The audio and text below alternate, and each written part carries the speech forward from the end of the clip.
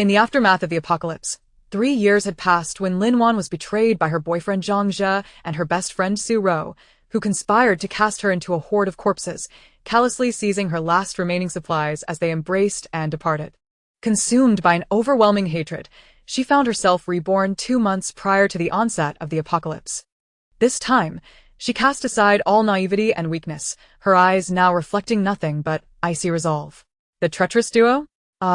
What they owe her from her past life shall be reclaimed with interest. She meticulously gathered evidence to ensure their disgrace, watching them struggle amidst the chaos preceding the apocalypse, her gaze devoid of any pity. As the end approached, survival became paramount. Utilizing her memories from her previous life, she seized opportunities in the stock market, amassing resources and stockpiling food, medicine, energy, and weapons, everything from needles to large water purification systems, filling 3 concealed warehouses to the brim. Her meticulously modified off-road camper became her mobile fortress.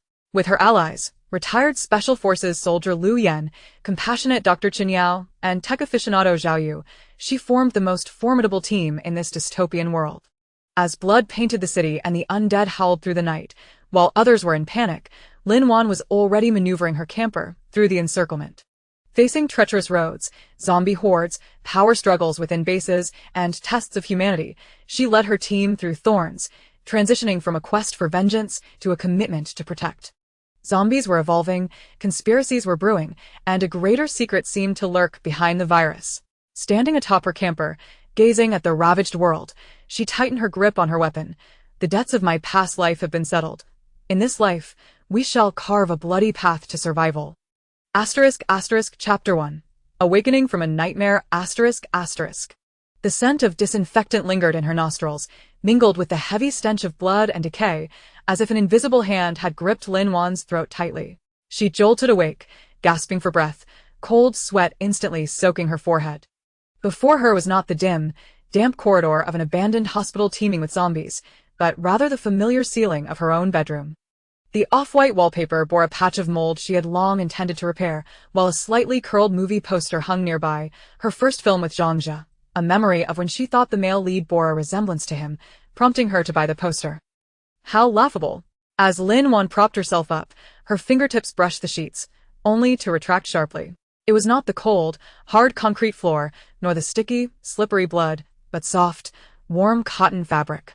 She glanced at her hands, fair, slender, nails neatly trimmed, devoid of calluses from wielding a knife, and her wrist bore no deep scar from a zombie's claw. These were not her hands. Or rather, they were not the hands marred by scars and dirt before her demise. Lin Wan threw off the covers and stumbled to her desk. The electronic calendar displayed the date, June 15th, 20XX. June 15th. There were still 2 full months until the global outbreak of the apocalyptic virus. Had she truly returned? This was no near-death illusion, nor a painful recollection, but a tangible return to the 2 months leading up to the calamity. Memories of her past life surged forth like a flood, overwhelming her taut nerves. She remembered the initial chaos of the virus outbreak, cities descending into turmoil, communications severed, utilities failing. She and Zhang Jie had sheltered in their rented apartment, clinging to their meager supplies. Back then, she naively believed that as long as they were together, they could weather the storm. Until half a month later, supplies ran out, and Zhang Jie claimed he knew of a place with food, urging her to follow him. Trusting him, she took her last half bottle of water and traversed the zombie-infested streets to a deserted warehouse on the outskirts of the city. It was there that she encountered Su Ro, her so-called best friend, nestled in Zhang Jie's embrace, a piece of bread in hand, wearing a blissful smile. Lin Wan, you made it. Zhang Jie's voice lacked its usual warmth, replaced by cold impatience. We didn't find much food. You'll have to make do. Su Ro giggled as she clung tightly to Zhang Jie's arm, her gaze at Lin Wan filled with malice and triumph. Lin, I'm sorry, but Aja and I are truly in love. In this apocalypse, only the strong can survive. You're just a burden. At that moment, Lin Wan felt as if struck by lightning, unable to fathom that her beloved boyfriend and dearest friend had betrayed her long ago. She yearned to question them, to scream, but before she could utter a word, the guttural growls of zombies erupted from behind her. It was Zhang Jie. He had unleashed a chained zombie upon her. Don't blame us. Zhang Jie's voice came through the encroaching roars, laced with cruel amusement. Blame the state of the world. You still have half a bottle of water in your backpack. Consider it your final contribution. Su Ro followed him, darting away while turning back to make a face at her. As the zombie overwhelmed her, Lin Wan clearly saw their retreating figures. Pain and despair consumed her, and all that remained was an ocean of hatred. If there were a next life, she would ensure that this treacherous pair paid in blood for their betrayal. Lin Wan inhaled deeply, forcing herself to detach from those painful memories. Her nails dug into her palm, bringing forth a sharp pain that assured her this was no dream. She had returned, bearing the memories of 3 years of apocalypse. Sangse, Suro. What you owe me, in this life, I will reclaim with interest, piece by piece. Lin Wan approached the mirror, scrutinizing her reflection. At 25, her skin was fair, her eyes still holding a trace of lingering innocence and yearning for love, a facade carefully crafted by Zhang Zhe's affection. But now, that veneer of innocence was swiftly fading, replaced by an unsettling calmness and ruthlessness, with hatred simmering just beneath the surface, nearly spilling over. At that moment, her phone rang, the screen illuminating with the name Aja. Lin Wan gazed at the name, a cold smirk curling her lips. At this time in her past life, Zhang Zhe would have just returned from Su Ro's side, preparing to ask her for money to squander. She answered the call, deliberately infusing her voice with a hint of sleepiness and grievance. Hello, Aja? Lan, Ziwei. Zhang Zhe's voice dripped with syrupy sweetness, starkly contrasting with the icy tone that had marked their last encounter. I just woke up and thought of you. By the way, my friend is hosting a gathering tonight. Let's go out for dinner. Lin Wan chuckled inwardly, maintaining an obedient facade. Sure, but I just woke up and feel a bit unwell. I might be late. Unwell? What's wrong? His voice instantly shifted to concern. Do you want me to come over now? No need, Lin Wan replied softly. I probably just didn't sleep well last night. I'll rest a bit more and be fine. What time and where are we eating tonight? 7 o'clock at the Old Place restaurant. I'll pick you up then, Zhang Zhe said. Make sure to rest well. Don't overexert yourself. Okay, Lin Wan responded, ending the call. No sooner had she set down her phone than a WeChat message popped up from Su Ro. Lan, are you going to Zhang Zhe's gathering tonight? I just heard his ex will be there. You should keep an eye on your Zhang Zhe. Lin Wan's eyes darkened further at the message.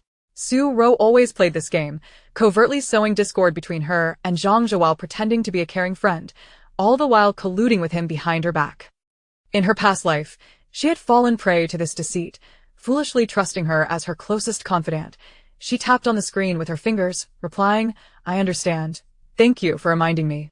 After sending the message, Lin Wan tossed her phone aside and walked to the window to draw back the curtains. Outside, the sun shone brightly, the streets were bustling with traffic, and pedestrians hurried by, each absorbed in their own lives, blissfully unaware of the impending disaster that loomed. How splendid it is, this peaceful world teeming with the essence of life. Yet, Lin Wan knew that this beauty would only endure for a fleeting 2 months. She could not afford to squander time, nor could she act as foolishly as she had in her previous life. Revenge was imperative, but before that, she needed to survive. She required money, an abundance of it, stockpiling resources, purchasing a camper van, and upgrading her equipment. None of these endeavors could be accomplished without funds. Lin Wan approached her desk and opened her computer. She recalled vividly that in her previous life, at this very moment, an inconspicuous new energy stock was poised to soar, spurred by a sudden favorable policy, experiencing a surge of over 300% within a week. She had overheard a colleague mention it while trading stocks, but at that time, she had been penniless, forced to watch others profit. Now, however, she had an opportunity. She launched the stock trading software and gazed at her meager account balance of 53,000 yuan, her hard-earned savings, which in her past life had been swindled away by Zhang Zhe under the guise of investment, leaving her with nothing. This time, that amount would serve as her seed capital. Lin Wan inhaled deeply, her gaze resolute. She moved the cursor to the stock's code, entered the amount, and confirmed. She bought in fully. After completing the transaction, she leaned back in her chair, watching the numbers dance across the screen, and slowly closed her eyes. In her mind, plans began to take shape, gather evidence against Zhang Zhe and Su Ro, ensuring their public disgrace and financial ruin. Swiftly sell the small house her parents had left her, which was currently vacant, to procure more funds, compile a detailed inventory list of necessities, food, water, medicine, weapons, energy. Nothing could be overlooked. find a suitable camper van and modify it to the highest safety standards, transforming it into her mobile fortress for the apocalypse. Moreover, she intended to locate those who had aided her in her previous life during the catastrophe and protect them. As for those who had betrayed her, Lin Wan opened her eyes, a glint of ruthlessness flashing within them. She would no longer show mercy. Her phone vibrated again. It was a message from Zhao Yu. 1-1, I just borrowed some money from a friend to invest in a project, a guaranteed profit. Once I make money, I'll buy you that bag you love. Lin Wan regarded the message, a cold smile slowly forming at the corners of her mouth. Investing? Guaranteed profits? More likely, he planned to squander it with Su Ro, or use it to fill his insatiable gambling debts. In her past life, she had fallen for his empty promises time and again. She picked up her phone, her fingers tapping swiftly across the screen, replying, really? That's wonderful. However, Aja, I could use some money too. Could you return the 20,000 you borrowed from me last time? The message was sent successfully. Lin Wan set her phone down, leaning back in her chair, quietly awaiting Zhao Yu's response. She could easily imagine the look of shock and guilt that would cross his face upon reading her message. This was merely the beginning. Zhao Yu, Su Ro, your days of prosperity are numbered, while her journey of survival in the apocalypse was just commencing. Chapter 2, A Calm Probe. As the notification of her message being sent popped up, Lin Wan stood before her wardrobe, rummaging through her clothes. Her fingers brushed against a cream-colored dress, and she paused, pulling it out only to toss it back into the depths of the closet. That dress had been a gift from Zhao Yu on her birthday last year. She had mentioned her fondness for minimalist styles, yet he had chosen one adorned with lace. Later, she discovered that Su Ro had an almost identical dress in her favorite shade of canary yellow. In her previous life, she had foolishly made excuses for him, suggesting he might have misremembered. Now, she realized that perhaps he had never truly considered her preferences when selecting gifts. From the corner of the wardrobe, she retrieved a black t-shirt and jeans, simple, sleek, and practical for movement. After changing, she stepped out of the bedroom. The wall clock in the living room read 9:30 in the morning. Sunlight streamed through the floor-to-ceiling windows of the balcony, casting warm patches of light on the floor. This apartment, where she had cohabited with Zhao Yu for 2 years, now appeared utterly alien. On the dining table lay a takeout box from last night, and his unwashed jacket was strewn across the sofa, while the coffee table bore scattered beer bottles. In her previous life, she had often urged him to tidy up.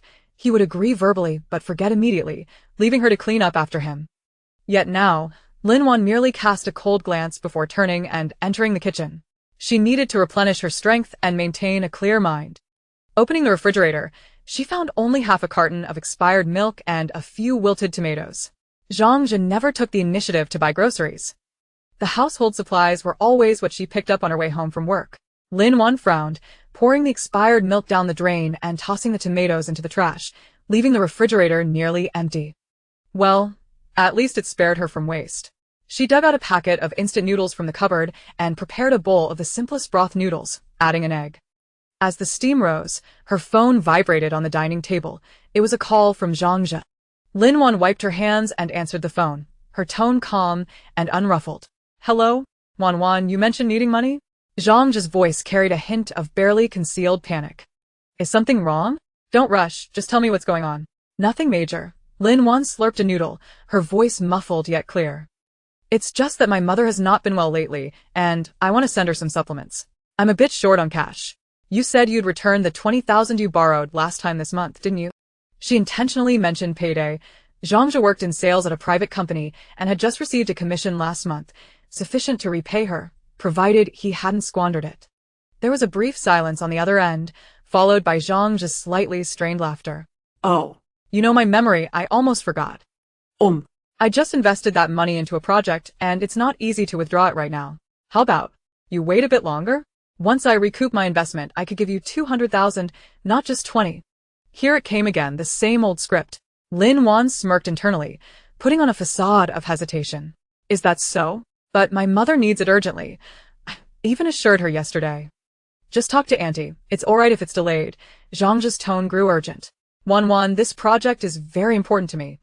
It affects our future. Once I make a fortune, we won't have to rent anymore. We can buy a bigger place, and you can live a good life. He had become increasingly adept at weaving fantasies. Lin Wan set her chopsticks down, grabbed a napkin to wipe her mouth, her tone suddenly brightening. All right, I'll speak to my mother again. But Aja, you mustn't deceive me. I detest being lied to. How could I deceive you? Zhang Jia instantly assured her, a note of relief evident in his voice. I swear to the heavens, this is a surefire investment. I'll explain everything during dinner tonight. I want to surprise you. Great, I'll be waiting. Lin Wan replied with a smile, hanging up the call. The smile vanished from her face in an instant. She tossed her phone back onto the dining table, her gaze icy as a winter's night. Guaranteed profit? More likely, he viewed her as an easy target, hoping to extract more money from her. In her previous life, she had been lulled by his sweet talk, repeatedly giving him her salary and savings, even secretly using her credit card to finance his investments, only to end up in crippling debt, discarded like a pawn after the apocalypse erupted. This debt must be accounted for. After finishing her noodles and washing the bowl, Lin Wan returned to her bedroom and opened her computer. The stock account showed that the new energy stock had begun to rise slightly.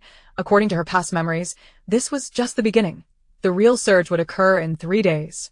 She closed the stock software and opened her browser, searching for warehouses for rent in Jiangcheng. Stockpiling required space, and it could not be confined to a single location. Concentrating a large quantity of supplies in one place would attract undue attention. It was imperative to disperse them across multiple areas, ideally renting several warehouses in different districts or even cities for phased storage. She sifted through options, selecting a few warehouses located farther from the city center, yet easily accessible and equipped with robust surveillance systems. After noting down the details, she planned to visit them in the afternoon. Having completed this task, she opened her cloud notes and began compiling a list of essential supplies. Food was of utmost importance. In the early days of the apocalypse, there might still be opportunities to gather resources, but as urban areas fell, food would become the most scarce commodity. She needed to prepare enough provisions for 3 people to last 5 years, herself, Liu Yan, and possibly adding Chen Yao. Zhao Yu would join later, so she would initially prepare for 3. Staples: rice, flour, compressed biscuits, freeze-dried rice, instant noodles. The more, the better, with longer shelf lives being preferred. Side dishes: assorted canned goods, meats, fish, fruits, vegetables, dehydrated vegetables, cured meats, sausages, vacuum-sealed delicacies. Anything that could be preserved long-term was essential. Energy supplements: chocolate, energy bars, sugar, honey. These would not only provide calories, but could also be used for barter in critical moments. Water: stock up on 100 barrels of purified water, then purchase several large water purification systems along with sufficient filters. In the end times, clean water would be even more vital than food. Medical supplies must also be comprehensive. Antibiotics, anti-inflammatory medications, fever reducers, and painkillers were indispensable, along with a substantial supply of iodine, alcohol, gauze, and bandages. Chen Yao was a doctor and could later provide a more professional list, but for now it was crucial to stock the basic medications. As for weapons, she needed to prepare controlled knives, ideally military-grade daggers that could slash and stab, along with a few sharp kitchen knives and axes for critical situations. Modifying crossbows would require connections, and firearms would be even trickier. She would have to take things step by step. Liu Yan, a retired Special Forces soldier, might have ways to procure them. Energy and daily necessities could not be overlooked either. Solar panels, batteries, diesel generators, and ample supplies of diesel and gasoline would be the power sources in the apocalypse. Lighters, matches, candles, batteries, toilet paper, feminine hygiene products, the more trivial items, the more likely they would become luxuries in those dire times. Lin Wan reminisced about her past experiences while meticulously documenting each item in her cloud notes, unwittingly filling 3 pages. Each entry was accompanied by approximate quantities and priority levels. Gazing at the densely packed list, she took a deep breath. There was an overwhelming amount to accomplish, yet only 2 months of time. Every minute counted. She glanced at the clock.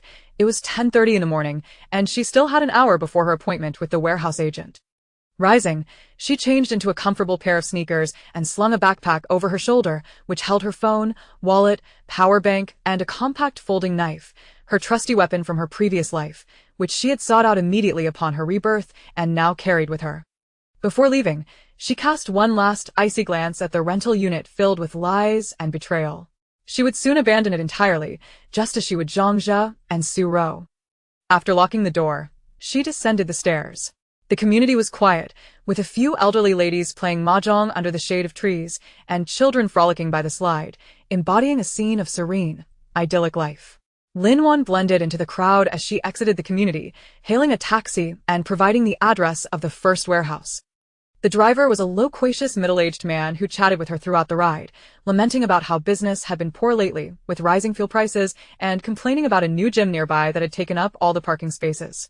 Lin Wan responded half-heartedly, her mind preoccupied with other matters. Zhang's commission was likely around 50,000. The 2,000 he owed her was merely a fraction of that. The remaining 30,000 was probably spent on Su Ro. She recalled that at this time in her previous life, Su Ro had bought a new designer handbag, claiming it was a result of her own savings, but now it seemed likely that it was a gift from Zhang. Retrieving that money would require a clever approach. Confronting him directly would be futile. With a person like Zhang, tears would only flow upon seeing the coffin. She needed a plan to make him willingly part with the funds, ideally inciting a feud between him and Su Ro. The taxi halted at the entrance of a logistics park on the outskirts of the city, and Lin Wan paid the fare before stepping out. This area was on the city's edge, filled with large warehouses and bustling with trucks.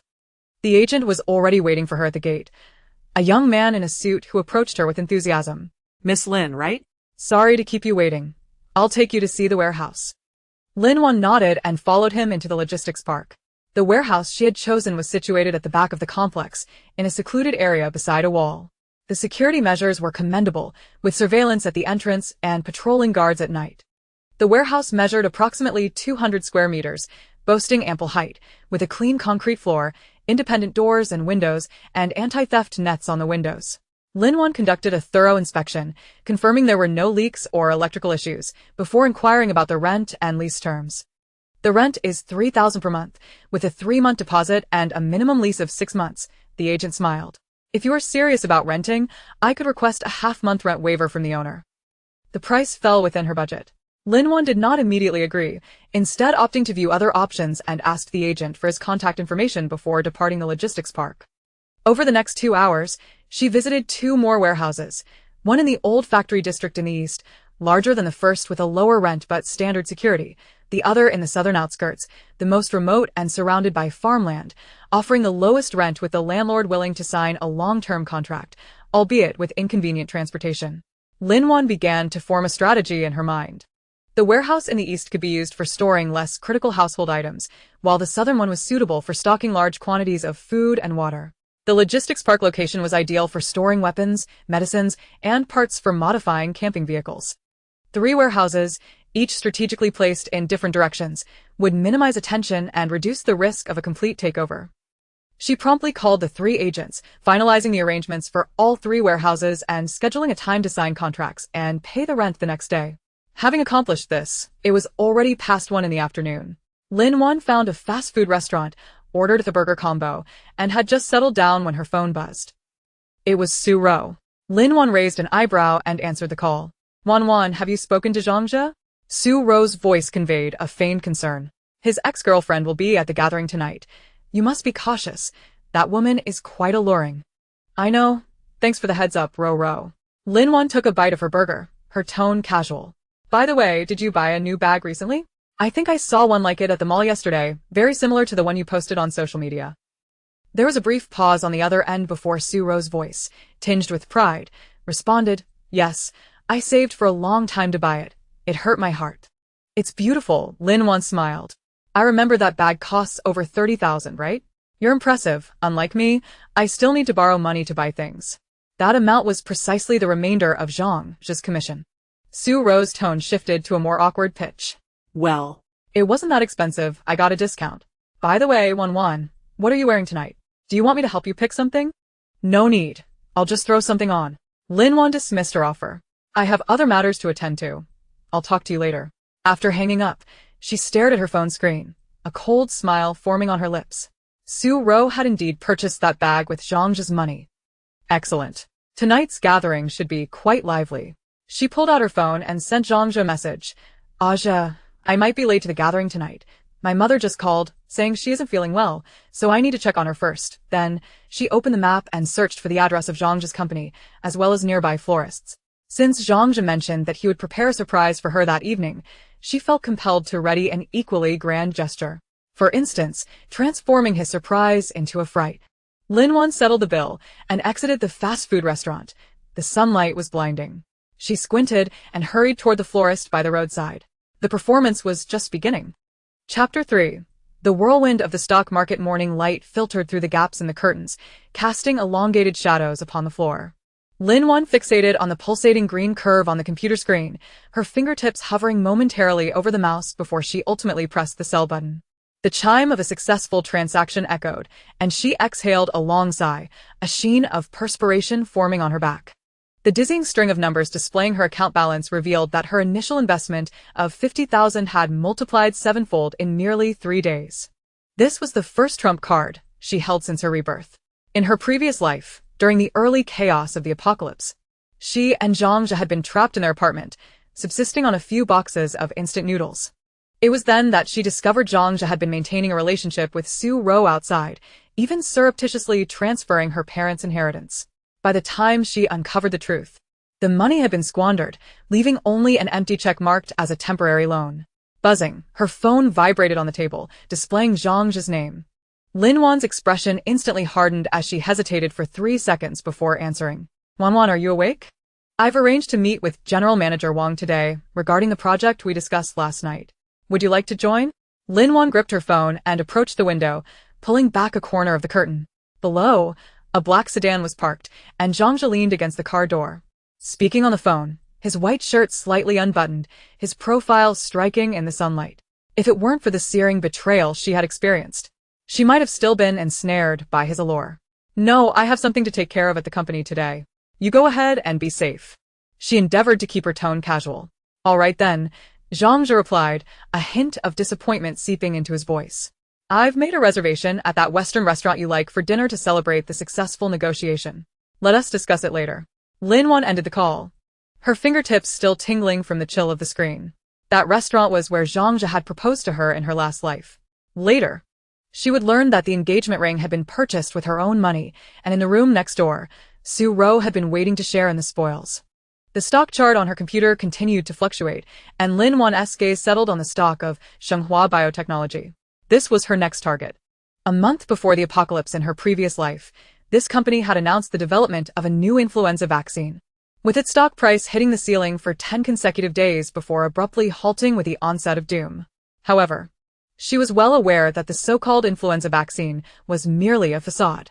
This company's underground laboratory was one of the origins of the zombie virus. Knock, knock, knock. A knock at the door jolted her back to reality. Lin Wan quickly closed the trading page and switched to a work document. Come in. Her colleague Xiao Li peeked in, holding a document. Sister Lin, I need your signature on this report. By the way, Zhao Yu called earlier and said he brought your scarf that you left in his car. It's at the front desk now. Lin Wan's heart raced. She hadn't left her scarf in Zhao Yu's car at all. Got it, thank you. She took the document, her fingers trembling slightly as she signed. Zhao Yu was testing her. Last night, she had feigned working late, but in truth, she had been tailing him and Su Ro. Had she been discovered? After sending Xiao Li away, Lin Wan leaned back in her chair and took a deep breath. She couldn't panic. Now was not the time to confront him. Opening her mobile banking app, she gazed at the freshly deposited numbers and suddenly recalled the old house her mother had left her. Located on the outskirts of the city, it was small but isolated, making it a relatively safe refuge in the apocalypse. Sell it. The thought arose but was quickly suppressed. No, that was her last resort. She couldn't touch it. She opened the chat window with her old classmate Zhou Ming and typed, "Can we discuss what we talked about last time?" Zhou Ming was in the building materials business and had numerous channels. At the class reunion last night, he had complained about cash flow difficulties after drinking too much, mentioning he had a batch of imported steel plates and bulletproof glass he couldn't sell. As soon as she sent the message, the front desk called. "Miss Lin, Mr. Zhang is waiting for you at the front desk. He insists on handing the scarf to you personally." Lin Wan tightened her grip on her phone, her knuckles turning white. Zhang was determined to see her. "Tell him I can't step away right now. He can leave the scarf at the front desk." She tried to keep her tone calm. However, the receptionist hesitated. "Mr. Zhang says he asks right outside and want to take a few minutes of your time." Lin Wan abruptly stood, the chair scraping loudly against the floor. She walked to the office door and indeed saw Zhang Yu at the end of the corridor, holding a cream-colored cashmere scarf, the one she had bought for herself on her last birthday, which Zhang Yu had always deemed tacky. Why was he holding that? Zhang just spotted her and immediately brightened, walking over with a smile that radiated warmth. Wan, please don't be upset. I was wrong yesterday. I shouldn't have argued with you. Lin Wan's memory flashed back to yesterday. There had indeed been an argument sparked by her discovery of an unfamiliar charge on her credit card. When she pressed him, Zhang had impatiently accused her of overreacting. Now, she suspected that money had likely been spent on Su Ro. I'm not angry. She took a step back, creating distance. It's work hours. We can talk tonight. Just a few minutes. Zhang just stepped forward, suddenly reaching out to embrace her. Wan, we're getting married soon. Let's not argue all the time, okay? Lin Wan sidestepped, leaving his hands suspended in the air. Colleagues passing in the corridor cast curious glances. And Zhang's expression faltered, his smile fading. That scarf. Lin Wan focused on the one in his hand. It's not my favorite one. Zhang's gaze flickered before he quickly regained his composure. Oh, I must have remembered wrong. I'll buy you a new one later. right now. Lin Wan silently chanted in her mind, forcing a look of grievance onto her face. Zhang, do you not care about me anymore? Her voice was soft enough for those around to overhear. Zhang visibly panicked, hurriedly explaining. How could that be? I've just been really busy with the project lately and got a bit muddled. Is that so? Lin Wan lowered her head, her voice thick with emotion. But I saw you with Su Ro yesterday. That necklace around her neck was identical to the one I lost last time. Gasps filled the air. Su Ro was a new intern at the company, often pretending to be familiar with Zhang, and everyone had been speculating for some time. Zhang's face flushed crimson, then drained of color. You must have seen it wrong. We're just colleagues. Are we? Lin Wan lifted her gaze, her eyes devoid of tears, only icy resolve. Then what about the little darling saved in your phone? Is that just a colleague too? Her words detonated like a bomb in the hallway. Zhang's phone screen still lit up, likely having been accidentally activated while retrieving the scarf, displaying a WeChat interface with a conversation labeled Little Darling. The latest message read, Zhigo, she hasn't suspected anything, has she? Time seemed to freeze. Zhang's hand lingered in the air, his complexion ashen, his lips trembling but unable to utter a word. Whispers erupted among the onlookers, their gazes piercing him like needles. Lin Wan observed his disheveled state, feeling no sense of vindication, only desolation. In her previous life, she had been kept in the dark, foolishly giving everything for him, only to be pushed into a horde of zombies by his own hands in the end. I don't want the scarf. She turned and walked back to her office, her voice calm as if discussing someone else's affairs. And let us break up. Upon returning to her office, Lin Wan locked the door behind her, sliding down against it to the floor. The facade of composure she had put on crumbled instantaneously, tears streaming down her face. Not for Zhang, but for her foolish self in the previous life.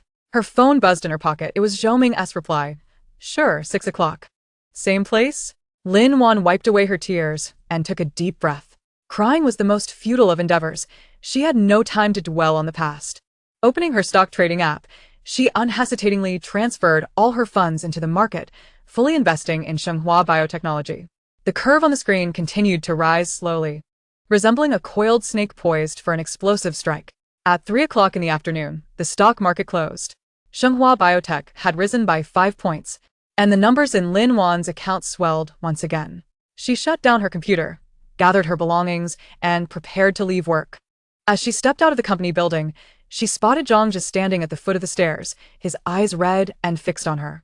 Beside him stood Su Ro, adorned with a piece of jewelry identical to the necklace she had lost, a provocative smile gracing her face. Lin Wan, must you be so ruthless? Zhang's voice was hoarse. Is our many years of affection worth just a necklace? Su Ro clung to his arm, soothingly interjecting. Sister Lin Wan, you misunderstand. There's truly nothing between us. Step aside. Lin Wan's voice was as frigid as ice, her gaze sweeping over the necklace around Su Ro's neck. And remove what does not belong to you.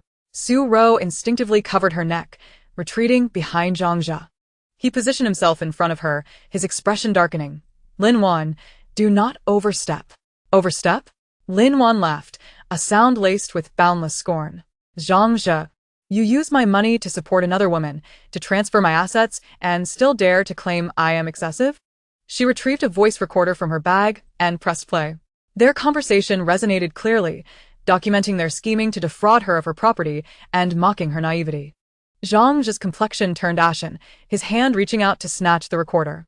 Anticipating his move, Lin Wan sidestepped and raised the recorder high. Want to take it? Should I send it to the company group now so everyone can hear? A crowd had gathered, their whispers and pointed fingers rising like a tide. Zhang's face flickered between shades of crimson and pallor before he awkwardly pulled Su Ro away in a panicked retreat. Lin Wan watched their retreating figures, her grip tightening around her phone, which contained even more damning evidence. There was no rush, the show had only just begun. Upon arriving at the agreed tea house, Zhou Ming was already present. Clad in a black jacket and with meticulously combed hair, he stood and greeted her as she entered. Wan, long time no see. You are even more beautiful. Brother Ming, you flatter me. Lin Wan sat down opposite him, getting straight to the point. I heard you have a batch of steel plates and bulletproof glass? Zhou Ming paused, his hand halting midair with the teacup. Arching an eyebrow. What do you need that for? Renovating your home? Not quite. Lin Wan traced a circle along the rim of her teacup. A friend of mine runs a farm and wishes to implement some security measures. Zhou Ming scrutinized her, curiosity dancing in his gaze. What kind of farm requires military-grade bulletproof glass? Lin Wan met his gaze unflinchingly. Brother Ming, we are old classmates. I will not hide anything from you. I have use for this batch, and you can set the price as long as delivery is prompt. Zhou Ming fell silent for a moment before breaking into a smile. You're still so straightforward. Fine, I have what you need, but it won't come cheap. That's acceptable. Lin Wan exhaled in relief.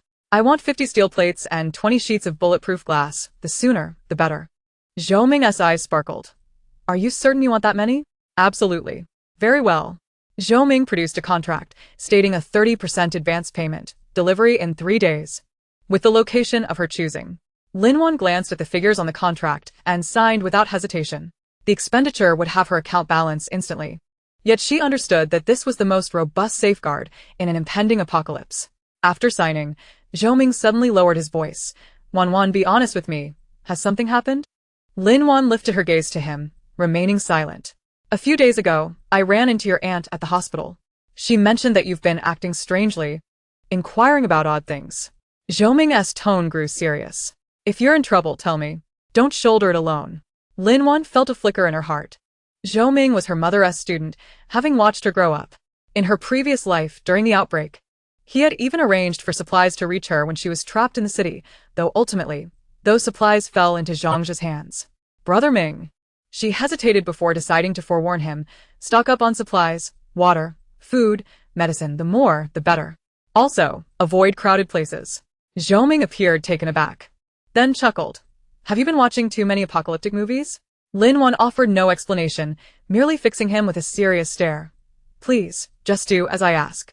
Seeing her grave expression, Zhou Ming's smile slowly faded. He fell silent for a few seconds before nodding. All right, I'll heed your advice.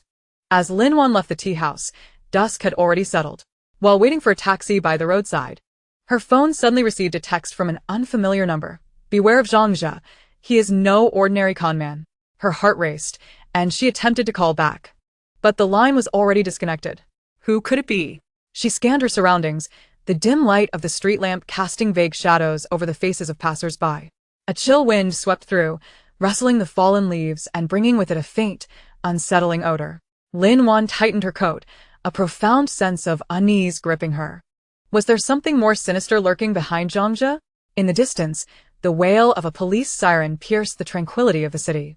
As she watched the police car disappear down the street, she recalled a similar surge of unusual disappearances and strange howls that had echoed through the night prior to the outbreak in her last life, which had gone unnoticed at the time. Upon reaching home, she opened the door to a faint metallic scent.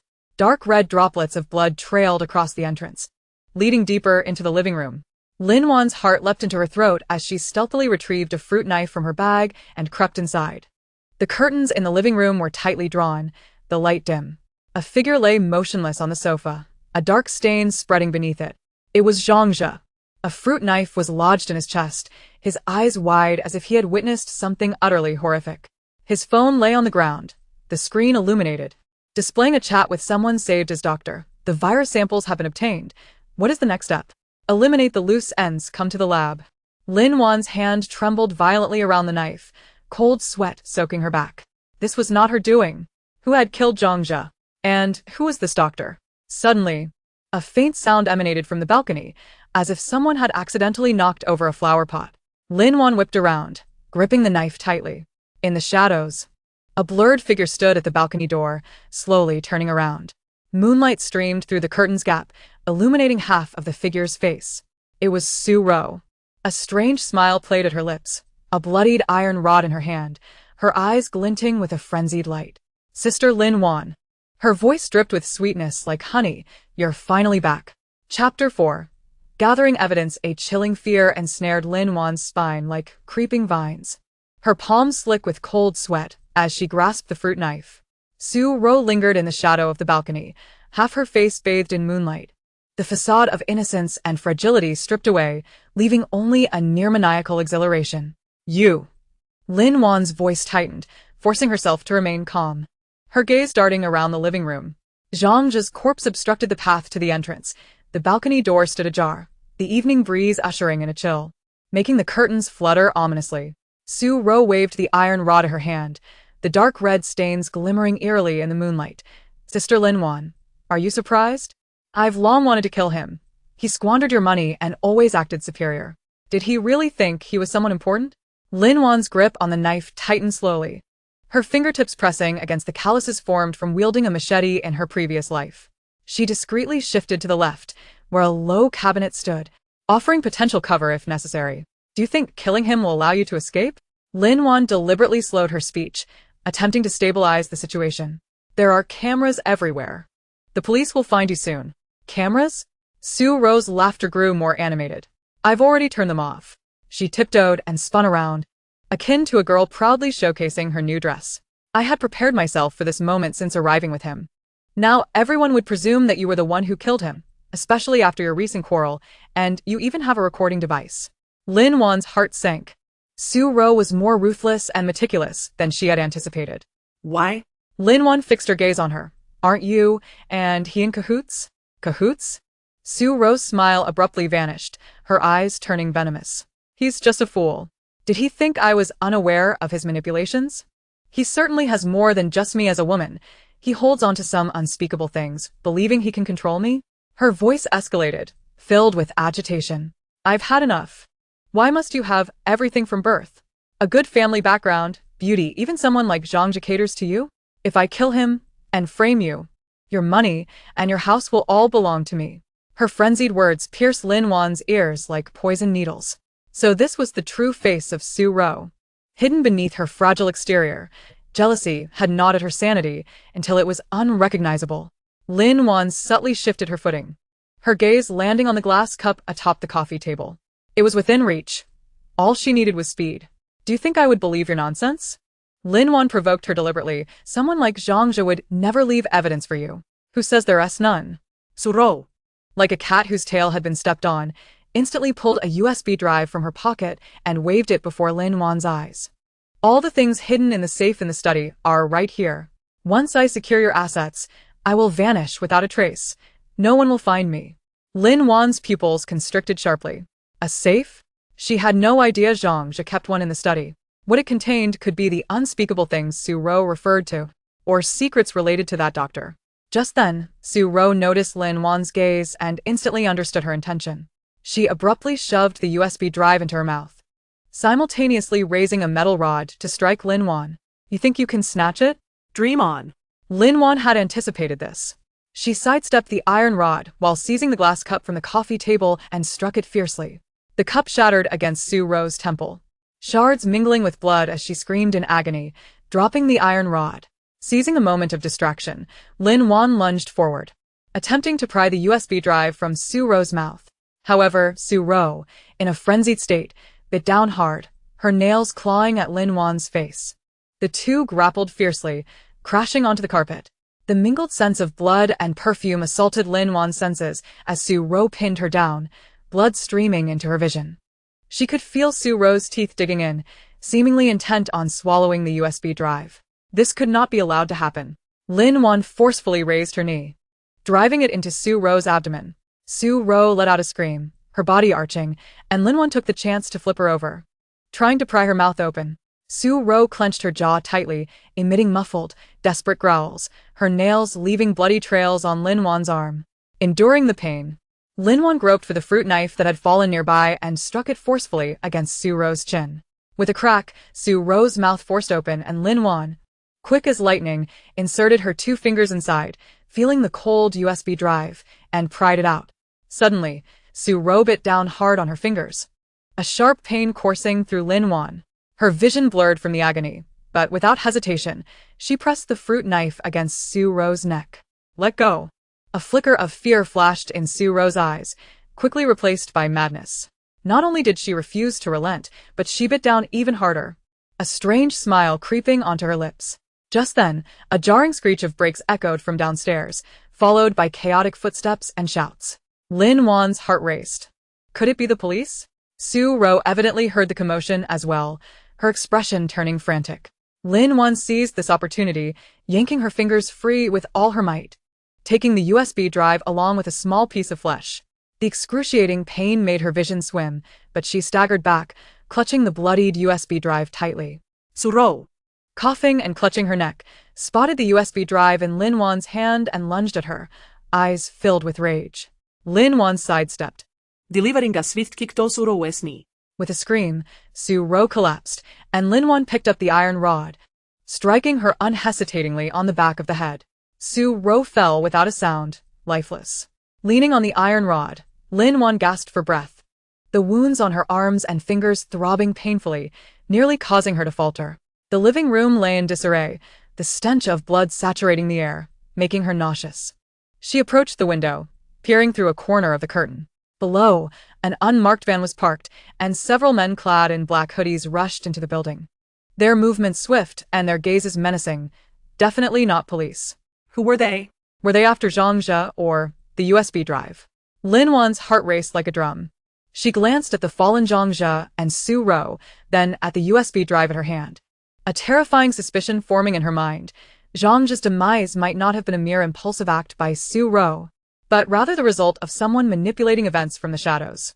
Suddenly, urgent knocking resounded from downstairs, followed by the sound of a key turning in the lock. They had a key. Lin Wan's heart nearly leaped from her chest. Without a moment to spare, she grabbed her bag from the sofa, stuffed the USB drive into the innermost pocket, and dashed into the study. The study had a door leading to the balcony, which overlooked another building. Lin Wan flung the door open, a cold wind rushing in, causing her to shiver. The knocking grew louder, accompanied by violent kicks against the door. Gritting her teeth, Lin Wan climbed onto the balcony railing and leaped to the adjacent one. As she landed, a sharp pain shot through her ankle, nearly causing her to fall.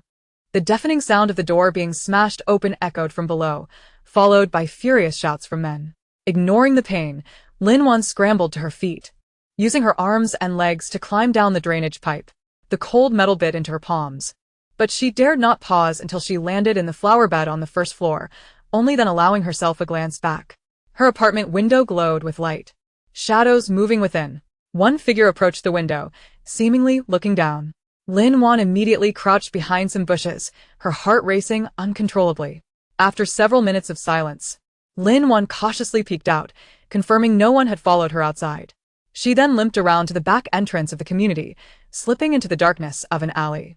The night breeze swept through the passage, carrying the foul stench of garbage. Leaning against the cold wall, Lin Wan finally succumbed to exhaustion and slid down to the ground.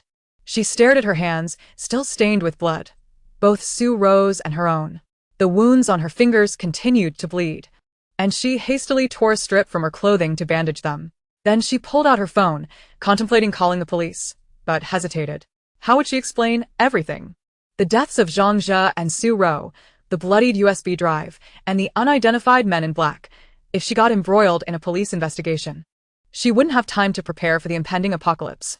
More importantly, the contents of that USB drive might hold the key to the truth of the end times. Taking a deep breath, Lin Wan deleted the call log for the police and dialed Zhou Ming's number. The phone rang for a long while before being answered. Zhou Ming's voice laced with sleep. Wan, why are you calling so late? Brother Ming, help me. Lin Wan's voice trembled with pain and fear. I'm in the old alley in the west of the city. Hurry and come get me, bring a first aid kit. Zhou Ming's voice instantly sharpened. What happened? Are you alright? Don't ask, just come quickly, please. Lin Wan's tears finally spilled over, mingling with the blood on her face, chilling as they slid down her cheek. They are after me. After hanging up, Lin Wan curled up in the corner, tightly hugging her knees. In the darkness, it felt as if countless eyes were upon her. Zhangji's unblinking face, Su Ro's eerie smile, and the figures of those men in black flashed repeatedly in her mind. She looked down at her clenched fist, where the cold sensation of the USB drive lingered. What secrets did this small object conceal? The distant sound of an approaching car engine grew louder. Lin Wan, alert, raised her head to see a familiar SUV stop at the alley's entrance. Zhou Ming stepped out, flashlight in hand, anxiously scanning the surroundings. Mingye.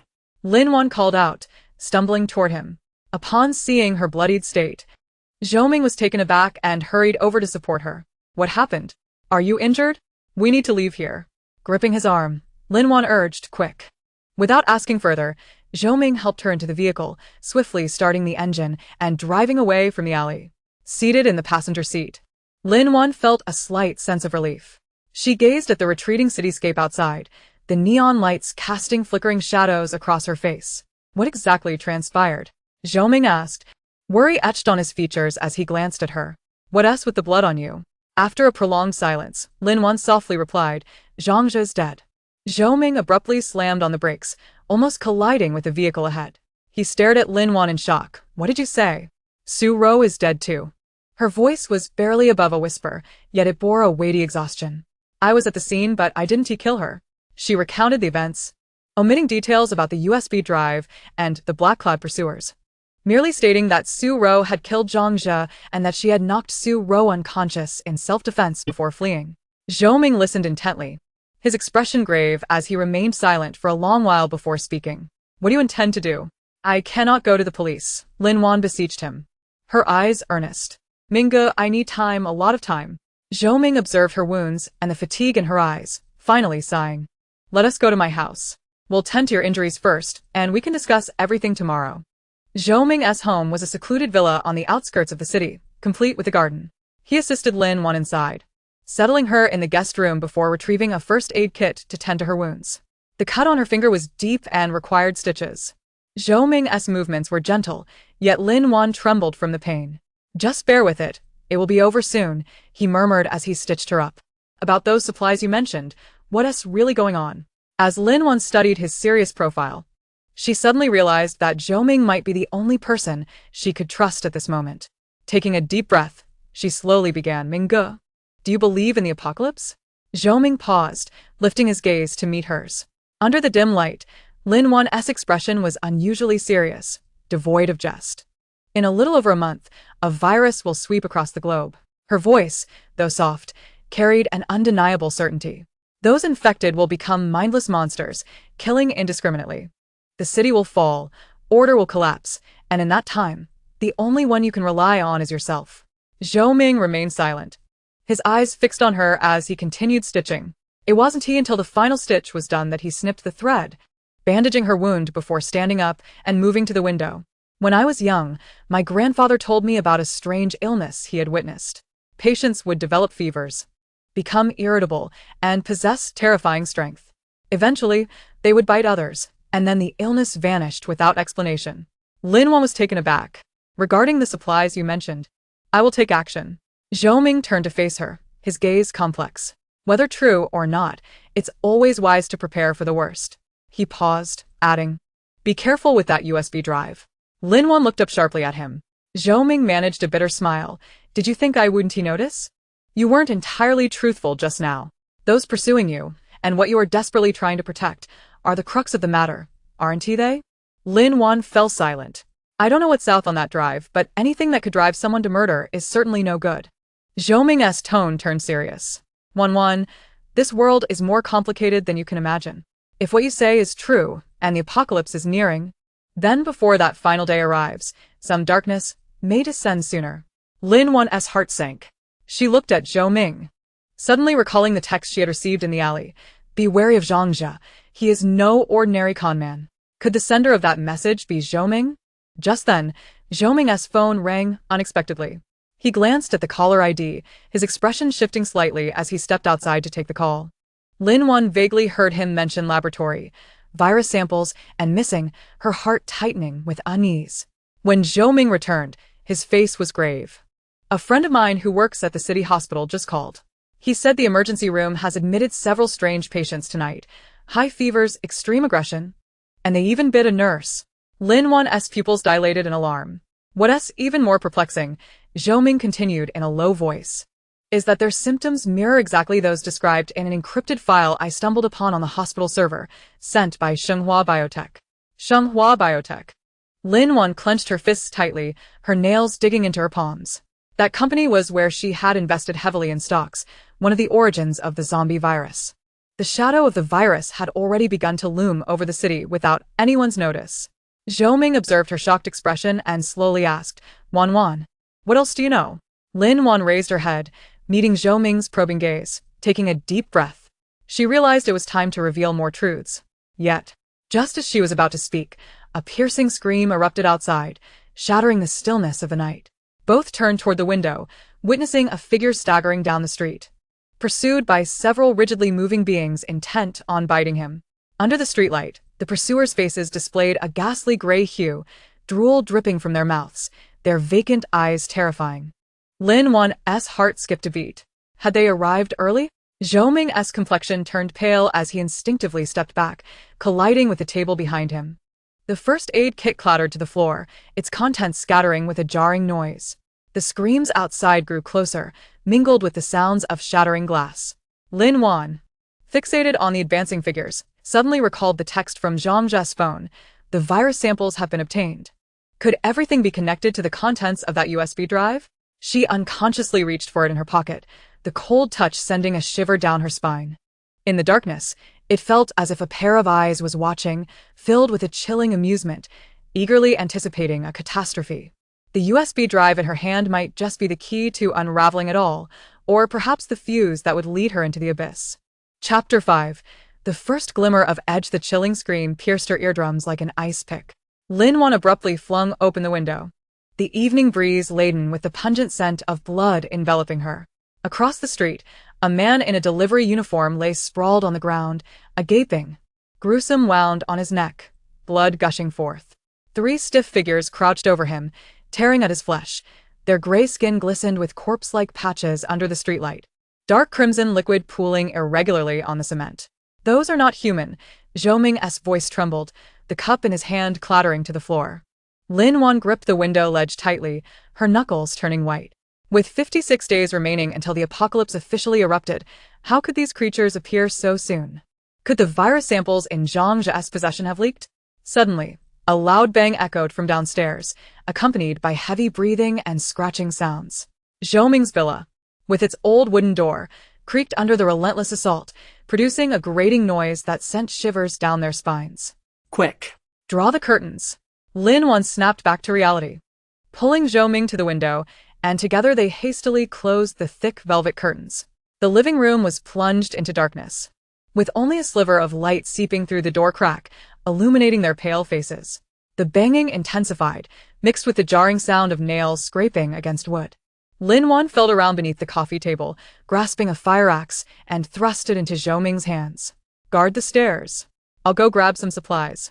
She dashed into the guest room, rummaging through her backpack, and stuffed the blood-stained USB drive into a waterproof pouch, along with gauze, iodine, and anti-inflammatory medication from the first aid kit. Her fingertips brushed against the cold metal casing, recalling the doctor on Zhang's phone. Her heart tightened as an invisible hand gripped it. Were these pre-mutated infected beings somehow connected to that mysterious laboratory? With a crack, the wooden door on the first floor finally splintered, and a murky roar penetrated the door panel, flooding the room. Lin Wan seized a fruit knife from the table and tucked it behind her waist. As she reached the staircase, she spotted Zhao Ming trembling with a fire axe, cold sweat trickling down his temples. They were coming in. Zhao Ming's voice quivered uncontrollably, the axe blade glinting menacingly in the dim light, yet it remained suspended. Following his gaze, Lin Wan saw a decaying face squeeze through the door crack, murky eyes fixated fiercely on the staircase, drool dripping from a dislodged chin. It was a middle-aged woman, her supermarket badge still pinned to her chest, now behaving like a wild beast, mercilessly battering the door. Chop its head, Lin Wan shouted, grabbing a metal vase from the staircase railing and hurling it. The vase struck the woman's temple, causing her to momentarily falter, yet her roar only intensified. Zhou Ming seemed jolted awake by her fierce command, eyes shut as he brought the fire axe crashing down. After a dull thud, the roar abruptly ceased.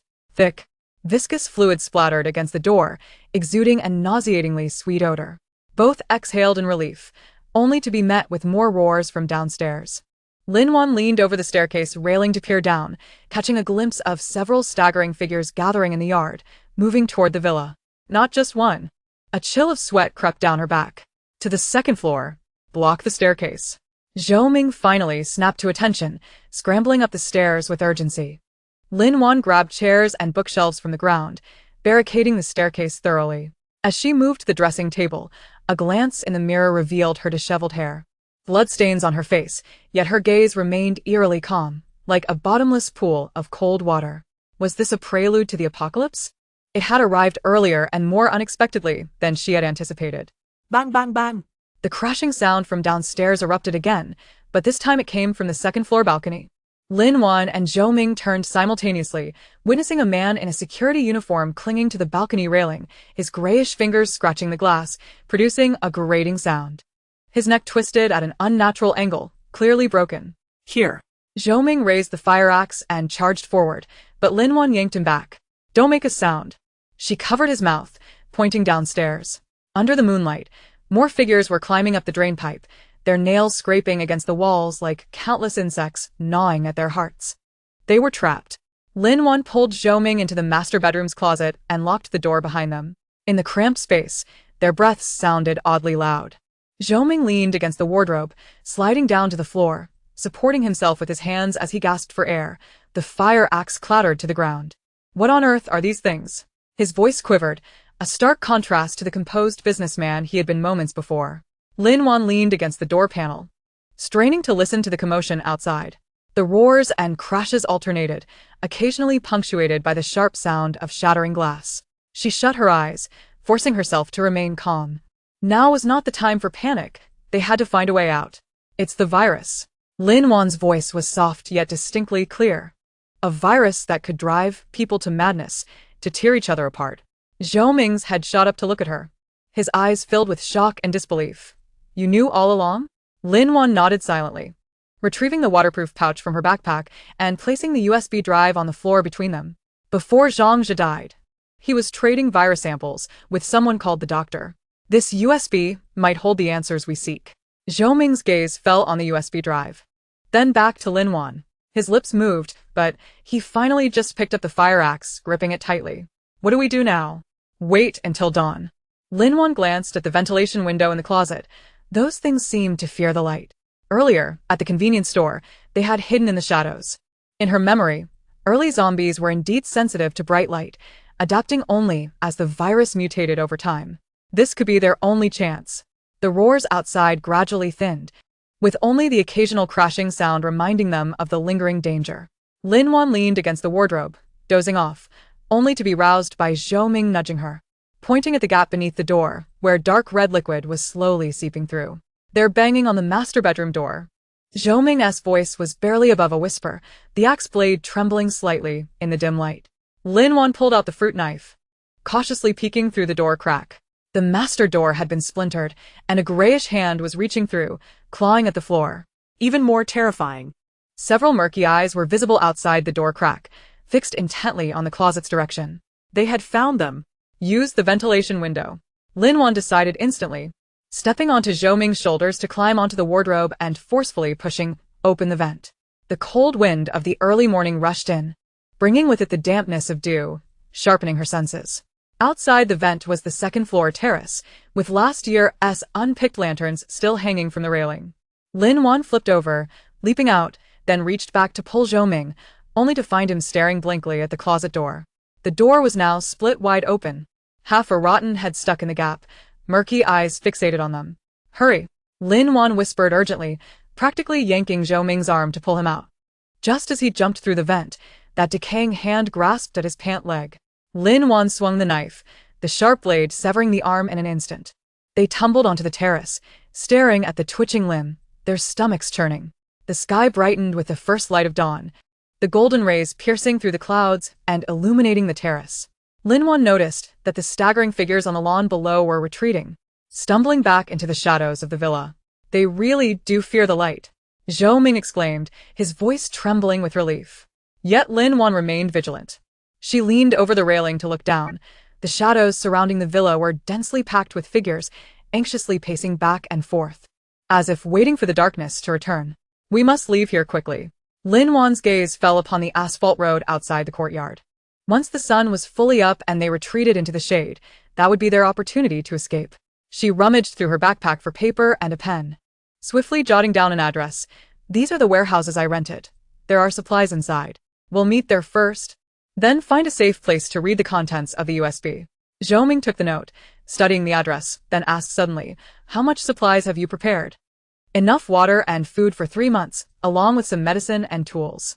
Lin Wan's voice hesitated, but it was clear now that it might not suffice. The early outbreak of the virus meant her preparation time had been halved. More importantly, the recurring mention of Shenhua Biotech made her suspect that the spread of this virus was perhaps no mere accident. The sun continued to rise, golden sunlight spilling across the courtyard. The shadows grew thinner, leaving only a few infected trapped in the fence's gaps, still futilely roaring. "We can go now." Lin Wan checked the blade of her fruit knife, then descended from the terrace, making her way around the wall to the back door, where a vehicle awaited. Zhou Ming nodded but suddenly seized her wrist. "Wan, no matter what you've faced before, from now on, we face it together." His palm was warm, his gaze imbued with an unprecedented determination. Lin Wan looked at him, recalling the previous life in the hospital, when Zhou Ming had sent a box of supplies containing her favorite chocolates, along with a note that read, "Don't be afraid." Her eyes misted slightly as she nodded vigorously, turning to descend the drain pipe. The moment she landed, she instinctively glanced at the villa's front door. In the morning light, a black sedan slowly departed, and through the gap in the curtains of the back seat, it seemed as if a pair of eyes were fixated on her. Could it be those men in black from last night? Lin Wan's heart sank abruptly as she urged Zhou Ming to hasten towards the back door. The unmarked van lay parked in the alley, its exterior still stained with traces of blood. "Get in." Lin Wan opened the car door only to discover that the key was missing. Zhou Ming was rummaging through the dashboard when a sudden thought struck her. She hurried to the driver's side, crouching down to inspect beneath the vehicle, and indeed, the spare key was hidden in a groove of the chassis, a habit of Zhou Ming's. As she started the engine, Lin Wan caught a glimpse in the rearview mirror of a man clad in a white coat standing on the second-floor terrace of the villa, seemingly taking pictures of them with a camera. His face was masked, revealing only a pair of eyes that glinted coldly in the sunlight. Lin Wan's heart raced. She recognized him. He was the chief researcher from Shenhua Biotech, standing at the forefront during the press conference after the cataclysm in her previous life, possessing the very same piercing eyes. Why was he here? What connection did he have with those men in black and Zhang's demise? The van surged out of the alley and merged into the morning traffic. Lin Wan's hands trembled slightly on the steering wheel as the villa receded in the rearview mirror, ultimately vanishing from sight. She glanced at Zhou Ming in the passenger seat. He was fixated on the bloodied USB drive, his brow furrowed in concentration. The sunlight streamed through the car window, casting a cold glimmer on the USB drive, resembling a bomb poised to detonate. To the warehouse. Lin Wan inhaled deeply and pressed the accelerator. "We need to find a computer." Outside the car, the city gradually awakened, the aroma of breakfast wafting through the air, and the office workers hurried along as if all was normal. Little did they know, a catastrophe had silently begun to unfold, and even less were aware that a mere USB drive harbored secrets potent enough to alter the world. Lin Wan glanced ahead at the intersection where the traffic light turned from red to green. She tightened her grip on the steering wheel, suddenly sensing an ominous premonition. At the moment they accessed the USB drive, they might confront a darkness far more terrifying than mere zombies. Meanwhile, at the other end of the city, in the Shenhua Biotech laboratory, the man in the white coat transferred the photographs from the camera to a computer. The screen displayed a clear profile of Lin Wan and Zhou Ming.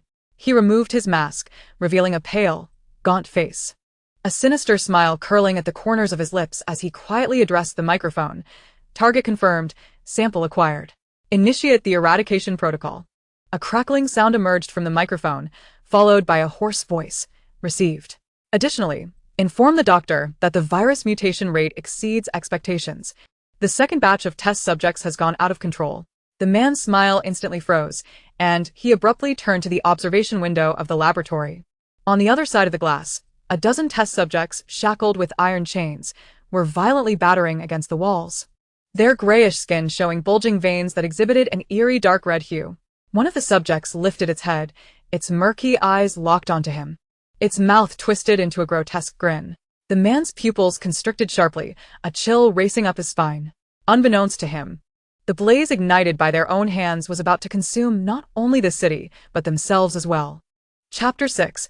Reminiscing the past, the van wove through the morning light, Lin Wan's fingers on the steering wheel slightly stiffening. In the rearview mirror, Zhao Ming was lost in thought, staring at the bloodied USB drive.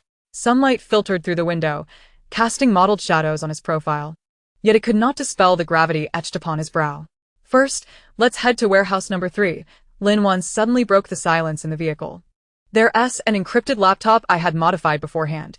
It's not easy to trace. Zhao Ming nodded, sealing the USB drive in an evidence bag. You seem to have anticipated the need for these. Lin Wan turned the steering wheel, veering onto a side road, the tires crunching over the gravel. She gazed out at the passing scenery, the familiar shops, the sidewalk trees, even the steam rising from the corner breakfast stall, all overlapping with memories of a forgotten morning. During this time in her previous life, she had been seated in the passenger seat next to Zhangzhe, cradling the soy milk and fried dough sticks he had just bought, listening to him paint a picture of their life after marriage. He spoke of buying a house with a garden on the outskirts, planting her favorite gardenias. He promised to work hard so she wouldn't have to endure long hours. He envisioned having 2 children, one resembling her and the other him.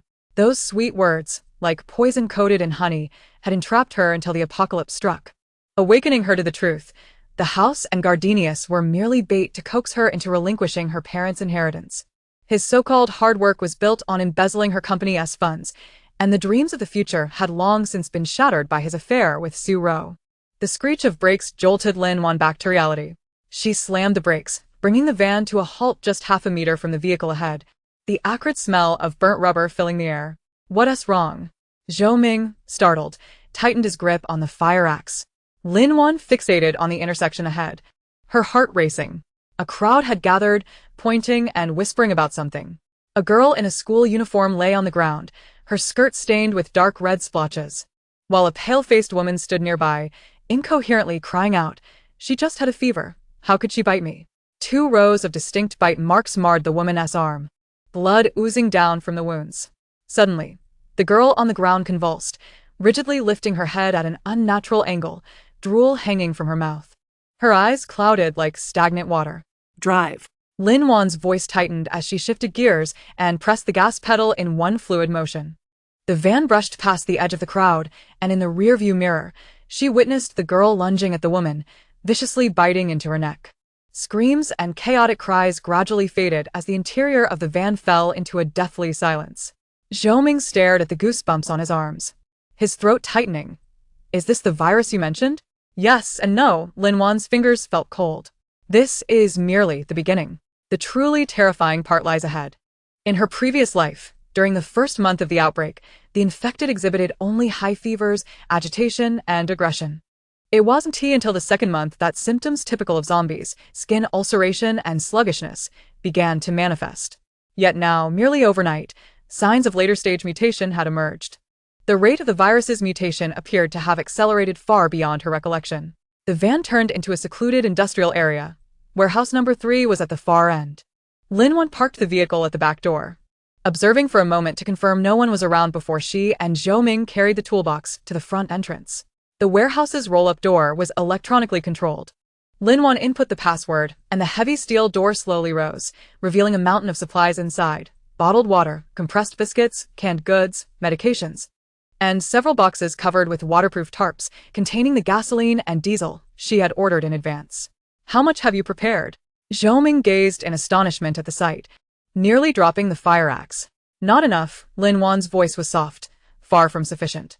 She recalled that in her previous life, a single winter snowstorm had trapped them for half a month. The despair of running out of food was far more terrifying than the growls of zombies. Lin Wan approached a corner of the warehouse, lifting a floor tile to retrieve the modified laptop from the hidden compartment. As she powered it on, a warning flashed on the screen. Unknown signal tracking detected.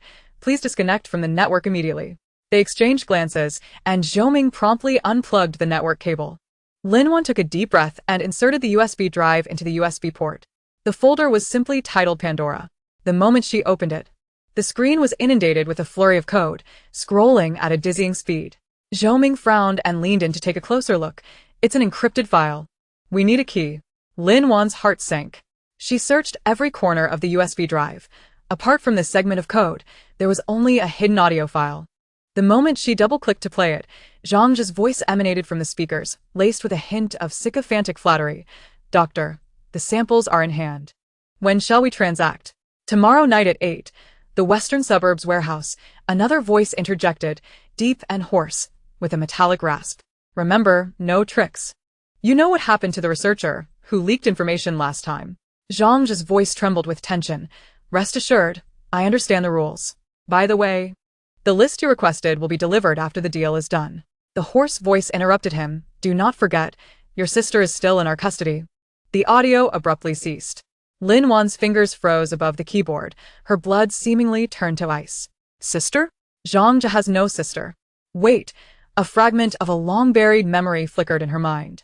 After the apocalypse in her previous life, she had encountered a girl in the base's prison, whose features bore some resemblance to Zhang Zhe's. The girl had been so tortured that she was barely human, repeatedly crying, "Brother, I'm sorry." Could that girl, he must be lying. Zhao Ming's voice snapped Lin Wan back to reality as he pointed at the code on the screen. This is not ordinary encryption.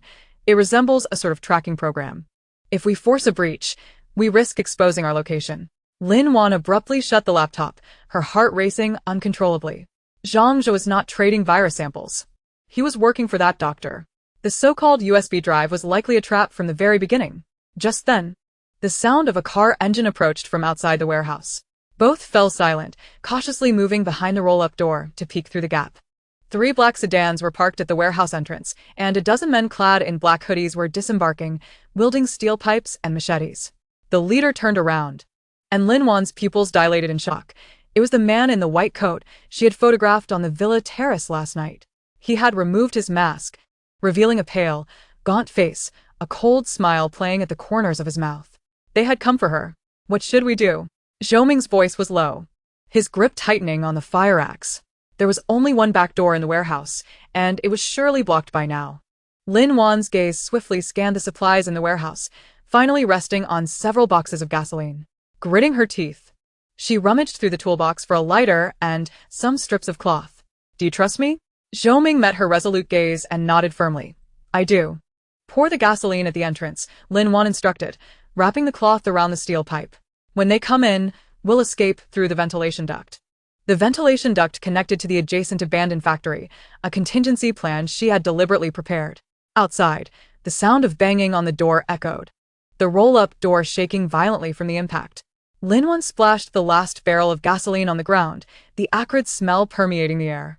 Zhao Ming ignited the cloth-wrapped steel pipe, flames leaping up to half a meter high.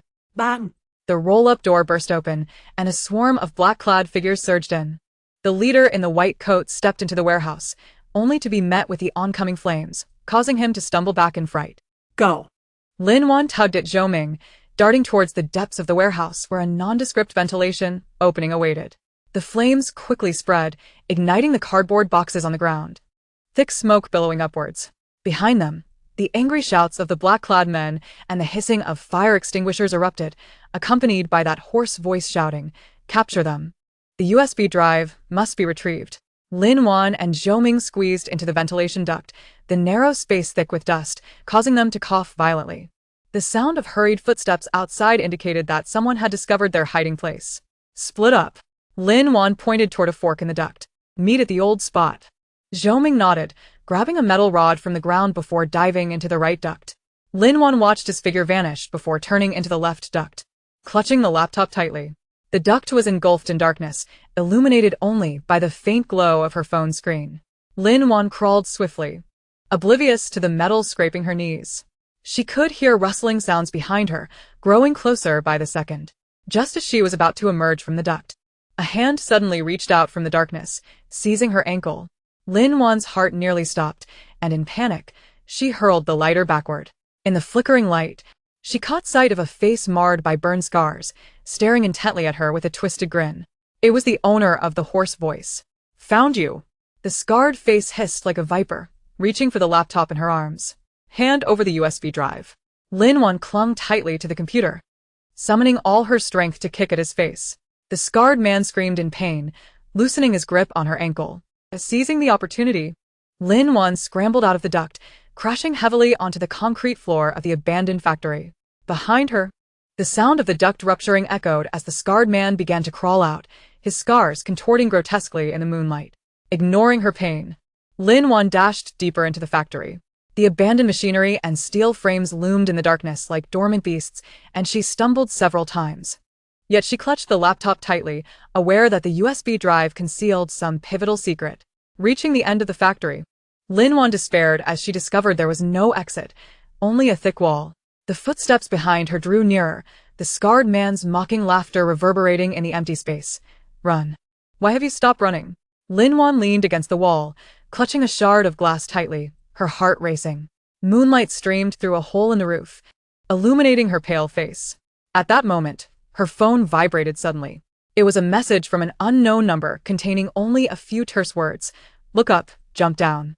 Lin Wan jerked her head up to see a figure perched atop the wall, looking down at her with an imposing presence. The moonlight outlined their tall silhouette, and they appeared to be holding something. Friend or foe? The footsteps behind her were alarmingly close, the scarred man's breath audible. Lin Wan gritted her teeth and began to climb the rope that the figure had thrown down. Just as she grasped the edge of the wall, the scarred man reached it as well, grabbing her ankle. Grab her, he roared, pulling down with all his might. Lin Wan clung desperately to the rope, feeling her arms near the breaking point. The figure above bent down and yanked her up with a powerful grip. As she tumbled onto the top of the wall, Lin Wan finally discerned the face of her savior. Sharp jawline, straight nose, and eyes as deep as a cold pool. It was Liu Yan. How did he end up here? Liu Yan gave her no time for questions, pulling her up and leaping down from the wall. Upon landing, Lin Wan heard a dull thud behind her, as if the scarred man had been hit by something. Follow me, Liu Yan commanded, his voice deep and steady, urging her towards the SUV parked by the roadside. As she settled into the passenger seat, Lin Wan noticed blood seeping from his arm, his dark sportswear stained a deep crimson. You're injured? She instinctively reached for the first aid kit, but Liu Yan pressed her hand down. Don't touch. He started the car, his voice carrying an almost imperceptible weariness. It's zombie blood. Lin Wan's heart sank as she glanced out the window at the direction of the abandoned factory, flames shooting into the sky. Faint screams echoing in the distance. Liu Yan's eyes were fixed on the rearview mirror, his expression grave. They're setting fire to the factory, trying to destroy the evidence. Lin Wan's gaze fell on his hands gripping the steering wheel, knuckles white and calloused, evidence of a life spent wielding weapons. Who are you really? Lin Wan finally broke the silence. Why did you save me? Liu Yan's gaze lingered on her face for a moment before shifting back to the outside world. His voice low and raspy. I came to warn you. The list on the USB drive is more dangerous than you can imagine. The list? Lin Wan's heart constricted sharply. What exactly was the list Zhang Zhe mentioned in the audio? Liu Yan seemed to perceive her bewilderment, pulling out a photograph from his pocket and handing it to her. Do you recognize this girl? The picture depicted a young lady, around 17 or 18, with delicate features and two faint dimples when she smiled. Lin Wan's breath caught in her throat. This was the girl who had perished in the base's prison during her previous life. Her name was Zhang Yu, the younger sister of Zhang Zhe. Liu Yan's voice was soft, yet it struck Lin Wan's heart like a hammer. 3 months ago, she had been taken away by Tsinghua Biotech to be used as a test subject for viral experiments. Lin Wan's fingers trembled as they brushed over the girl's face in the photograph, her eyes instantly moistened. It turned out that Zhang Zhe had not lied. His sister truly was in their clutches. The list contained 100 subjects like Zhang Yu. Liu Yan's voice grew cold as ice. Tsinghua Biotech was not merely manufacturing viruses. They were also selecting suitable candidates. Suitable candidates? Lin Wan's head shot up, her heart racing violently. This term was all too familiar to her from the latter part of her previous life. Those with special abilities, known as evolvers, were referred to as suitable candidates by the base's higher-ups. Could the emergence of evolvers also be linked to Tsinghua Biotech? The off-road vehicle suddenly screeched to a halt, and Lin Wan nearly collided with the windshield. She looked up to find the road ahead blocked by a truck, with a dozen men clad in black hoodies emerging from behind it, guns in hand. The leader, dressed in a white lab coat, aimed a gun at their vehicle, a chilling smile playing at the corners of his mouth. They had anticipated our route. Lu Yan's voice was low as he slowly drew the pistol strapped at his waist, settling into a seat. Lin Wan tightened her grip on the seatbelt, her heart rising into her throat. She gazed at Lu Yan's stern profile, suddenly realizing that they had become entangled in a conspiracy far grander and darker than the apocalypse itself. The encrypted USB drive might merely be the tip of the iceberg of this plot. Gunfire erupted abruptly, shattering the morning's tranquility. Lin Wan curled up in her seat, hearing the bullets ricochet off the vehicle, while she watched Lu Yan maintain his composure, shifting gears and accelerating towards the truck. Uncertainty about her survival loomed over her, as did the question of whether the secrets within the USB drive would ever be unveiled. All she knew was that from this moment on, her path of survival in the apocalypse was irrevocably entwined with a vast shadow, a shadow named Shenghua Biotech. Chapter 7. The outline of a plan. As the bullet pierced the car door, Lin Wan instinctively curled her body, shards of glass splintering against her cheek, bringing sharp pain. Lu Yan abruptly swerved the steering wheel, the off-road vehicle skimming the edge of the truck as it drifted, tires screeching against the pavement, leaving 2 charred marks on the asphalt. Hold on. Lu Yan's voice cut through the gunfire as he tossed a black backpack to Lin Wan, instructing her to pull out the smoke bomb and throw it. Lin Wan fumbled to unzip the backpack, the cold metal feeling sharp against her palm. She bit down on the safety pin and, as the vehicle drifted again, hurled the smoke bomb beside the truck's front tire, which exploded, enveloping half the intersection in a dense, gray haze. Bang! A violent crash resonated from the rear of the vehicle, causing it to tilt sharply. Lin Wan slammed against the door, a dull pain blooming on her forehead, yet she saw Lu Yan unfazed, shifting gears and pressing the gas, forcing the vehicle through the narrow gap between the truck and the guardrail. In the rearview mirror, the silhouettes of the men in black flickered through the smoke, gunfire gradually diminishing. Lin Wan touched the wound on her forehead, her fingertip dampened with warm liquid, her heart racing wildly within her chest. Are you all right? Lu Yan offered a pack of wet wipes, his gaze sweeping over her bleeding forehead. There was an abandoned gas station ahead. They could stop there to tend to her injury. Lin Wan accepted the wipes, her hands still trembling. In those fleeting seconds, she had feared she would meet the same fate as in her previous life, perishing beneath a hail of gunfire. Lu Yan's arrival had been like a thunderbolt, shattering all her preconceptions and casting a more intricate shadow over this struggle for survival. As the off-road vehicle turned into the gas station, the dawn light spilled over the rusted fuel pumps. Lin Wan jumped out of the car, her legs still unsteady, barely managing to lean against the vehicle for support. The convenience store's gate was half open, the glass covered in spiderwebs, suggesting it had been abandoned for quite some time. Wait here, Lu Yan said, gun in hand as he stepped into the store, the crunch of shattered glass under his boots echoing in the stillness. Lin Wan watched his tall figure disappear into the shadows, suddenly recalling their first encounter. 3 months into the apocalypse in her previous life, she had been besieged by zombies on the highway when this man had descended with a team, clad in blood-stained camouflage, expressionless as he dispatched the attacking zombies. Sunlight illuminated his bloodied profile, casting him as a silent and reliable statue. Later, she learned that Lu Yan had been a sniper in the Special Forces, establishing a temporary safe point with his comrades after the outbreak. Unfortunately, that respite was short-lived. The safe point was betrayed, and all his comrades perished, leaving him the sole survivor. What are you daydreaming about? Lu Yan emerged from the convenience store with a first aid kit, 2 bottles of unopened mineral water in hand. Come here, we need to tend to your wound. Lin Wan snapped back to reality and sat on the steps opposite him. Lu Yan gently tore open an alcohol pad. The sharp sting as it brushed against her wound made her instinctively flinch. She heard him chuckle softly. Afraid of pain? Not at all. Lin Wan averted her gaze, watching the birds soaring in the distance. How did you know I was there? Someone sent me a message. Lu Yan's tone was devoid of emotion as he pressed the gauze against her forehead. An encrypted number. They only said you had secrets about Shenghua and instructed me to rescue you. Lin Wan's heart raced. Who is it? I don't know. Lu Yan tightened the gauze, pausing for a moment while packing away the first aid kit. But the sender seems to know us well. They know my identity and your plans. The mysterious message, the timely rescue, and that encrypted number sent a chill down Lin Wan's spine. Who was this figure lurking in the shadows, friend or foe?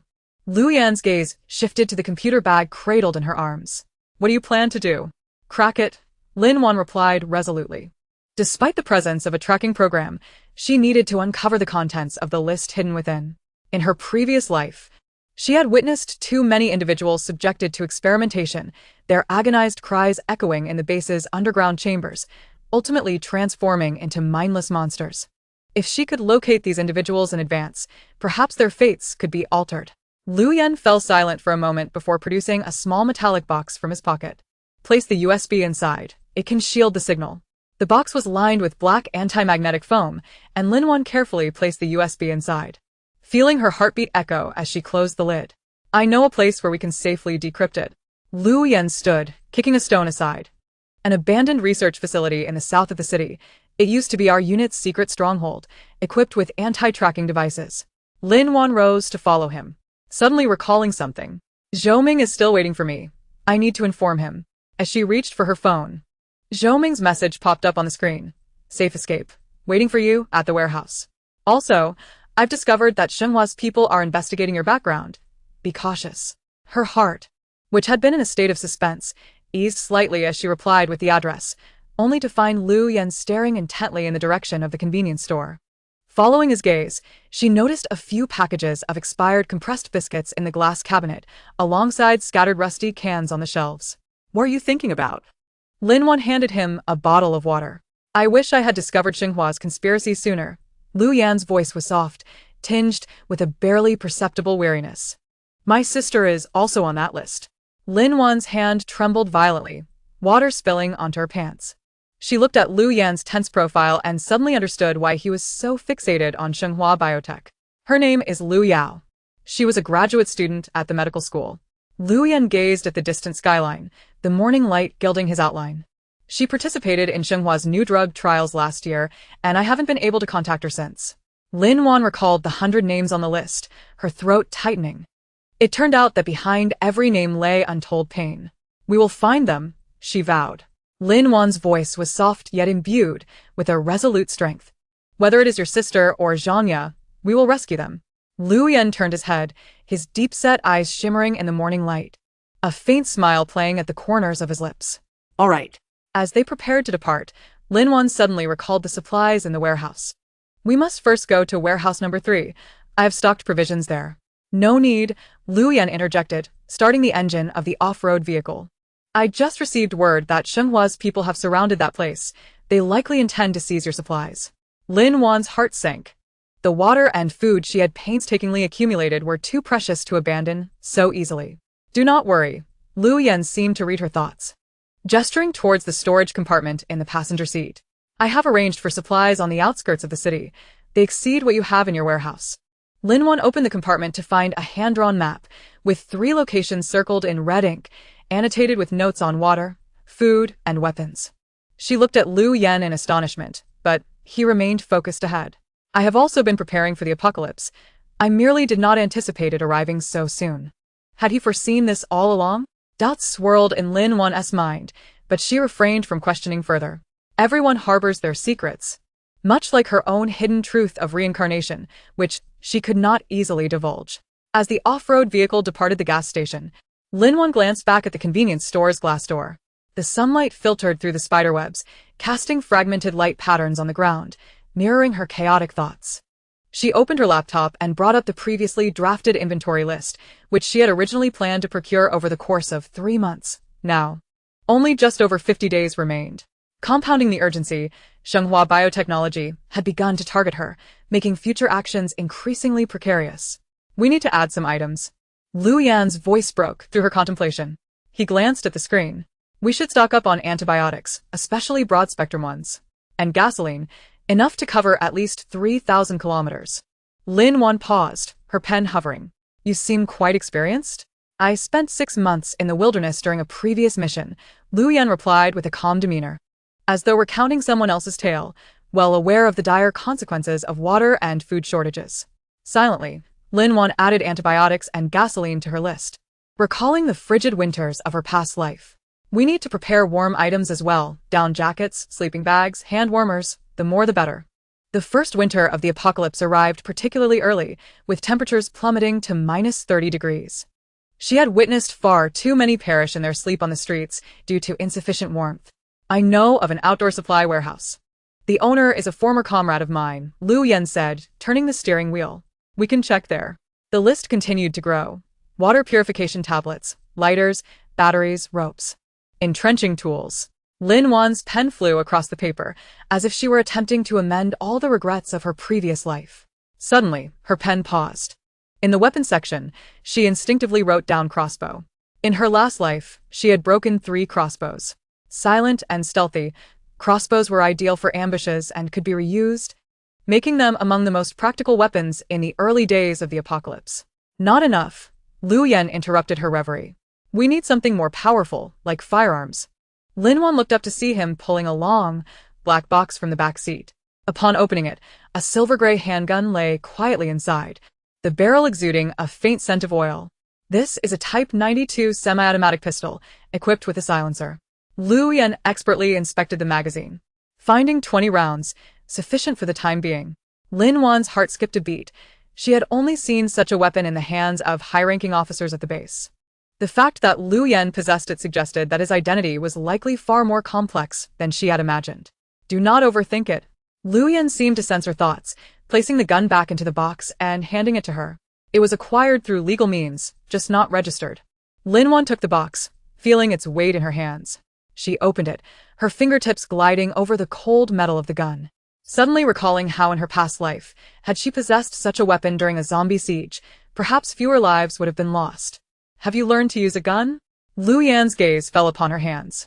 No, Lin Wan shook her head, but I can use a crossbow. The principles are quite similar. Liu Yan's lips quirked upwards. I can teach you to shoot if you have the time. Lin Wan observed his profile.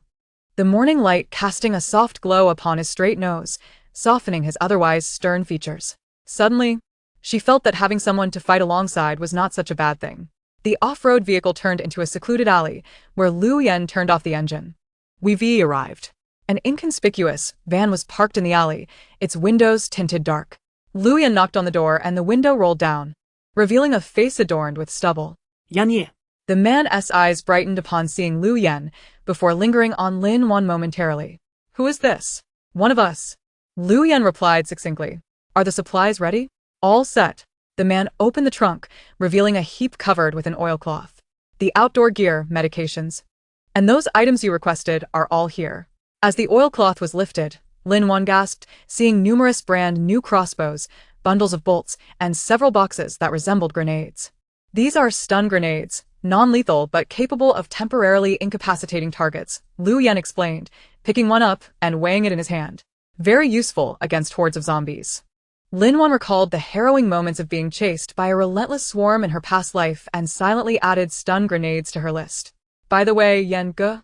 The man suddenly lowered his voice, handing Liu Yan a note. Last night, there was an explosion at Shenghua's laboratory. It seems there was a virus leak. Lin Wan and Liu Yan exchanged a glance, both recognizing the gravity in each other's eyes. Is the leak extensive? Liu Yan's tone was taut.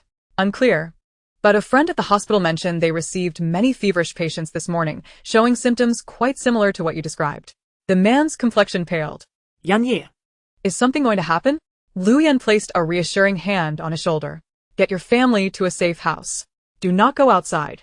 The man nodded earnestly before hastily departing in the van. With only the two of them remaining in the alley, the air seemed to solidify.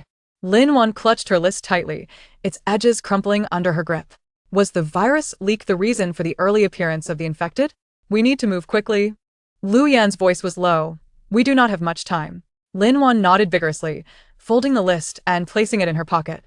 She looked up towards the alley entrance, where the morning light had intensified and pedestrians hurried by, oblivious to the impending catastrophe. At that moment, Liu Yan's phone rang. He answered, listened intently, and then his expression shifted to one of grave concern. What did you say? Repeat that. Lin Wan's heart raced as she watched him hang up, his voice chillingly cold. Zhou has been captured by Shenghua's people. Lin Wan's mind buzzed, as if struck by a heavy blow. Zhou had stayed at the warehouse waiting for her. It was her fault he was in danger.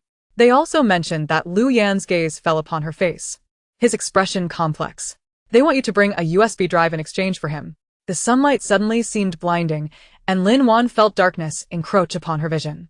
She glanced at the gun in Liu Yan's hands, then recalled Zhou Ming's honest smile, her heart gripped by an invisible hand. To go or not to go? If she went, perhaps neither of them would return. If she did not go, Zhou Ming would. The wind at the alley's mouth stirred, swirling the fallen leaves into a dance as they floated away. Lin Wan inhaled deeply, gripping the list in her pocket, her fingertips brushing against a hard object, the metal case containing the USB drive. She lifted her gaze to meet Lu Yan's eyes, her voice trembling yet resolute. I will go. Lu Yan's pupils constricted slightly, as if he wished to say something, but ultimately he simply nodded. All right. He started the car, the roar of the engine shattering the stillness of the alley. Lin Wan watched the streets retreating outside the window, her palms slick with cold sweat. She knew this exchange was destined to be a trap, yet she had no other choice. She was oblivious to the fact that before starting the car, Lu Yan had discreetly pressed the power button on his phone. The screen flickered to life and then darkened again, resembling a silent signal.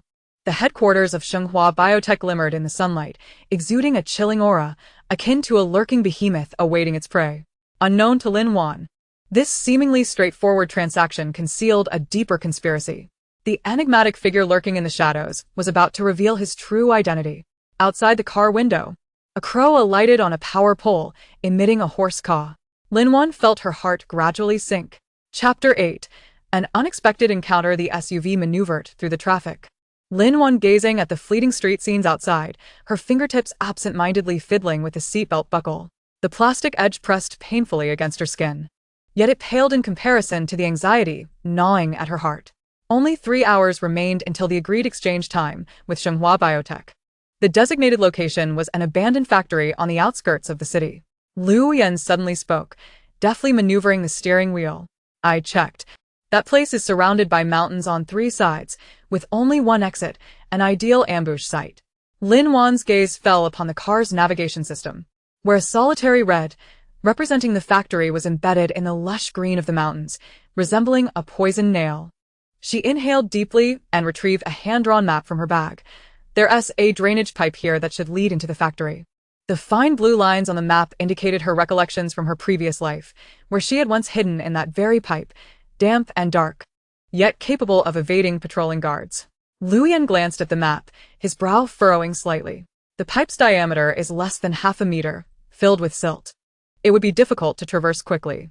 We don't need to move quickly. Lin Wan's fingertip pointed to a section of the pipe's midsection. There's an inspection hatch here that leads directly into the factory's warehouse. If things go awry, we can retreat from here.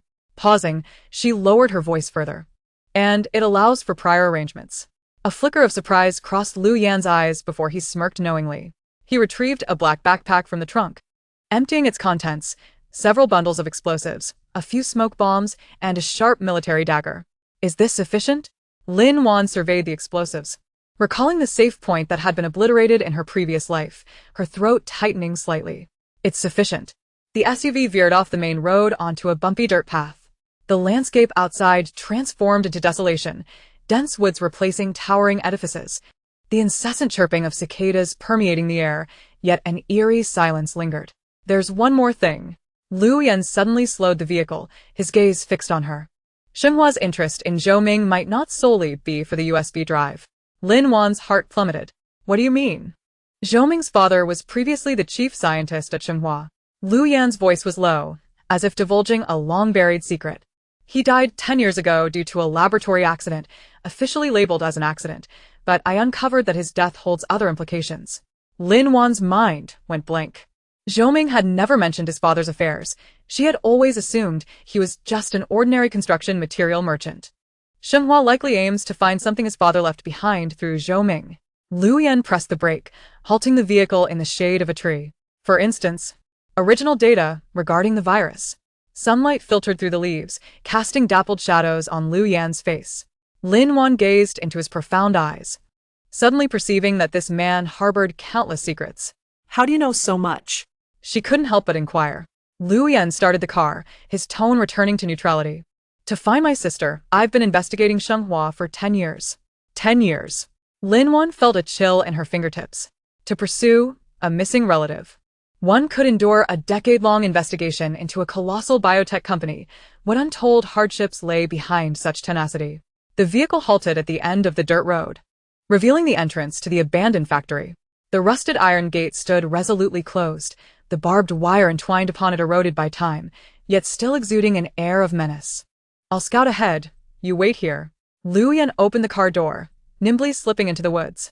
Lin Wan remained in the vehicle, watching his figure vanish among the dense foliage, her heart racing uncontrollably. She retrieved the 92-style handgun from her backpack, clumsily disengaging the safety. The cold metallic touch offered her a semblance of calm.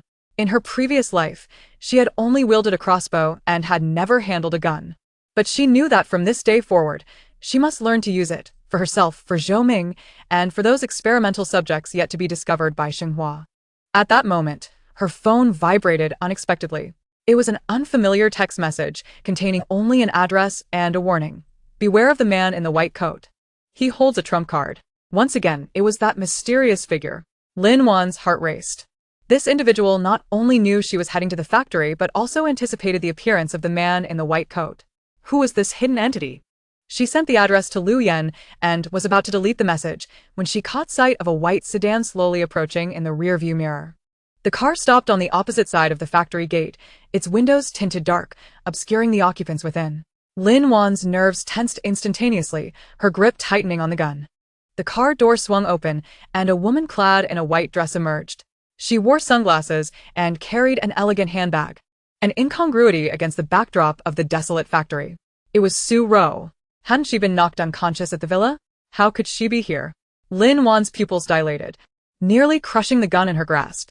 She watched Su Ro approach the factory entrance, press the doorbell, and as the iron gate creaked open, it seemed she glanced back at Lin Wan's hiding spot, a strange smile curling at her lips. How could she be here? Liu Yan's voice suddenly pierced the air behind her, startling Lin Wan. "I don't know," she stammered. "I clearly thought you had. You clearly knocked her out?" Liu Yan completed her sentence, his expression grave. "It seems we underestimated her." He gestured toward the factory's interior. "There are at least 20 guards inside, all armed. Zhou Ming is confined in the main building's laboratory, and the man in the white coat is also there." Lin Wan's heart sank. 20 armed guards and an unexpected Su Ro. This exchange was far more perilous than she had anticipated. Su Ro's presence might present an opportunity. Liu Yan spoke suddenly, his gaze flickering. "She and Xinhua are not allies. Perhaps we can leverage this." Leverage? Lin Wan recalled Su Ro's stubbornness as she clutched the USB drive. Knowing that type of person would act solely for her own benefit. Then let her believe that assisting us is in her own interest. Liu Yan extracted a miniature camera from his backpack, placing it inside the USB drive's case. "This way, we can monitor the situation inside." Lin Wan accepted the camera. A petite black cube no larger than a fingernail, flickering with a faint red light. She carefully affixed it to the inside of the metal box, her heart racing like a rabbit. Time is of the essence. Liu Yan glanced at his watch. "You enter through the front, while I circle around from the back mountain to the warehouse. Await my signal." He took out a device the size of a lighter. "This is the signal transmitter. Press this button, and I'll receive your signal." Lin Wan grasped the transmitter tightly, her fingertips trembling slightly. She watched Liu Yan's figure disappear into the woods, took a deep breath, and opened the car door. The sunlight was blinding, the cicada's cacophony deafening. Lin Wan grasped the metal box containing the USB drive, step by step advancing towards the factory entrance. The iron gate slowly creaked open, revealing a dark passageway within, like a gaping maw waiting to devour. "Miss Lin, please come in." 2 men in black suits stood behind the door, their expressions devoid of emotion as they gestured for her to enter. Lin Wan's gaze swept over the guns at their waists, a cold smile tugging at her lips as she held her head high and strode inside. At the end of the passage lay a spacious courtyard, overgrown with weeds, where discarded machinery lay in heaps. Zhou Ming was bound to a post in the center of the courtyard, bruises marring his face. Upon seeing Lin Wan enter, he shouted urgently, "Wan Wan, Don't worry about me. Run." silence." The man in the white coat emerged from the main building, casually toying with a surgical knife, his eyes glinting coldly behind his glasses. "Miss Lin, you are indeed a woman of your word." Lin Wan did not look at him, her gaze fixed on Zhou Ming. "Let him go first. Don't rush." The white-coated figure's eyes fell upon the metallic box in her hand. "Allow me to see the item first." Lin Wan tossed the box over. The white-coated man caught it and, as he opened it, Lin Wan's heart raced. Was the camera still there? After inspecting it for a while, The white-coated man confirmed it was a USB drive, grinning with satisfaction. Miss Lin, you are indeed clever. You did not play tricks. He waved his hand, and two men in black approached to untie Zhou Ming. Zhou Ming stumbled over to Lin Wan, whispering, "They've planted a bomb inside. We must run." Lin Wan's heart constricted abruptly. Just as she intended to press the signal device, she heard the white-coated man call out, "Don't be in such a hurry to leave. Miss Lin, don't you wish to know about your parents?" "About my parents?" Lin Wan turned sharply to him, her eyes filled with shock and confusion.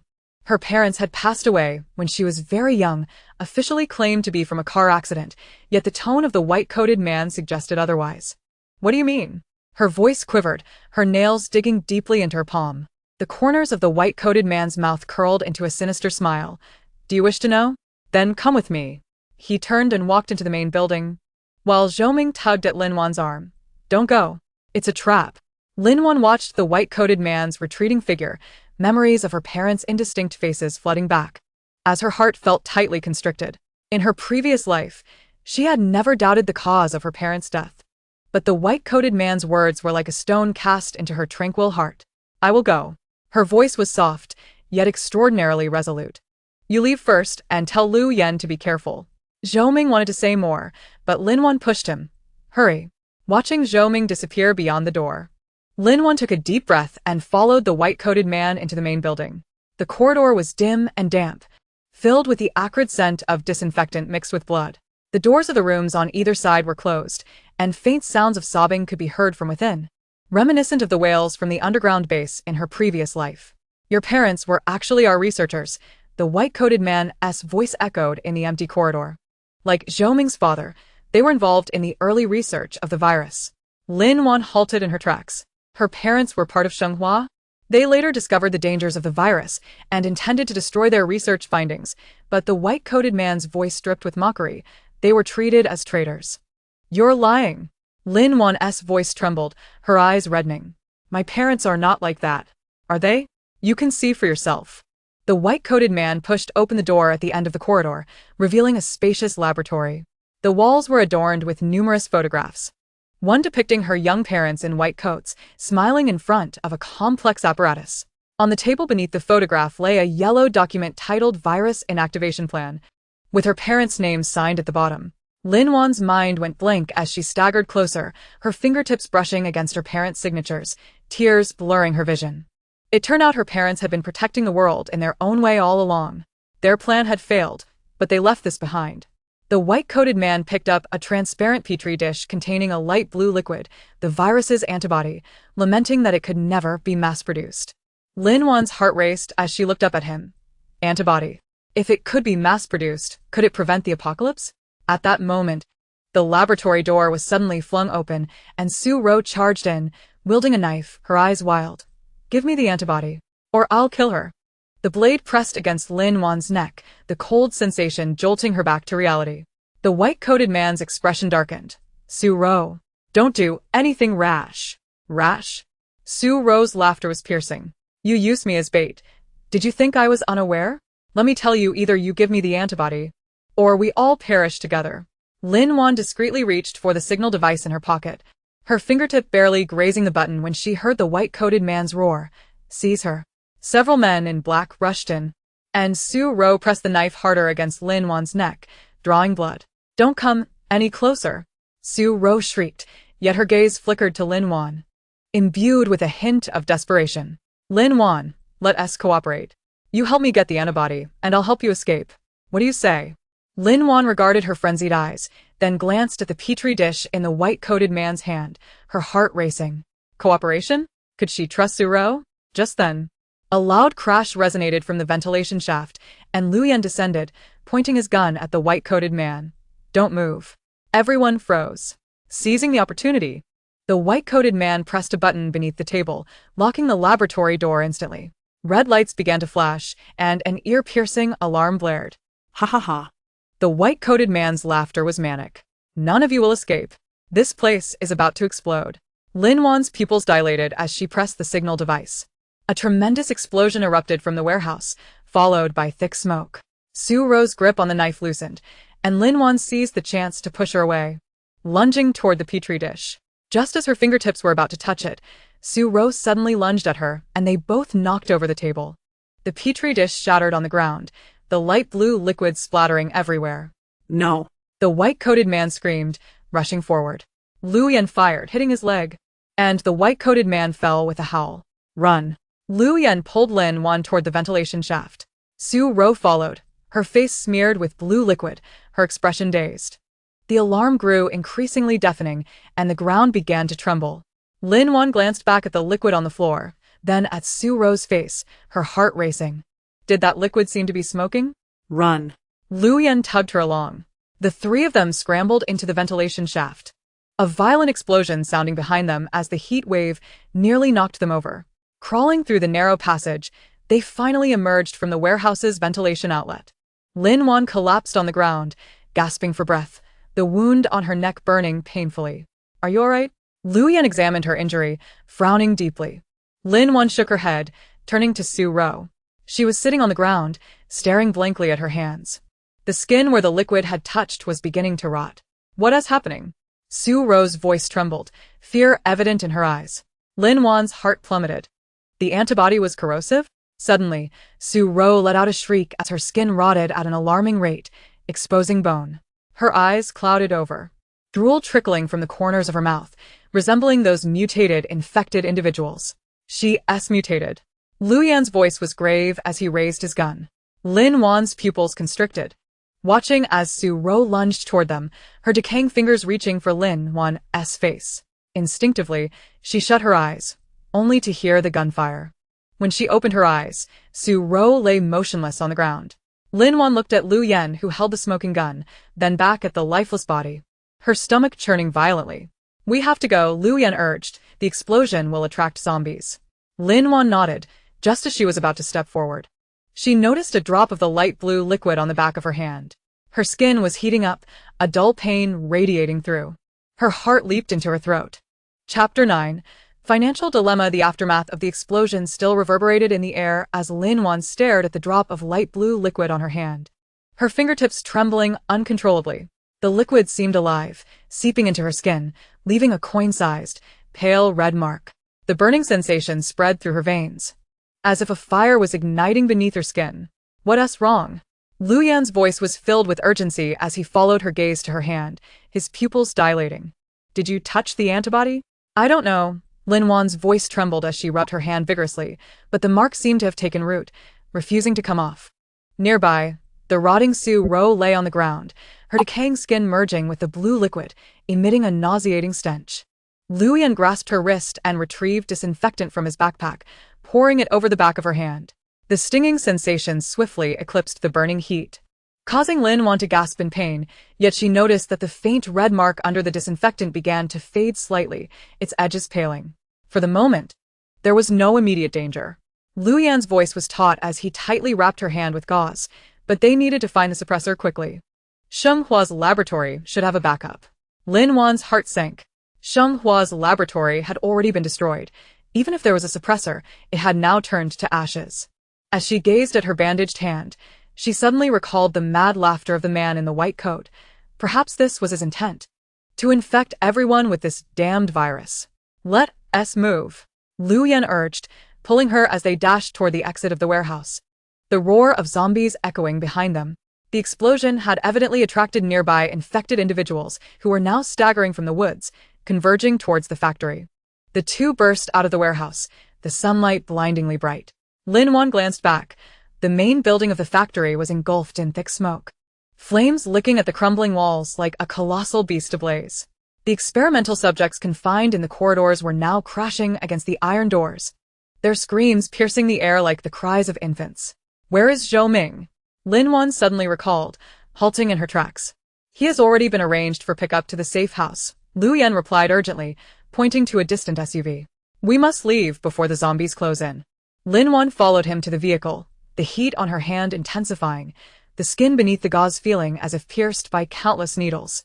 She climbed into the passenger seat, watching as Lu Yan started the engine, the tires rolling over blue liquid on the ground, splashing up in eerie spray.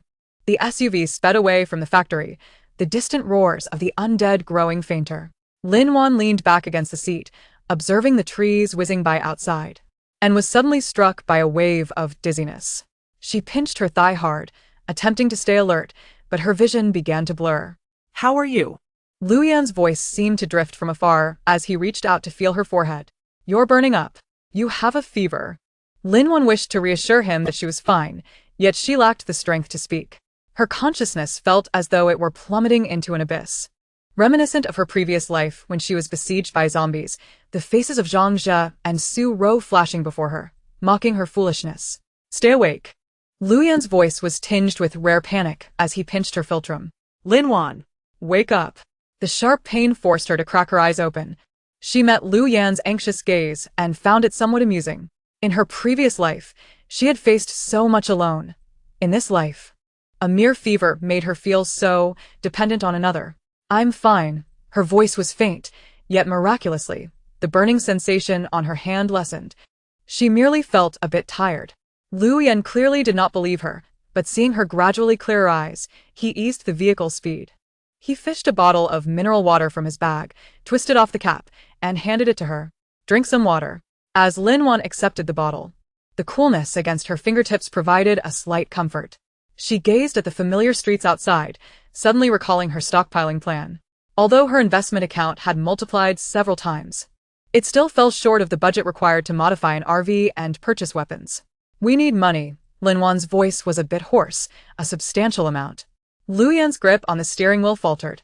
I have some savings that can be accessed. Not enough. Lin Wan shook her head, recalling the heavily modified RVs she had seen in her previous life. We need a vehicle that can withstand a horde of zombies, along with ample weapons and fuel. All of these require money. She paused, lowering her voice further. Moreover, if we are to track down those 100 experimental subjects, we will need funds to establish connections and gather information. Lu Yan remained silent, aware that Lin Wan spoke the truth. In the apocalypse, money may lose its value. But before the calamity struck, it served as the most effective currency. I could sell my house, Lin Wan remarked suddenly, her tone calm. The apartment in the city center is well located. It should fetch a good price. That was the only memento her parents had left her. In her previous life, she had been deceived into mortgaging it by Zhang Jia, ultimately ending up with nothing. Wouldn't that be too regrettable? Lu Yan's voice held a hint of hesitation. There's nothing to regret. Lin Wan fixed her gaze on the banks they passed, her expression resolute. A house can be rebuilt, but a life lost is irreplaceable. Lu Yan did not respond, silently steering the vehicle to a stop in front of a real estate agency. Wait here. I will inquire. As Lin Wan opened the car door, Lu Yan grasped her wrist. I will accompany you. His tone was firm. The people from Shenghua might still be watching you. Lin Wan met his earnest gaze, feeling a flicker of warmth in her heart, and nodded in agreement. Inside the real estate agency, the air conditioning was pleasantly cool. As Lin Wan stepped in, a woman dressed in a professional suit approached her, wearing a standard smile. Hello, how may I assist you? I want to sell my house. Lin Wan stated directly. City Center, Sunshine Garden, 120 square meters, fully renovated. The woman's eyes lit up instantly, enthusiastically inviting them to sit. Please have a seat. Is the house purchased outright or financed? Do you have the property certificate? Just as Lin Wan was about to respond, Lu Yan interjected. We only accept full payment. And it must be received within 3 days. The woman's smile faltered slightly. Receiving full payment within 3 days might be challenging, given the size of the property. Clients typically need time to arrange their finances. The price can be reduced by 10%, Lin Wan replied calmly. But it must be full payment within 3 days and in cash. The woman's eyes widened further, clearly taken aback by such an offer. After a moment of hesitation, she picked up the phone. Let me check with our manager. Watching the woman hurry away, Lu Yan whispered, reducing by 10% is too much. We can wait. We cannot afford to wait. Lin Wan's gaze drifted outside, where a man in a white coat was on the phone. Although his face was obscured, his figure filled her with unease. Shenghua would not relent. Their time was limited. Lu Yan followed her gaze, his expression turning grave. He said nothing further, discreetly placing his hand on the gun at his waist. Fortunately, the agency manager arrived shortly, wearing a sycophantic smile. Miss, we can accept your conditions. But may I ask why you are in such a hurry for the money? Lin Wan met his probing gaze and forced a faint smile. Someone in my family is gravely ill and needs the funds for surgery. The manager's face instantly transformed into one of sympathy. I see. That is quite unfortunate. Rest assured. We will do our utmost to find a buyer for you promptly. After signing the agency agreement and stepping out of the office, Lin Wan realized her palms were clammy with sweat. She turned to Lu Yan, suddenly recalling something. Do you know a reliable used car dealer? I want to sell my car as well. Although her vehicle was of little worth, every bit counted. I know a friend who specializes in used cars, Lu Yan replied. Starting the engine. We can check with him. The used car market was filled with the mingled scents of oil and gasoline. Lin Wan gazed at her somewhat worn white sedan, feeling a pang of reluctance. This car had accompanied her for 3 years, witnessing the evolution of her relationship with Zhang Zhe from sweet to shattered. Don't dwell on it. Lu Yan seemed to read her thoughts. Once the apocalypse is over, I will gift you a better one.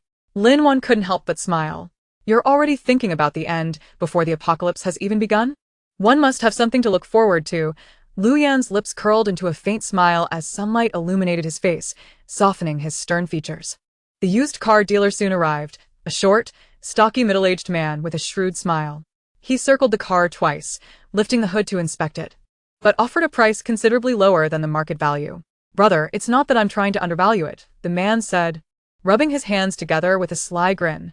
Your car has had its doors repainted, and the engine has been tampered with. It simply isn't worth a higher price. Lin Wan was about to retort when Lu Yan grasped her arm. He regarded the man with a calm demeanor, saying, Boss Li, do not play tricks. You are well aware that this vehicle underwent maintenance here last month. There is no issue. Boss Li's smile faltered momentarily as he scrutinized Lu Yan, suddenly realizing, so, it is Team Leader Lu. My apologies. He quickly amended his tone. In light of Team Leader Lu's presence, how about this amount? He extended 5 fingers, nearly doubling the previous offer. Lin Wan gazed at Lu Yan in astonishment, but he merely nodded slightly. Acceptable. After the transaction was concluded, Lin Wan could not help but inquire, did you know him previously? I apprehended him once, Lu Yan replied nonchalantly. He was involved in trafficking smuggled cars. Lin Wan understood. The rapid shift in Boss Li's demeanor now made sense. As she observed the sum that had just been credited to her account, a sense of reassurance washed over her. Yet it was still insufficient. There is another way, Lu Yan suddenly interjected. I know someone who operates an underground bank. Perhaps it could be of help. Absolutely not. Lin Wan interrupted. The risks associated with an underground bank are too great. It could easily attract unwanted attention. What we need now is discretion. She paused, her eyes flickering. I have someone in mind. In a villa on the outskirts, Zhou Ming sat dejectedly before his computer screen. He watched the fluctuating stock market curves while glancing at the towering stack of inventory lists beside him, his worries turning his hair nearly white. Still troubled about finances? Lin Wan's voice suddenly resonated from the doorway, startling him. Zhou Ming turned, his face lighting up upon seeing Lin Wan and Lu Yan. You've arrived. Please, take a seat. He gestured towards the computer screen. I was just about to discuss with you. Shenghua's stock has been surging recently. Should we? Do not engage with Shenghua's stock, Lin Wan asserted firmly. It is a trap. Zhou Ming's face fell in disappointment. What shall we do then? Our funds are woefully inadequate. That is why I came to find you. Lin Wan directed her gaze at him. Do you know anyone involved in loan sharking? Zhou Ming's eyes widened in alarm. Loan sharking? That involves exorbitant interest and could be lethal. We are not the ones borrowing. Lin Wan smirked coldly. It is Zhang Zhe who will borrow. She retrieved a voice recorder from her bag and pressed the play button. The audio revealed a conversation between Zhang Zhe and Su Ro plotting to swindle her property, crystal clear. Isn't Zhang Zhe currently burdened with gambling debts? Lin Wan's voice turned icy. We can assist him, enabling him to secure more loans. Zhou Ming still appeared perplexed. What does this have to do with us? Zhang Zhe's parents left behind an old house, Lu Yan explained. Although the location is not ideal, it boasts a considerable size. Should he fail to repay the loan, the house will be seized. He paused, looking at Lin Wan. Do you intend to acquire that property? Not just that, Lin Wan's eyes sparkled. Part of Zhang Zhe's gambling debts are owed to Shenghua. If he cannot repay, Shenghua will certainly create trouble for him. At that point, we might extract more information from him. Zhou Ming's eyes lit with admiration as he regarded Lin Wan. Wan, your strategy is ruthless. Lin Wan remained silent, her gaze fixed upon the setting sun outside the window. She understood the severity of her approach, yet with someone like Zhang Zhe, leniency was unwarranted. I can handle the loan sharking issue, Zhao Ming declared confidently. I know a loan shark who previously purchased building materials from me. He owes me a favor. Be cautious. Lu Yan cautioned. Do not leave any incriminating evidence. Zhao Ming nodded, promptly picking up his phone to make a call. Lin Wan observed his busy figure, then glanced at her bandaged hand, suddenly feeling as if the faint reddish mark was glowing subtly. At that moment, her phone rang. It was the agent. Miss Lin, someone has made an offer on your property. The price is quite favorable, but the other party insists on signing the contract tomorrow and wishes to meet you in person. Lin Wan's heart sank. Such urgency. Could it be someone from Shenhua? She glanced at Lu Yan, whose expression had also grown grave. Should they go or not? Chapter 10. Initial connections. The sting in her hand felt like countless needles pricking her skin.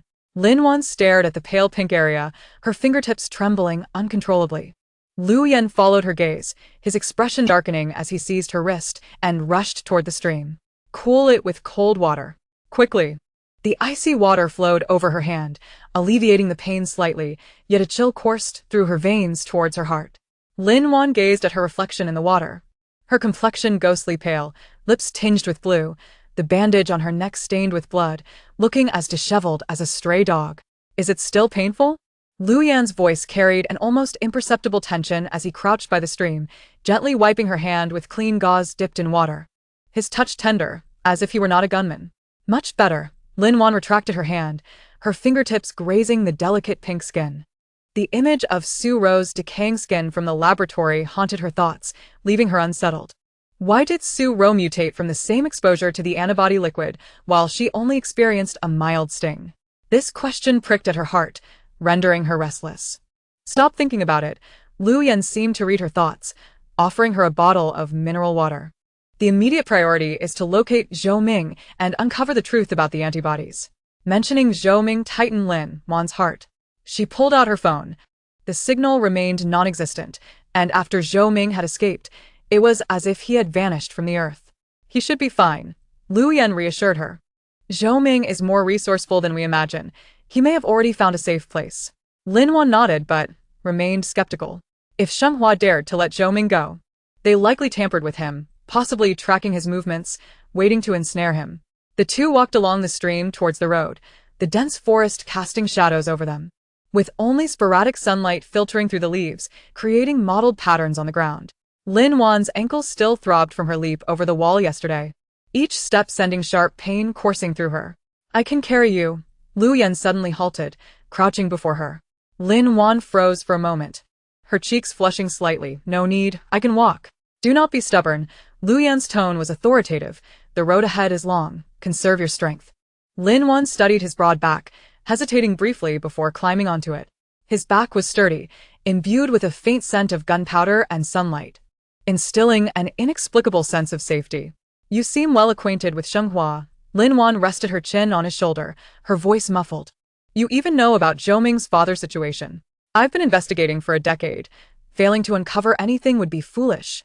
Lu Yan's stride remained steady as they traversed through dense underbrush.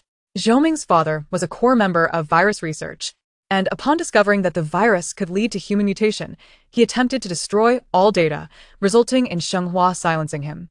Lin Wan's heart plummeted. Then what about my parents? Your parents joined later, responsible for researching the virus antibodies. Lu Yan's voice paused momentarily. They were more astute than Zhao Ming's father, secretly copying a dataset and hiding it in a location known only to them. Lin Wan's heart raced. Do you know where it is? I do not, Lu Yan responded candidly, but I suspect it relates to you. Related to me? Lin Wan furrowed her brow, desperately trying to recall her parents' belongings.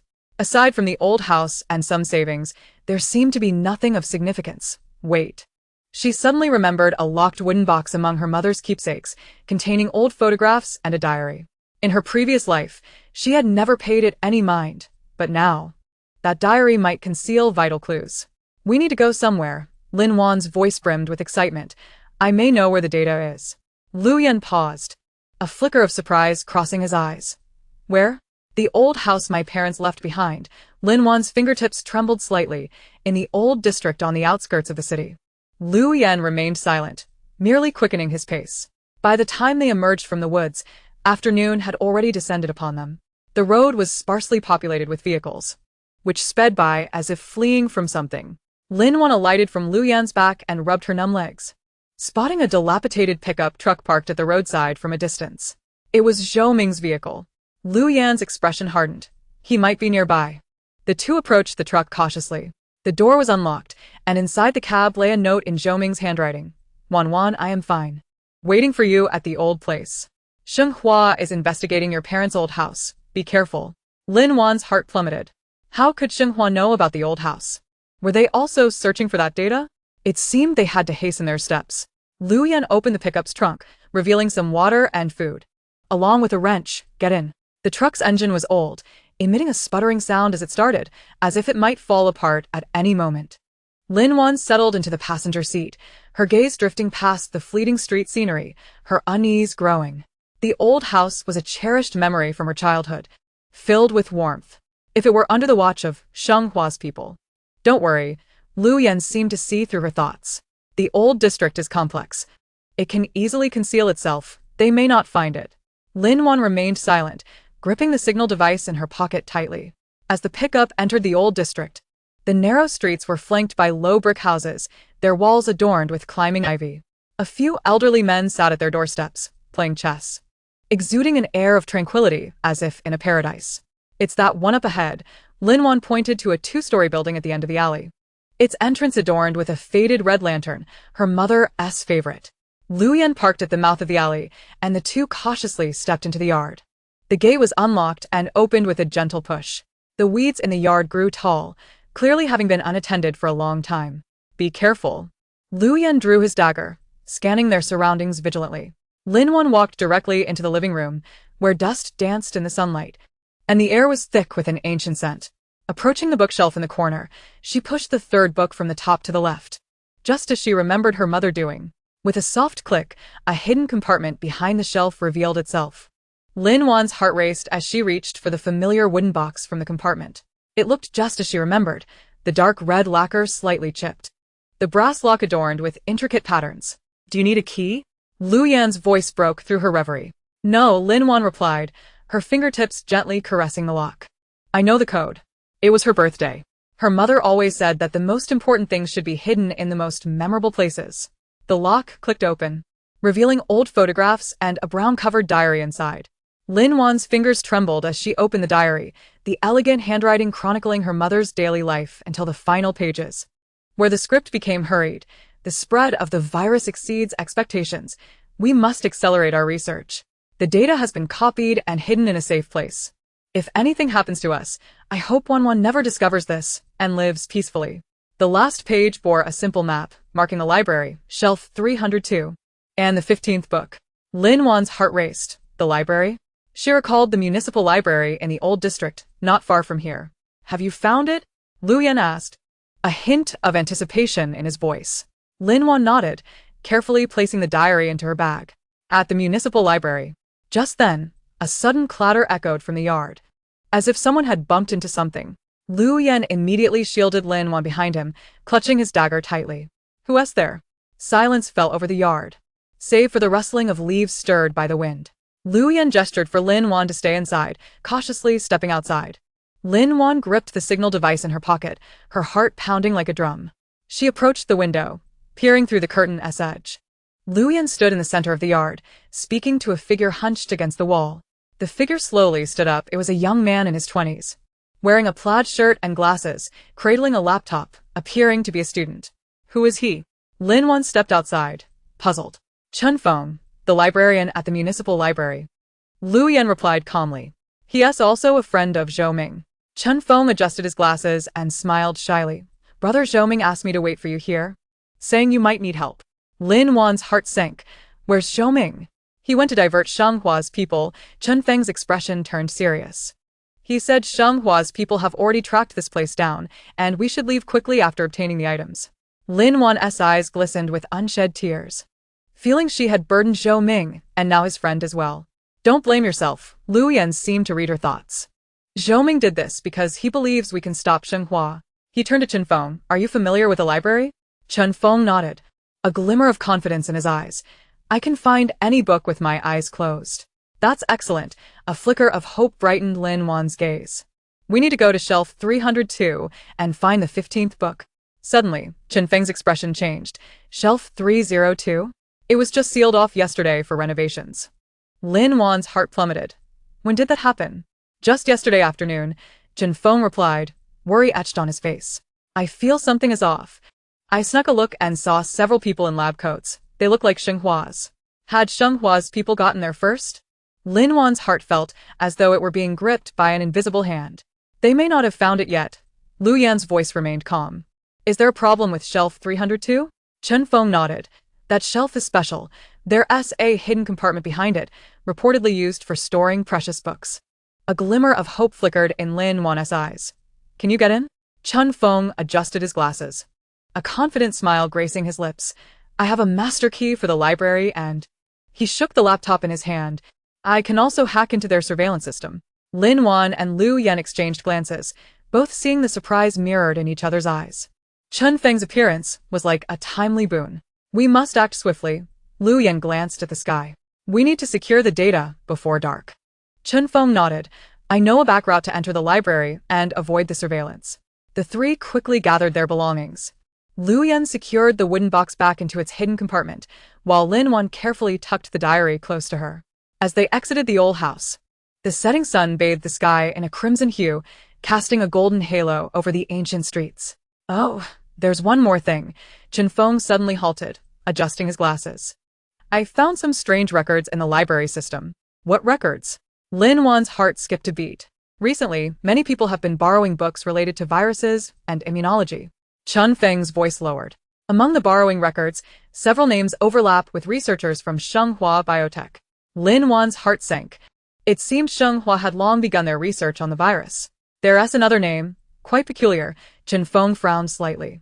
It's Ghost, with no registered identity information. But all the borrowed books pertain to cryptography and cybersecurity. Ghost? Lin Wan and Lu Yan exchanged curious glances, both sensing the unfamiliarity of the name.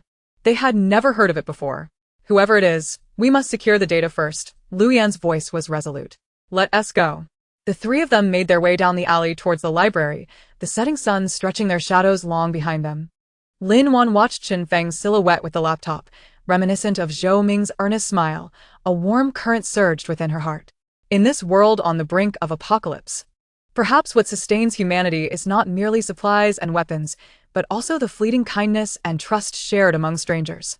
Approaching the corner near the library, Chen Feng halted, retrieving a miniature earpiece from his backpack, which he handed to Lin Wan and Lu Yan.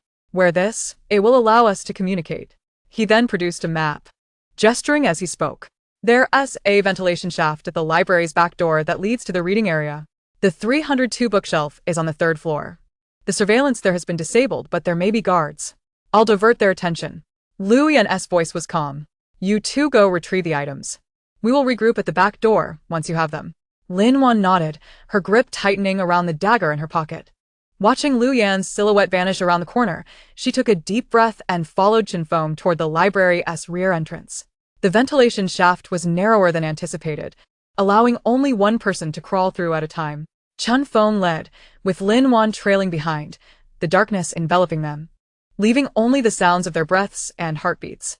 At last, a glimmer of light appeared ahead. Chen Feng signaled her to stop and cautiously emerged. A moment later, he peeked back, giving a safe gesture. Lin Wan crawled out, finding herself in a storage room cluttered with miscellaneous items. Chen Feng was already at a computer, operating it. The screen displaying the library's surveillance feed. There's no one on the 3rd floor. Let us move quickly. He shut down the computer and beckoned Lin Wan to follow. The pair stealthily exited the storage room, ascending the staircase to the 3rd floor. The library was eerily quiet, with only a few scattered readers oblivious to the impending crisis. Upon reaching the 3rd floor, Lin Wan immediately spotted the 302 bookshelf. Unlike the others, it appeared older, filled with medical texts. The 15th book. Her heart raced as she approached the shelf, beginning her count. 1, 2, 3, 15. It was an old tome titled Principles of Virology, its cover yellowed with age. Lin Wan's fingertips trembled as she pulled the book from the shelf. It was heavy, as if something was hidden within. Just as she was about to open it, she heard footsteps coming from the staircase. Chen Feng's expression shifted, pulling her behind the shelf. A group of individuals clad in white coats approached, the leader being that very white coat. His leg was bandaged, his complexion pale, yet his gaze remained icy. Search thoroughly. We must find that data. The white coat's voice was impatient. The boss is pushing us. Lin Wan's heart raced as she clutched the book tightly. Witnessing the white coat's eyes scan the 302 bookshelf, silently praying he wouldn't notice. Just then his phone rang. He answered, and his face turned ashen. What? The lab was attacked. How is that possible? He shouted a few expletives into the phone, and upon hanging up, turned to his subordinates with a grim expression. Retreat. Back to the lab. As they hurriedly departed, both Lin Wan and Chen Feng exhaled in relief. Let us go, Chen Feng urged, pulling Lin Wan towards the staircase. Upon reaching the second floor, Lin Wan suddenly halted, a frown creasing her brow. Something's not right. Chen Feng looked puzzled. Their retreat was too abrupt. It feels deliberate. Lin Wan's heart raced, and before she could finish, the library erupted with a piercing alarm, red warning lights flashing. This is bad. We've been trapped. Chen Feng's face turned pale, realization dawning. They knew they were there. Lin Wan's heart sank, glancing at the book in her hands and the tightly shut doors. She suddenly understood. The white coat hadn't received a call. He had deliberately lured them out to seal the library. At that moment, an anxious voice crackled through the earpiece. Lin Wan. Chen Feng. What's your status? The library is surrounded. Lin Wan tightened her grip on the book, her heart racing. She surveyed the closed doors and windows, listening to the approaching footsteps, a sense of foreboding washing over her. The contents of the book might not be data, but rather a trap. Instinctively, she opened the book, discovering it contained no data, only a note printed with stark clarity. The game has begun. Lin Wan's pupils constricted, a chill racing from her feet to her head. They had fallen into someone else's trap from the very start. But who was the mastermind? Was it the white coat or that enigmatic specter? The alarm grew increasingly deafening, and as Lin Wan gazed at Chen Feng's anxious face, recalling Lu Yan still outside, her heart felt as though it were gripped by an invisible hand. What should they do now? Chapter 11. Property transaction outside. The incessant chirping of cicadas pierced the air, as if trying to burrow into one's very bones. Lin Wan stood by the floor-to-ceiling window, her fingertips unconsciously tracing the cool glass. The message from Zhang Jia still lingered on her phone screen. Where he had expressed a desire to come over for dinner that evening, his tone reeking of false familiarity that churned her stomach. She dismissed the conversation and opened the real estate agent's WeChat. Half an hour earlier, the agent had informed her that a buyer named Zhou had viewed the property 3 times and had finally relented that morning, agreeing to her asking price, with the only stipulation being that all paperwork be completed within 3 days. Sure, Lin Wan typed swiftly, 3 p.m. at the transaction center. As the confirmation popped up, she inhaled deeply. This 2-bedroom apartment in the city center was an inheritance from her parents, which she had foolishly mortgaged in her past life under Zhang Jia's persuasion, ultimately allowing him to use even that meager loan to curry favor with Su Rou. In this lifetime, she intended to transform this wealth, rightfully hers, into the most formidable armor against the impending apocalypse. After donning a low-key cotton and linen dress, Lin Wan tidied her hair before the mirror. The woman reflected back appeared calm, yet her eyes concealed a sharpness and resolve that belied her age. From the moment she clawed her way back from hell 2 months prior, she had ceased to be the foolish woman blinded by love.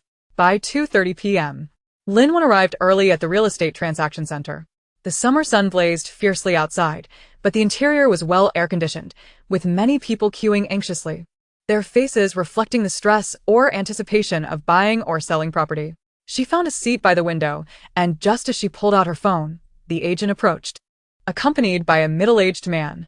Ms. Lin, this is Mr. Zhou, the agent greeted, wearing a professional smile as he introduced them. Mr. Zhou, seemingly in his 40s, was dressed in a neatly pressed shirt, sporting gold-rimmed glasses, and exuding an air of refinement, though his eyes bore the shrewdness typical of a businessman. He extended his hand. Ms. Lin, thank you for your patience. Mr. Zhou, Lin Wan replied, shaking his hand lightly before releasing it, her tone neutral. I have all the necessary documents. Shall we proceed? Mr. Zhou adjusted his glasses, smiling. There's no rush. To be candid, I am quite satisfied with this apartment, but my wife visited again yesterday and felt the kitchen was a bit small and the parking situation in the community is tight. He shifted his tone, so We discussed it and wondered if you could lower the price a bit more, perhaps by 50,000? Lin Wan internally scoffed. She had already researched Mr. Zhou before coming. He was in the building materials business and had recently won a significant project, desperately needing a central city apartment for his son's wedding. He was intent on acquiring this property. The concerns about the kitchen and parking were merely excuses to negotiate a lower price. She took a sip from her water glass. Responding leisurely, Mr. Zhou, the location and layout of this apartment are highly sought after in the area, and my asking price is already 5% below market value. If you find it unsuitable, I assure you there are many others willing to take it over. Mr. Zhou's smile dimmed slightly. Ms. Lin, you are quite straightforward. But in business, it's customary to negotiate. How about this? I can increase my offer by 10,000, but I cannot go higher. Lin Wan set down her cup of water and raised her gaze to him, her expression serene. Mr. Zhou, my presence here today is driven by sincerity. However, this house holds special significance for me. I would rather not sell it than accept a price below this. She paused before adding, to be honest, if it weren't for my urgent need for funds, I would be reluctant to part with it. This statement was a blend of truth and deception. Her need for money was genuine, yet her reluctance was feigned. The house concealed too many memories from her past, those sweet illusions intertwined with subsequent betrayals. Each entry felt like a form of torture. Selling it would not merely be a means to acquire resources, it would signify a complete severance from her past. Mr. Zhou remained silent for a few seconds, evidently weighing the pros and cons. The agent interjected, attempting to mediate. Mr. Zhou, Miss Lin's price is indeed quite reasonable. Just look at the location. It is bound to appreciate in value. Mr. Zhou interrupted the agent, turning his attention back to Lin Wan. Let us proceed at the price Miss Lin proposed. However, I have one condition. All paperwork must be completed today, and the funds must be transferred in one lump sum. No problem, Lin Wan replied readily. She sought efficiency. Every additional day delayed increased the risk of Zhao Yu discovering her actions. The subsequent process unfolded remarkably smoothly. They signed the contract, completed the transfer of ownership, and settled the taxes. Lin Wan meticulously verified each clause, her pen gliding across the paper with an unwavering conviction. Mr. Zhou, clearly a decisive individual, confirmed the accuracy of all paperwork and instructed his assistant to transfer the funds on the spot. As the notification chimed on her phone, Lin Wan glanced down. The 7-figure sum lay in her balance, like a heavy stone sinking into her heart. This money, alongside her previous stock market gains, was sufficient to support her purchase of the coveted off-road RV and sustain her for the forthcoming months. Pleasure doing business, Mr. Zhou extended his hand as they exited the transaction center. Lin Wan grasped it lightly. Pleasure doing business. The agent escorted them to the door, smiling as he remarked, Miss Lin, your speed is truly impressive. We have a new listing in the school district next week. Would you be interested? No. Thank you, Lin Wan interrupted, retrieving an envelope from her bag and handing it over.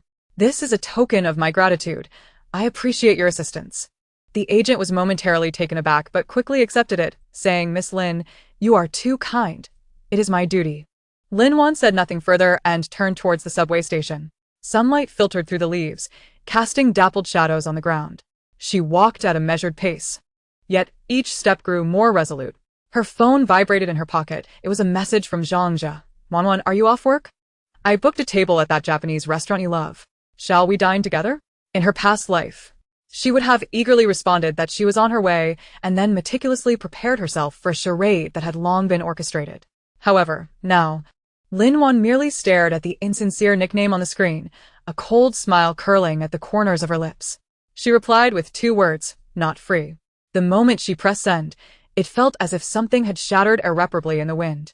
The Lin Wan who once basked in Zhao Yu's compliments had truly perished on that night of betrayal.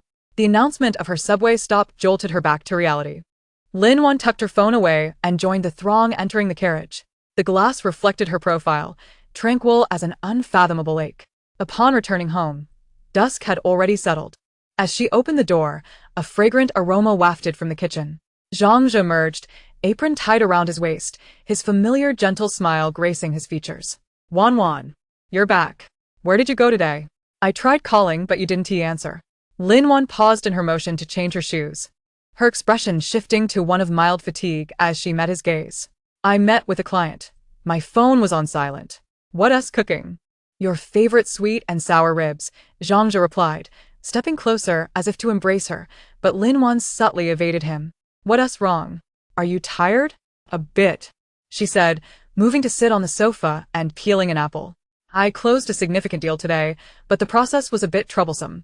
Zhang Zhe's eyes brightened momentarily. Really? Congratulations. By the way, about that investment project I mentioned, I checked, and the deadline is next week. What about your funds? Lin Wan's hand paused, the apple peel cascading down in a long strip. She had anticipated Zhang Zhe's urgency for money. In her past life, he had used this fabricated investment scheme to swindle her parents' last savings. Oh, that, she replied casually, cutting the apple into small pieces and placing them on a plate. I just invested the money elsewhere today. I can't withdraw it in the short term. Zhang Zhe's smile faltered slightly. Where did you invest? Why didn't you consult me? A friend recommended it. It's reliable. Lin Wan offered him a piece of apple, her eyes innocent. You know how I am. I don't like to dawdle. Besides, your project isn't even confirmed yet. Let us wait until it is. Zhang Zhe grasped the piece of apple with a bit more force, his knuckles turning pale. He scrutinized Lin Wan for a few seconds, seemingly searching for something in her expression, but she merely focused on the apple, her demeanor flawless and unflawed. Perhaps I was too hasty.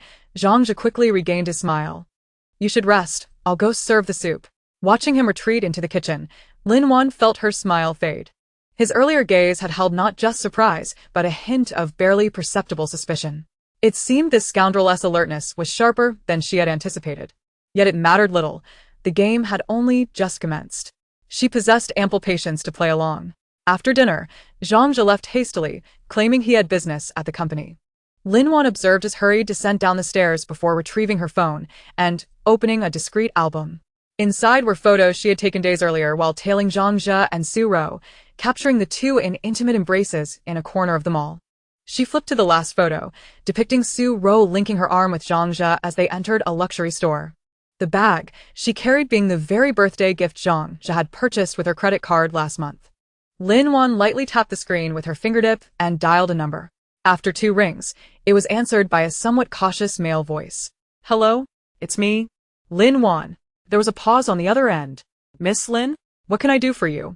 Has Zhang Zhe been involved in any transactions with the finance department recently? Lin Wan moved to the window, watching Zhang Zhe's car merge into traffic, estimating around 500,000. The voice on the other end fell silent for a few seconds. Miss Lin, why do you ask? I am aware of your grievances with Zhang Zhe, Lin Wan replied calmly. He has misappropriated company funds to cover losses. And you possess evidence, but lack the courage to report it due to your low position. Now, I offer you an opportunity. The person on the other end appeared to breathe faster. What do you want me to do? Assist me in obtaining evidence of his collusion with Su Rou to transfer company assets. Lin Wan gazed at the darkening sky outside. And also investigate if Su Rou is currently aiding Zhang Zhe in finding anyone. Finding anyone? I'm not certain. Lin Wan recalled Zhang Zhe mentioning a person surnamed Liu in a recent phone call, but it was undoubtedly related to his current financial issues. Let me know if you find anything. There will be rewards for you. The other party hesitated for a moment before gritting their teeth. All right, I'll help you. But you must guarantee that after this is done.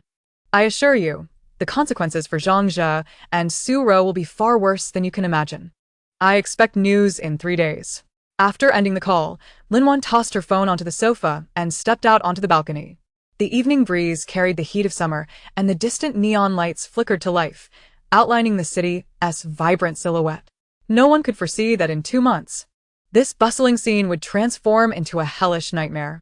She retrieved a folded paper from her pocket and unfolded it. It contained a list of supplies meticulously written across 2 pages: compressed biscuits, canned goods, drinking water, medicine, gasoline, solar chargers, Swiss Army knives, stab-proof vests, each item a necessity for survival in a post-apocalyptic world. Once the funds from the property transaction were received, her first step would be to secure the RV. She had long set her sights on an imported off-road RV, spacious, with a high chassis and immense potential for modifications, albeit at a steep price that would consume nearly half of her funds. Yet it was worth it. In a post-apocalyptic world, a high-performance RV would serve as a mobile fortress, the last barrier against danger. Just as she contemplated this, her phone vibrated unexpectedly. A message from an unfamiliar number read merely, Zhang Zhe contacted Su Rou earlier and mentioned you transferred the money. Keep a close watch. Lin Wan raised an eyebrow. It seemed her informant embedded within Zhang Ji's circle was proving to be more valuable than anticipated. She deleted the message and turned back to the living room. Opening her computer, she typed in off-road RV modifications, and a flurry of information appeared. She clicked through each link, her gaze swiftly scanning the screen until it settled on a page titled Old Ghost Modification Workshop. The design of the page was rather rudimentary, featuring only a few photographs of modified vehicles, yet Lin Wan's eyes sparkled with interest. One particular RV, after modification, was reinforced with thick steel plates. Its windows replaced with honeycomb-patterned bulletproof glass, and even had provisions for weapon mounts on the roof, truly tailor-made for the apocalypse. She noted down the contact information, intending to visit first thing in the morning. As the night deepened, Lin Wan finished her nightly routine and lay in bed, but sleep eluded her. Memories from her past life surged like a tidal wave, the excruciating pain of being torn apart by zombies, the triumphant sneers of Zhang Ji and Su Rou, and the image of that stranger who had stood in front of her at the last moment, only to meet a tragic end because of her. She sat up abruptly, her chest heaving. That man, if she recalled correctly, was named Liu Yan, a retired soldier with exceptional skills. Had he not sacrificed himself for her, he would not have perished. Lin Wan pressed her trembling temples. In this life, she sought not only vengeance and survival but also to find those worth saving. Perhaps she could attempt to seek out Liu Yan? If she could prepare him in advance, even enlist him in her team, would the road through the apocalypse become somewhat more navigable? This thought took root in her mind, growing wildly like a vine. She grabbed her phone and began searching for information on Liu Yan. There were many individuals with that name, and most information regarding retired soldiers was confidential. After flipping through several pages, she found nothing of use. Lin Wan sighed and set her phone down. Perhaps it was best to let things unfold naturally. For now. The most pressing matter was to focus on the tasks at hand. Moonlight filtered through the cracks in the curtains, casting a slender beam on the floor. Lin Wan returned to bed and closed her eyes. 58 days remained. She had to make every moment count. Just as she was about to drift off, her phone vibrated once more. This time, it was a message from the bank, confirming that the proceeds from the sale of her house had been successfully deposited. Gazing at the string of numbers, Lin Wan finally exhaled, a relieved smile gracing her lips. The first step was complete. Next, it was time for Zhang Ji and Su Rou to experience what it meant to have nothing. Unbeknownst to her, at the other end of the city, in an abandoned factory, a man clad in a black t-shirt had just dispatched 3 debt collectors and was leaning against the wall, wiping the blood from his knuckles. His phone screen illuminated, displaying a photo of a woman labeled Yao Yao. The man picked up his phone and dialed a number, his voice low and gravelly. "Hello. It's me. Help me look up a person, Zhang Ji, from Shengshi Group. The more details, the better." After hanging up, the man glanced out the window. Moonlight bathed his chiseled features, his gaze as cold as ice. Some debts must always be repaid. Chapter 12. Procurement of Supplies, Part 1. At 4:30 in the morning, Lin Wan's biological clock roused her from a light slumber. A sliver of gray dawn slipped through the curtain seam, and as she reached for her phone, her heart tightened upon seeing the date. 56 days remained until the apocalypse. Moving as stealthily as a cat, she rose to avoid waking Chen Yao and her daughter, who were sleeping in the adjacent room. 3 days prior, she had invited Chen Yao under the guise of staying with a friend. This newly vacated apartment had temporarily become their staging ground. On the living room sofa lay Zhao Yu, curled up tightly, his brow furrowed as if caught in a restless dream. Lin Wan tiptoed to the balcony, and as she pushed open the window, the damp night breeze, infused with the scent of an unawakened city, rushed in. She retrieved the frayed supply list from her pocket, her fingertip gliding over the essentials category, checking off toilet paper, disinfectant wipes, and feminine products. Her phone vibrated twice in her palm, an anonymous number sending a multimedia message. Upon opening it, she was greeted by several photographs of a warehouse, an abandoned canning factory converted into a storage space, with iron shelves stacked high with boxes, surveillance cameras blinking red in the corners. The message contained only a single line: "The first batch of goods has been stored, see the attached list." She quickly scanned the attached Excel sheet. 500 rolls of virgin pulp toilet paper, 2,000 packs of disinfectant wipes, and 3,000 feminine hygiene products, all meticulously listed. This was from a wholesale supplier her old classmate Li Meng had contacted, a business rooted in hotel supplies, with access to the cheapest bulk goods. Knock, knock. A soft rap at the door disrupted her thoughts. Chen Yao, clad in pajamas, stood at the threshold, dark circles under her eyes. Awake so early? I couldn't sleep. Lin Wan replied, dimming her phone screen. What about you? Is Dodo causing trouble? The little one is still asleep. Chen Yao approached her, gazing at the gradually brightening skyline. Last night I checked. The antiviral serum you mentioned is indeed being sought after on the black market. However, the prices are exorbitant. She paused. I asked a friend in the CDC, and he mentioned that the province is intensifying investigations into unexplained fever cases. Something seems off. Lin Wan's heart sank. In her past life, at this juncture, officials were still concealing the truth, and the general populace remained blissfully unaware of the impending disaster. For Chen Yao to uncover such information was no small feat. Keep it under wraps, she whispered. Today we'll split up. You focus on procuring medications, especially antibiotics and trauma supplies. The more, the better. I'll head to the daily necessities market, and we'll reconvene in the afternoon at our usual spot. Chen Yao nodded, her fingers unconsciously twisting the drawstring of her pajamas. What about Zhao Yu? He is skilled. Let him stay home to study the RV modification plans and monitor the surveillance. Lin Wan glanced at the sofa, where the boy had turned over, mumbling code words in his sleep. Once he calms down, he'll understand we're not deceiving him. At exactly 7 o'clock, Lin Wan set off in the Jetta she had just procured from the used car market.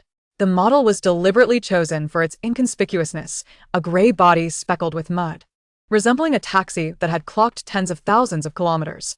She donned a faded work uniform, her hair tied back in a haphazard ponytail. In the mirror, she resembled a small-time transport vendor. Her first destination was the wholesale market for daily necessities in the eastern part of the city.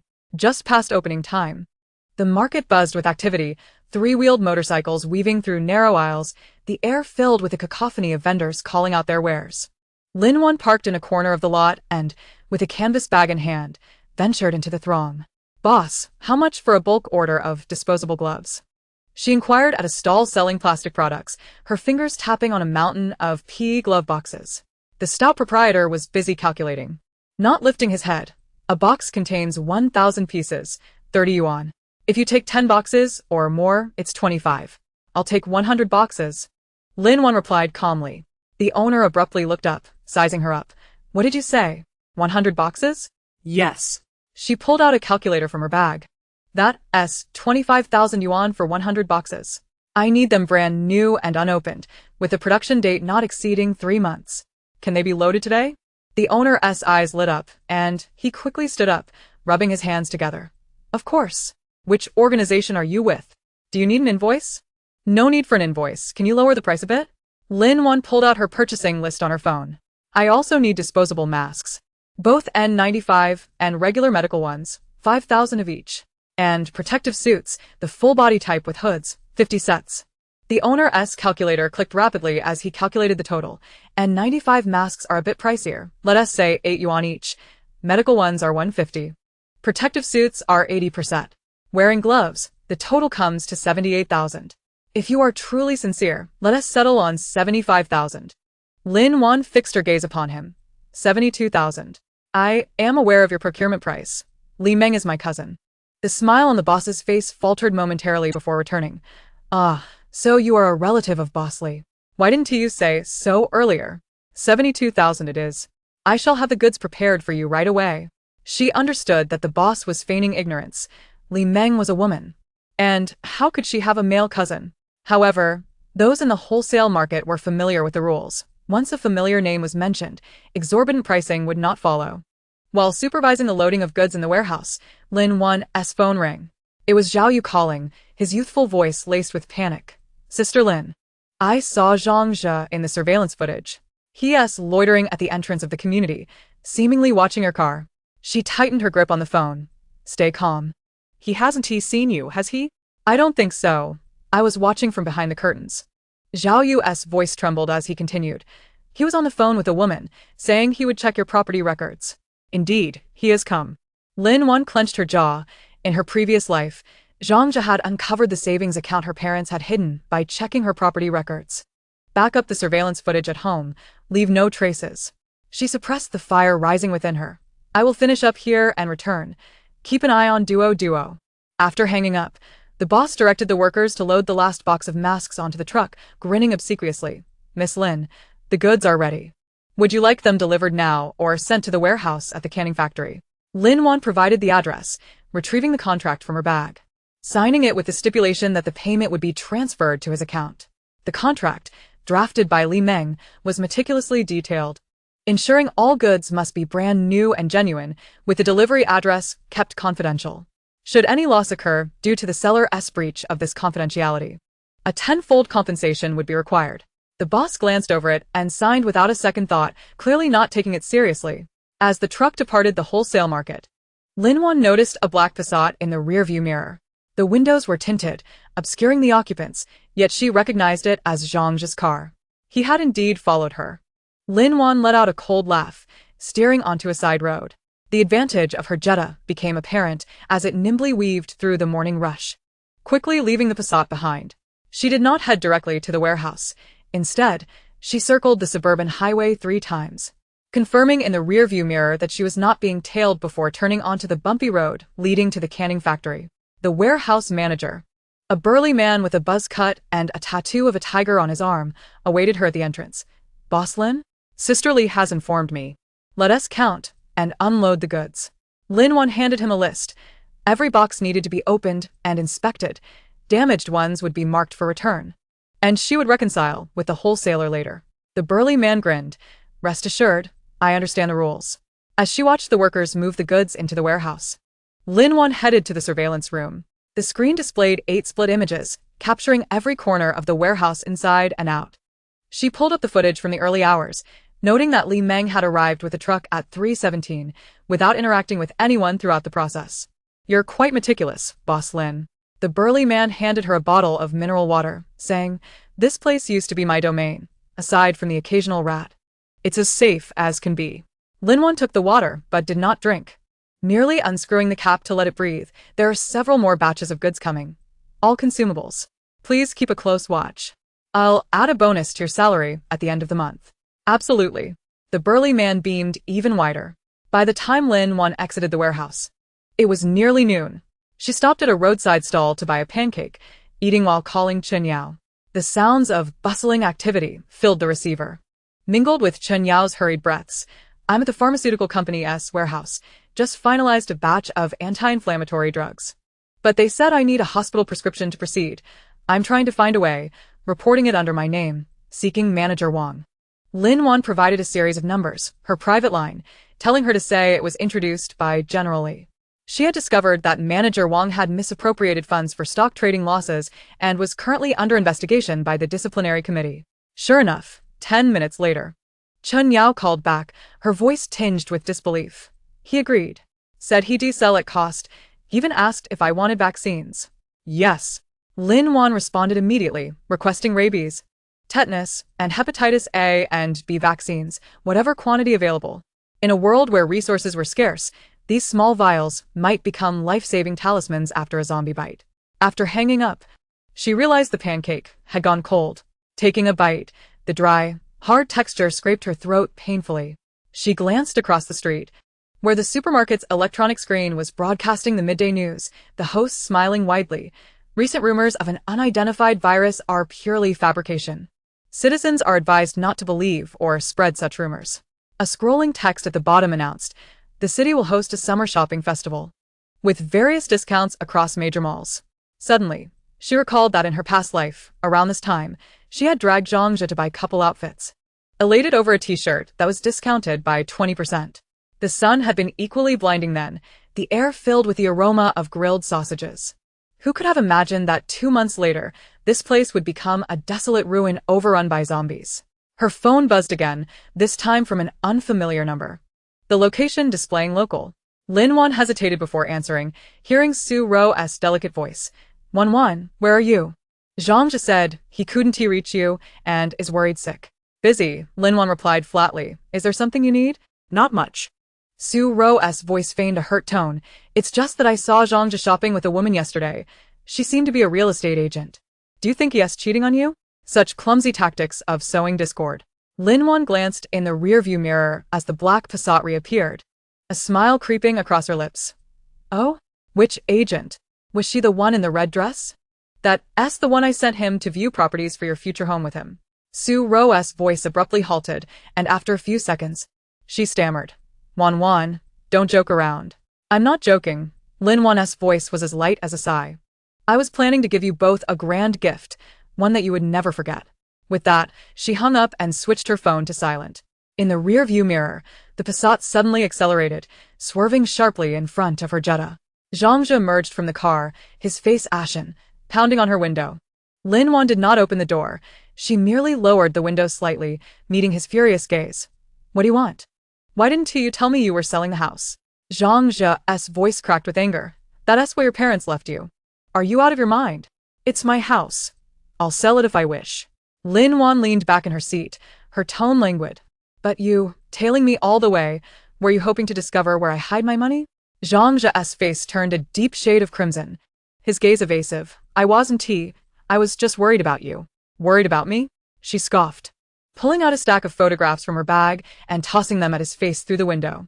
Are you worried I would find out about you and Su Ro fooling around in the hotel? Or are you concerned I'd learn you misappropriated company funds to buy her a handbag? The photos scattered across the ground, the topmost image capturing Zhao Yu embracing Su Ro as they entered a hotel, the clock in the background indicating it was last Wednesday, the day he claimed to be working late. Zhao Yu's pupils dilated, his expression resembling that of a ghost. When did you? If you wish for a secret to remain hidden, do not commit the act in the first place. Lin Wan raised the window, shutting out his astonished gaze.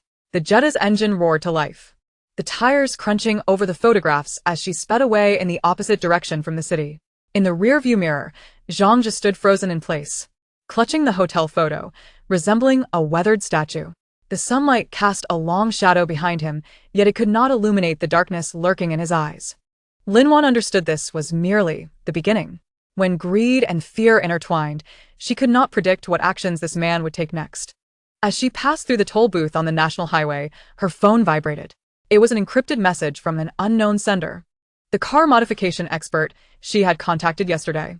The message contained just one line. The bulletproof glass you requested is available on the black market, but the seller insists on meeting you in person for the transaction. Her fingers tightened around the steering wheel. Bulletproof glass is a crucial component for modifying RVs, strictly regulated in the market, with only the black market serving as a channel. However, such transactions are fraught with peril, as the other party may very well be an informant for the police or part of a gang engaged in mutual deceit. In the rear-view mirror, the sky had unexpectedly darkened. Ominous clouds, akin to spilled ink, were gradually consuming the sunlight. Distant thunder rumbled, heralding the impending storm. Lin Wan inhaled deeply and typed a reply on the screen. Address. Some risks must be taken, for time was no longer on her side. Chapter 13, Procurement of Supplies, Part 2. As the rolling shutter door of the warehouse descended halfway, Lin Wan heard hurried footsteps behind her. She spun around abruptly, the beam of her flashlight piercing the gloom, illuminating the weathered face of the wholesaler, Old Wang. Miss Lin, wait. Old Wang gasped, his account book dampened by sweat. This order is quite suspicious. You're requesting 300 boxes of compressed biscuits and antibiotics in maximum dosage. What sort of business are you engaged in? Lin Wan's fingertips brushed the side of her tactical boots, where a compact self-defense spray was concealed. She slowly lowered her flashlight, allowing the shadows of the warehouse to envelop her shoulders. Boss Wang, you still have 3 batches of nearing expiry canned goods left, don't you? I'll take them all at the original price. Old Wang's Adam's apple bobbed nervously. These cans were leftovers he had procured from Lin City last year. Their labels so faded that the production date was nearly illegible, and he had thought they would rot in his possession. He eyed the young woman before him with suspicion. She was clad in a simple windbreaker, yet a watch of unmistakable value adorned her wrist, and her calm demeanor was not characteristic of a typical buyer. If you're sincere about doing business, don't ask so many questions, Lin Wan retorted, pulling a bank card from her canvas bag. Canned goods will be paid in cash, and the water purification equipment I requested must be loaded today.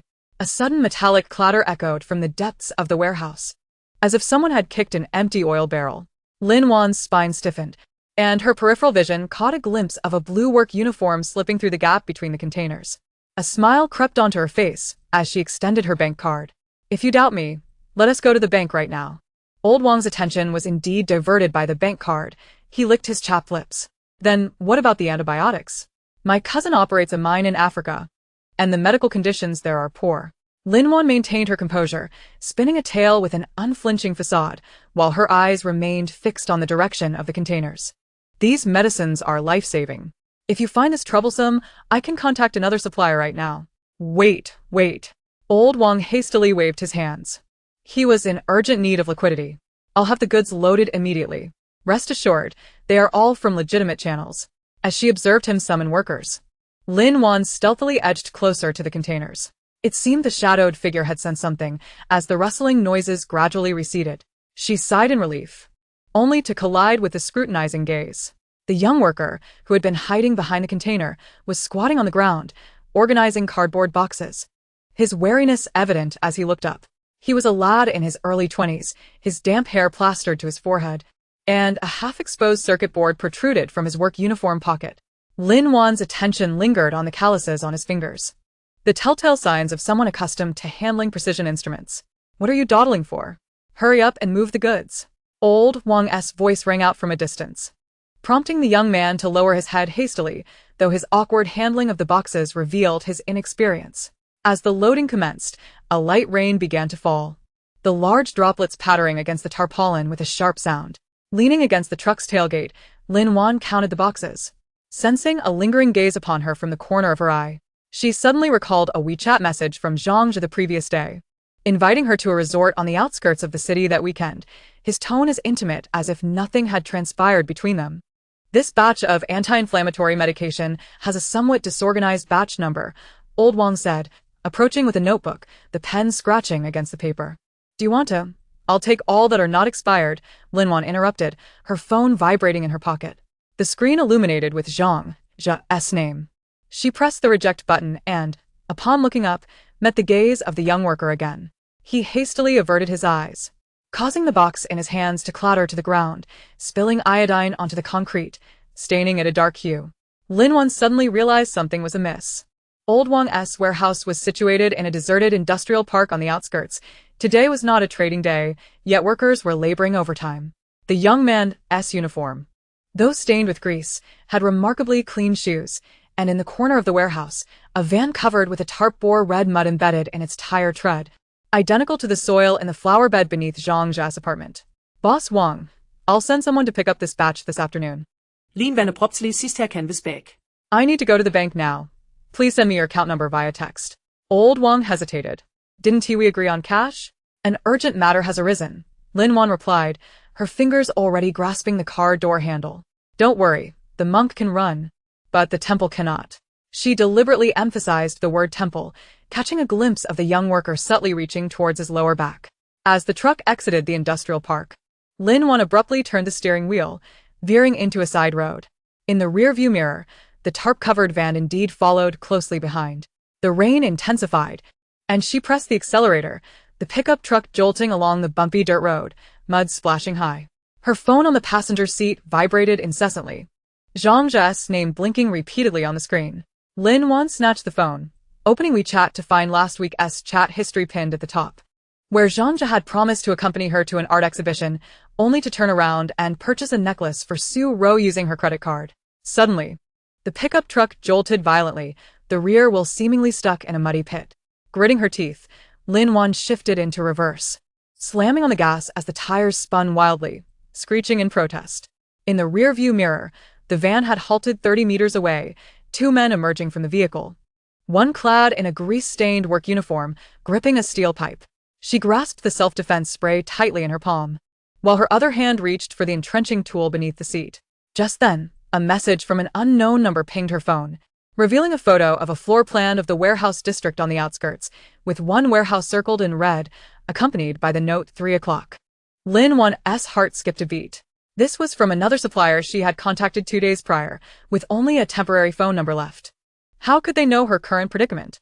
The men in the rearview mirror were drawing closer, their faces becoming clearer through the rain. Lin Wan inhaled deeply, a smile forming on her lips. She swung the car door open, purposefully dropping the entrenching tool to the ground, the metallic head producing a sharp sound against the rain-soaked earth. You must be sent by Zhang Yu, she said, tilting her head with feigned disdain. Is this all he can muster? Sending two nobodies to their doom? The man in the work uniform momentarily froze, tightening his grip on the steel pipe. Another bald man charged at her, cursing, "You filthy woman," seeking death. Lin Wan sidestepped, her self-defense spray accurately missing his face. Seizing the opportunity, while he screamed, she swung the entrenching tool, striking the knee of the man in the work uniform. The sickening crack of bone echoed in her ears. And she was abruptly reminded of the excruciating sound she had heard when Zhang Zhe had pushed her off a high building in her past life. The engine of the van roared to life, tires spinning as it attempted to reverse. Lin Wan shook the rainwater off the entrenching tool, watching the vehicle retreat in panic. A cold smile gracing her lips. She understood this was only the beginning. Zhang Zhe and Su Rou were like a festering wound. Unless she crushed them completely, they would inevitably become the most lethal threat in her apocalyptic future. Her phone vibrated once more from the same unfamiliar number. Warehouse meeting, bring sufficient cash. Lin Wan started the pickup truck, the tires finally freeing themselves from the mud, carving a graceful arc through the rain. Casting a glance at the time, she noted it was 2:15 p.m. In the rear-view mirror, the two men she had knocked down were still struggling in the mud, while the industrial park loomed in the distance, shrouded in a gray mist of rain, resembling a slumbering beast. She was oblivious to the identity of the mysterious supplier who had suddenly appeared, nor did she know what awaited her in the warehouse. However, she was acutely aware that only 46 days remained until the apocalypse, and every precious moment must not be squandered. Those hidden eyes lurking in the shadows, those restless malevolences, would ultimately be crushed beneath her feet before the harsh winter arrived. As the pickup truck returned to the main road, the rain began to subside. Lin Wan rolled down the window, allowing the damp breeze to rush in, carrying with it the scent of earth and fresh grass. She retrieved her phone and sent a text to the unfamiliar number, on time. As the message sent successfully, she passed by a pharmacy. Through the glass door, she spotted Su Rou standing at the cold medicine counter, clutching a pregnancy test, her face as pale as parchment. A slow smile crept across Lin Wan's lips as she pressed the accelerator a little harder. It seemed the real drama was only just beginning. Chapter 14. Warehouse leasing. On the afternoon after the rain ceased, sunlight filtered through the clouds, casting dappled shadows on the asphalt road. Lin Wan parked the pickup truck at the back door of a hardware store and watched as the staff loaded the last box of surveillance equipment onto the vehicle. A notification chimed from her phone, signaling that the bank transfer from Old Wang had finally gone through, accompanied by a sycophantic message. "Miss Lin, feel free to reach out next time you need something. The price is negotiable." She swiftly deleted the message and started the engine, the hardware store gradually shrinking into a mere speck in her rear-view mirror. Earlier, while handling matters at the industrial park, she had deliberately avoided the surveillance cameras. But Zhang Zhe would not let it go easily. Those injured thugs, if indeed sent by him, were likely already groveling before him, smeared in blood. A clean place was necessary, Lin Wan murmured to herself, her fingertips gliding over the car's navigation system. The screen illuminated with numerous warehouse leasing options, densely marked in red across the outskirts of the city. What she required was not an ordinary warehouse. It had to be sufficiently remote to evade the prying eyes of the surveillance system, equipped with independent utilities for convenient modifications, and, most importantly, it must leave no trace leading back to her. As the navigation system announced her arrival, Lin Wan hesitated before pressing the brake. Before her lay an abandoned canning factory nestled in a canyon between two mountains, its rusty iron gate adorned with a sign warning of dangerous building renovations and prohibiting entry. Ivy crawled up the gatepost, nearly engulfing the faded sign of the Hongxing canning factory. This was the optimal choice among the 7 potential locations she had shortlisted. 3 years prior, a mountain flood had washed away the only bridge leading into the factory, rendering this place a forgotten corner. Lin Wan opened the car door, the crunch of gravel beneath her boots echoing sharply. The wind whistled through the corroded steel structures of the factory, emitting a sound reminiscent of weeping. "Is anyone there?" she called out, her voice reverberating in the empty factory yard. The warehouse area was situated at the deepest part of the factory, composed of 5 rows of red brick buildings. As she approached, she noticed that 3 of the windows still had intact glass, and the corners had even been freshly plastered, indicating recent visitors. Lin Wan slowed her pace, her right hand discreetly resting on the self-defense spray at her waist, while her left rummaged through her backpack for a powerful flashlight. The door of the 3rd warehouse stood ajar, a faint light spilling through the crack. Holding her breath, Lin Wan pressed herself against the wall, hearing the sound of metal scraping, as if someone were attempting to pick a lock. She abruptly flung the door open, directing the beam of her flashlight towards a man crouched on the floor. He wore a deep blue work uniform, his back to the door, wielding a steel rod, with several screwdrivers scattered about him. Upon hearing the commotion, he quickly turned around, and the moment Lin Wan recognized his face, her pupils dilated in shock. He was the young worker from Old Wang's warehouse earlier that morning. "What are you doing here?" Lin Wan's voice was as frigid as ice, the beam of her flashlight pinning him down. The steel rod clattered to the ground, his complexion paler than before, his lips trembling, unable to utter a word. A Bluetooth earpiece flashed red in his ear. Lin Wan glanced at the toolbox on the ground, its zipper left half open, revealing a work ID emblazoned with the name of a security company. Zhao Yu was quick to act. Lin Wan scoffed internally, yet she remained immobile. "Are you working for Dingsheng Security? How much did Zhao Yu pay you?" The man's eyes widened in panic as he shot his gaze upward. I don't know what you're talking about. I'm here to fix the plumbing." As he attempted to retrieve the steel rod, Lin Wan seized his wrist with a grip so strong it felt as if her nails were digging into his flesh. "The owner of this warehouse is named Zhao. He emigrated 10 years ago." Lin Wan leaned closer to his ear, her voice a mere whisper. "Tell me, which plumbing company would send someone from Dingsheng to repair a warehouse abandoned for a decade?" The man's face drained of color, cold sweat trickling down his temples. Lin Wan released her grip, watching as he staggered back and collided with a shelf, suddenly noticing the lower shelf piled with dozens of identical cardboard boxes, each marked with the words medical alcohol, the batch number identical to that of the cans she had seen earlier at Old Wang's warehouse. "Was it Boss Wang who sent you?" Lin Wan raised an eyebrow, bending down to shake one of the boxes. "He collecting my payment while selling me out?" No. The man suddenly raised his voice, then quickly covered his mouth. Zhao Yu approached Boss Wang, saying that if he could keep an eye on you, he would buy all the expired cans in the warehouse. He swallowed hard, his gaze darting away from Lin Wan. Boss Wang is in debt to loan sharks. He had no choice. Lin Wan fixated on the production date printed on the box, a smile creeping onto her face.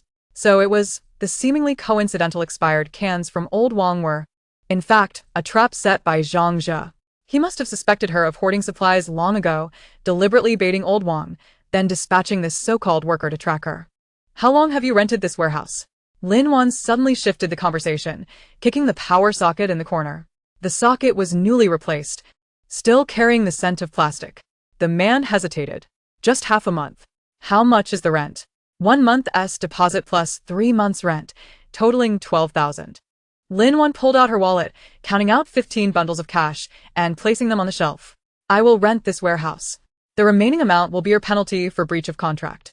She watched the shock in the man's eyes and added, "Do not tell Zhao Yu that you have seen me, and do not return to Dingsheng." The man stared at the pile of cash, his throat bobbing nervously. "Aren't you afraid I might? If you intend to take the money and betray me, you can leave right now." Lin Wan turned and walked toward the depths of the warehouse, the flashlight beam sweeping over the ventilation ducts. "But I must remind you, people like Zhao Yu never leave behind used pawns." She paused, glancing back at him, "Or perhaps, you could tell me what dirty deeds Dingsheng has committed for Zhao Yu. Beyond this sum of money, I will double it." The man clenched his fists tightly, his knuckles turning white. Lin Wan ignored him and began examining the warehouse structure meticulously. The roof was steel, showing no signs of leaks. The floor was covered with non-slip tiles, and while the corners bore mildew, overall it remained relatively dry. At the far end, there was a locked small compartment, and upon pushing the door open, she discovered it was a fully functional restroom, with water still flowing from the faucet. "This used to be the sterile workshop of the canning factory." The man spoke from behind her, his voice somewhat hoarse.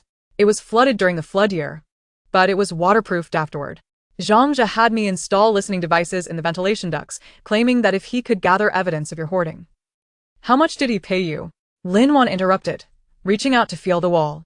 The wall was solid brick, thick enough, with an additional layer of steel plating. It could withstand general impacts. 5,000. "You sold yourself for such a paltry sum?" Lin Wan scoffed, pulling out paper and a pen from her bag. "Write down everything you know, including the accounts Dingsheng has handled for Zhao Yu and the financial transactions between him and Su Rou. The more detailed, the better." She paused and added, "Once you finish this, I will give you an additional 10,000, enough for you to leave the city." The man stared at the paper and pen, his fingers curling tightly for a long moment before he finally gritted his teeth and picked up the pen. Lin Wan observed him writing, then walked to the entrance of the warehouse and locked the door behind her. Her phone vibrated in her pocket. It was a message from the unfamiliar number. "Have you arrived?" She sent back her location, and just as she tucked her phone away, she heard a gasp behind her. The man's pen had dropped onto the paper, spreading a large blot of ink. You want to rent this place?" He pointed to the ventilation pipe in the corner, remarking that the location was too isolated, with only a single route for entry and exit. Should it become obstructed, they would be left with no choice but to await their demise, wouldn't they? Lin Wan took the paper filled with his scrawl and quickly scanned its contents. It detailed Zhang Zhe's forgery of contracts and embezzlement of funds, even including a record from last year of Su Ro undergoing an abortion at the hospital, coinciding precisely with the dates Zhang Zhe claimed to be on a business trip. "You have indeed reminded me," she thought. Lin Wan retrieved a measuring tape from her bag and began to assess the warehouse's dimensions, noting the need for an additional exit. The man observed her sketching a renovation plan and suddenly inquired, "What exactly are you hoarding?" "Zhang Zhe claims you have lost your mind, buying food and medication everywhere." Lin Wan lifted her gaze to him and suddenly found him potentially useful. Despite his timidity, he exhibited keen observational skills and was evidently well acquainted with the operations of Dingsheng. She pointed to the sketch, indicating, "Here we need to install a concealed vent leading to the hollow in the back. These bricks in the corner must be removed to create a hidden compartment for vital supplies, and the lock at the entrance needs to be replaced with a fingerprint mechanism." "I can change the lock," the man stated abruptly. "I used to work at a lock factory. Dingsheng recruited me for my ability to pick locks." Lin Wan raised an eyebrow and handed him the pen, saying, "Then take a look and determine how to best modify the warehouse's security system." The man hesitated briefly before accepting the pen and began to draw on the paper. His strokes were steady, and he quickly identified optimal locations for surveillance cameras on the sketch, marking the corners of the warehouse with small red triangles. "Here we can install vibration sensors that will trigger an alarm if anyone approaches within a 300-meter radius. We can hide a few miniature cameras inside the ventilation pipe." The more he elaborated, the more engrossed he became, his eyes gradually sparkling. Completely unlike the meek follower he had been moments before, Lin Wan leaned against the shelf, watching him, and was reminded of a technician from her past life who always hid in corners repairing equipment. That man ultimately lost his life, his throat torn by a zombie, while protecting a generator. "What is your name?" "Li Wei," he replied without looking up, the pen scratching against the paper as he continued. "May I ask you a question? Do you know what is about to happen?" Lin Wan remained silent, but her phone unexpectedly rang. It was an unfamiliar landline number, the caller ID indicating it was from a nearby town. She approached the window and pressed the answer button, hearing a crackling noise followed by a hoarse male voice. "There is a bomb shelter in the hollow behind the warehouse. The key is hidden in the stones beneath the old locust tree." Lin Wan abruptly glanced outside. Indeed, there stood an old locust tree behind the warehouse, its branches twisting skyward. She was about to inquire further when the caller abruptly hung up. "What's wrong?" Li Wei looked up at her, still clutching a broken pencil. Lin Wan fixed her gaze on the locust tree, suddenly realizing that this canning factory might be more than just a warehouse. Who was the owner of that mysterious phone number? How did he know about the shelter's existence? Additionally, she recalled the flood 3 years prior, during which news had reported missing persons in the vicinity. "It's nothing," Lin Wan said, redirecting her attention to Li Wei's sketch. "We'll proceed with your recommendations. Compile a list of tools we will need." She glanced at the time, 4:30 in the afternoon. "That's all for today. Come back tomorrow morning at 8, fully equipped." Li Wei nodded, watching as Lin Wan gathered the cash and his notes into her bag. He suddenly asked, "Do you really trust me?" Lin Wan reached the door, hand resting on the handle, and turned back to him. "Trust is not the issue at hand." She paused, her voice calm, yet imbued with undeniable authority. "We both have no way out." As she pushed the door open, the setting sun streamed through the canyon, casting a golden-red hue upon the rusted iron door. As Lin Wan started the car, a figure flashed in the rearview mirror. Li Wei stood at the warehouse entrance, clutching the cash, gazing intently toward the old locust tree. As the pickup truck exited the canyon, Lin Wan rolled down the window, the wind carrying the scent of earth. Her phone buzzed with another message from that enigmatic number. "Zhang Zhe is investigating your financial flows. Be cautious regarding the bank." She slammed on the brakes, the tires screeching against the pavement. The bank. Had Zhang Zhe begun to suspect that she was liquidating assets? Lin Wan pulled out her phone and scrolled to the name of Attorney Chen, her finger hovering over the dial button, hesitating to press it. The sun dipped completely below the horizon, dusk spreading like ink throughout the valley. Lin Wan gazed at the canning factory fading in the rearview mirror, suddenly feeling as though she had stumbled into an immense web. Gangje, Suro, Oldving, Livei. And the mysterious owner of that phone number. Each individual represented a node within the net, while she herself was both a disruptor of the web and, seemingly, stepping closer to an unknown trap. As the pickup truck rejoined the main road, Lin Wan turned on the vehicle's radio. Amid the crackling static, the host cheerily announced the weather forecast. For the upcoming week, our city will experience predominantly sunny weather with pleasant temperatures, perfect for outings. Lin Wan switched off the radio, her gaze fixed on the road ahead, which extended into the encroaching darkness. She was reminded of the day the apocalypse erupted in her past life. It had been just such splendid weather. The sun shone brilliantly, a gentle breeze wafted through the air, and people picnicked in parks and shopped in malls, blissfully unaware of the catastrophe that would soon engulf the world. She pressed down on the accelerator, the pickup truck slicing through the deepening night like a bolt of black lightning. In the rearview mirror, a light flickered to life in the direction of the canning factory, faint as a dying star. Lin Wan knew that starting tomorrow, that place would become the cornerstone of her fortress in the apocalypse, or perhaps the grave of her enemies. Her phone illuminated on the passenger seat. It was a WeChat message from Zhang Zhe. Wan, let us have dinner together tonight. I booked a table at your favorite Western restaurant. Lin Wan looked at the disingenuous, smiley face on the screen, a cold curve forming at the corners of her mouth. She replied, sure, I happen to have something for you. As the confirmation alert popped up, the pickup truck passed by a hardware store. Lin Wan deftly turned the steering wheel and slowly came to a stop beneath the streetlight. In the display window, a glinting fire axe hung silently on the wall. Chapter 15. Zhang Zhe's suspicions. The metal door of the RV modification factory was lifted slightly by the wind, emitting a harsh creaking sound. Lin Wan stared at the surveillance screen displaying a mountain of compressed biscuits piled in the corner of the warehouse, her fingertips unconsciously rubbing the edge of her phone. The screen revealed a freshly credited sum of 500,000, a final payment for the old house in the southern part of the city, 3,000 less than anticipated. However, this slight discrepancy was not the time for concern. She needed to recheck the production dates of this batch of canned goods. Speaking into her Bluetooth headset, she scanned the thermometer in the cold storage, ensuring all meats remained below 18 degrees Celsius. The compressor of the cold storage hummed, reminiscent of the noise she had endured for 3 years while trapped in an underground bunker in her past life, sending chills down her spine. Suddenly, the sound of a car engine echoed from outside the warehouse. Lin Wan swiftly shut off the intercom, grabbed the work jacket draped over the shelf, and hurried to the observation window. A silver BMW X5 crunched over the gravel at the entrance, and Zhang Zhe's meticulously groomed face appeared at the wheel, the empty seat beside him causing her eyes to ache. In her past life, Zhang Zhe should have been vacationing in the Maldives with Su Ro at this hour. Lin Wan dug her nails deep into her palm, the metallic taste of rust rising in her throat, reminiscent of the sensation of glass slicing her throat when pushed from a great height. Lin Wan, what are you doing here? Zhang Zhe's voice came through the security door, laced with just the right amount of surprise. Today, he wore a beige trench coat, sleeves rolled up to his forearms, revealing the Patek Philippe watch Lin Wan had gifted him last year. As Lin Wan opened the door, she wore a mask of just the right amount of fatigue.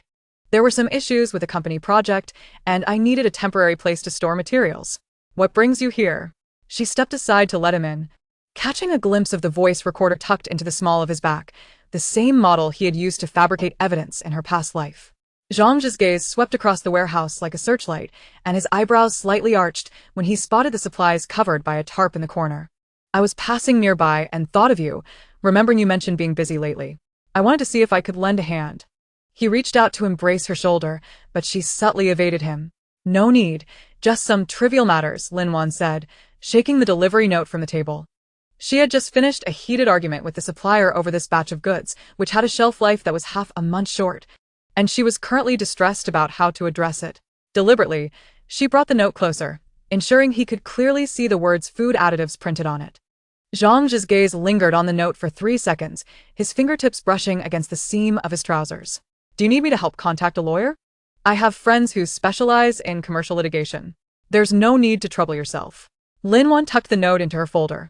It's a minor issue. We can return it and reorder. By the way, didn't you say you were going to Shanghai for a meeting? It was cancelled at the last minute. Zhang Yu replied, stepping towards the cold storage door, feigning curiosity as he tapped on the metal surface. This warehouse is quite professional, even has a cold storage area. I chose it for the low rent and didn't expect the facilities to be so comprehensive. Lin Wan pulled out her phone to check the time. And a message from Zhao Yu popped up on the screen. Su Ro is checking the properties under your name. She quickly replied, understood. Proceed as planned. Then looked up and smiled at Zhang Yu. I'm almost done here. Would you like to join me for dinner? Zhang Yu's eyes brightened momentarily before dimming again. No. I just received a call from Su Ro. Her brother is in the hospital and urgently needs a signature.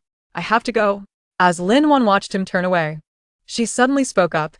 Zhang Yu, next week marks our 3rd anniversary, doesn't it? His footsteps faltered for half a second, his voice vague. Yes. I'll make sure to spend time with you then. The moment the warehouse door closed, Lin Wan's smile vanished. She approached the cold storage, lifting the canvas in the corner to reveal 20 boxes of military canned goods, the labels of which she had replaced with ordinary luncheon meat. Zhang Yu's gaze had lingered on the canvas for 7 seconds, long enough to raise suspicion. Her phone vibrated in her palm. A location from Liu Yan arrived with a note. There's a black Passat near the modification factory. It's been following you for 3 days.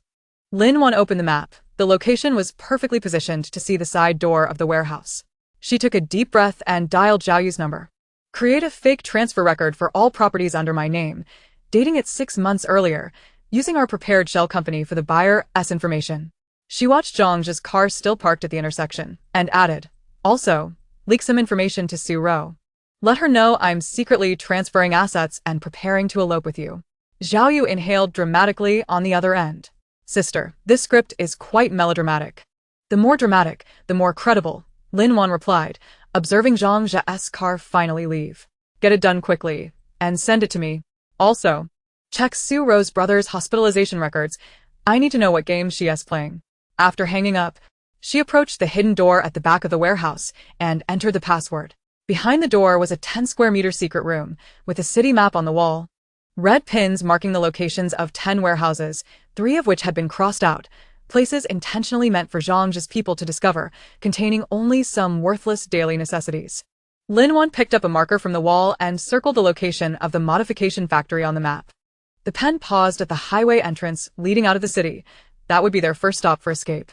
In her past life, she had foolishly entrusted the trust fund left by her parents to Zhang Yu, believing it to be the most solid assurance of love. Her phone buzzed again. This time a multimedia message from an unfamiliar number. The photo depicted Su Ro in a hospital gown sitting by a hospital bed, a pale boy lying beside her. The caption read, Lin Wan, I know you're investigating me. Leave my brother alone. Let our matters end here. Lin Wan scoffed coldly, replying, have Zhang Yu come to my company tomorrow at noon with evidence of his embezzlement. Otherwise, he can expect to collect a body. She knew Su Ro would not relent, just as she knew Zhang Yu would certainly infiltrate the warehouse tonight.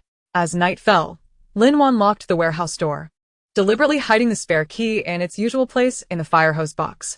In the rear-view mirror, the black Passat indeed followed her. She yawned and intentionally took a wrong turn at the intersection, heading towards the downtown mall. Zhang Yu wanted evidence. Then she would provide him with some.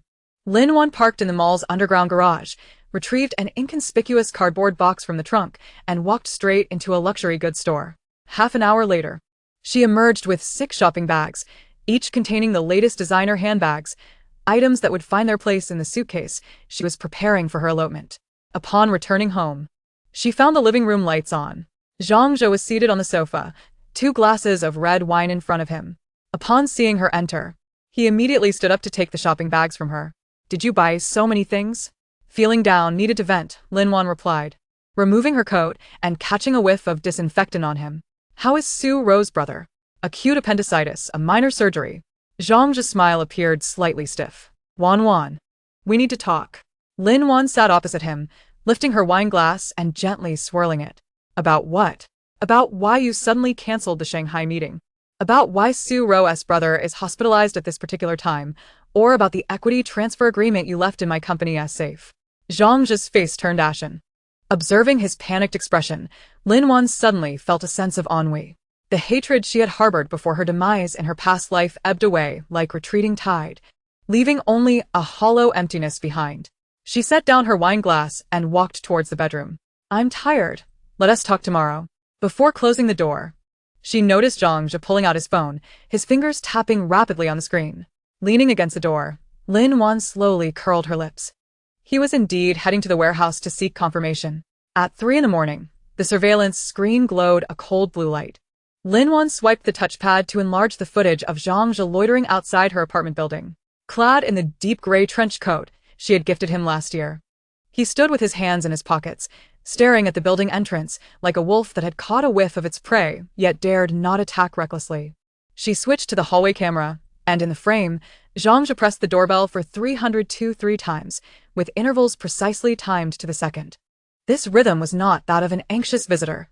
Rather, it resembled a probing inquiry into whether she was home, whether the doorbell had been tampered with, and what hidden currents lay beneath the surface of their seemingly placid cohabitation. The soft click of her thermos touching the desk resonated distinctly in the stillness of the study. Lin Wan took a sip of goji berry water, her gaze drifting to the date in the lower right corner of the screen. 56 days remained until the apocalypse. This number hung over her like a countdown, keeping every nerve in a taut state of alertness. Zhao Yu's odd behavior had begun the previous week. That day, upon returning from the suburban warehouse, she discovered signs of tampering in the drawer of her bedside table, where she kept the property transfer documents. Calmly, she adjusted the lock's angle with a hairpin and affixed a tiny piece of carbon paper inside the drawer that night. Now, on the A4 paper spread across her desk, a blurred thumbprint was visible. Lin Wan picked up the corner of the paper with tweezers and held it to the light. The fingerprint's edges bore the calluses formed from long periods of writing, perfectly matching the signature samples of Zhao Yu stored on her phone. Thinking of investigating me? She chuckled softly, opening the encrypted folder, where 27 subfolders were neatly arranged. The most recently created one was titled Counterhunt, and it contained 3 audio recordings. The first was recorded the afternoon before yesterday. She had intentionally left her tablet in the living room, the microphone facing the balcony. Zhao Yu's voice was low, but the noise-canceling headphones captured crucial information. She had recently rented 3 warehouses in the suburbs and had visited the used car market yesterday. You need to expedite the mortgage paperwork for that Riverside property under her name. Just say the bank requires an urgent appraisal. Lin Wan scrolled through the electronic map, noting the 3 warehouses located in the northwest, southeast, and directly south of the city, forming a triangular distribution. This was the labyrinth she had meticulously designed. The actual storage facility for supplies lay at the geometric center of the triangle, registered under the name of a recently deceased distant relative, unbeknownst even to the agent. As for the used car market, that was merely a smokescreen. She had indeed visited, but only lingered at the entrance for 10 minutes before leaving, deliberately allowing a familiar salesperson to inadvertently leak the information to Zhao Yu's informants. Suddenly, a knock echoed through the door, prompting Lin Wan to swiftly close her laptop and tuck the recording device into the pages of a book on marriage law. Lan, are you at sleep? Zhao Yu's voice came through the door, imbued with his customary gentleness. I just woke up and saw the light in your study still on. Are you feeling unwell? Lin Wan adjusted her sleep dress collar in front of the mirror, intentionally appearing slightly disheveled. Perhaps it's the coffee I had earlier. I can't seem to sleep. What's up? The door creaked open slightly, and Zhao Yu peered in, his gaze quickly scanning the desk. Upon spotting the open accounting workbook, a fleeting hint of disappointment flickered in his eyes. Nothing much, he laughed as he stepped inside, carrying a cup of warm milk. I noticed you've been staying up late, so I made you some milk to help you sleep. As Lin Wan took the cup, her fingertips brushed against his hand. The cold sensation caused Zhao Yu to subtly flinch, and she inwardly scoffed. He had once told her that her hands felt like a warm furnace. Yet now he could scarcely pretend to be close. Thank you, she murmured, taking a sip of the milk, her peripheral vision catching Zhao Yu's gaze fixed on the 3rd shelf of the bookshelf. There, she had moved her property deed 3 days prior to a lawyer's safe, replacing it with a few worn old books, the spines of which bore pencil-written numbers, deliberately incorrect answers to the warehouse codes she had fabricated. By the way, he leaned casually against the bookshelf. Su Ro mentioned yesterday that her cousin does RV modifications. Did you want to meet him? You said you wanted a larger vehicle. Lin Wan tightened her grip on the cup slightly. Su Ro? That so-called best friend who had snatched the last bottle of antibiotics from her during a zombie attack in a past life. It seemed these two truly intended to join forces. "No, I think not," she replied, setting down the milk cup and rubbing her temples. "I'm a bit tight on funds lately. I just listed the Riverside property for sale. I'll wait until it sells." "What about you?" she continued. "Last week you mentioned your company needed financing for a new project. Do you want me to withdraw some savings for you?" Zhang's eyes lit up momentarily before he masked it with a smile. No, I can manage on my own." He glanced at his watch. "You should get some sleep. You have work tomorrow." Once his footsteps faded down the hall, Lin Wan promptly opened the voice memo on her phone. On the bookshelf support beam, where Zhang had leaned, she had previously affixed a sound-activated recording sticker, which now captured his lowered voice. "So she is indeed selling the Riverside property. I noticed her study is filled with accounting books. Perhaps she is checking the false accounts we previously created. Tell accountantly to tidy up the books." A flash of lightning illuminated the chill at the corner of Lin Wan's mouth. False accounts? She was indeed investigating, but not for immediate revelation. Those pieces of evidence would be saved until 3 days before the apocalypse, when Zhang believed he could abscond with all her assets, at which point she would detonate them like a bomb. She opened the encrypted photo album. The latest image was taken that afternoon. Su Ro had just exited a private clinic, holding a medication box clearly labeled as a prescription for early-stage syphilis. Lin Wan zoomed in on the red rash on Su Ro's neck, recalling that in her past life, Zhang had suffered from a similar skin ailment. Back then, she had been blinded by love and never suspected a thing. The show was only just beginning. Lin Wan set the photo as the cover of her encrypted album and turned towards the floor-to-ceiling window. Rain had begun to fall, the sound of raindrops against the glass echoing like the ticking of a countdown. In the distance, a strange red light suddenly flickered to life near the used car market, only to extinguish swiftly. Her pupils constricted as she grabbed the binoculars and adjusted the focus. In the market's parking lot, several figures clad in black raincoats were busily surrounding a white van. One silhouette bore a striking resemblance to a man named Wang she had seen in Zhang Zha's contact list, a notorious figure known for loan sharking. The van's door was ajar, revealing black plastic bags piled inside. Lin Wan increased the magnification of her binoculars, discovering that the bags bore the emblem of a chemical factory she had seen multiple times in the surveillance footage of the suburban warehouse area. Just then, her phone vibrated unexpectedly. It was a message from an unfamiliar number containing only a single photo: her rented warehouse in the northwest suburbs, with a familiar black sedan parked outside. That was Zhang's car. Beneath the photo was a line of text: "Miss Lin, someone has asked us to keep an eye on your warehouse." Lin Wan's finger tightened around the screen, her knuckles whitening. She opened her contacts, locating the number labeled Lawyer Zhao, and composed a message: "Tomorrow at 9 in the morning, regarding the evidence of Zhang's forged signature. I need to supplement a few documents." When the message sent successfully, the rain outside suddenly intensified. She lifted the binoculars again. The red light at the used car market flickered back on, this time lasting a full 30 seconds. Through the rain, she clearly observed that the rear window of the white van displayed a photo of the same lock used on her warehouse door. The clock in her study struck 4, and Lin Wan uploaded all recording files to a secure cloud backup before deleting the local data. She approached her wardrobe and opened a hidden compartment, revealing a modified stun gun, a self-defense weapon she had purchased from an old classmate the previous week. As she switched off the desk lamp, her phone chimed with another message. This time, it was from Lu Yen, containing a simple phrase: "I found a lead on the items you requested." Lin Wan stared at the name on the screen, recalling the man she had encountered 3 days ago at the shooting range. He had been clad in camouflage training gear, his movements in disassembling a handgun as fluid as a textbook demonstration.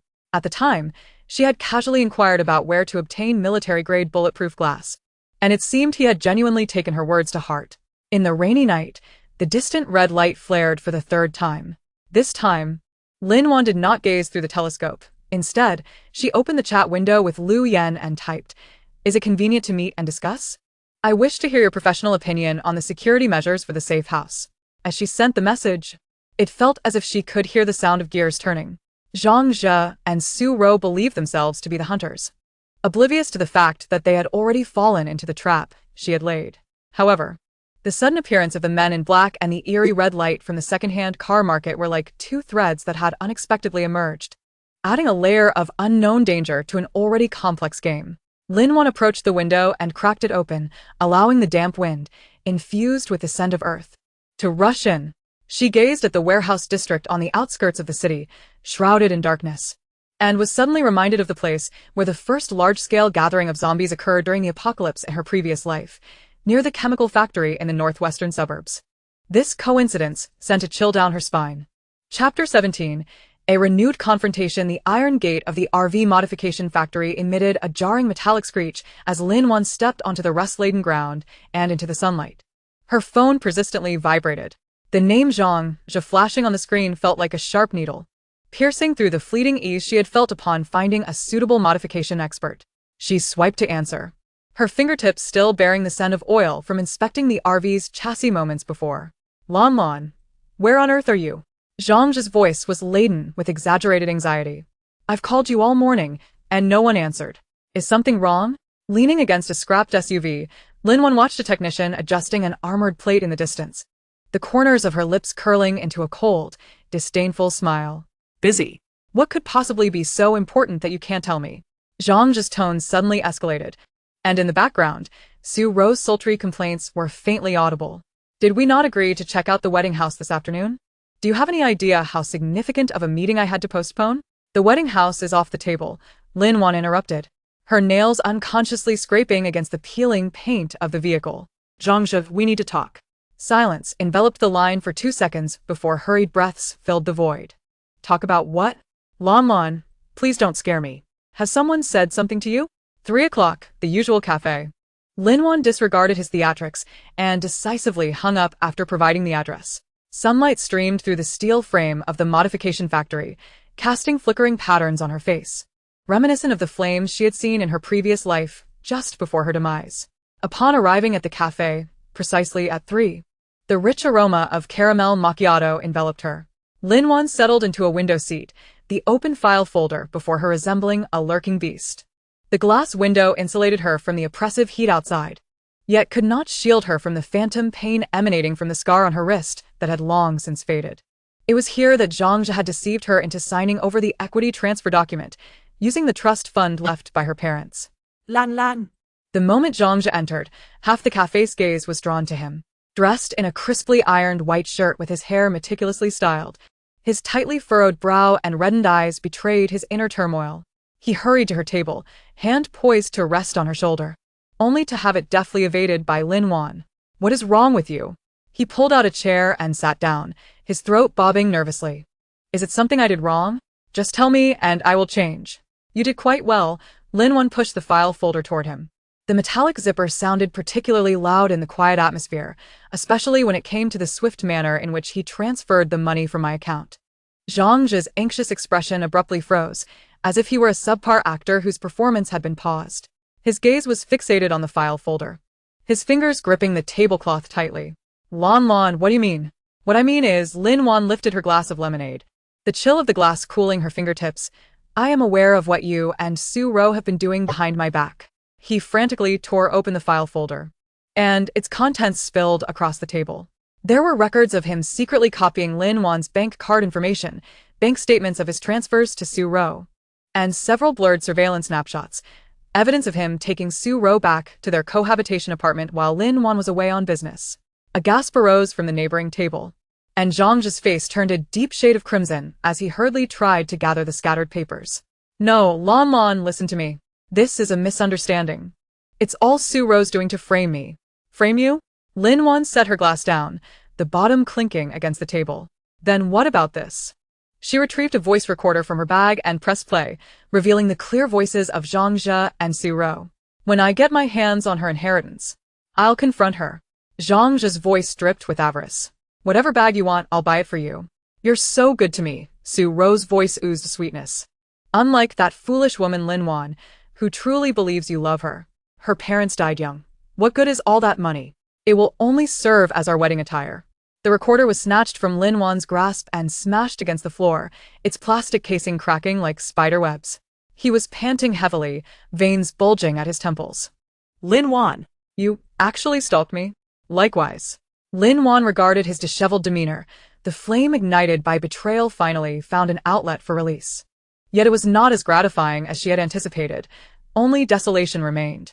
You should have anticipated this outcome when you sent someone to investigate my warehouse. Zhang Zhe appeared utterly drained, slumping in his chair. The surrounding gazes pierced through him like needles, and the hushed whispers surged like a tide, nearly drowning him.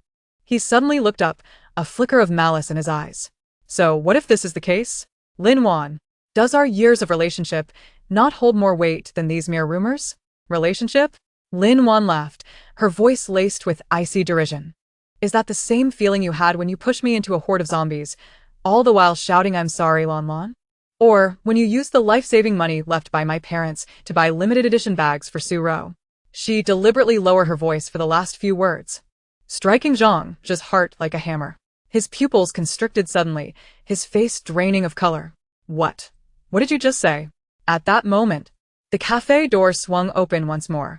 Su Ro, clad in a glaring red dress and teetering on high heels, strode in quickly. Upon seeing the mess of documents, she shrieked, Lin Wan, what madness are you up to now? She reached out to shove Lin Wan, but Lin Wan sidestepped, causing Su Ro to stumble against the table's edge. Zhang Zhe hurried to catch her, and at the moment their eyes met, the shared awkward understanding pierced Lin Wan's vision. Madness? Lin Wan bent down to retrieve the fallen voice recorder, holding it up before Su Ro. Why not listen to what you said to Zhang Zhe yesterday, outside my apartment, about throwing away my parents' belongings? Su Ro's face turned ashen. She had indeed said those words. Believing no one was around. Lin Wan, I warn you, do not speak baseless accusations. She feigned composure, puffing out her chest in an attempt to intimidate her. Zhe Ge loves me. If it weren't for your money, he would have broken up with you long ago. What do you think you are? What am I? Lin Wan chuckled, her gaze sweeping over their intertwined hands. At least I will not be the mouse in someone else's relationship, sneaking around in secrecy. She bent down to gather the scattered documents with unhurried grace. Zhang Zhe, I have already sent the evidence of you misappropriating funds from my account to your lawyer. And those instances where you exploited your position to transfer company assets? I believe your company's disciplinary committee would find that quite intriguing. Zhang Zhe shot his head up, his eyes bloodshot. You cannot do this. Lin Wan, our years of relationship ended the moment you locked me in that horde of zombies. Lin Wan tossed the file folder against his chest with a dull thud. Oh, by the way, I forgot to mention. The project contract you signed a few days ago was arranged by me through an intermediary. Now that the funding chain has collapsed, the penalty fees will likely keep you in debt for a lifetime. Zhang just stood frozen, as if he were encountering a stranger before him for the first time. Before her, Lin Wan's gaze was as frosty as if it had been tempered by ice, devoid of any trace of her former docility. Those things he believed he held firmly in his grasp had long been orchestrated within her calculations. Su Ro continued to scream about something, but Lin Wan had already turned away, heading towards the door. Sunlight streamed through the glass windows, casting a long shadow on the ground. Just as she was about to step out of the cafe, a hoarse voice called from behind, Lin Wan, did you know it would come to this? Lin Wan paused, not turning back, merely gazing at the blinding sunlight outside the glass door, softly responding, know what? That you would be forsaken by all, or that the end is nigh. The last few words fell like a sigh, yet they sent a shiver through both Zhang Zhe and Su Ro. She pushed the door open, the sound of her high heels clicking crisply against the pavement. The large screen at the street corner was broadcasting the weather forecast. Warning of an unusual heavy rain expected tomorrow. Lin Wan looked up at the sky, where a few leisurely clouds drifted across the azure expanse, unaware that in 2 months, this place would be stained with blood. Her phone vibrated in her pocket. It was a message from Liu Yan.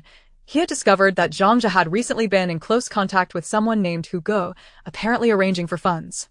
Lin Wan tightened her grip on her phone, her fingertips brushing over the name on the screen. She turned to look back at the cafe's glass window, where Zhang Zhe was angrily shouting at his phone, and Su Ro was sobbing beside him. The sunlight reflected off the glass, distorting their figures into a comical semblance. A gust of wind swept through, carrying the heat, and Lin Wan suddenly noticed a stray dog at the corner by the trash can, barking frantically at the air. Emitting a strange whimper, its eyes were bloodshot, and drool hung from its mouth, creating a particularly eerie sight. Just then, the dog lunged at a passing child, its sharp teeth snapping towards the child's calf. The piercing scream shattered the afternoon's tranquility. Lin Wan's heart constricted violently, a familiar chill creeping up her spine. She observed the dog, wildly tearing at its prey, and glanced back at the two still quarreling inside the cafe, the temperature in her fingertips plummeting to freezing. Perhaps some things arrived sooner than she had anticipated. Chapter 18. Enlisting allies outside, the rain fell at an angle against the glass, blurring the view with streaks of water. Lin Wan sat in a secluded corner of the cafe, her fingertips unconsciously tracing the warm circumference of her cup. Yet her gaze was fixed on the figure entering through the door. The man wore a faded checkered shirt, an old briefcase tucked under his arm. His hair dampened by the rain clinging to his forehead, presenting a rather disheveled appearance. He instinctively hunched his shoulders, his vigilant eyes scanning the cafe until they landed on Lin Wan's untouched glass of lemonade, prompting him to approach hesitantly. "Miss Lin?" Zhang Cheng's voice quivered slightly as he pulled out a chair, inadvertently dropping his briefcase, revealing a partially exposed design blueprint within. Lin Wan bent down to help him retrieve it, her fingers grazing the worn leather surface, and when she lifted her gaze, it met the man's flustered eyes. "There's no need to be anxious, Mr. Zhang. I'm here to discuss a lucrative transaction." She slid a document across the table. The word Zhang's project violations on the cover causing Zhang Cheng's pupils to constrict sharply.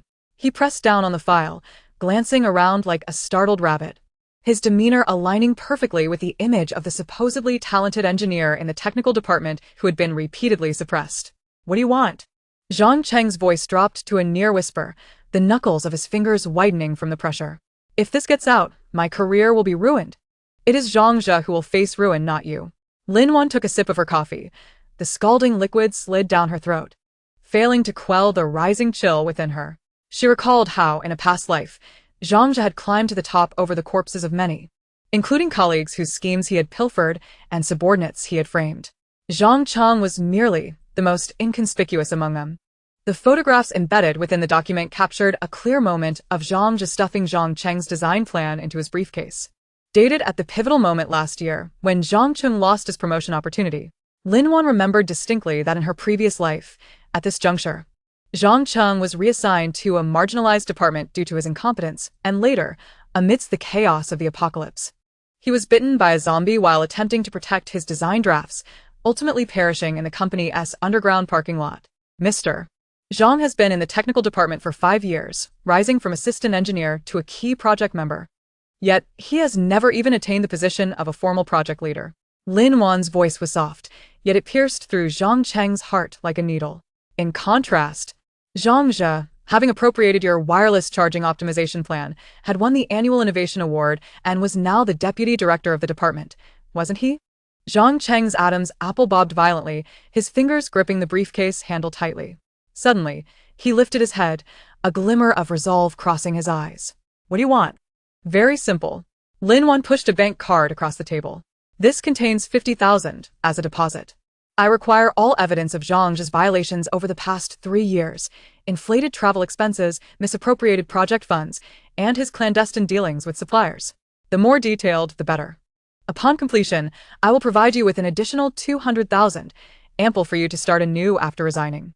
The rain intensified, and the cafe's wind chimes jingled in the breeze. Zhang Cheng stared at the thin bank card, as if weighing some monumental secret. Lin Wan waited patiently, her fingertips tapping on her phone screen, pulling up an audio recording she had deliberately captured outside Zhang Zhe's office yesterday. The conversation within clearly revealing Zhang Zhe and Su Rou scheming on how to falsify accounts. Zhang Zhe is currently involved in a medical equipment procurement project. Lin Wan paused the recording, observing Zhang Cheng's spine straighten abruptly. It was rumored he intended to inflate procurement costs by 30%. If that money fell into his hands, it would be enough to purchase an apartment in the city center. However, such matters always required a scapegoat, didn't they? Zhang Cheng abruptly looked up, his eyes wide with shock. Lin Wan recognized that expression, the terror of realizing one was about to be thrust into the abyss. She recalled how, in her past life, Zhang Zhe had used the false accounts from this very project to ensnare Zhang Cheng, leaving him laden with immense debt, driving him to the brink of suicide before the apocalypse. "I need time." Zhang Cheng's voice trembled, yet was considerably more resolute than before. He took the bank card and stuffed it into his shirt pocket with a speed that suggested he feared it might be snatched away. "He has an encrypted USB flash drive in his office safe. I know the password, but I can only retrieve it when he is away on business. He is scheduled to attend a seminar in the neighboring city next Wednesday for 2 days.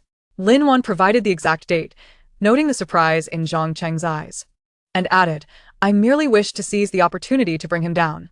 After all, Some individuals have long been overdue for retribution.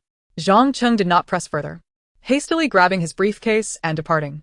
Lin Wan watched him almost flee into the downpour, lifting her coffee to take a large gulp. As the bitter liquid spread across her tongue, her phone suddenly vibrated, displaying Lu Yan's name, a number she had only saved in her contacts yesterday, causing her heart to skip a beat. "The owner of the modification factory you asked me to investigate has issues," Lu Yan's voice came through the receiver, carrying a metallic coldness. He was penalized 3 months ago for illegally modifying vehicles, and last week he had financial dealings with an organization called the Survivor Alliance. Lin Wan's fingers tightened around her phone, the coffee at the bottom of her cup creating ripples. The modification technician named Wang was someone she had met by chance at the used car market. He was not only knowledgeable about RV modifications, but had also offered to procure military-grade bulletproof glass, which at the time she had dismissed as the musings of an expert. Now, reflecting on it, those overly professional suggestions indeed seemed suspicious. He contacted me this afternoon, saying the bulletproof glass has arrived and asked me to come inspect it tomorrow. Lin Wan moved to the window, gazing at the blurred street scene through the rain, suddenly recalling Wang's mention of people inquiring about reinforced vehicles recently, and the shrewd glint that had briefly crossed his eyes. "Do you think he approached me with ulterior motives?" Difficult to say. Lu Yan's voice paused momentarily, the faint sound of tapping in the background resembling someone typing on a keyboard. The Survivor Alliance seemed somewhat suspicious. Upon examining their forum, I found it filled with discussions about apocalyptic survival. Among the member list, there was an ID named Ro, whose IP address coincided with Su Ro's residence. Lin Wan's breath caught sharply. Su Ro? How could she possibly be connected to the owner of the modification factory? Had Zhang Zhe already begun to guard against her? No. A woman like Su Ro, who held herself in such high regard, would not concern herself with survival unless directed to do so by someone else. "I'll accompany you to the modification factory tomorrow," Lu Yan's voice interrupted her thoughts. "Do not act alone. Something about this feels off." After hanging up, Lin Wan gazed out at the rain-drenched streets, suddenly perceiving the passing vehicles as shrouded in secrets. She retrieved her chat records with Master Wang, noting that the last message read, "Just bring the deposit tomorrow. I promise you'll be satisfied," accompanied by a smiley face, which now felt eerily ominous. Her phone buzzed again, this time from Zhang Zhe. Lin Wan stared at the name pulsating on the screen, a cold smile forming at the corners of her mouth. She swiped to answer, deliberately infusing her voice with a languorous tone. "Hello? What's the matter? Wan, where have you been today? I've been trying to reach you." Zhang Zhe's voice was as gentle as ever, tinged with just the right amount of grievance. "My mother said she misses you and asked if you could come home for dinner this weekend." Lin Wan leaned against the windowsill, glancing at the illuminated window of a building across the street, which was Zhang Zhe's office. She recalled that in her past life, at this very moment, Zhang Zhe was likely entangled with Su Ro in that office, while she foolishly simmered his favorite soup at home. "I might be busy this weekend," Lin Wan replied, gently toying with the tassels of the curtain, her voice sweetly saccharine. "I've been looking at an apartment, planning to make it our new home after marriage. Would you like to accompany me to see it?" A pause ensued on the other end before Zhang Zhe's voice erupted with delight. "Really? That's wonderful. The place you choose must be great. I'll take the day off to go with you tomorrow." After hanging up, Lin Wan's smile vanished instantaneously. She opened her notes and added another entry under Zhang Zhe's incriminating evidence: misappropriation of premarital assets. In her previous life, he had used his own money to buy an apartment, yet registered it under Su Ro's name. Since he desired it so fervently, she had no qualms about gifting him a grand surprise. The rain continued to fall, and the cafe gradually filled with patrons. Lin Wan gathered her belongings to leave, but as she passed the bar, she inadvertently overheard a conversation between two waitstaff. "Have you heard? Many people are stockpiling supplies. The rice, flour, and oil in the supermarkets are nearly gone." "Indeed. My mother urged me yesterday to buy more canned goods, claiming that the weather forecast predicts an exceptionally cold winter this year, and it might even freeze people to death." Lin Wan hesitated in her steps. She recalled that in her previous life, there had been unusual climate warnings before the apocalypse, though everyone had dismissed them as mere cold waves. In retrospect, those abnormal temperature fluctuations might have been precursors to the viral outbreak. Pushing open the door, the icy rain struck her face. Lin Wan raised the collar of her coat and hurried toward the parking lot. The moment she sat in her car, A message from an unfamiliar number pinged on her phone, containing just a brief line. "I've taken care of the surveillance in Zhang's office." The sender was unknown, but Lin Wan immediately suspected it was Zhang Cheng. She stared at the message, suddenly finding this game of revenge to be even more intriguing than she had anticipated. As she started the car, the cafe receded in her rearview mirror, and ahead, through the curtain of rain, something seemed to be stirring quietly. Upon returning home, she found the lights in the living room were on. Lin Wan tiptoed to change her shoes but turned to find Su Ro's gaze locked onto hers. The woman, clad in the silk nightgown Lin Wan had stored in the cloakroom, sat with her legs crossed on the sofa, toying with Lin Wan's limited edition perfume. Upon seeing her return, a taunting smile crept onto her lips. "Lin Wan, you've finally returned." Su Ro stood, the hem of her nightgown sweeping across the coffee table, knocking over a glass, the water staining the expensive carpet. "Zhang mentioned you've been looking at a wedding home? Would you like my advice? After all, I know better than you what men like."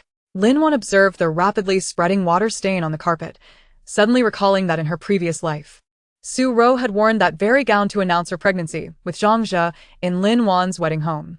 The anger of betrayal coiled around her like vines, nearly choking her. Yet, she merely smiled, approaching Su Ro and gently grasping the bottle of perfume. "This perfume was a gift from Zhang for our anniversary. He said it was the only scent, but since Miss Su likes it so much, why don't I gift it to you? After all, some people can only use what others have left behind throughout their lives." Su Ro's complexion paled instantly, her fingers clenching the hem of her gown tightly. Lin Wan did not spare her another glance. She turned and walked toward her bedroom. As she closed the door, she distinctly heard the sound of the glass shattering behind her. Leaning against the door, she slowly slid to the ground. Her phone lit up with a new message from Liu Yan. "See you at the modification factory tomorrow. I've brought the testing equipment." Lin Wan replied affirmatively, and before locking her screen, she saw the calendar indicated that there were 46 days until the apocalypse. She knew this race against time was just beginning. Outside, the rain had inexplicably ceased, and the moonlight streamed through the clouds, casting dappled shadows on the floor. Lin Wan stood and walked to the window, gazing down at the deserted street, suddenly sensing that the silence concealed countless pairs of watchful eyes. Little did she know that, at that very moment, on the other side of the city, Zhang Cheng was seated at his computer, sending an encrypted file to an anonymous email. Meanwhile, Liu Yan, holding a photo of Master Wang, had witnessed several men dressed in black transporting firearms outside a clandestine warehouse. Further afield, in a hospital, Chen Yao had just seen a patient with a sudden high fever and bizarre behavior, the diagnosis on the medical record starkly reading unknown cause of infection. As the night deepened, the city slumbered in a false tranquility. Lin Wan opened the hidden compartment in the back of her wardrobe, where she had stashed the anti-stab vest and a small dagger she had recently purchased. She tucked the dagger behind her waist, her fingertips brushing against the cold metal. Suddenly recalling how in her previous life, Zhang had approached her with a knife, step by step. This time, she would not be the one to be slaughtered. Lying in bed, sleep eluded her. She opened the positioning software on her phone, observing that the red, representing Zhang remained in the office, while the dot representing Su Ro was moving towards the modification factory. A bold hypothesis formed in her mind. She snatched her coat and dashed out of the house, starting her car, catching a glimpse in the rearview mirror of a shadowy figure lurking at the community entrance, one of Zhang's spies. Lin Wan smirked coldly, sharply turning the steering wheel as her car sped away like an arrow. She did not know what awaited her, but she understood that this game could no longer be reversed. As the vehicle sped away from the city, the silhouette of the modification factory came into view. Suddenly, Lin Wan slammed the brakes. She stared at the factory illuminated by moonlight, faint sounds of metal clashing echoing from within. On her phone screen, Su Ro's red had come to a standstill deep within the factory, unmoving. Lin Wan gripped the steering wheel tightly, her knuckles turning white. She understood, it was about to unveil a secret far more terrifying than Zhang's betrayal. The answer to that secret might just be hidden within the dark confines of that factory. Taking a deep breath, she opened the car door and stepped out, the night wind lifting her hair, revealing her eyes ablaze with determination. Chapter 19. Funds in place. The iron gates of the RV modification factory slowly closed behind her as Lin Wan stood before the rusted door, her fingertips unconsciously tracing the raised patterns on her phone case. The banking app's notification of funds received still glowed on her screen, The lengthy 9-digit figure felt like a protective talisman, finally easing the tension that had gripped her for the past fortnight. Miss Lin. The hardness of this batch of steel plates can withstand the impact of ordinary off-road vehicles, though the added weight may increase fuel consumption. Master Wang removed his oil-stained gloves and wiped them on his soiled work pants. If further reinforcement is desired, one would need to switch to special alloys, which are indeed the finest and most expensive. Lin Wan gazed at the dismantled skeleton of the Iveco in the workshop, its metallic frame glinting coldly under the incandescent lights. Money is no object. I require it to withstand the force of 10 individuals, and the windows must be bulletproof against rifles. Master Wang whistled in surprise. Are you preparing for battle? Lin Wan merely smiled faintly, choosing not to respond. To her, the world 2 months hence would be 100 times more brutal than any battlefield. She turned towards the corner piled high with parts, where several boxes of newly arrived lithium batteries lay. Their blue casings glimmered faintly in the shadows. These were military-grade batteries procured from her old classmate, Zhou Ming, abroad. Boasting 3 times the endurance of civilian models, sufficient to keep a camper operational for half a month in a blackout scenario. Her phone vibrated in her pocket. The name Zhang Zhe flashed on the screen, causing Lin Wan's expression to harden instantly. She swiped to answer, her fingertips whitening from the pressure. Wan, where have you been these past few days? I couldn't reach you. Zhang Zhe's voice was laced with feigned concern, and faint laughter from a woman in the background, undoubtedly Su Ro, confirmed her suspicions. Let us have dinner tonight. I've booked your favorite Japanese place. Leaning against the metal shelf, Lin Wan listened to the insincerity in his tone, feeling her stomach churn.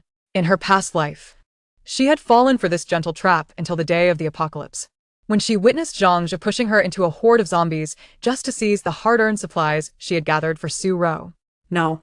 I've been busy with company matters. She contrived a weary tone. By the way, regarding the investment I mentioned last time, I found a partner. We can sign the contract next week. A silence lingered on the other end, followed by a hint of urgency in Zhang Zhe's voice. What partner? I wasn't aware of this. Didn't we agree to undertake this project together? Lin Wan chuckled coldly in her heart. When she first proposed starting a business, he had evaded her at every turn, yet now, upon hearing of an investment, he hurried to latch on. She toyed with a wrench on the shelf, responding nonchalantly, It's an old comrade of my father. He sees that I'm alone, and is willing to lend a hand. By the way, Zhang Zhe, about that 50,000 you borrowed last time, I'll transfer it to your account tomorrow, so you won't keep saying you're short on cash. That money had been borrowed under the guise of business, yet had been squandered on Su Ro. Lin Wan recalled clearly how, in her previous life, Su Ro had used it to buy a limited edition bag and subtly flaunted it on social media, captioned with a thank you to her dear. Wan. What do you mean by that? Zhang Zhe's tone shifted immediately. Is there a divide between us? Did I upset you? Not at all, Lin Wan replied lightly, her gaze drifting to the surveillance screen in the corner. On it, Master Wang was measuring the vehicle with a tape measure, sunlight streaming through the workshop's high windows, casting mottled shadows upon him. I just believe that clear accounts among close friends are preferable to avoid future complications. She emphasized the word complications. And it wasn't too long before she overheard Su Ro's muttering on the other end, What a holier-than-thou act. It's just a bit of money. Zhang Zhe quickly covered the mouthpiece, his tone becoming increasingly impatient. Wan, don't listen to her nonsense. I have to go. I'll hang up now. Lin Wan ended the call abruptly, shoving her phone into her bag. She glanced at the barrage of messages from Zhang Zhe on her screen, then pressed delete, banishing his contact into the black hole of her memory. Outside the workshop, the sound of brakes screeched as Zhao Yu dashed in, carrying a cardboard box, breathless, his glasses slipping down to the tip of his nose. Sister Lin, I've got all the parts you wanted. The box was filled with various electronic components, from miniature cameras to signal jammers.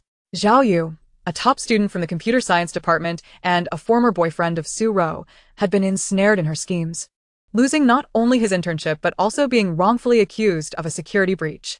Is this enough? Zhao Yu adjusted his glasses, eyes sparkling with anticipation. I also brought several sets of programming tools. If you need to hack the surveillance system, that's sufficient.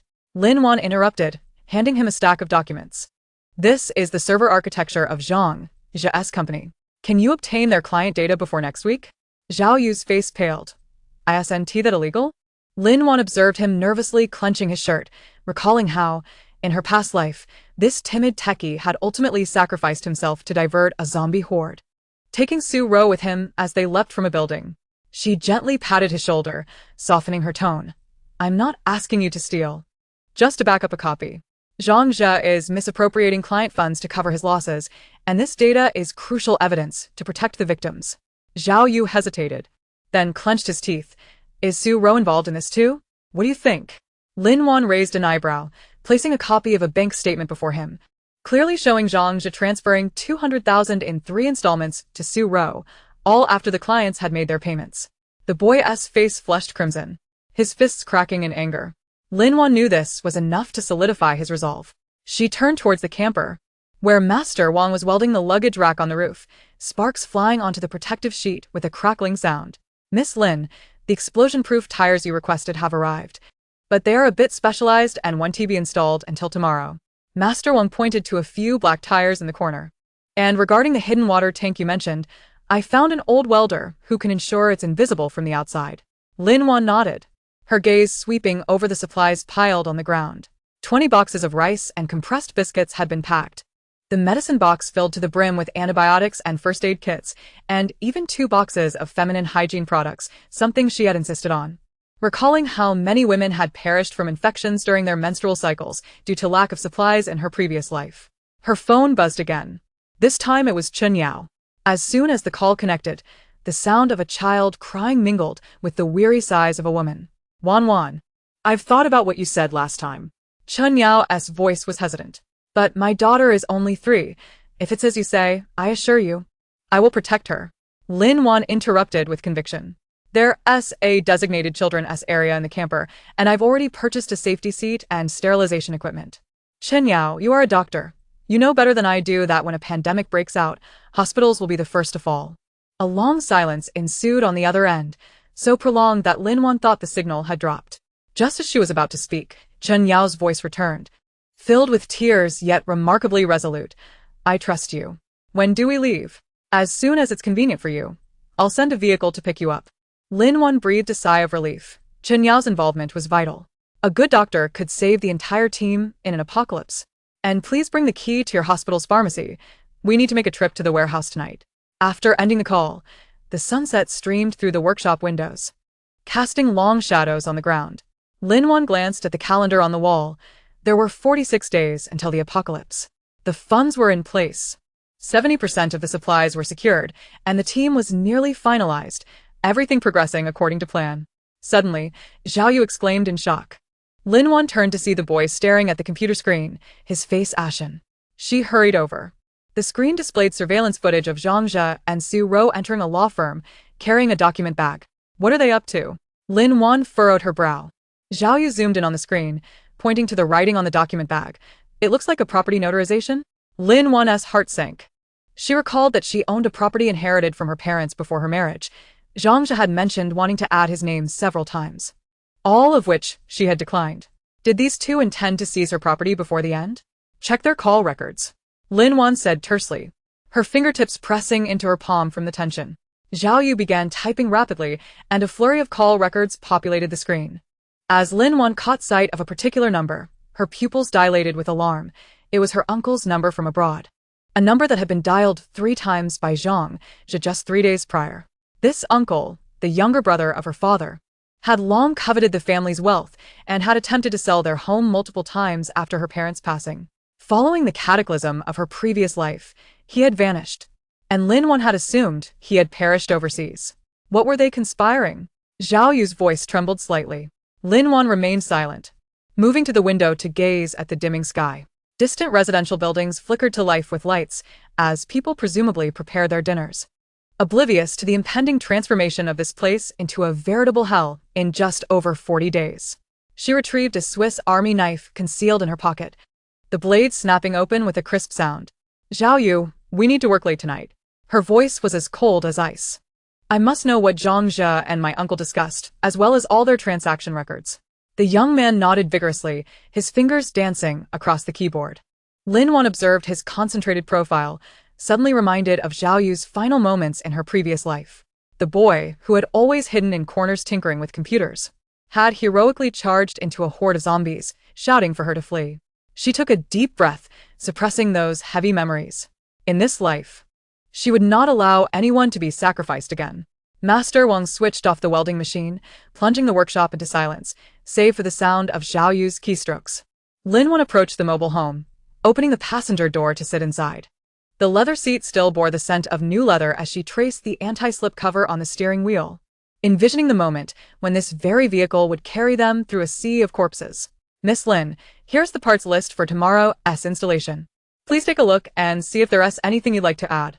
Master Wang handed over a sheet detailing shock absorbers, anti-slip chains, a spare fuel tank, and even a solar charging panel. Lin Wan's gaze lingered on the last item, suddenly struck by an idea. Is there a way to install a concealed weapon rack? One that can accommodate longer items. Master Wang's eyes lit up. What do you intend to store? A shotgun or a crossbow? Lin Wan replied softly. I need one with strong penetration. Firearms were heavily regulated in the country, but crossbows were more accessible and silent, making them suitable for ambushes in a post-apocalyptic world. She recalled an outdoor supply store in the west of the city, owned by a military enthusiast who possessed numerous valuable items.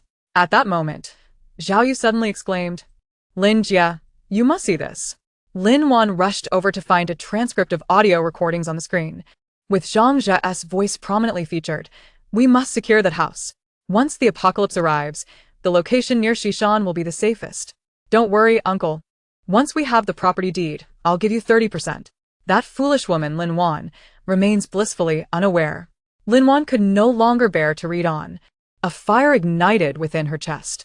She turned to grab her coat and the car keys from the table. Master Wang, I'll pick up the vehicle first thing in the morning. Tonight, ensure additional personnel are on guard and prevent anyone from approaching. Rest assured. Master Wang patted his chest. I'll have my 3 apprentices stay here. No one will get past them. Lin Wan nodded and turned to Zhao Yu. Send the materials to my email. You need to pack your things tonight and arrive here by 8 tomorrow morning. The young man nodded emphatically, his eyes sparkling with excitement. Lin Wan knew he was now fully on her side. As she exited the modification shop, night had deepened. The evening breeze carried a chill against her face, prompting Lin Wan to tighten her coat as she walked towards the parking lot. In the distance, the wail of an ambulance pierced the stillness of the night. She looked up at the sky, where the moon was obscured by dark clouds, leaving only a few stars twinkling through the gaps. Once inside her car, Lin Wan did not start the engine immediately, but instead opened a mapping application on her phone, her finger gliding across the screen. The location of the Shishan base was already marked. There were 3 routes from the city center, 2 of which passed by a hospital and a market, areas that would likely be crowded with zombies in the early days of the apocalypse. She needed to find a 4th route. She recalled her father mentioning an abandoned railway on the outskirts, which could allow them to bypass the main urban area. However, that path had fallen into disrepair. It was uncertain whether the mobile home could traverse it. Her phone vibrated. It was a message from Lu Yan. The supplies are ready. Delivery will be made tomorrow night. Lin Wan responded affirmatively, pausing for a moment before adding, stay safe. The former Special Forces soldier had somehow procured military-grade protective gear and gas masks. Initially skeptical, Lin Wan had been convinced after seeing the combat knife he carried, a model reserved for those who had participated in special missions. As she started the vehicle, a shadow flickered in the rear-view mirror. Lin Wan whipped around, only to find an empty alley, the trash can in the corner rattling in the wind. Was it merely an illusion? She furrowed her brow and pressed the accelerator. Just as she pulled out of the intersection, she spotted a white BMW parked by the roadside. Su Ro leaned against the car door, talking on her phone. Upon noticing Lin Wan's vehicle, she hastily ended the call and approached, her high heels clicking on the pavement. Lin Wan, Zhang Zhe is looking for you. Why haven to you answered your phone. The woman's smile was insincere, her nails painted a vivid red. By the way, my birthday is next week. And Zhang Zhe said he would treat everyone to dinner. You must come. Lin Wan lowered her window and regarded the face she had once loathed in her past life. Suddenly finding the situation absurd, she tilted her head, her tone light. Sure, I'll be sure to bring a grand gift. Su Ro's smile faltered. Caught off guard by her response, Lin Wan ignored her further, rolling up the window and pressing down on the accelerator. In the rearview mirror, Su Ro's figure diminished, ultimately vanishing into the night. The car radio crackled to life, interrupted by garbled static and intermittent announcements. The city has recently reported multiple unexplained cases of fever. Experts advise residents to take precautions against the cold. Lin Wan switched off the radio, her fingers gently tapping on the steering wheel. She understood that this was not a mere cold, it was a harbinger of the apocalypse. In her previous life, hospitals had already begun receiving similar cases, only to be misdiagnosed as influenza. As she passed a pharmacy, Lin Wan abruptly slammed on the brakes. A notice on the glass door stated that masks were sold out, as a group of elderly people argued with the staff. Observing the scene, she suddenly recalled the 50 boxes of N95 masks she had ordered directly from the manufacturer through Zhou Ming, which Zhang Jia had once mocked as an overreaction. She turned the car around, resolved to visit the warehouse in the outskirts, where the last batch of supplies remained, including 20 barrels of gasoline and several boxes of seeds. She remembered that in her previous life, someone had survived by growing vegetables on their vehicle's roof. While the yield was low, it at least provided essential vitamins. The warehouse was located in an industrial park on the outskirts, surrounded by abandoned factories. After parking, Lin Wan opened the warehouse door, only to be met with rustling sounds from inside. Gripping her self-defense spray tightly, she crept forward. Moonlight streamed through the ventilation windows, casting mottled shadows on the ground. In a corner, a burlap sack had been torn open, spilling rice everywhere. Was it a rat? Lin Wan exhaled in relief, just as she was about to turn on the lights when a shadow darted behind the shelves. Not a rat. She recoiled, colliding with the metal rack, which clanged loudly. The shadow rushed out from behind the shelf, and when Lin Wan recognized the face, her pupils constricted. It was Zhang Jia's friend, the thug who had once severed her leg in her previous life. "Miss Lin, how delightful to see you," the man sneered, brandishing a steel pipe. "Zhang Jia sent me to keep an eye on you." Lin Wan's heart raced, her hand stealthily reaching for her phone in her pocket. Would she be able to make a call in this poor signal area? As the man advanced, she suddenly recalled the alarm device Liu Yan had given her. Pressing the button would send a signal within a 3-kilometer radius. Just as the man raised the steel pipe to strike, Lin Wan swiftly activated the alarm and sidestepped to evade the blow. The pipe crashed against the metal rack, emitting a jarring clang. She turned to flee, with the man hot on her heels. Upon reaching the warehouse door, Lin Wan's foot slipped, causing her to fall to the ground. Scraping her elbow on the jagged stones, a searing pain radiating through her. The man lunged forward with a sinister grin, just as a blinding light cut through the darkness, accompanied by the sharp screech of tires on the pavement. Lin Wan looked up to see an off-road vehicle parked at the entrance, its headlights illuminating the scene so brightly that it was nearly impossible to see. The door swung open, revealing a tall figure emerging, his silhouette sharply defined by the moonlight. Wielding a baton, "Liu Yan?" Lin Wan's eyes widened in astonishment. Without uttering a word, the man skillfully brandished the baton, swiftly subduing the thugs with a few decisive strikes. He approached Lin Wan, bending down to extend his hand, the palm calloused. "What are you doing here?" Lin Wan grasped his hand to rise, wincing at the pain in her elbow. Liu Yan remained silent, retrieving a first aid kit from his pocket and tending to her wounds with practiced ease. His fingers were steady, and the antiseptic sting was surprisingly tolerable. "He sent me," he stated flatly. Lin Wan's gaze shifted to the thugs bound on the ground, her voice turning cold. "It seems we need to act sooner than expected." Liu Yan nodded, his eyes scanning the supplies within the warehouse, suddenly furrowing his brow. "This place isn't safe. We must relocate tonight." Just as Lin Wan was about to respond, her phone rang, the panicked voice of Zhao Yu echoing through. "Sister Lin, it's bad. Zhang Jia has handed over evidence of your embezzlement to the company, and now the entire internet is filled with negative news about you." A buzzing filled Lin Wan's head, her fingers tightening around the phone until they turned white. She looked at Liu Yan, whose gaze was as heavy as the night itself. It seemed they were indeed on the verge of being ensnared. Taking a deep breath, she felt her nails nearly digging into her flesh. "We don't have much time." Liu Yan glanced deeper into the warehouse, where moonlight streamed through a vent, casting long, lurking shadows on the ground, reminiscent of a predator lying in wait. The distant wail of sirens grew louder, piercing the stillness of the night. Chapter 20. A new turn of events. The iron gate of the RV modification factory creaked open, its rusted edges glinting dark red in the setting sun. Lin Wan stood at the entrance, her fingertips unconsciously rubbing the strap of her backpack, which held cash withdrawn from a third bank, its heavy weight pressing painfully against her ribs. But far less than the dull ache in her heart caused by anxiety. "Hey there, looking for a vehicle?" A voice called from the guardhouse. An old man with a cigarette dangling from his lips, his murky eyes scanning her. We don't do retail business here. Lin Wan forced a prepared smile, presenting the printed modification blueprints. I'm looking for Master Zhao, I called earlier. The edges of the paper were creased from her anxious grip. The design a product of 3 sleepless nights and memories from her past life. Reinforced chassis, bulletproof glass, a weapon rack on the roof. And even notes on the concealed location for a spare fuel tank. The old man squinted at the densely annotated blueprints, suddenly snorting with laughter. Master Zhao? He hasn't taken a job in 6 months. Before he could finish, a metallic clang echoed from behind. Lin Wan turned abruptly to see a middle-aged man in grease-stained overalls, fiddling with a wrench, dirt still clinging to his pant legs. Wang Bo, let her in, he rasped, his gaze sharpening as it fell upon the blueprints. Did you draw this? Lin Wan's heart skipped a beat.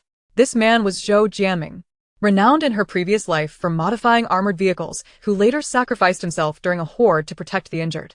Suppressing the surging emotions, she nodded. Master Zhou, I would like to modify an RV. The workshop smelled of motor oil and rust-proof paint, with a half-modified Iveco at its center, its body welded with uneven steel plates. Zhou Jiaming spread the blueprints across the workbench, his finger tracing the specifications for the bulletproof glass. 3 layers of laminated glass. Are you planning to drive this into a war zone? Something like that. Lin Wan met his gaze. I need it completed within 2 months. Budget is not an issue. The wrench clattered to the floor. Zhou Jiaming's eyes widened, the veins on his forehead pulsing. Do you understand the magnitude of this task? Just the armor welding alone will take 20 days, and I'll need triple the pay. Lin Wan interrupted, pulling out 2 bundles of cash from her backpack and slapping them onto the table. This is half the deposit, the remainder upon completion. The red bills glimmered coldly in the dim light, causing the old man at the door to gasp. Zhou Jiaming's gaze darted between the money and the blueprints 3 times before he abruptly grabbed the wrench and approached the Iveco. This vehicle was cancelled by a client. It has a 30T diesel engine with substantial modification potential. He tapped the door frame but added, I have one condition. Lin Wan's heart tightened. Tell me. What are you preparing for? The man turned, revealing a jagged scar at the collar of his overalls. The explosion-proof design on these blueprints isn't meant for ordinary thieves. Her phone vibrated in her pocket, and when the screen lit up with Zhang Zhe's name, Lin Wan hesitated over the decline button. Suddenly, she raised her eyes with a smile. Master Zhou, do you believe in the apocalypse? The wrench fell once more, and this time, Zhou Jiaming did not pick it up. He stared at Lin Wan for a full half-minute before seizing a canteen from the corner and taking a swig. Add a military-grade water purification system. Lin Wan was taken aback. And 2 spare generators. Zhou Jiaming removed his oil-stained gloves and extended his hand. I'm Zhou Jiaming, formerly a mechanic for the armored division. In that moment of handshake, Lin Wan felt the thick calluses on his palm. This man, revered as the god of war vehicles in the apocalypse, was now merely a down-and-out factory owner. She suddenly recalled his silhouette charging into the horde in a truck reinforced with steel plates during the fall of the base. Her throat tightening. Lin Wan. Bring the vehicle in 3 days. Zhou Jiaming turned to rummage through the tool cabinet. I'll need to start from scratch. As Lin Wan exited the modification factory, the twilight had enveloped the entire street. Just as she started the car, Zhang Zhe's call came in again. She glanced at the screen displaying his name and suddenly remembered the text from the bank that morning confirming the transfer of her 4 million yuan from the sale of the Jiangjing apartment into Zhou Jiaming's account. Wan, where are you? Zhang Zhe's voice carried a feigned tenderness, with faint laughter from Su Ro in the background. Lin Wan rolled down the window, the evening breeze stirring up dust from a nearby construction site. I'm looking at RVs. There was a moment of silence on the other end before the sound of hurried breaths came through. Why are you buying an RV? Didn't we agree to go to Europe for vacation next month? The plan has changed. Lin Wan gazed at the modification factory shrinking in the rearview mirror. I want to change my life. As she hung up, she noticed a black corner peeking out from beneath the passenger seat. Leaning down to pick it up, she discovered it was a miniature listening device. Zhang Zhe had indeed begun investigating her. Clutching the tiny electronic component, she suddenly recalled the welding gun in Zhou Jiaming's workshop. A cold smile gracing her lips. When she returned home, she found high heels scattered at the entrance, not belonging to her. Lin Wan paused, hearing Su Ro's alluring voice from the bedroom. Do you think Lin Wan has gone mad lately? Selling her house and looking at RVs, who cares? Zhang Zhe's voice was filled with impatience. Once I get that demolition payment, I'll have her leave. Lin Wan leaned against the door frame, gazing at her reflection in the glass of the shoe cabinet. The woman in the mirror had dark circles under her eyes, yet her gaze was strikingly bright. She gently pushed the door open to find Su Ro sitting at the vanity in her silk nightgown, yanking the quilt to shield herself upon seeing Lin Wan. My dress is ruined. Lin Wan approached and yanked the expensive garment, the sound of tearing silk echoing painfully in the silent room. Zhang Jia hurriedly stepped in front of Su Ro. Wan, don't be impulsive. We were just what? Lin Wan hurled the crumpled nightgown at his face. In my home, with my money, sleeping with my man? Su Ro cowered behind Zhang Jia, tears brimming in her eyes. Wan, you've misunderstood. I and Zhigo were just silence. Lin Wan pulled out the miniature listening device from her bag and placed it on the vanity. Zhang Jia, when did you become so cowardly? Monitoring me? Zhang Jia's face turned ashen. He looked from the familiar device to Lin Wan's icy stare, suddenly gripping her wrist. Wan, let me explain. I was just worried about you. Let go. Lin Wan shook off his hand, her fingertips reddened from his grip. Before tomorrow. Move your things out of here. As she slammed the door behind her, she heard Su Ro's cries from within. Zhigo, she must have found out. What should we do? The night breeze swept through the vacant corridor as Lin Wan took out her phone and sent a text to Zhou Jiaming. Can you add a listening device? Almost immediately, she received a reply. Wait. Arriving at the entrance of the community, a black SUV suddenly illuminated its headlights. Lin Wan instinctively reached for the folding knife in her pocket, only to see Liu Yan stepping out of the vehicle. He was clad in combat gear, a tactical backpack slung over his shoulder, as if he had just returned from the training grounds. What are you doing here? Lin Wan frowned. This was their second encounter since he rescued her in the parking lot. Leaning against a car door, the moonlight outlined Liu Yan's strong silhouette. Zhang Jia hired someone to kidnap you tonight. He gestured toward the alley across the street. I just dealt with 3 of them. A jolt of fear shot through Lin Wan. She noticed the faint traces of blood on Liu Yan's sleeve and suddenly recalled the unfinished armor in Zhou Jiaming's workshop. Do you know any reliable arms dealers? Liu Yan raised an eyebrow. What are you planning? The end is near. Lin Wan gazed at the night sky, tinted red by neon lights. I need something for self-defense. After a moment of silence, the man reached into his backpack and tossed her a dark object. Lin Wan caught it, discovering it to be a modified 92 pistol. Still warm to the touch. Tomorrow morning at 9, an abandoned factory on the outskirts of the city, Liu Yan said as he started the engine. The roar shattering the night's stillness. I'll introduce you to someone. As the taillights vanished at the intersection, Lin Wan tightened her grip on the gun. The cold metal sent a shiver through her hand to her heart, strangely dispelling the long-accumulated fear. She looked up at the sky, where stars were obscured by heavy clouds, as if heralding an impending eternal night. Upon returning to her temporary hotel, Lin Wan opened her computer. Zhou Jiaming had sent the 3D blueprint of the RV, which lay in her inbox. Enlarging the drawing, she noticed a concealed weapons cabinet next to the cockpit, marked with a small note. Left a surprise for you. At that moment, her phone vibrated, revealing a distress message from Zhao Yu, containing only 3 brief words. Help me. Staring at those words, Lin Wan remembered the surveillance screen she had seen earlier at the modification factory.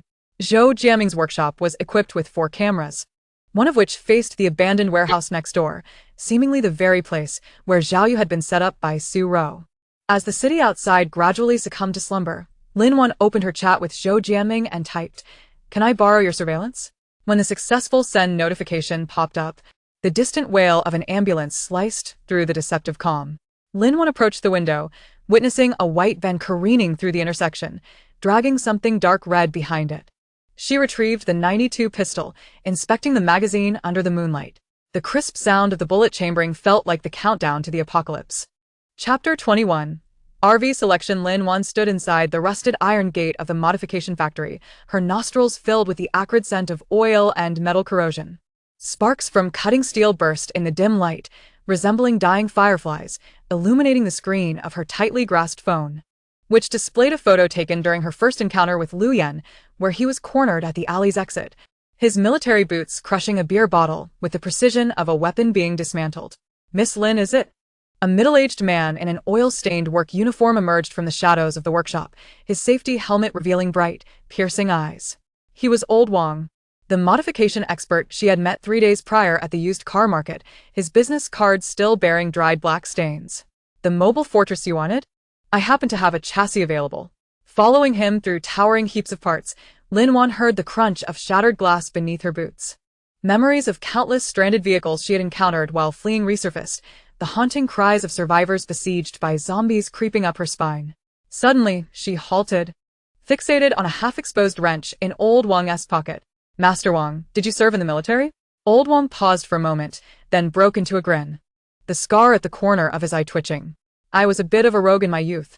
He unveiled a massive object covered by a canvas. Sunlight streamed through the factory skylight, casting a cold sheen on the silver-gray vehicle, a decommissioned off-road RV, its front bumper still bearing the scars of bullet repairs. Built on a Dongfeng Warrior chassis, originally used by a geological survey team. I've added 3 layers of armor. What do you think? Lin Wan's fingertips traced the dented patterns on the car door, evoking memories of a previous off-road vehicle that had been wrecked by a truck. The image of Zhang Yu pinning her against the driver's seat while Su Ro screamed as she snatched the escape hammer surged forth, causing her to retract her hand. Cold sweat beading at her fingertips. This vehicle is sturdy enough, but fuel consumption is a concern.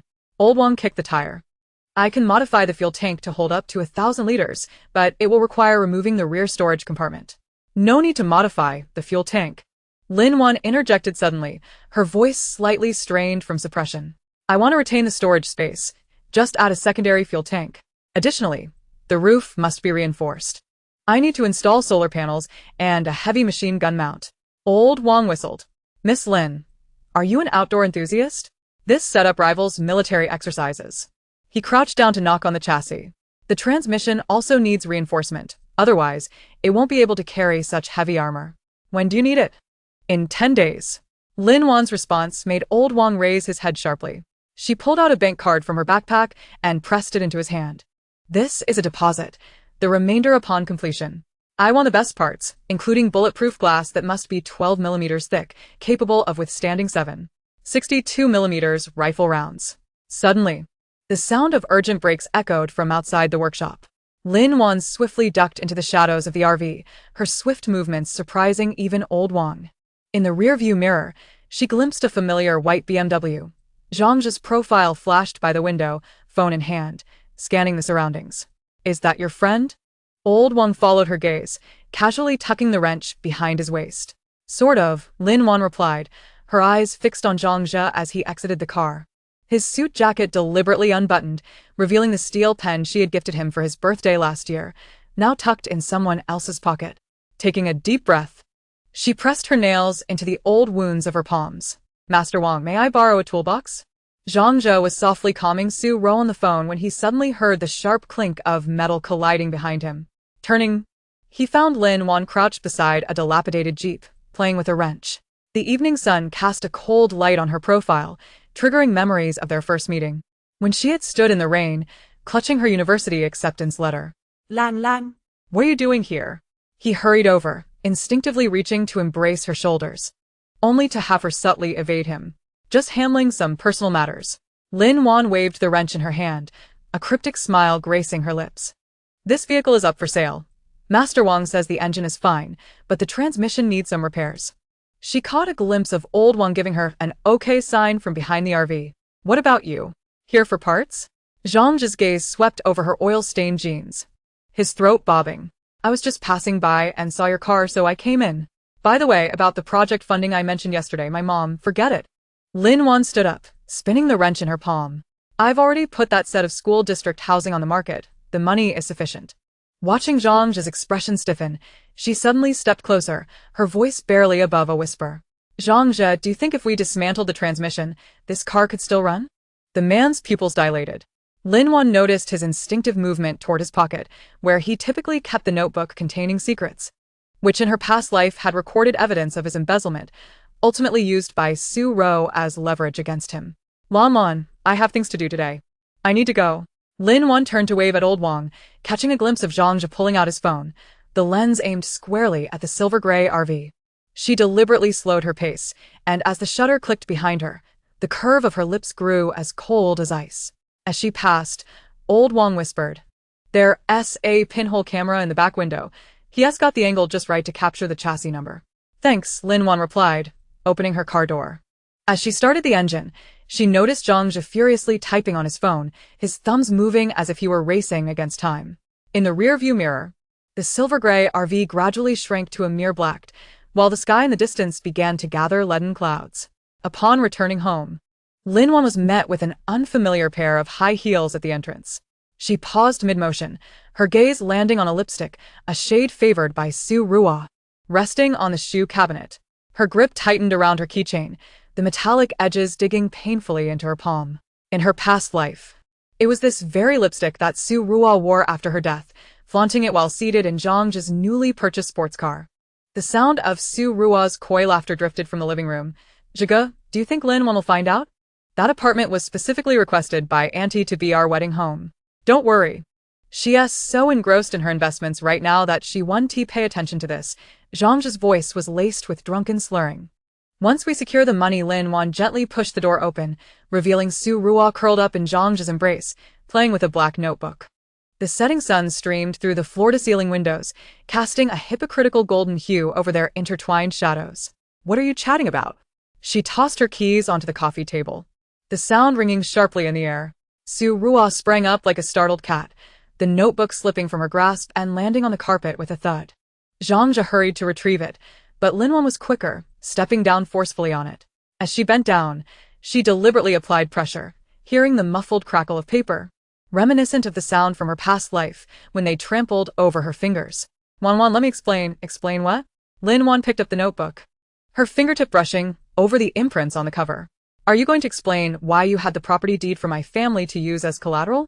Or why Miss Su is in my living room?" She suddenly flipped open the notebook, pointing at a page with the chassis number, laughing as she asked, "Zhang Yu, is your choice of RV that poor?" His face turned as pale as paper.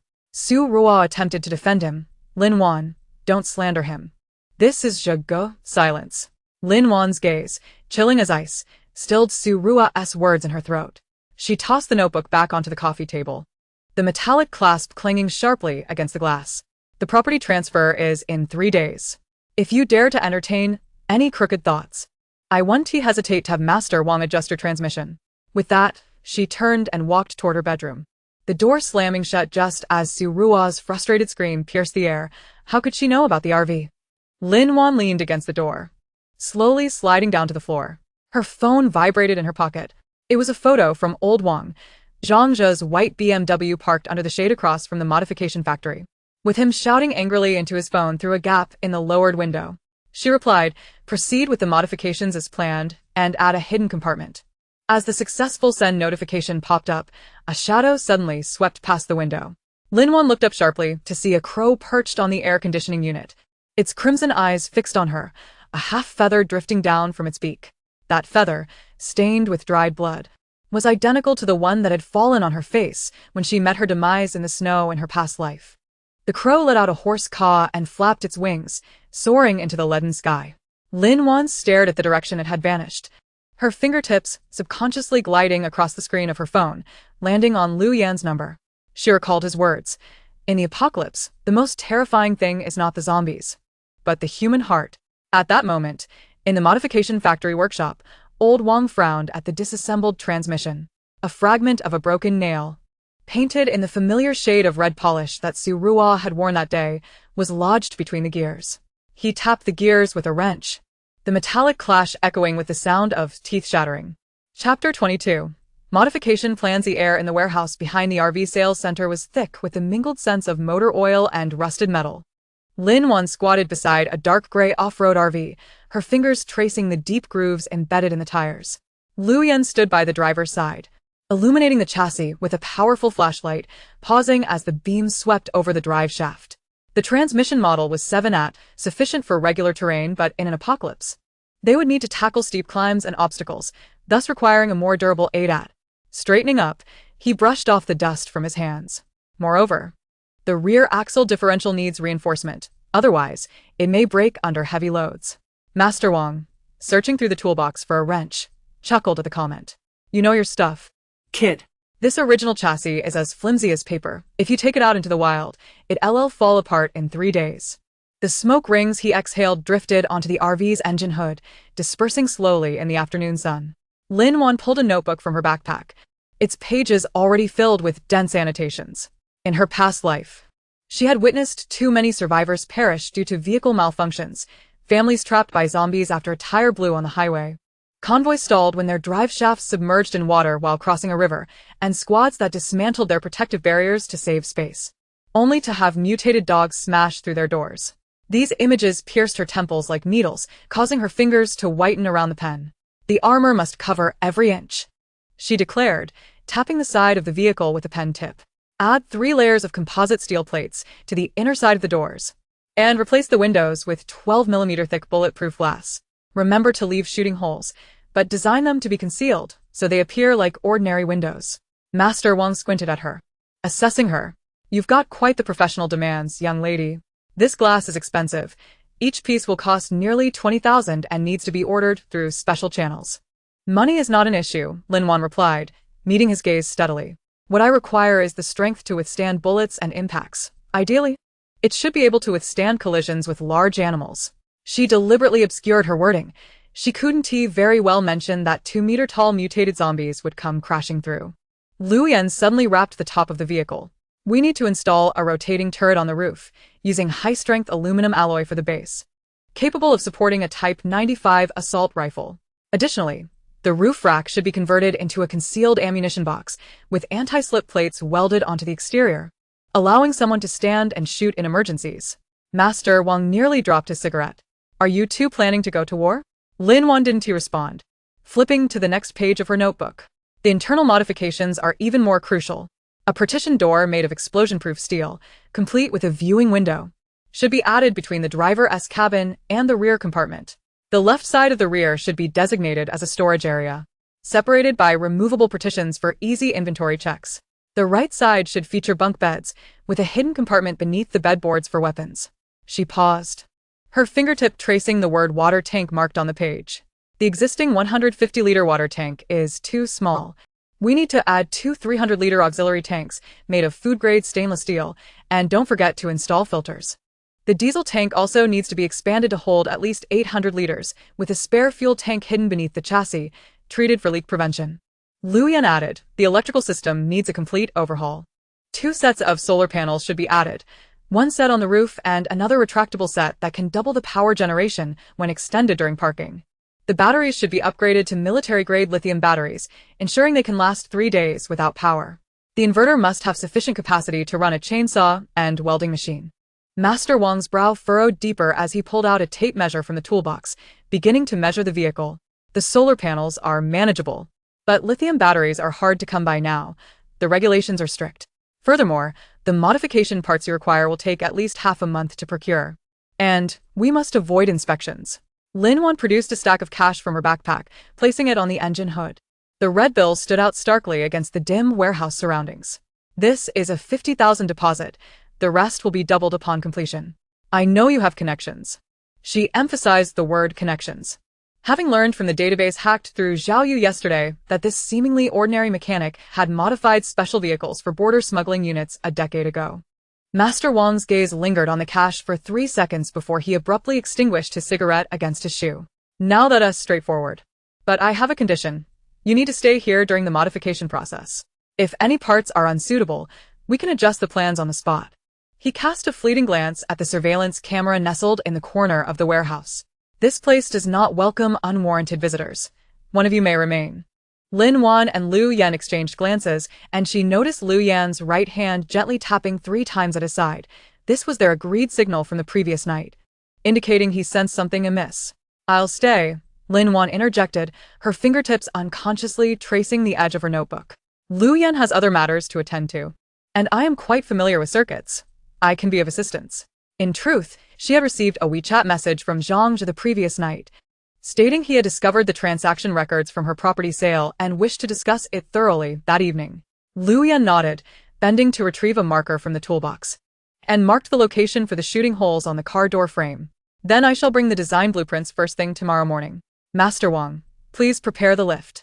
I would like to examine the chassis structure once more. As the hydraulic lift emitted a low hum and the RV began to rise slowly, Lin Wan's phone vibrated unexpectedly. Stepping into the shadows of the warehouse, she pulled out her phone, and a message from Zhang Ji appeared on the screen.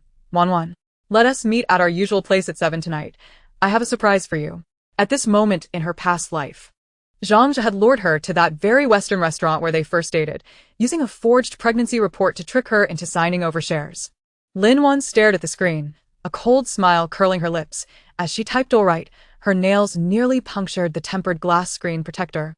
How much does that young girl really know about circuits? Master Wang suddenly leaned in, holding a circuit diagram. This is the original schematic. You mentioned adding 3 independent fuses. How should we modify it? Lin Wan approached, noticing an old scar in the shape of an inverted triangle on Master Wang's inner wrist, an indication of his connection to the border smuggling squad. Pointing to the fuse box position on the diagram, she explained, branch 3 circuits from the main power supply, each dedicated to the weapon system, living apparatus, and backup power respectively, with 2 fuses per circuit, 1 visible and 1 concealed. The concealed one should be hidden behind the dashboard, allowing for manual switching in the event the visible one is compromised. Master Wang's eyes lit up as he rummaged through a drawer for a pencil. Interesting. Now, let us discuss the filtration system for the water tank. How many levels of filtration do you desire? 3 levels, Lin Wan replied, taking the pencil and sketching on the diagram. The first level will filter out sediment, the second will use activated carbon to eliminate odors, and the third will employ an RO membrane to filter rainwater directly. Additionally, a UV sterilization lamp should be installed, with a switch concealed beneath the driver's seat. Suddenly, the sound of a car engine echoed outside the warehouse. Master Wang swiftly shoved the diagram into the toolbox. I'll go check, you two stay put. As he hurried out, Lin Wan caught a glimpse of the gun holster peeking from his lower back. Lu Yan had appeared behind her without her noticing, speaking softly. There's a ventilation duct in the southeast corner of the warehouse, out of the camera's view. I placed a miniature camera there just now. The password is your birthday. He gently tapped 3 times near her ear. Be cautious with Zhang Ji. I've found he has been closely associated with a lender named Brother Bao. The warehouse door creaked open, flooding the interior with sunlight that cast long shadows across the floor. Master Wang entered, flanked by 2 workers pushing a cart laden with parts, their eyes scanning Lin Wan and Lu Yan warily. This is my apprentice, responsible for assisting you with the disassembly, Master Wang introduced, patting one of the workers on the shoulder. The young man nodded but remained silent, his Adam's apple suspiciously bobbing. Lin Wan noticed fresh mud stains on the knees of his work pants and grass clippings on the cuffs, identical to those found in the garden of Zhang Ji's residential complex. Subtly, she inched closer to Lu Yan, her fingertip inscribing the name Brother Bao in her notebook before swiftly crossing it out. Lu Yan suddenly picked up a wrench and moved to inspect the rear wheel. Master Wang, the braking system should be modified as well, correct? The brake pad seemed nearly worn out. As he bent down to examine the brake disc, Lin Wan noticed the red paint smeared on the sole of his boot, evidence from their earlier parking beneath Zhang Ji's office, where his car sported the same limited edition crimson finish. One of Master Wang's apprentices began dismantling the door's interior panel, the screwdriver screeching against the metal frame. Lin Wan's gaze was drawn to their wrists, one of which bore a watch identical to the limited edition Vacheron Constantine Zhang Ji had worn yesterday, a purchase made with her parents' legacy. How long will the modification take? Lin Wan raised her voice to drown out the clamor of the screwdriver. We can wait a maximum of 20 days. We have urgent matters afterward. Master Wang, engrossed in inspecting the transmission, replied without looking up. 15 days should suffice. However, you must ensure the parts are consistently supplied, especially the bulletproof glass. I'll need to source that from a neighboring city. He tossed a component into the air, catching it with a crisp sound. Bring the design blueprints tomorrow. We'll commence work at dawn. Lu Yan glanced at his watch. I have other commitments this afternoon. I'll take my leave now. As he passed by Lin Wan, he feigned adjusting his collar, whispering, the camera at the ventilation duct is connected to cloud storage. Zhao Yu will monitor in real time. When the warehouse door closed again, Lin Wan noticed Master Wang's apprentice discreetly pulling out his phone. The screen illuminated, revealing a wallpaper of Zhang Ji and Su Ro together. Sunlight filtered through the gaps in the window, casting mottled shadows on the toolbox, and Lin Wan suddenly recalled the position of the shooting holes Lu Yan had marked earlier, perfectly aligned with the warehouse entrance. Master Wang abruptly dropped a heavy component onto the floor, producing a loud clang. Young lady, why are you dawdling? Come over and help me take measurements. His smile appeared particularly blurred in the shadows, the tape measure in his hand already extended, the metal markings glinting coldly in the light. Lin Wan tightened her grip on the folding knife in her pocket, slowly advancing toward the toolbox. Her phone vibrated in her jeans pocket. She recognized it as a message from Zhang, yet the air in the warehouse felt as if it had solidified into iron, robbing her of the strength to even retrieve her phone. Chapter 23. Evidence consolidation. The tin roof of the RV modification factory rattled under the pounding of the rain. Lin Wan crouched before a makeshift folding table, her fingertips gliding over a stack of photographs before suddenly halting. In the images, Zhang was embracing Su Rou as they entered the side door of the Jiangjing apartment, their intertwined hands reflecting in the glass, a platinum ring on Su Rou's ring finger glinting coldly. It was the investment Zhang had charged to Lin Wan's credit card last month. The laptop in the corner still glowed, its screen displaying an email attachment from a legal acquaintance, revealing a detailed account of Zhang's embezzlement of company funds sprawling across the display.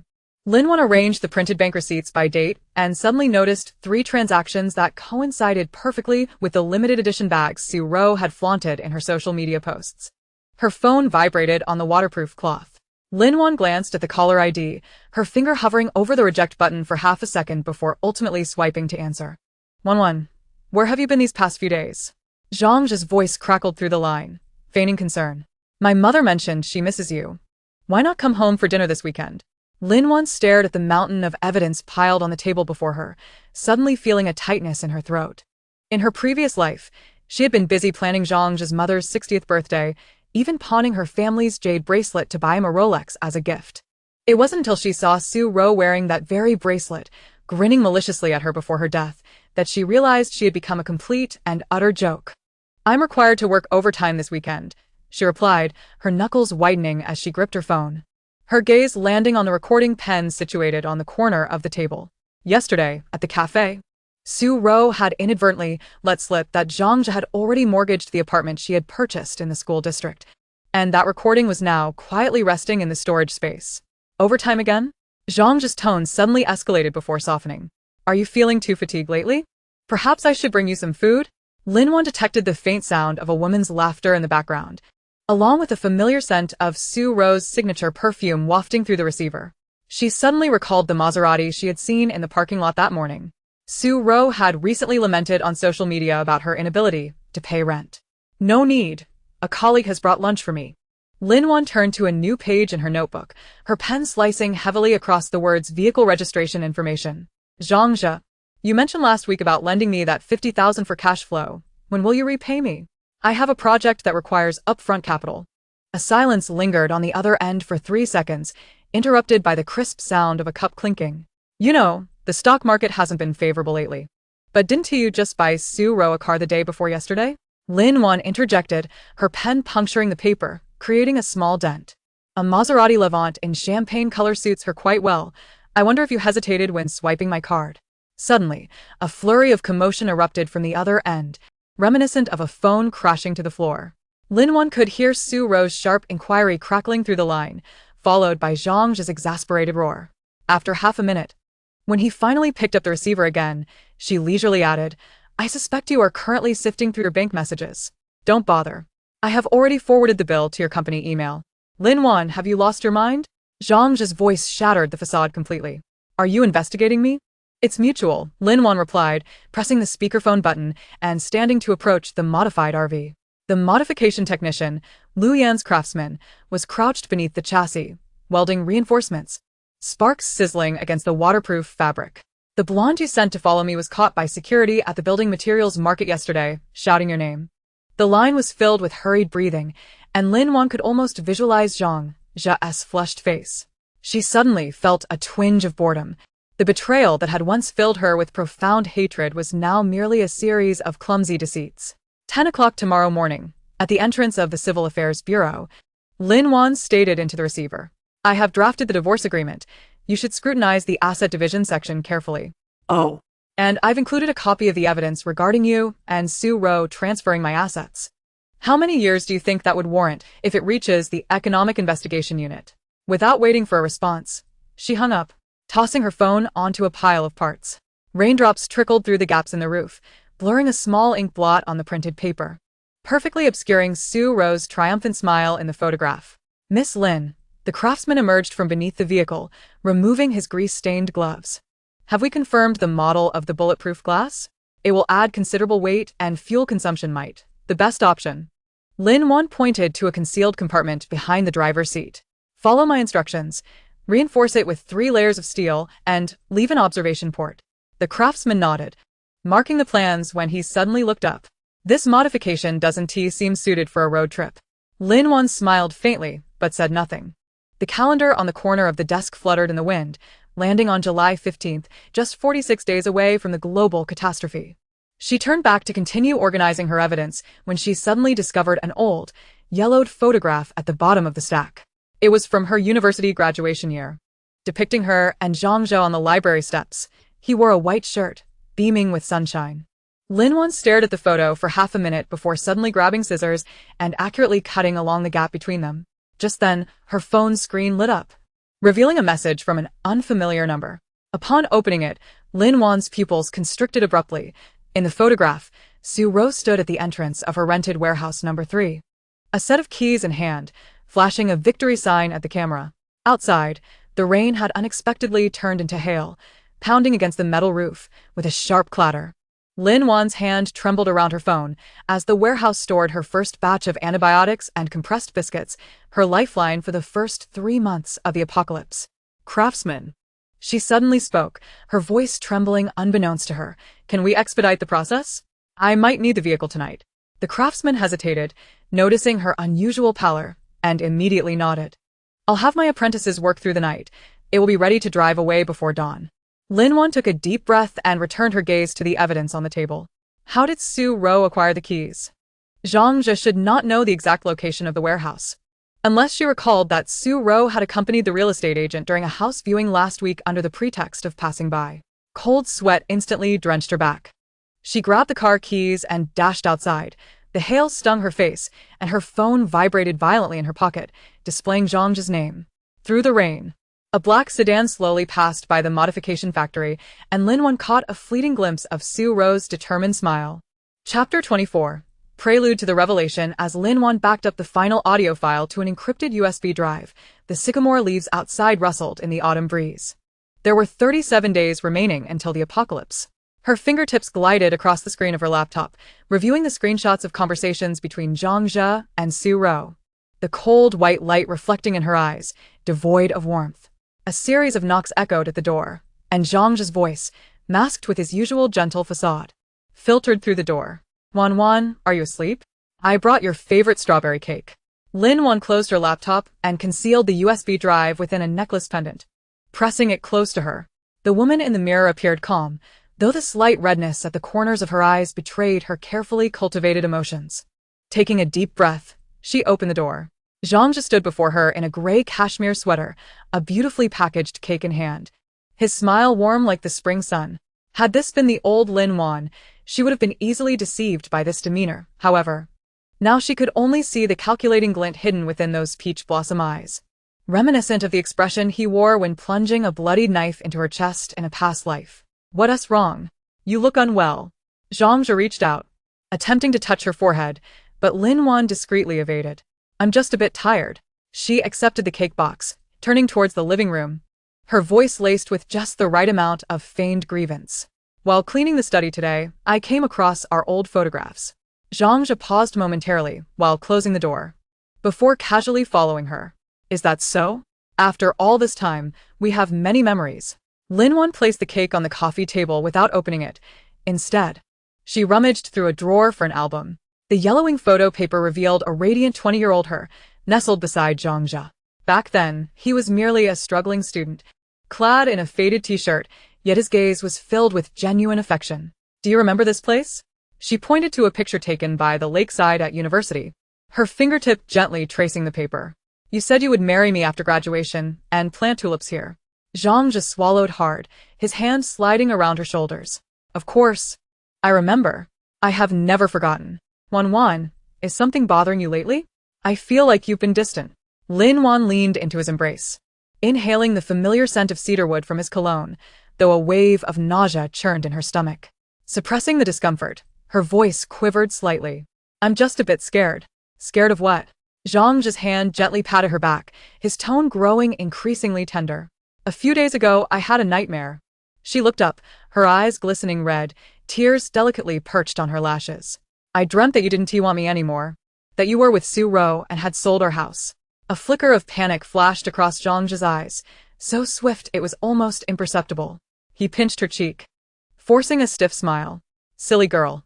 Dreams are often the opposite. How could I possibly be involved with someone like Su Ro? She's just an ordinary colleague. Don't overthink it. Really? Lin Wan sniffled, pulling out her phone to reveal a photograph.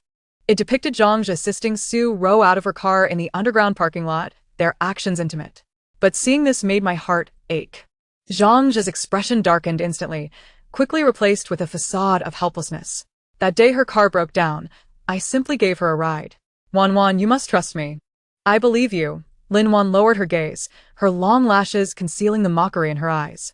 But lately I've felt something is off. She deliberately paused, observing Zhang's breathing quicken before continuing. It seems like a substantial amount is missing from our savings. Zhang's grip tightened abruptly, nearly digging into her arm. Lin Wan winced in pain, and only then did she realize her indiscretion. She hastily released her grip and, with a tone laced with urgency, explained, recently. The company's project requires some liquidity, so I moved a bit of funds. I intended to inform you, but I feared it might worry you. I see, Lin Wan murmured, lowering her head and twisting the hem of her garment, as if a weight had been lifted from her shoulders. But you must remember to tell me, otherwise. My mind wanders, and I struggle to sleep at night. It's my fault, Zhang sighed in relief, reaching out to embrace her, only to have Lin Wan evade him. By the way, she said suddenly, as if recalling something, I found the necklace Su Ro borrowed from me last time. Please return it to her. I no longer wish to see it. Zhang observed her retreating figure, his gaze dark and brooding. He had indeed been secretly transferring assets, planning to abscond with Su Ro and the money after the apocalypse erupted. He hadn't anticipated that Lin Wan would start to harbor suspicions. Had she discovered something? Lost in thought, Lin Wan emerged from the bedroom, holding a velvet box that contained a platinum necklace, adorned with a small heart-shaped pendant. It was a birthday gift Zhang had given her last year, which Su Ro had borrowed and failed to return. Is this it? Zhang took the box, his fingertips brushing against the cold metal, an inexplicable anxiety bubbling within him. Yes, Lin Wan nodded, suddenly looking up at him with eyes as clear as a mountain stream. Zhang, we have known each other for 5 years, haven't we? Yes, Zhang replied, feeling uncomfortable under her gaze, averting his eyes. Why bring this up now? Nothing, she smiled, picking up a box of cake from the coffee table. The cake is melting, I'll go cut it. Watching Lin Wan walk into the kitchen, Zhang clutched the velvet box tightly. Something felt amiss. Her reactions today were oddly peculiar, as if she were probing for something. He pulled out his phone and texted Su Ro. Lin Wan seems suspicious. We must hasten our plans. The kitchen door was not fully closed, and Lin Wan leaned against the doorframe, listening to Zhang speaking in a hushed tone on the phone. A cold smile crept across her lips. She activated her phone's recording function and gently pushed the door open. Who's there?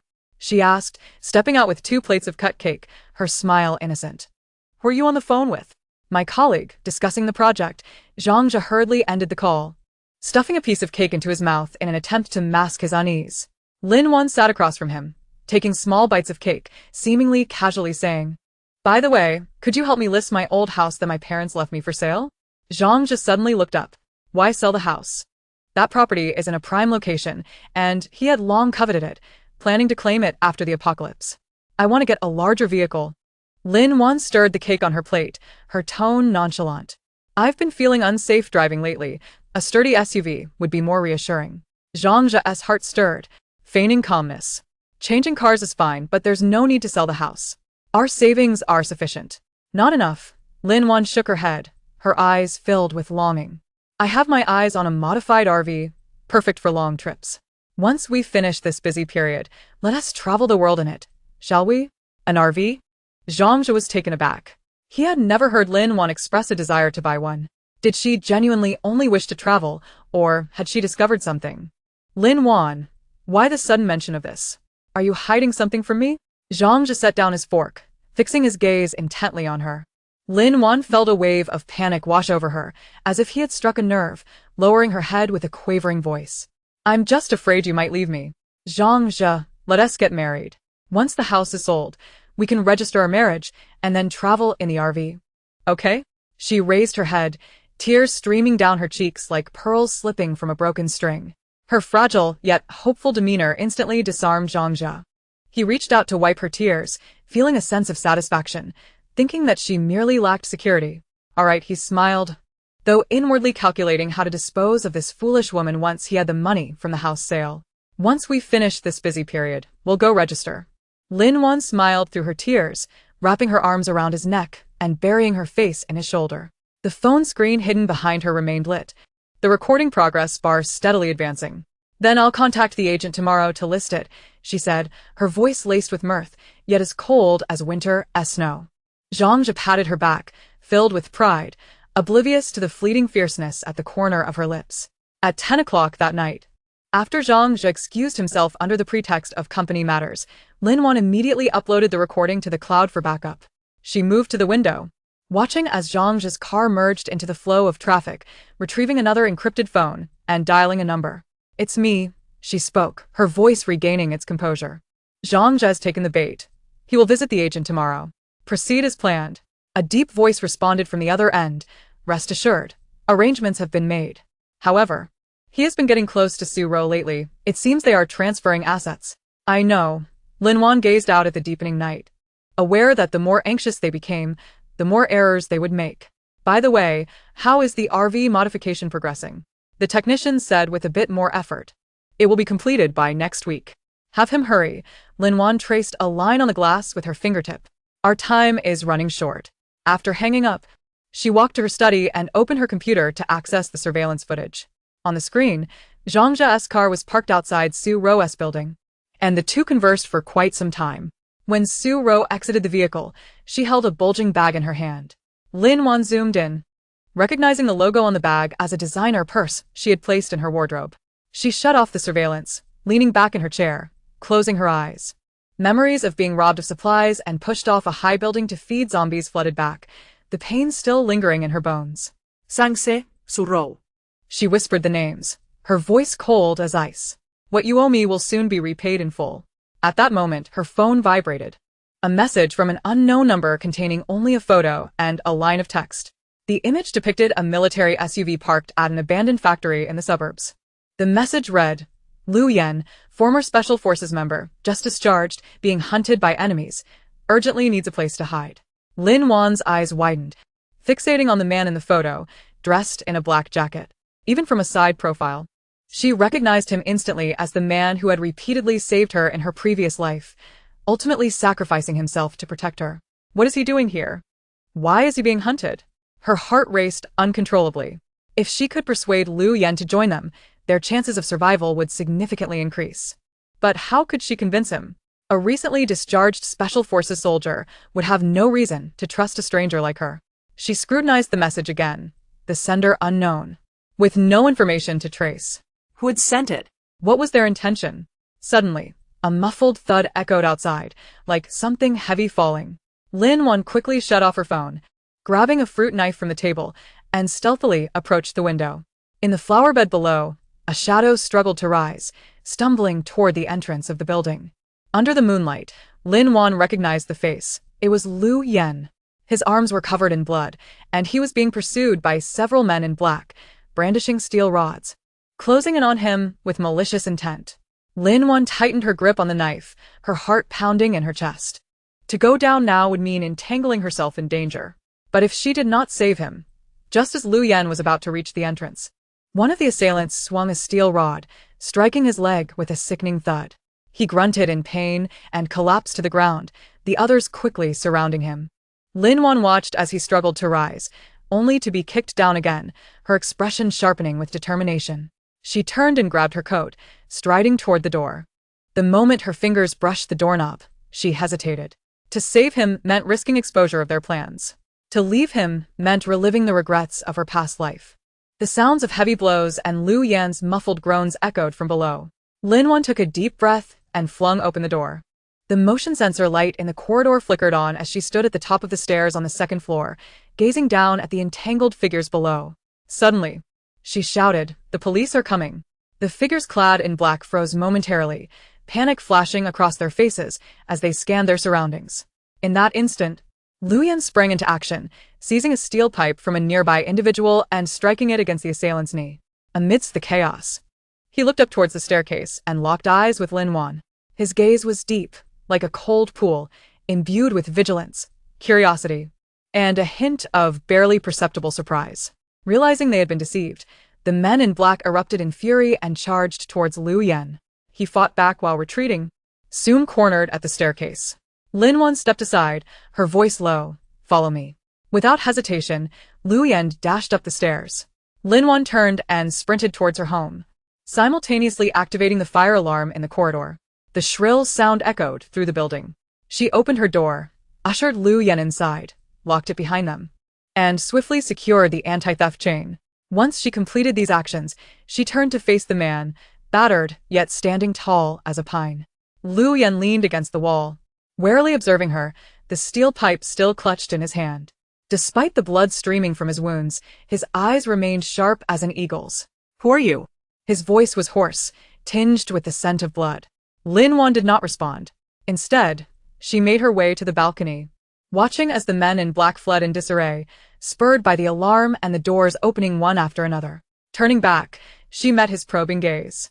"I know who you are, Lu Yan," she began slowly, her tone calm, yet imbued with undeniable authority, "and I understand that you are in need of a safe haven." His pupils dilated suddenly. Lin Wan stepped closer, gazing into his eyes, articulating each word. "I can offer you sanctuary, but only under the condition that you assist me with a task." She paused, glancing at his bleeding arm, and added, "Before that, I will tend to your wounds." Lu Yan remained still, fixated on her as if attempting to peer into her very soul. Lin Wan held his gaze, her heart racing with urgency. She was acutely aware that while the men below had temporarily retreated, they would not relent easily. Moreover, the machinations of Zhang Zhe and Su Rou were advancing inexorably. Most critically, only 35 days remained until the impending crisis erupted. Her plan for confrontation was just beginning, and this man before her would be pivotal to her success or failure. At that moment, the doorbell rang urgently, a relentless summons. Lin Wan and Lu Yan turned simultaneously towards the door, the air thick with tension. Peering through the peephole, Lin Wan recognized a familiar face. Zhang Zhe had returned, his expression darker than she had ever seen. How could he be back? Had he been discovered? Her heart sank, fingers tightening around the fruit knife in her grasp. Outside, Zhang Zhe's cold voice penetrated the silence, laced with unmistakable menace. Wan, open the door. We need to discuss the items you have hidden in your study, as well as the man you just brought home. Chapter 25. The complete confrontation. Lin Wan stood in the shadows of the opulent banquet hall atop the Lu Jin-era building, her fingertips unconsciously caressing the cool metallic surface of her phone. On the screen, a photograph captured Zhang Zhe, arm around Su Rou, entering the revolving door, the image exuding a chilling glow. This was the latest evidence procured by her private investigator, taken during the very period when Zhang Zhe had professed he would be away on a business trip. Today marked the annual celebration of his company, a meticulously orchestrated stage for his achievements in both career and romance. Just half an hour ago, he had sweet-talked Lin Wan over WeChat. Wan, I'm going to announce our engagement on stage. I have a surprise for you." A cold smile crept across Lin Wan's lips. A surprise? She had indeed prepared an extraordinary gift. The banquet hall sparkled with crystal chandeliers, vibrant with laughter and clinking glasses. Zhang Zhe, clad in a tailored suit, engaged in jovial conversation with the chairman while his profile, illuminated by the lights, appeared particularly insincere. Meanwhile, Su Rou, dressed in a pink dress that clashed with the occasion, coiled around Zhang Zhe like a flower serpent, casting provocative glances, perhaps believing she was about to usurp Lin Wan's place as the center of attention. Taking a deep breath, Lin Wan stowed her phone in her handbag and navigated through the crowd in her 7-centimeter heels. Each step felt like treading on blades. Not due to anxiety, but because the painful memories buried deep within were being awakened. In her past life, she had foolishly prepared celebratory gifts for Zhang Zhe, oblivious to the fact that she had become a stepping stone and a source of ridicule in others' eyes. Wan, you're here. Zhang Zhe was the first to spot her, immediately detaching himself from Su Ro to approach, an imperceptible flicker of panic crossing his features, swiftly masked by a perfect smile. I thought you weren't coming. Come, I have something important to announce. He reached out to wrap his arm around her waist, but she subtly evaded his touch. Something important? Lin Wan tilted her head, a light laugh escaping her lips, her voice clear enough for those nearby to hear. Is it about your embezzlement of company funds to buy limited edition bags for Su Ro, or perhaps about your forgery of contracts to deceive partners? Zhang Zhe's face turned ashen, his smile freezing in place. The surrounding atmosphere seemed to pause for a moment, several curious glances directed towards him. Su Ro.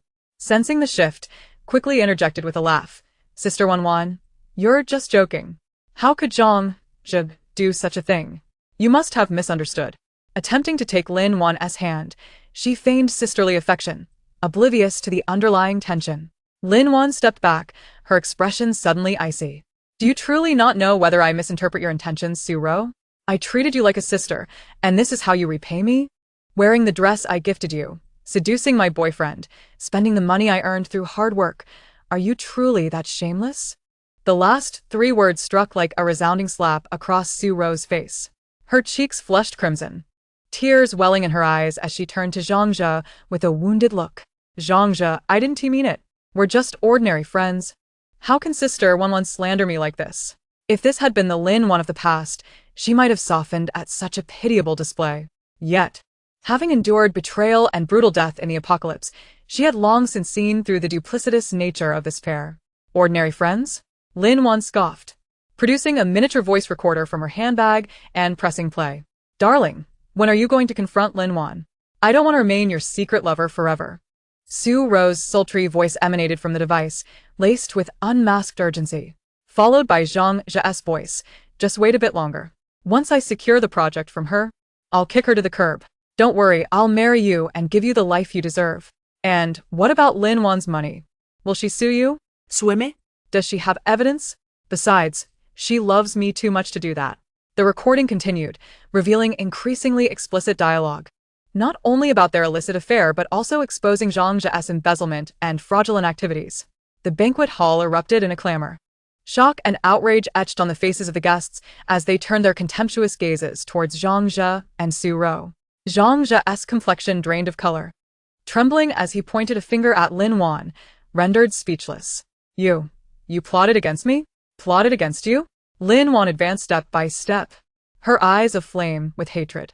Zhang Zhe, what is this compared to when you pushed me into the horde of zombies in the apocalypse? Her words left the crowd in stunned silence, confused about the references to the apocalypse and zombies.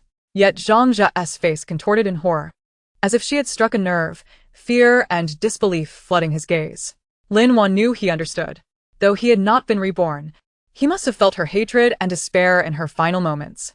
You're talking nonsense, Zhang Zhe shouted, his voice a facade of bravado attempting to mask his turmoil. Lin Wan, are you insane? Am I insane? Lin Wan laughed, tears nearly spilling from her eyes, exclaiming, I must be insane to have fallen for someone as despicable as you. It is madness to have regarded you as someone worthy of lifelong trust. She took a deep breath, striving to compose herself, and then pulled out a stack of documents from her handbag, forcefully slamming them onto the table before Zhang Zhe. These are your incriminating evidence, including your chat records with Su Ro, transaction receipts, and proof of your financial misconduct. I have made multiple copies. One has been handed to your competitor, another sent to the tax bureau, and… Lin Wan paused, casting a glance at the chairman present. One has already been delivered to the chairman's office. The chairman's face turned ashen as he glared fiercely at Zhang Zhe and coldly remarked, Zhang Zhe, do you have anything left to say? Zhang Zhe was utterly deflated, his legs buckling beneath him as he nearly collapsed to the ground, only to be supported by those nearby. He stared at Lin Wan, his eyes brimming with resentment and frustration. Lin Wan, you have a heart of stone. Stone-hearted? Lin Wan met his gaze, her expression unflinching. Compared to what you have done to me, this is hardly cruel enough. Zhang Zhe, what you and Su Ro owe me is merely beginning. With that, she turned her back on the treacherous couple and strode away. The sound of her high heels striking the floor was sharp and resolute, as if declaring the end of an era. Just as Lin Wan reached the entrance of the banquet hall, a sudden scream erupted behind her. Turning around, she saw Su Ro charging at her like a madwoman. clutching a shattered bottle, her eyes wild with fury. Lin Wan, I will take us both down. Gasps filled the air, and Zhang just stood frozen, momentarily stunned. Lin Wan's eyes narrowed, and she sidestepped Su Ro's attack, delivering a powerful kick to her abdomen. Su Ro cried out in agony, crashing to the ground and curling up in pain. Security. Get these two out of here. The chairman bellowed, his anger barely contained. Security swiftly arrived, hauling away the still struggling Zhang Jia and Su Ro. Their cries of despair and curses faded into the distance, leaving chaos in the banquet hall. Lin Wan adjusted her attire, acknowledging the stunned crowd with a slight nod before exiting the hall without a backward glance. The night air outside was refreshingly cool, dispersing the foul atmosphere within. Standing by the roadside, she gazed up at the city's dazzling lights, inhaling deeply. The first step of her revenge was finally complete. Although the journey had not been easy, witnessing the disgrace of the treacherous couple alleviated some of the resentment she had harbored for years. At that moment, her phone suddenly rang, displaying an unfamiliar number. After a brief hesitation, she pressed the answer button. "Is this Miss Lin?" came a deep male voice on the other end, laced with a trace of caution. "This is Lu Yan. I have new findings regarding your previous inquiry, which may be related to the apocalypse you mentioned." Lin Wan's heart raced. Lu Yan? The retired Special Forces soldier she had met by chance and one of her crucial allies in preparation for the end of days. What had he discovered? Was it truly related to the impending doom? What findings? Lin Wan's voice involuntarily tightened with anxiety. There was a pause on the line before Lu Yan's grave tone returned. "I have uncovered that a batch of unidentified viral samples has recently entered our city through illicit channels. Additionally, I discovered some peculiar items in an abandoned factory on the outskirts of town, which may be early experimental subjects for zombies." Zombies? Experimental subjects? Lin Wan's complexion turned pale, a chill coursing from her toes to the crown of her head. She had always believed the apocalypse would be a sudden natural disaster, never suspecting human interference behind it. Just as she was processing this shocking revelation, a piercing scream shattered the night's tranquility, followed by the thunderous sound of colliding vehicles and frantic shouts from the crowd. Lin Wan quickly lifted her gaze toward the source of the commotion, only to witness a figure tackling another, viciously biting at them, while terrified onlookers scattered in panic. The scene mirrored the moment she had etched in memory when the apocalypse first erupted. Had the end come early? Gripping her phone tightly, her heart raced uncontrollably. She realized that the true test might arrive far sooner than she had anticipated. Chapter 26. Starting anew as the iron gate of the RV modification factory slowly lifted, Lin Wan stood before her phone screen with a cold smile. The screen displayed a final ultimatum from Zhang Jia, threatening her with defamation lawsuits if she did not retract all evidence. Truly, one does not shed tears until faced with a coffin. Tucking her phone into her pocket, she turned to Lu Yan, who had just emerged from the workshop, dressed in oil-stained work attire, a sheen of sweat at his brow, and a modified military dagger in hand. "Do you need me to intervene?" "No need," Lin Wan replied, shaking her head as her fingertips traced the thick armored plating of the RV. In dealing with such individuals, the law is far more effective than brute force. 3 days prior, she had publicly played the incriminating recording at Zhang Jia's company annual meeting. The sound of Su Ro breathlessly lamenting, "When will Brother Zhang confront Lin Wan?" reverberated throughout the banquet hall, draining the color from Zhang Jia's meticulously crafted elite facade. The subsequent display of transaction records and hotel receipts struck him like a series of resounding slaps, leaving him disoriented. At that moment, Zhang Jia sat in a law firm, his knuckles white from clenching the table. Across from him, the lawyer adjusted his glasses and slid a document toward him. The chain of evidence provided by Lin Wan is quite comprehensive. It includes undeniable proof of your infidelity during marriage and records of your misappropriation of company funds to purchase luxury goods for Su Ro. If this goes to court, not only will you be left with nothing, but you may also face imprisonment. Impossible. Zhang just slammed the table, indignation flaring.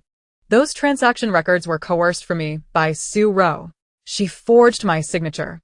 "Mr. Zhang," the lawyer interjected with professional detachment, "all transaction records bear your electronic signature, and the bank has corresponding documentation. Moreover, Lin Wan has submitted recordings of you and Su Ro conspiring to transfer her premarital assets."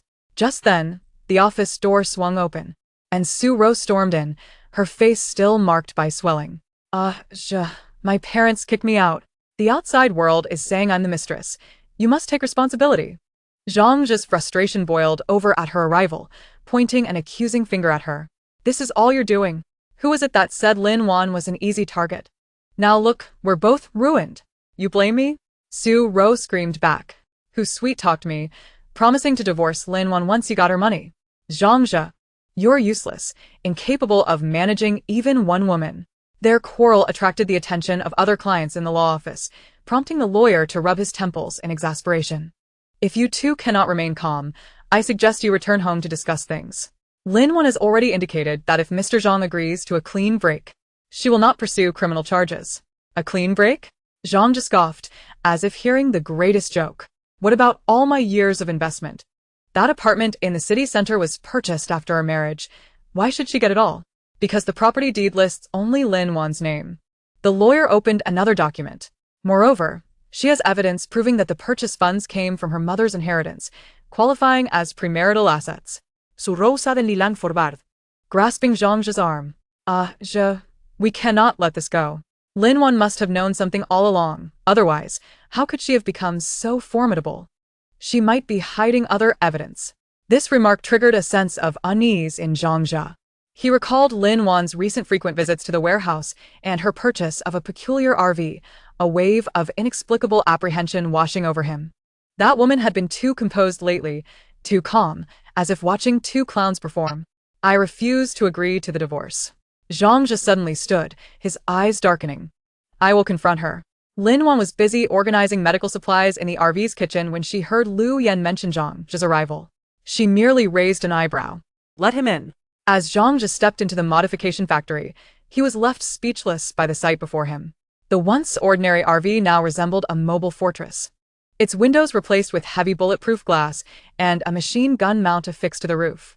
Zhao Yu crouched beneath the vehicle, tinkering with something, and merely rolled his eyes upon seeing her. Lin Wan, what on earth are you up to? Zhang Zhe's voice trembled with anxiety. What are you doing with all this?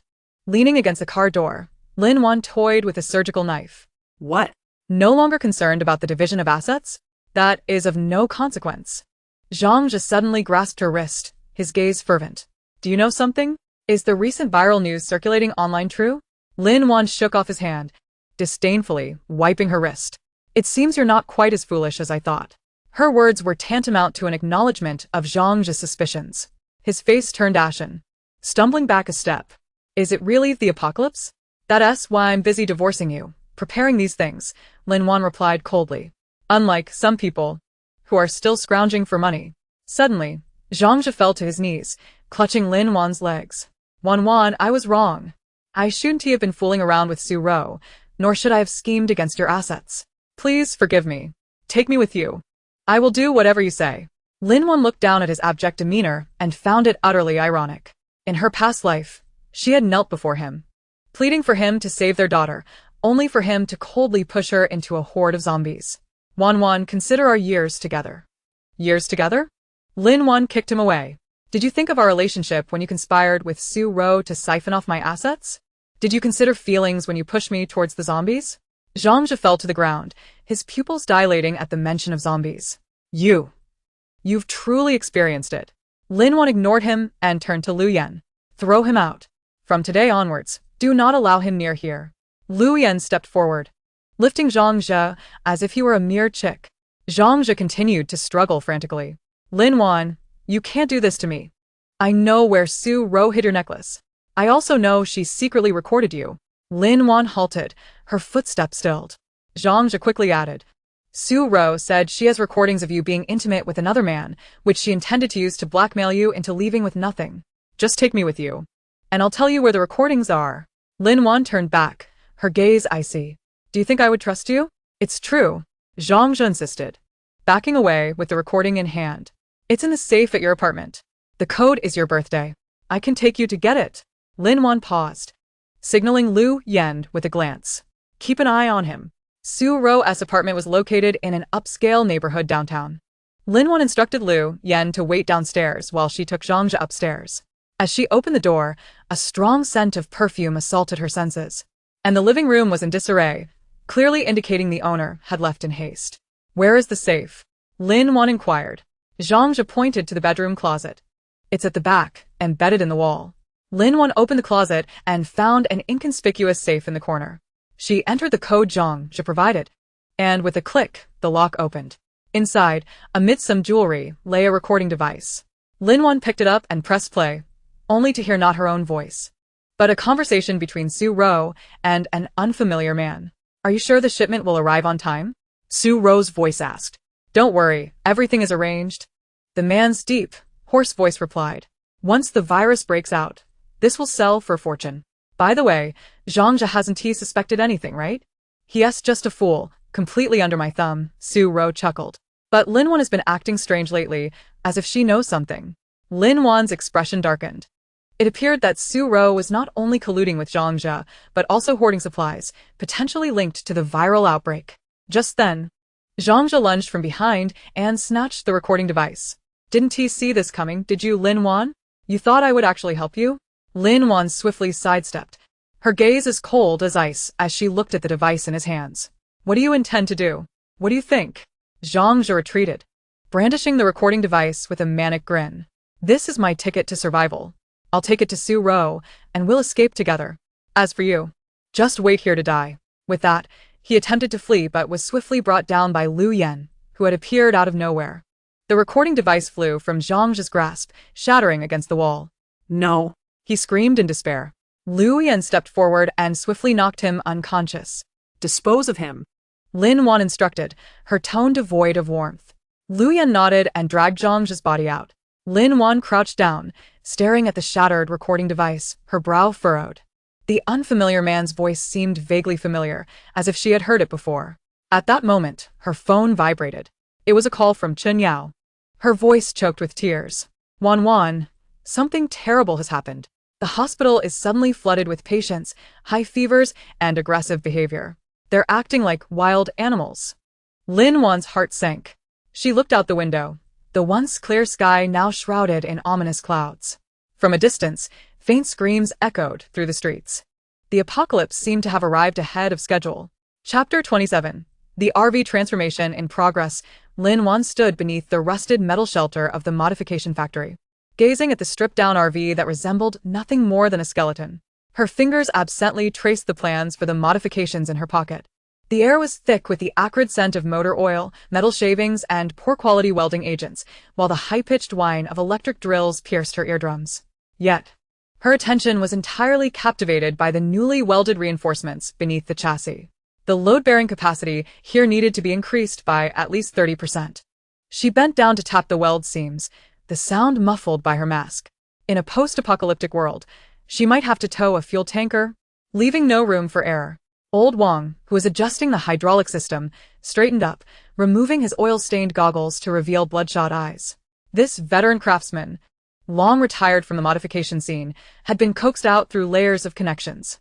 His wrench still dripped with oil as he remarked, "Girl, your requirements are nearing military standards.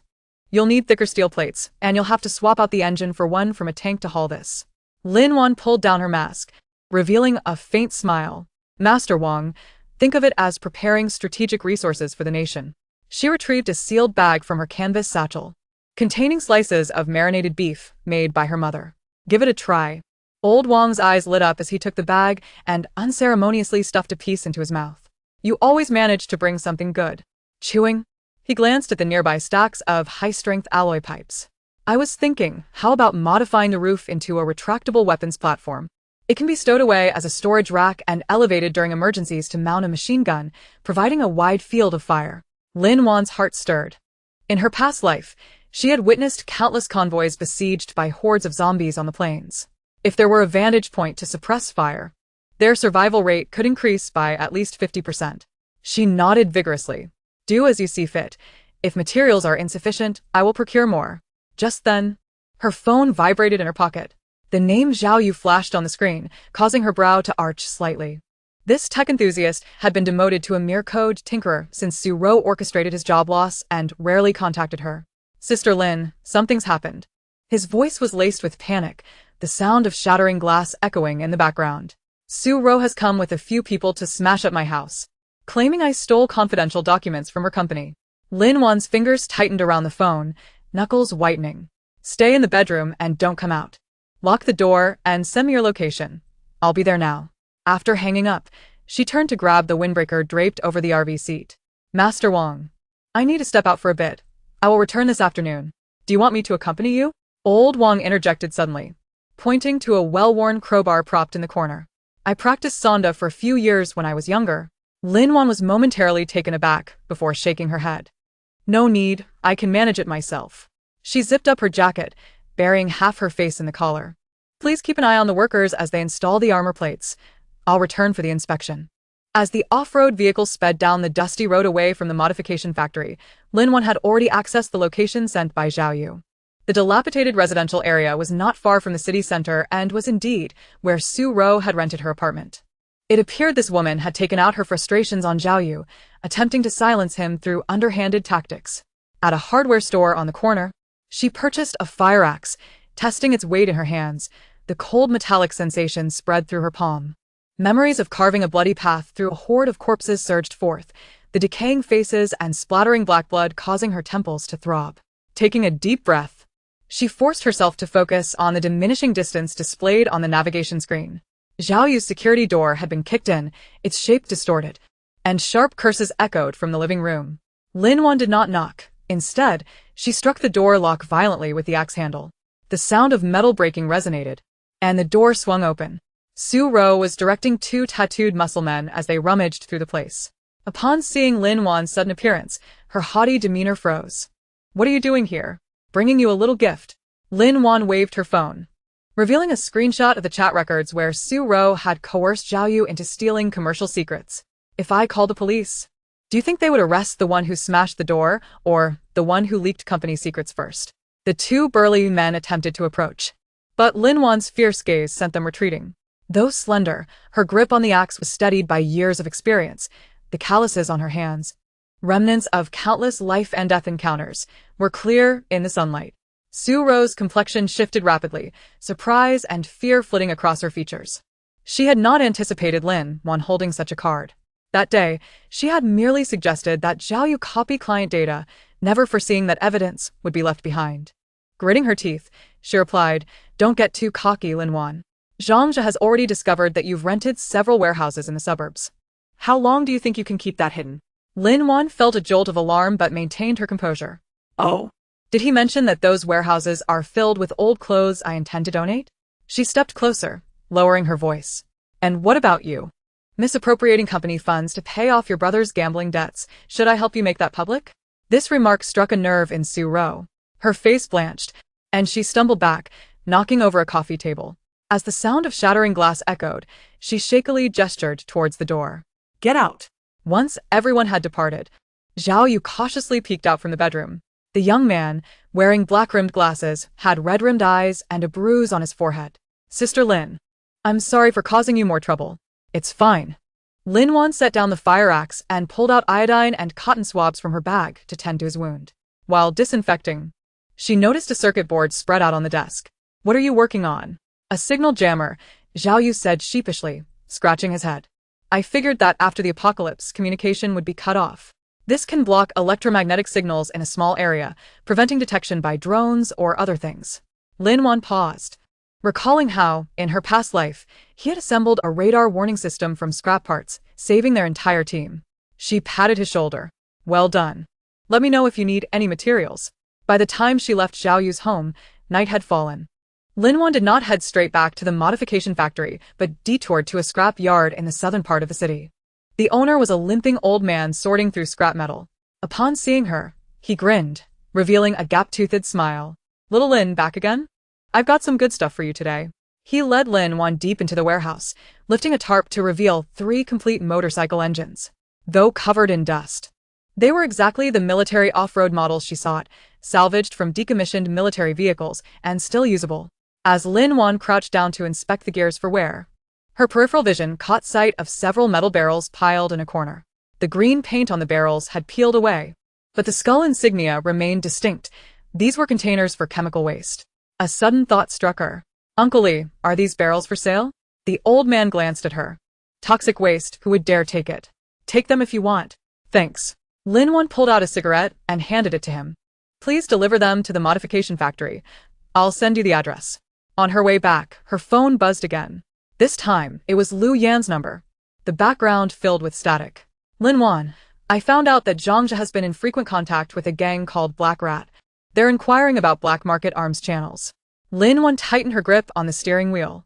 The Black Rat gang was notorious in her previous life for their ruthlessness, particularly in crafting homemade explosives. Zhangzhe's association with them clearly indicated he was not planning to back down easily. Got it, I'll be careful. She paused before adding, what about your side? Any news on the base? There is indeed an abandoned missile base in the West Mountain area, but the entrance is sealed off and requires demolition equipment. Lu Yan's voice crackled through with slight interference. I'll take 2 people for a field survey tomorrow. What about you? Me fine. Lin Wan interjected. By the way, help me find some activated carbon and filter cotton. More is better. After hanging up, she gazed at the diminishing city lights in the rearview mirror, suddenly feeling a tightness in her throat. In her past life, she had been planning a honeymoon route with Zhangzhe, blissfully unaware of the impending disaster. Now, her trunk contained 3 engines, her pocket held evidence of revenge, and her mind was calculating how to create makeshift incendiary devices from chemical waste. Upon returning to the modification factory, the night was thick and impenetrable. The armor plates on the RV were nearly finished, glinting coldly under the floodlights. Old Wang was absent, with only 2 apprentices inflating tires. Just as Lin Wan was about to inquire, a sizzling sound emanated from the welding workshop. Pushing the door open, she saw Old Wang crouched on the floor, welding something. A thermos beside him, steam still rising from the porridge inside. Master Wang, why are you still awake at this hour? The old man did not look up. The puncture-resistant tires you asked for. I've reinforced the rims. He pointed to some parts on the ground. This is a brake cooling system. You won't have to worry about failure while descending steep slopes. A warm current surged through Lin Wan's heart. She approached to help him steady the grounding wire for the welding torch, watching the blue flame leave molten traces on the metal. Thank you. Thank you for what? Old Wang turned off the welder, removing his gloves to wipe his sweat. If my son were still alive, he'd probably be about your age. He gazed out at the dark night sky. This world feels like something is about to happen. It's always good to be prepared. Lin Wan did not respond. She walked over to the RV, reaching out to touch the cold armor plates. The vibrations beneath her fingertips made her frown, not the vibration of machinery, but something deep within the ground, like the low growl of a colossal beast. Suddenly, a piercing scream echoed from afar, followed by the thunderous crash of a car colliding with a wall. Old Wang jumped up, startled. What's going on? Lin Wan dashed to the door, witnessing a woman in pajamas viciously biting a man on the street across from the modification factory, blood dripping from the corners of his mouth. The man twitched a few times before abruptly standing upright, his neck twisting at an unnatural angle as he lunged towards passers-by. That was Old Wang's voice, trembling. Lin Wan's heart constricted as she watched an increasing number of figures staggering onto the street, observing the flickering lights in the distant residential buildings, and the sudden rise of a green aurora in the sky, an omen of the virus outbreak, arriving a full 3 days earlier than in her previous life. She turned, grabbing a wrench from her toolbox, her voice steady and uncharacteristically calm. Master Wang, charge all the remaining welding guns. Zhao Yu, can the signal jammer be activated immediately? Just then, her phone vibrated violently, Lu Yan's name flashing on the screen. Lin Wan pressed the answer key, only to be met with a cacophony of gunshots and explosions on the other end, along with Lu Yan's voice, laced with static, shouting, Lin Wan. The base has... The line abruptly cut off, leaving only the harsh sound of a busy tone. Lin Wan's hand, clutching the phone, slowly descended, her knuckles whitening from the strain. She gazed out at the increasingly chaotic streets, watching the staggering figures, and suddenly turned to Old Wang, saying, Master Wang, could you assist me with one more task? The old man observed the fire igniting in her eyes and nodded solemnly. In the night, the engine of the modified RV roared to life, akin to a beast on the verge of breaking free from its shackles. The newly welded weapons platform atop the vehicle glimmered ominously in the moonlight, heralding the dawn of a bloody era. Meanwhile, the distant city skyline was awash with flames, painting the sky a vivid crimson. Chapter 28. Zhangzhe's Revenge. The iron gate of the RV modification factory slowly closed behind them as Lin Wan brushed off the dust from her trousers and looked up at the setting sun. The orange and red hues bathed the factory's corrugated roof in a warm golden glow, yet could not dispel the faint chill lingering in her heart. Zhang Zhe's recent activities had become alarmingly frequent. Miss Lin, I have reinforced the welding on the armor, Master Wang said, removing his oil-stained gloves and pointing to the seams on the RV. The bulletproof glass will arrive tomorrow morning. Once installed, we can test its pressure resistance. Thank you. Lin Wan replied, her gaze sweeping over the formidable structure occupying the center of the workshop. After half a month of modifications, the once ordinary RV had transformed dramatically. Its body was cloaked in thick manganese steel armor, the windows temporarily sealed with steel plates. A retractable observation deck had been added to the roof, and military-grade puncture-resistant tires replaced the originals. In a few days, this vehicle would become their most formidable fortress in this post-apocalyptic world. Lost in thought, her phone suddenly vibrated. A strange number flashed on the screen. Its origin marked as local. Lin Wan furrowed her brow, swiped to answer, deliberately infusing her voice with a hint of languor. Hello? Lin Wan, it's me. The voice on the other end was clearly intoxicated, Zhang Zhe's tone igniting like a firecracker. Where are you right now? Why aren't you answering my calls? Leaning against the metal shelves of the factory, Lin Wan absent-mindedly tapped her fingertips against a cold steel. I'm busy outside. Is there something you need? Busy? Busy fooling around with that Lu guy, I bet. Zhang Zhe's voice rose sharply, the sound of shattered glass echoing in the background. Don't think I don't know what you're up to. Selling houses, buying an RV, and finding a soldier as your support. Are you trying to ditch me? Lin Wan let out a soft laugh, pausing deliberately for a few seconds before responding. Zhang Zhe, have you had too much to drink? What nonsense are you spouting? I'm not drunk. Zhang Zhe shouted. I figured it all out. You're getting close to that Lu Yan. And those warehouses, what are you hiding in there? Have you already planned to leave me? A jolt of anxiety shot through Lin Wan. She hadn't anticipated Zhang Zhe would act so swiftly, uncovering the connection with Lu Yan and the warehouses. It seemed the flaws she had intentionally revealed only heightened his vigilance. What could possibly be in the warehouses? Lin Wan calmly shifted the topic. Just some things I don't need, taking up space. If you're curious, I can take you to see them sometime. Don't try to play games with me. Zhang Zhe's voice turned menacing. Don't forget, the shares your parents left you are still in my hands. If you dare to pull any tricks, I'll ensure you lose everything. Lin Wan tightened her grip on the phone, her fingernails digging into her palm. The shares left by her parents represented her most vulnerable point. In her previous life, Zhang Zhe had wielded them as a weapon against her, forcing her into repeated compromises until he had stripped away even the last remnants of her parents' legacy. Zhang Zhe, Lin Wan's voice turned icy.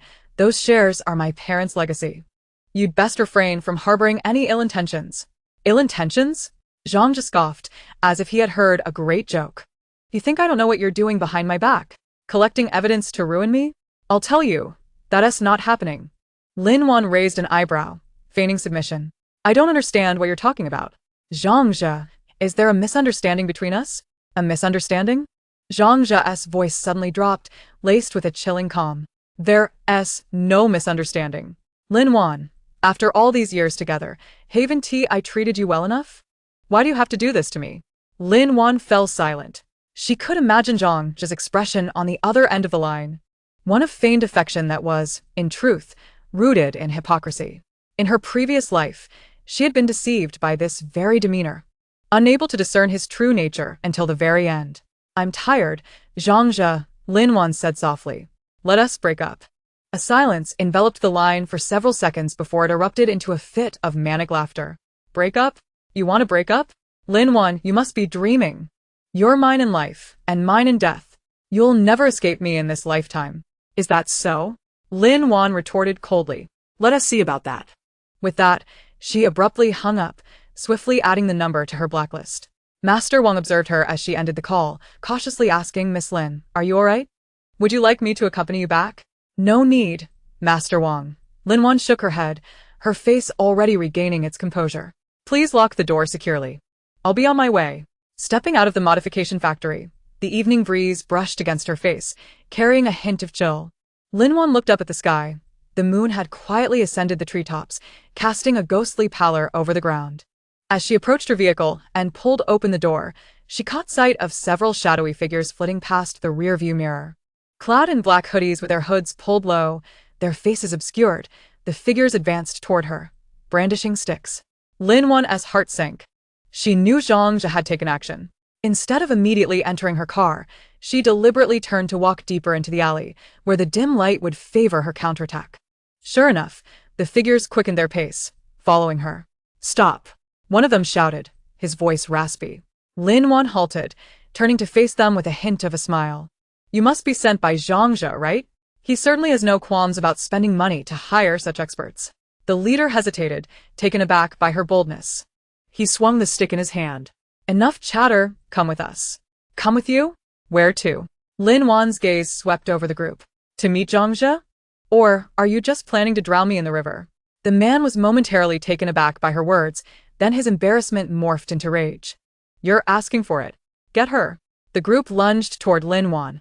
Anticipating their move, she sidestepped the first assailant's strike and swiftly kicked his knee.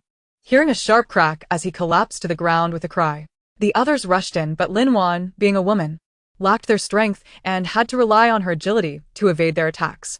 She fought back while retreating, quickly finding herself cornered against a wall. Just then, a shadow sprang from behind a nearby dumpster, wielding a steel pipe aimed at the back of Lin Wan's head. Realizing the danger too late, she closed her eyes, bracing for the impending pain. However, the anticipated blow never came. Instead, there was a dull thud, followed by a familiar voice. "Are you all right?" Lin Wan opened her eyes to find Liu Yan standing protectively in front of her, gripping the steel pipe. The assailant who had attempted to ambush her now lay crumpled on the ground, clutching his abdomen in agony. "What are you doing here?" Lin Wan asked, astonished. "I was worried about you." Liu Yan scanned her for injuries, and upon confirming she was unharmed, he turned his attention to the remaining assailants. "Leave these to me." With that, he dashed forward like a gust of wind. Liu Yan's skills far surpassed Lin Wan's, and the assailants crumbled before him with ease. Within mere minutes, the remaining individuals collapsed onto the ground, each one battered and bruised, unable to rise again. All settled. Liu Yan clapped his hands and approached Lin Wan. "Sent by Zhao Yu?" Lin Wan nodded. "He has already uncovered our affair. It seems he is cornered." Liu Yan furrowed his brow. "Should I take care of it?" "No need." Lin Wan shook her head. "It is not the right time yet. We have more pressing matters at hand." She glanced at the moaning figures on the ground, a cold smile curling her lips. "However, we cannot simply let them off the hook." Lin Wan produced her phone, capturing several photographs of the fallen individuals, which she then sent to a colleague in Zhao Yu's company, whom she had bribed. "Have him anonymously send these photos to Zhao Yu's boss," Lin Wan instructed Liu Yan. "Just inform him that Zhao Yu hired thugs. Let us see how his employer reacts." Liu Yan nodded in approval. This tactic is ruthless. There is no need for courtesy when dealing with such individuals. Lin Wan pocketed her phone. "Let us leave. This place is not suitable for lingering." As they approached their vehicle, Lin Wan's phone rang once more, this time from her colleague. "Miss Lin, it's bad. Zhao Yu seems to have realized I informed you about his dealings. He just had a fit at the office and is threatening to come after me." Lin Wan's heart raced. "Stay calm. Find a place to hide. I will find a way to assist you." But her colleague's voice trembled with panic. "He seems to have sent someone after me. What should I do?" Lin Wan took a deep breath, striving for composure. "Listen closely. Leave the office immediately and head to a crowded place. Do not return home or go anywhere familiar. I will come to fetch you." After hanging up, Lin Wan turned to Liu Yan. "We must go save him. If he falls into Zhao Yu's hands, the evidence we gathered could be compromised." Without a moment's hesitation, Liu Yan replied, "Send me the address, I will drive." They entered the car, and Liu Yan accelerated, the vehicle shooting forth like an arrow. As Lin Wan gazed out at the rapidly passing scenery, a sense of unease settled within her. Zhao Yu's reaction was excessively intense. Not merely a retaliation, but rather a desperate act of a cornered animal. Upon arriving at the mall mentioned by her colleague, half an hour had elapsed. Lin Wan called her colleague, only to discover that his phone was turned off. A wave of dread washed over her. He may have already been found. Liu Yan parked at the entrance and surveyed the surroundings. "Do not panic. Let us go inside and search." As they entered the mall, the sounds of a heated argument echoed from the second floor. Lin Wan and Liu Yan exchanged glances before hastening towards the source of the commotion. There. At the entrance of a clothing store on the second floor, several men clad in black suits were viciously beating a middle-aged man, her colleague. Nearby. Zhao Yu stood with his hands in his pockets, coldly observing the scene. A cruel smile etched upon his face. "Zhao Yu!" Lin Wan shouted, rushing forward. Upon seeing her, Zhao Yu's grin widened. "Lin Wan, You arrived just in time. I was looking for you. He gestured towards the crumpled figure on the ground. This man betrayed me. What do you think I should do with him? Lin Wan's anger boiled over as she gazed at her colleague, barely clinging to life. Zhangzhe, you have gone too far. Too far? Zhangzhe scoffed. Compared to what you have done to me, this is nothing. He advanced towards Lin Wan, his eyes brimming with madness. Let me assure you, you will not escape me. Neither you, nor your precious goods, nor that Lu Yan. Lin Wan, realizing the gravity of the situation, understood that Zhangzhe was aware of far too much, not just about the warehouse but also about Lu Yan's existence. Who had informed him? At that moment, Zhangzhe's phone rang. He glanced at the caller ID, and his expression morphed into one of malevolence. All right, I understand. Zhangzhe hung up, glaring at Lin Wan. Did you think sending those photos to my boss would be effective? Let me inform you. I have already transferred all the shares your parents left behind to my name. Now, you have nothing. Lin Wan felt as though she had been struck by lightning, frozen in place. She never anticipated that Zhangzhe would act so swiftly. Those shares were her parents' legacy, her last connection to them. And now they had been snatched away by Zhangzhe. Observing Lin Wan's shocked expression, Zhangzhe laughed triumphantly. How does it feel? Are you enraged? Desperate? This is the consequence of your betrayal. He stepped forward, reaching for Lin Wan's hair. Lu Yan reacted swiftly, shoving Zhangzhe aside and shielding Lin Wan behind him. Zhangzhe, do not overestimate yourself. Lu Yan's voice was icy, his eyes filled with lethal intent. Zhangzhe stumbled back a few steps, after regaining his balance. A sinister smile spread across his face. Overestimate? I have every right to. He clapped his hands and suddenly, a dozen men in black suits emerged from the corners of the mall, brandishing clubs. Lin Wan, Lu Yan, Zhangzhe's voice dripped with madness. None of you will leave today. Lin Wan observed the increasing number of assailants with dread. She had not anticipated that Zhangzhe would orchestrate such an elaborate trap. It seemed today would not end well. Lu Yan positioned Lin Wan behind him, whispering, when I create an opening, you run. Lin Wan shook her head. If we are to flee, we do so together. Do not be foolish, Lu Yan insisted, his gaze resolute. We have more important matters to attend to. We cannot fall here. He surveyed the crowd, taking a deep breath. Trust me, I can handle this. Before Lin Wan could protest further, Lu Yan charged into the fray. He moved like a ferocious tiger, weaving through the crowd, each blow delivered with precision, quickly incapacitating several attackers. Yet there were too many adversaries. And soon he found himself surrounded. Watching the accumulating wounds on Lu Yan's body caused Lin Wan's heart to ache, as if pierced by a blade. At that moment, she caught sight of Zhangzhe stealthily approaching Lu Yan from behind, a dagger in hand. Watch out! Lin Wan cried, rushing to warn Lu Yan. But several men blocked her path. She could only helplessly watch as Zhangzhe's dagger lunged toward Lu Yan's back. Just as the moment appeared dire, a gunshot rang out. The dagger fell from Zhangzhe's hand as he clutched his arm, screaming in pain. Both Lin Wan and Lu Yan stood frozen, turning towards the source of the gunfire. A police officer in uniform approached, gun drawn. Police. Everyone remained still. The officer commanded as he advanced. Zhangzhe's men panicked, scattering in all directions. Zhangzhe attempted to flee but was swiftly apprehended by the officer. You are suspected of intentional harm and illegal transfer of property. You will accompany me to the station. The officer stated, cuffing Zhangzhe. Zhangzhe thrashed, shouting, Let me go. I am innocent. They set me up. The officer ignored his protests, escorting him away.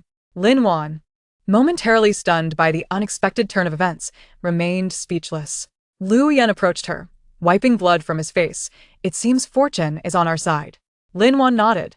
Yet her heart was heavy with confusion. The officer's arrival was too fortuitous, almost incredulous. At that moment, the officer glanced back at Lin Wan, a peculiar smile flickering at the corners of his mouth. Her heart raced.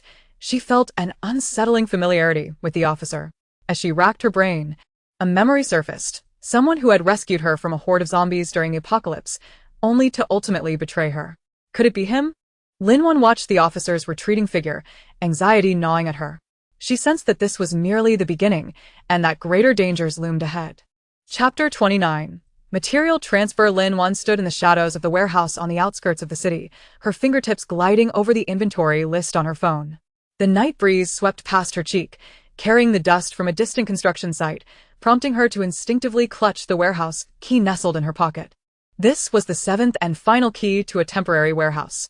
A low hum reached her ears as the modified truck engine echoed from the alleyway. And Lu Yan's headlights sliced through the darkness at the corner. Lin Wan took a half step back, blending into the shadows of a container. Only raising her hand in a gesture once, she discerned Zhao Yu's head peeking from the passenger seat. Lin Jia, we followed your instructions. The license plates were changed 3 times and we took 5 detours. Zhao Yu jumped out of the car, clutching a notebook. The blue light from its screen accentuating the dark circles under his eyes. All surveillance along the way is down. You can rest easy. Lu Yan followed closely, opening the car door with the crunch of gravel beneath his combat boots. He wore a dark gray work jacket, the sleeves casually rolled up to his forearms, revealing a faint scar at his wrist, a remnant from yesterday when he had shielded Zhao Yu from a runaway forklift. How's Chen Yao's side? Lin Wan accepted the steaming cup of coffee Lu Yan handed her, the warmth radiating through her palm. Just messaged, they've stopped a patrol car. Lu Yan's voice blended with the night wind as he pressed a finger to his earpiece. I employed a few tricks, we should have about half an hour. Lin Wan glanced up at the surveillance camera atop the warehouse, a camouflage device newly installed by Zhao Yu that afternoon. Let us begin. We must clear the area within 20 minutes.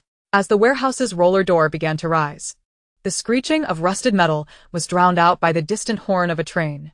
Zhao Yu was the first to dash inside and flick on the lights, revealing mountains of supplies.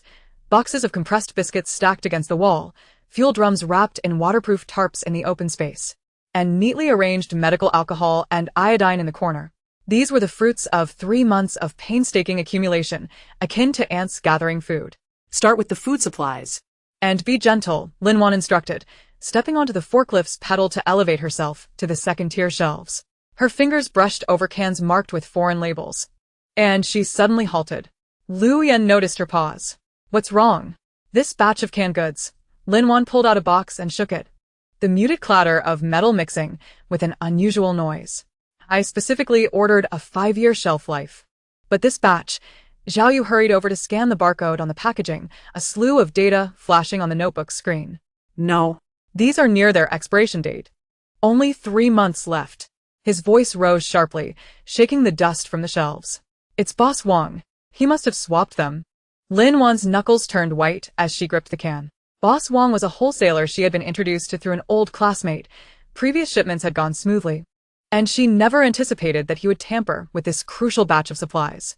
Load the truck, Lu Yan interjected, swiftly shoving the box of cans into Zhao Yu's arms. We don't have time to investigate. Count the quantity. Use dehydrated vegetables to supplement if needed. As he turned to Lin Wan, his gaze darkened. Send me the address. I'll handle it later. Lin Wan nodded, her throat tightening. In her previous life, it was this very batch of swapped canned goods that left them without food during the blizzard. And Zhang Zhe had seized the last half-box of compressed biscuits in that moment of desperation. She inhaled deeply, suppressing the resurfacing memories, and turned to climb onto the forklift. Hurry up, we have 15 minutes. The forklift's mechanical arm deftly lifted boxes of bottled water, while Zhao Yu crouched to mark the categories on the boxes with a marker, and Lu Yan coordinated the transfer of supplies to the truck. The trio worked in synchrony as if rehearsed 1,000 times, with only the occasional clatter of metal breaking the warehouse's silence. Lin Jia, the medical equipment box, is overweight. Zhao Yu suddenly pointed to an aluminum box in the corner, frowning. Did we pack something extra? Lin Wan's heart skipped a beat. That box was specifically prepared for Chen Yao, containing not only standard medications, but also children's fever medicine and milk powder for Chen Yao's 4-year-old daughter. She approached, ready to explain, but Lu Yan had already deftly unlatched the box. The pink can of milk powder revealed beneath the foam padding left Zhao Yu taken aback. You expect Chen Yao to bring her child? Lin Wan crouched to neatly arrange the milk powder can. Her husband had sacrificed his life on the front lines during a flood last year, leaving the two of them alone. Lu Yan paused momentarily, then pushed the scattered gauze rolls into the empty space. We need to reinforce the bottom of the box. He asked no further questions, as if this was merely a standard part of the plan. Zhao Yu's eyes unexpectedly glistened with tears. My mom used to keep those in the first aid kit. Before he could finish his thought, a sudden alarm blared from his phone. Someone is approaching. Zhao Yu's voice tensed as his fingers flew across the screen. It's a black SUV. The license plate is obscured, and it's heading toward the back door of the warehouse. Lu Yan immediately grabbed a steel pipe leaning against the wall. the metal spinning in his palm. Zhao Yu, lock the front door, and follow me to the back. Wait. Lin Wan suddenly grasped his wrist. It might be Zhang Jia. She pulled out her phone to access the surveillance footage. The blurry silhouette of the vehicle indeed resembled Zhang Jia's newly acquired Mercedes, which he had fitted with a dashcam during his last visit to the dealership, undoubtedly following the truck. Lu Yan rubbed his thumb over the anti-slip grooves of a steel pipe. What do you plan to do? Let him in, Lin Wan smirked, though her eyes held no warmth. This saves us the trouble of finding him. Zhao Yu nearly dropped his phone in fright.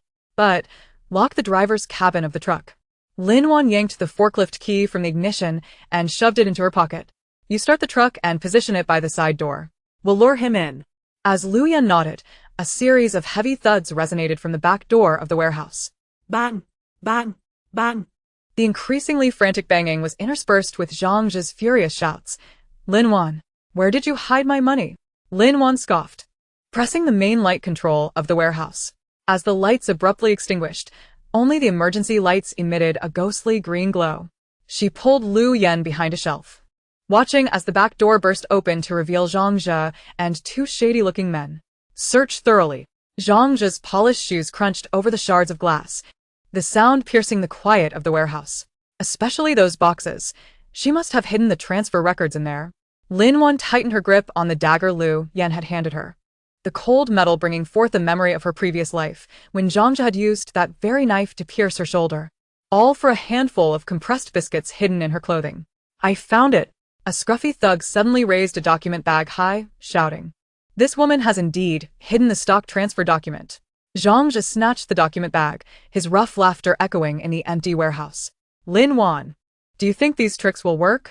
When the apocalypse arrives, you'll be begging me. Before he could finish, the emergency lights abruptly extinguished. Who? Zhang Jia's voice shifted in pitch.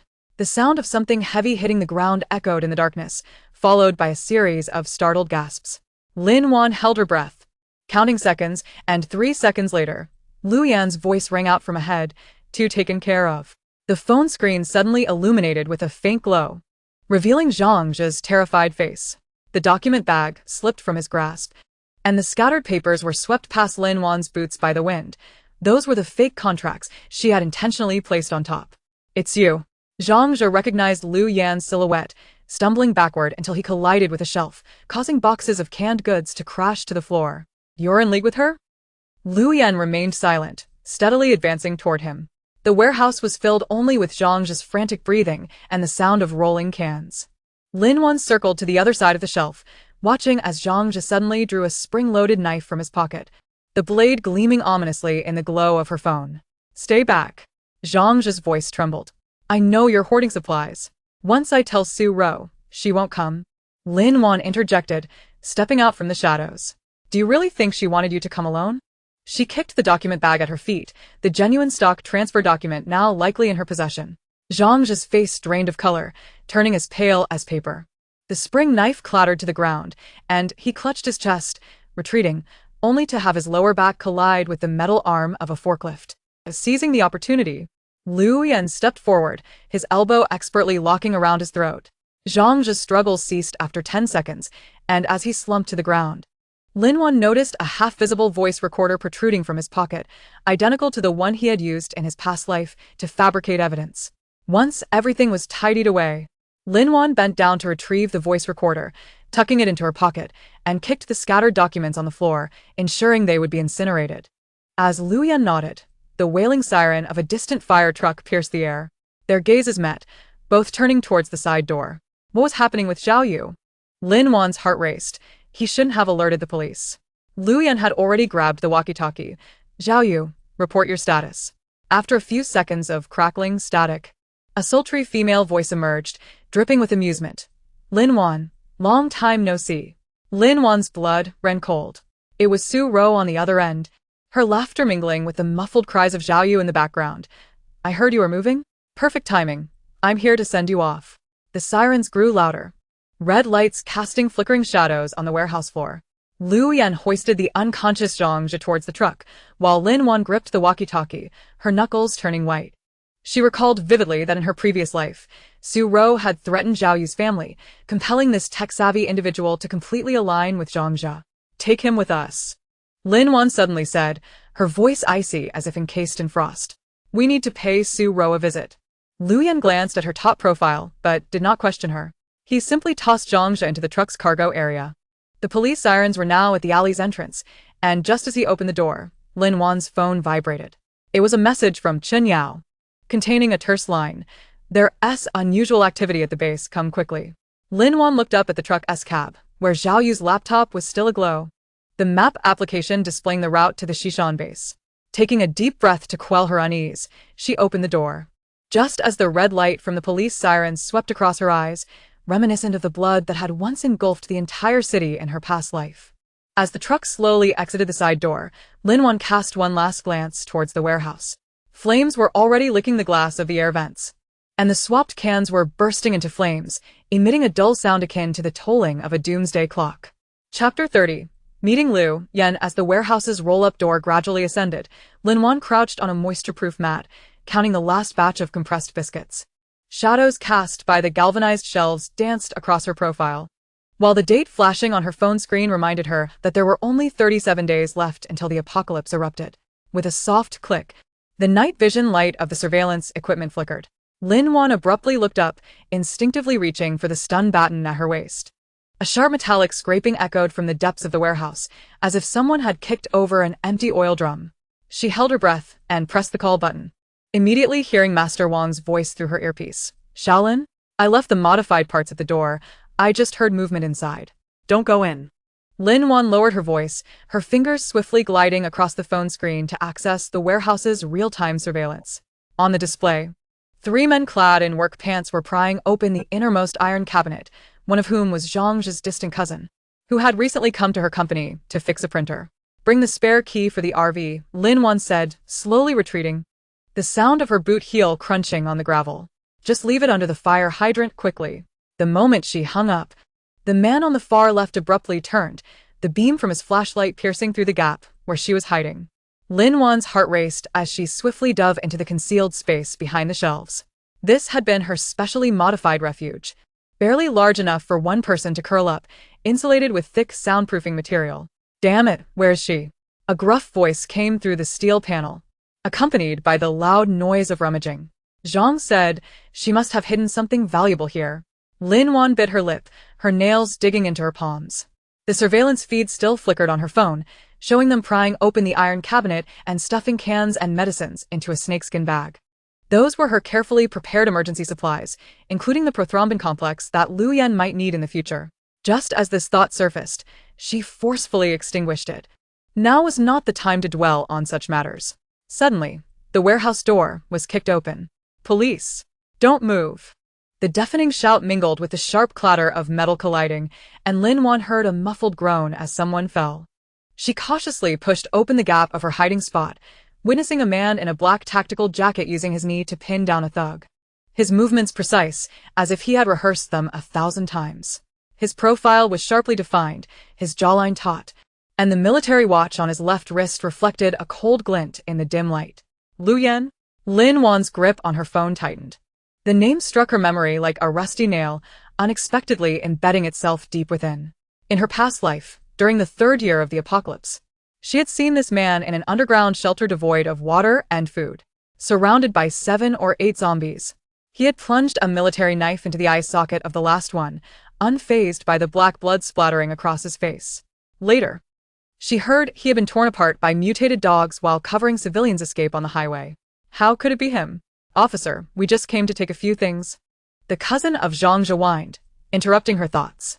Lu Yan swiftly turned the man onto the ground, cuffing him with a fluidity that suggested extensive practice. His gaze swept over the disheveled warehouse, and upon spotting the pried-open iron cabinet, his brow furrowed slightly. As Lin Wan stepped out from her hiding place, she collided with Lu Yan, who was bending down to inspect the snakeskin bag on the ground. He turned his head, his eyes lingering on her dust-covered jeans for half a second before swiftly moving to the stun baton in her hand. Lin Wan? His voice was deeper than she remembered. Zhang reported you for illegally occupying his property. Lin Wan's heart sank. Zhang's maneuver was insidious.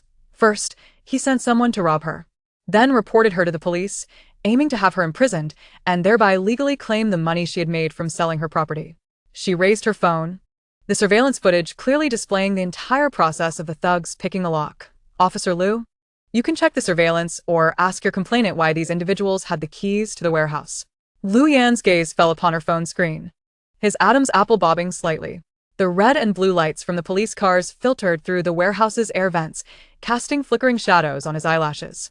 Lin Wan suddenly noticed the dark red stain seeping through the bandage on his left arm, as if he had recently sustained an injury. Come with me to the station for a statement. As he straightened, Lin Wan caught sight of the empty holster at his lower back. As the police car navigated through the night, Lin Wan stared out at the fleeting cityscape, lost in thought.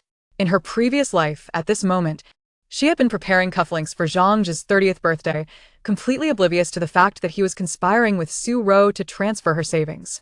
Now, however, her supply list was nearly complete, and the RV modifications were nearing their final stages.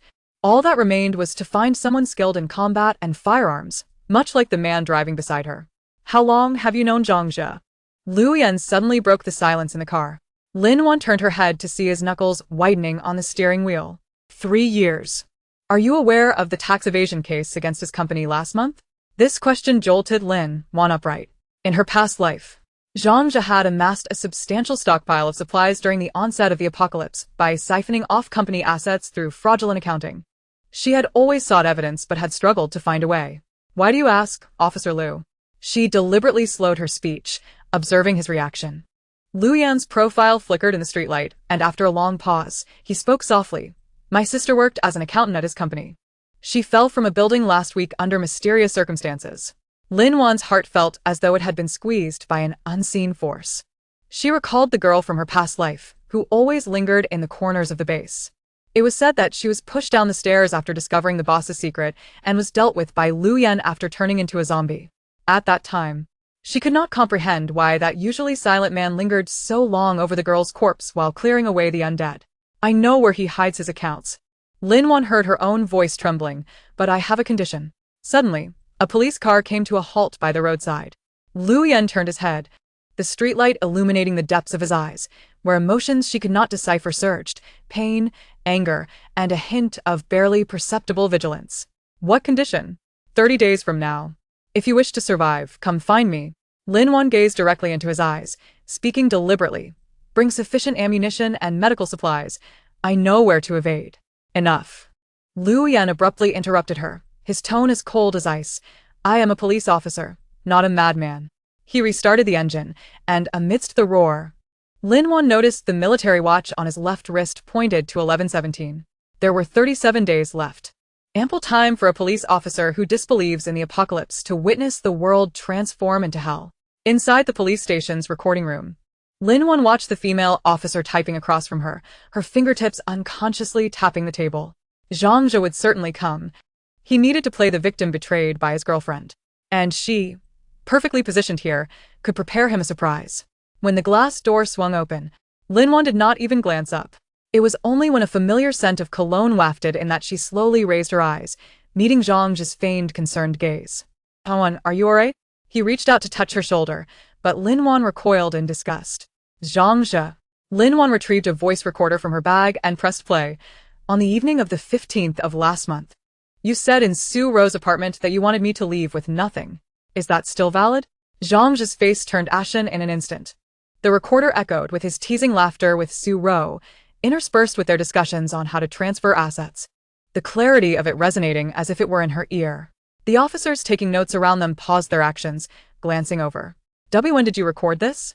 Zhang's voice quivered. Lin Wan stood, looking down at him. I also know you hid the false accounts in Su Rou's makeup box and that you embezzled funds to buy her that riverside apartment. Should I contact the economic investigation team now? Just then, Lu Yan pushed the door open. He held a document and frowned upon seeing the standoff between the two. Quickly approaching Lin Wan and whispering, Zhang's cousin has confessed. He said Su Rou instructed them to steal things. As he spoke, Lin Wan noticed his gaze linger on her voice recorder, a glimmer of surprise flashing in his eyes. Officer Liu, Lin Wan suddenly raised her voice, ensuring the entire recording room could hear. Since this involves a criminal case, shouldn't I submit this evidence to the prosecutor's office? Zhang just stumbled back a step, colliding with a metal chair with a piercing sound. Lin Wan observed his panicked demeanor, a cold smile curving her lips. This is merely the beginning. The pain he and Su Ro inflicted upon her in her past life would be repaid with interest. By the time she left the police station, it was already 3 in the morning. As Lin Wan reached the roadside, she spotted Liu Yan leaning against a police car, smoking. The red glow of the cigarette flickered in the darkness, emphasizing the dark circles under his eyes. "Do you need a ride?" He extinguished the cigarette, his voice laced with fatigue. Lin Wan hesitated briefly before opening the car door and sitting inside. The vehicle still carried a faint scent of disinfectant, mingling with the tobacco aroma on him, creating a peculiar fragrance. "About your sister," Lin Wan said softly, gazing out at the passing neon lights. "Zhang is involved." Liu Yan's grip on the steering wheel tightened, his knuckles turning white. After a long silence, he finally murmured, "The forensic examination deemed it an accident. That is because they found no evidence." Lin Wan turned to him, looking earnestly into his eyes. 30 days from now, if you wish to uncover the truth, come find me at the RV modification factory." When the police car stopped at the apartment building, Lin Wan hesitated momentarily as she unbuckled her seatbelt. She noticed a half-exposed document in the glove compartment, revealing a photo of Liu Yan in his uniform, his eyes much brighter than they were now. "Officer Liu," she added just before exiting the car, "it would be wise to avoid consuming cold chain foods from outside and refrain from crowded places." Liu Yan's brow furrowed even tighter. As Lin Wan ascended the stairs, her phone suddenly vibrated. It was a message from Master Wang. "The RV's electrical system has been repaired. Can you come by tomorrow? By the way, I encountered a man in military uniform today who said he wanted to discuss modifications with you." Her footsteps halted abruptly. A man in military uniform? Who could that be at this hour? Standing on the second-floor landing, Lin Wan glanced back down the staircase. The police car remained stationary. Liu Yan was absorbed in his phone, his profile blurred under the streetlight. The night breeze swept her long hair, carrying with it a faint whiff of blood, an aura from the police station, belonging to another world. She inhaled deeply, turned, and continued up the stairs. Regardless of who the man in uniform was, she needed to hasten her pace. For she understood, the true winter was drawing near. Chapter 31. Frank confessions. The tin roof of the RV modification factory rattled under the torrential rain, and Lin Wan clutched the freshly printed materials list, her knuckles whitening from the pressure. 30 minutes prior, she had witnessed Liu Yan cornered behind a truck by 3 armed men, one of whom was Zhang's distant cousin, the outlaw who had aided the scoundrel in seizing her assets in her past life. "Miss Lin?" The modification expert, Old Wang, emerged from the workshop carrying a roll of waterproof tape. "The puncture-resistant tires you requested have arrived, but the price is higher than we discussed." Lin Wan interrupted him, her gaze drifting past the rain curtain towards the back door. "Can it be installed now?" Old Wang hesitated before nodding. "No problem. But we'll need to wait for the rain to lessen." He followed Lin Wan's line of sight, noticing the rain-blurred barbed wire, and recalled hearing some commotion from that direction. "Are you all right?" Fine, Lin Wan replied, forcing a smile as she folded the list into a square and tucked it into her pocket. As she turned towards the back door, her footsteps splashed through the puddles, swallowed by the sound of the rain. Just now, Liu Yan's movements to block the steel pipe were swift and uncharacteristic of an ordinary person. His evasive role bore the marks of a trained soldier, reminiscent of the special forces she had seen in her past life, survivors emerging from mountains of corpses, their gazes filled with a sharp vigilance. The traces of the scuffle at the back door were mostly washed away by the rain, save for a small patch of dark red blood lingering in the corner. Lin Wan crouched down, dipping her fingertip into it and bringing it to her nose, catching a whiff of rust mixed with a faint scent of disinfectant. Just as she prepared to rise, something hard pressed against her lower back, imbued with the coldness characteristic of metal. "Who are you?" The man's voice was low and hoarse, as if he had just swallowed shards of glass. Lin Wan did not turn around. Instead, she slowly raised her hands. Those 3 men were sent by Zhang. She heard the breath behind her halt for half a second. "They were looking for me, not you." The object at her back remained, but the tension in its pressure lessened. Seizing the opportunity, Lin Wan turned to face Liu Yan, who leaned against the mottled brick wall, his left arm hanging unnaturally, the sleeve of his black combat uniform torn open, dark red droplets rolling down from the wound.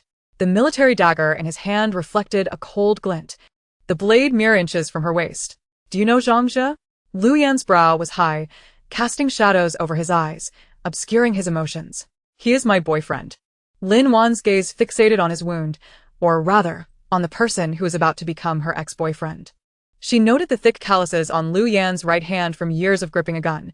"Your wound needs tending. I have a first aid kit in my car." The rain began to ease, and the distant sound of a power drill from the modification factory reached them.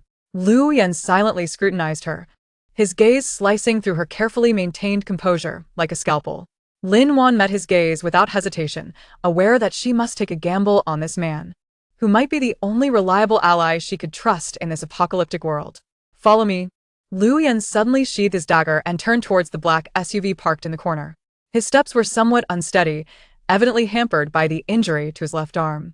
Lin Wan followed him into the passenger seat, and as she shut the door, a faint scent of gunpowder enveloped her. A corner of an officer's identification peeked out from the central console's storage compartment, its plastic cover emblazoned with the golden letters of a Special Operations Brigade. Pretending to fasten her seatbelt, she caught a glimpse of Lu Yan's photo in uniform, sporting the insignia of 2 stripes and a star. First aid kit. Lu Yan tossed over a military green canvas bag, the wolf-tooth pendant dangling from the zipper clinking softly.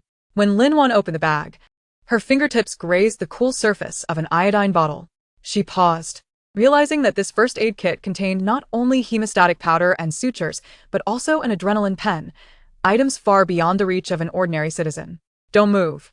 She pressed down on Lu Yan's hand, which he intended to use to treat his own wound. As the cotton ball brushed the edge of the injury, his muscles tensed. The wound was deep, with rusty edges, clearly a result of being scraped by a jagged steel pipe. It required suturing. Lu Yan remained silent, merely tearing off the disciplinary insignia from his collar to reveal his sharply defined collarbones. Lin Wan threaded the needle with steady hands, recalling her past life in the base hospital, stitching wounds for the injured. Back then, her hands trembled like leaves in the wind until Chen Yao steadied her wrist, instructing her to keep the stitches tight and firm. "You've seen blood," Lu Yan suddenly spoke, his gaze fixed on the tension in her jawline. Lin Wan hesitated as she finished the final stitch, then tied a neat surgical knot. "I volunteered at a hospital." This lie felt clumsy even to her. But Lu Yan did not press further. Outside, the rain had ceased without her noticing, and sunlight pierced through the clouds, scattering dazzling reflections on the puddled ground. "Why is Zhang targeting you?" Lu Yan pulled a spare jacket from the back seat, draping it over the bleeding bandage. Lin Wan stuffed the used cotton balls into a sealed bag, her voice steady as if discussing someone else's affairs. "He wants to swindle my money," alongside his mistress. She turned to Lu Yan, adding, "Those people said they would break your legs to prevent you from pursuing Su Ro." Lu Yan's expression turned icy, his knuckles whitening as he gripped the steering wheel. Lin Wan noticed his left hand, resting on his knee, curling involuntarily, seemingly suppressing some emotion. "Su Ro is Zhang's mistress?" he inquired. "Yes," Lin Wan nodded, "and also your ex-girlfriend?" She saw Lu Yan's throat bob as he swallowed. "I know who you are." Lu Yan. A former sniper from the Special Operations Brigade, discharged for misconduct 3 months ago. Her words fell like stones into a still pond, shattering the tranquility within the vehicle. Lu Yan suddenly leaned towards her, his left hand gripping her neck with such force that it left her gasping for breath. His eyes stormed with fury, a tempest of anger at having his secret exposed, mixed with a subtle hint of panic. "You've been investigating me?" His voice was laced with a raw intensity. Lin Wan struggled to shake her head, her nails turning pale from lack of oxygen. "I know more than that. In 40 days, this city will descend into a hell on earth." Lu Yan's grip slackened just enough for her to inhale a breath tinged with gunpowder. After a couple of coughs, as her vision cleared, she saw the astonishment in his eyes transform into skepticism. "Apocalyptic theory?" He released her, leaning back against the seat. "Miss Lin, I have no time for games." "This is not a game." Lin Wan rubbed her aching neck and pulled out a crumpled map from the bag. It was a rudimentary escape route she had sketched from her memories of her past life, marked in red with supply points and safe houses. July 15th. The city will face a complete water and power outage. July 20th. The zombie virus will erupt. August 1st. The military will establish the first temporary base. Her voice trailed off as she noticed Lu Yan regarding her with a look of incredulity. But when she mentioned that an explosion would occur at the Biological Research Institute on July 18th, releasing gases that could mutate zombies, Lu Yan suddenly grasped her wrist. "How do you know this?" His fingers were icy, and his skepticism morphed into a sharp disbelief. "The security level of that research institute is classified." Lin Wan replied. I just know. She tightened her grip on his hand, the warmth of her palm seeping through his skin. Akin to her knowledge that he was not discharged for misconduct, but rather for uncovering the secrets of the Institute, forced to flee by fabricated evidence. Lu Yan jerked his hand back, as if burned. He flung the car door open and stepped into the sunlight, gasping for air, his back a portrait of turmoil. Lin Wan observed his clenched fists, realizing she had bet correctly. This man, like herself, was being pursued by the impending doom. Half an hour later, Lu Yan returned to the car, the scent of gunpowder now mingled with the dampness of rain. He tossed a document onto Lin Wan's lap. Its cover emblazoned with the word top secret, the corners already frayed. This is all the information I could obtain. He started the engine, his voice weary. The Institute is indeed researching the virus, but they claim it's for biological defense. Lin Wan opened the document, her stomach churning at the experimental data inside. The subjects marked with numbers were unmistakably those she had seen in the base, mutated entities. As she flipped to the last page, a yellowed photograph slipped out, depicting a man in a lab coat standing before petri dishes, his profile bearing a striking resemblance to Su Ro. Su Ro's father is the deputy director of the Research Institute. Lu Yan's voice was heavy with revelation. My ex-girlfriend was killed because of him. Lin Wan's fingers trembled around the photograph. In her past life, she had only known that Su Ro wielded power in the base due to her father's position as a researcher, never realizing the depth of their connection. No wonder Zhang Jia could procure so many coveted supplies. They had foreknowledge of everything. I need your assistance, Lin Wan said, sliding the photograph into the document bag and looking up at Lu Yan. I have supplies, routes, and experience in combating zombies. You possess combat skills and military channels. Together, we can survive. Lu Yan's hand on the steering wheel faltered, the makeshift garage receding into the distance. Sunlight filtered through the gaps in the leaves, casting half his face in brilliance, while the other remained ensconced in shadow. What kind of experience are you referring to? He asked. Lin Wan took a deep breath, resolving to reveal the secret she had kept buried. Because I have already died once. She met Lu Yan's suddenly constricted pupils with calmness, stating as a matter of fact that in this apocalypse, she had been cast out by Zhang Jia and Su Ro to feed the zombies. The car screeched to a halt at the roadside, tires screeching against the pavement. Lu Yan turned to her, his gaze a complex tapestry of emotions, as though weighing the truth of her absurd tale. Lin Wan did not shy away from his stare, recounting her past experiences from the outbreak to betrayal. From the struggle for survival in the base to the moment she was pushed off the city wall, the pain of being devoured still echoed in her bones. So that's why you've been hoarding supplies and modifying the RV? Lu Yan's voice was hoarse. Yes, Lin Wan nodded. I also need a doctor and a technician. Chen Yao is the best doctor, and Zhao Yu's hacking skills can help us avoid many dangers. She pulled out her phone, displaying evidence of Zhao Yu's entrapment by Su Ro. They are all in peril. Zhang Jia will not spare anyone who poses a threat. Lu Yan remained silent for a long time, long enough for Lin Wan to think he would refuse. The engine's idle noise resonated in the quiet cabin, and the distant wail of an ambulance sounded like an ominous omen. When do we depart? He suddenly asked. Lin Wan's heart raced, followed by an overwhelming surge of joy. She retrieved a pre-prepared team assignment chart, her fingertips trembling with excitement. The RV at the garage still needs 3 days. We can utilize this time, wait. Lu Yan interrupted her, his fingers tracing the scratches on the steering wheel. I have a condition. Lin Wan looked up at him. After we locate Su Ro's father, I want to deal with him personally. Lu Yan's gaze was as frigid as ice. This is the only condition for my involvement. Lin Wan nodded without hesitation. Agreed. She understood the torment of being consumed by hatred and recognized that some debts must be repaid in blood. As the torrential rain poured down once more, the two had already devised a detailed plan. Lu Yan contacted former comrades to gather intelligence on the Research Institute's movements, while Lin Wan called Chen Yao, arranging a meeting under the pretense of offering a high salary. When the car stopped at the entrance of Lin Wan's apartment complex, the windshield wipers rhythmically swept away the water stains. Oh, Lin Wan unbuckled her seatbelt when Lu Yan suddenly spoke. What characteristics does the mutated zombie possess? They are fast and have keen hearing. Lin Wan recalled the shadows lurking outside the base. The most terrifying aspect was that they could evolve.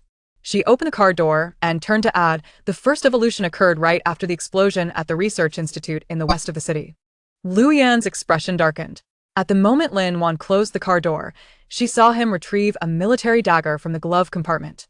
In the dim light, the blade gleamed with a chilling radiance. Upon returning home, the living room's floor-to-ceiling windows were fogged up.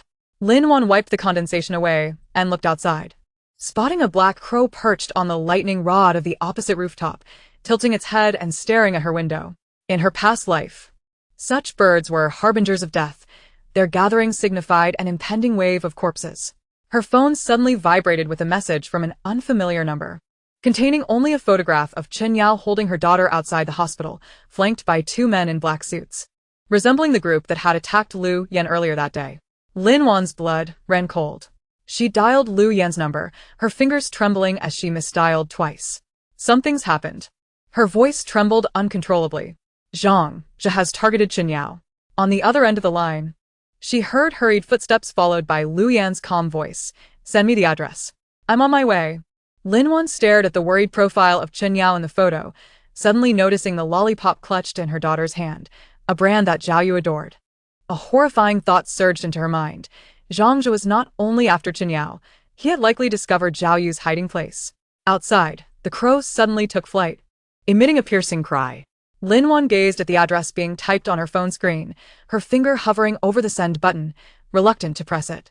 She knew that once she did, there would be no turning back from their plan. In the distance, dark clouds gathered at an alarming rate, as if a colossal shadow was slowly enveloping the city on the brink of collapse. Chapter 32. Establishing trust. As Lu Yan locked the iron shutter door of the RV modification factory behind him, Lin Wan was crouched beside the newly selected off-road RV, verifying the modification blueprints. The sharp sound of metal clashing caused her to pause, and when she looked up, she met the taut jawline of the man as he turned. The apocalypse you mentioned. Lu Yan's combat boots crunched over the gravel, his voice colder than the sound of the electric drill in the workshop. Do you have any evidence? Lin Wan rolled the blueprints into a tube and wrapped her knuckles against the RV's heavy bumper. 2 months from now, extreme low temperatures will persist for half a year north of latitude 35 degrees, coinciding with an outbreak of the zombie virus. What kind of evidence would convince a special forces soldier of such a claim? Lu Yan remained silent, moving to the side of the RV, his fingers brushing over the bulletproof glass installation slots. His rolled-up sleeves revealed a faint brown scar on his forearm, which Lin Wan remembered hearing about from Chen Yao in her previous life, an injury from shrapnel sustained during a mission at the border. The martial arts you used to save me yesterday were quite unusual, Lu Yan suddenly remarked, his gaze drifting to the Swiss Army knife resting in her toolbox. They aren't the flashy techniques taught in gyms, they're practical skills that can incapacitate an enemy in an instant. Lin Wan tightened her grip on the knife handle. There were many things she had deliberately concealed after her rebirth, but her instinctual reactions in the face of danger were like an indelible mark etched into her bones. The thugs hired by Zhang are desperate men. She stood up, her military boots making soft sounds on the scattered parts. If I hadn't taken them down swiftly, you might be identifying my body in the morgue right now. As Lu Yan turned, he stirred the air around them, causing Lin Wan to instinctively take a half step back, her lower back colliding with the RV's tire. The man's shadow loomed over her, and she could smell the faint scent of gunpowder that only those who had long been acquainted with weapons possessed. I've looked into you. Lu Yan's gaze was penetrating. Lin Wan, 26 years old, a graduate of a finance university, worked as an analyst in an investment company for 3 years before resigning half a year ago. Your parents passed away early, you own 3 properties, and your social circle is simple. He paused, except for the recent frequent financial transactions and warehouse rental records. Lin Wan's heart sank. She had carefully manipulated multiple identities, yet he had uncovered everything with ease. You were tracking me? I needed to ascertain whether I was entangled in a scheme. Lu Yan produced an evidence bag from his pocket, containing a deformed bullet casing. But those men used standard handguns yesterday. It's difficult to obtain those on the black market. Zhang, involved in import-export trade, where would he acquire such weapons? Lin Wan focused on the brass bullet casing, suddenly recalling the arms dealer Zhang had allied with in her past life. It turned out that even before the apocalypse, he had already established connections with those individuals. This is evidence. A smile crept onto her face as she bent down to rummage through the bottom of the toolbox, retrieving a sealed bag containing a gray crystal the size of a fingernail, the original carrier of the zombie virus, which would spread through rainfall in 2 months. I procured the sample from a biological laboratory at the border. You can send it for testing to a military institution. Should they be willing to believe the words of a madwoman? Lu Yan's pupils constricted sharply. He recognized this substance.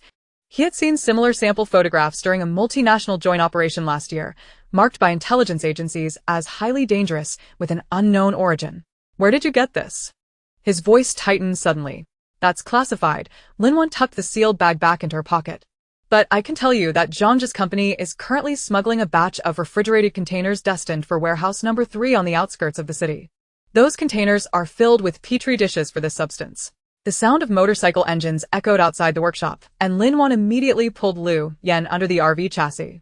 The damp smell of engine oil filled her nostrils as she heard Zhang's voice mix with laughter. That woman must be hiding nearby. We need to peel her skin off. Lu Yan's hand silently rested on his waist, where a backup handgun was concealed. Lin Wan pressed down on his wrist, using lip movements to convey, "Don't shoot. If the police come, neither of us will escape." The two huddled beneath the cold vehicle, clearly hearing each other's heartbeats. Zhang's footsteps lingered at the workshop entrance, and the beam of his flashlight swept over the RV tires. Lin Wan noticed Lu Yan's breath suddenly drew near her ear. "How did you know they would come?" "Because I know Zhang." She focused on the patterns on the man's combat boots, her voice barely above a whisper. "He cannot afford to lose, especially not to me." The beam of light suddenly stopped at the gap beneath the vehicle, and Zhang's voice was alarmingly close. "Lin Wan, I know you're in there. Come out and face me." Lu Yan's fingers suddenly gripped the nape of her neck, pushing her deeper into the shadows. This gesture carried an undeniable protective intent, reminding Lin Wan of a snowy night in her past life when he had shielded her behind a broken wall, blocking the claws of a zombie that had been hurled toward them. "Don't make a sound." His breath, mingled with the scent of rust, brushed against her ear. Count to 10. As Zhang's shouts grew distant, Lu Yan was the first to emerge from beneath the vehicle. When Lin Wan crawled out, he reached out to pull her up, their palms touching for a fleeting moment. Both recoiled as if jolted by electricity. "He will return." Lu Yan dusted off his clothes. "And he will bring more people with him. We must hasten our progress." Lin Wan picked up the blueprints that had fallen to the ground and pointed at the specifications for the bulletproof glass, stating that it was essential to use 12 mm thick double-layer laminated glass. The modification expert had mentioned it would take 3 days, but she would allow him no more than 2. Lu Yan suddenly turned and walked towards the toolbox in the corner, retrieving a wrench to start dismantling the original rear-view mirror of the RV. "I know someone at the military repair factory who can procure better materials." He paused, his fingertips grazing the edge of the wrench, "but I need a reason to convince myself to take this risk." Watching his swift movements, Lin Wan was reminded of the day the base fell in her previous life, when Lu Yan had similarly pried open an iron door blocked by zombies with a wrench.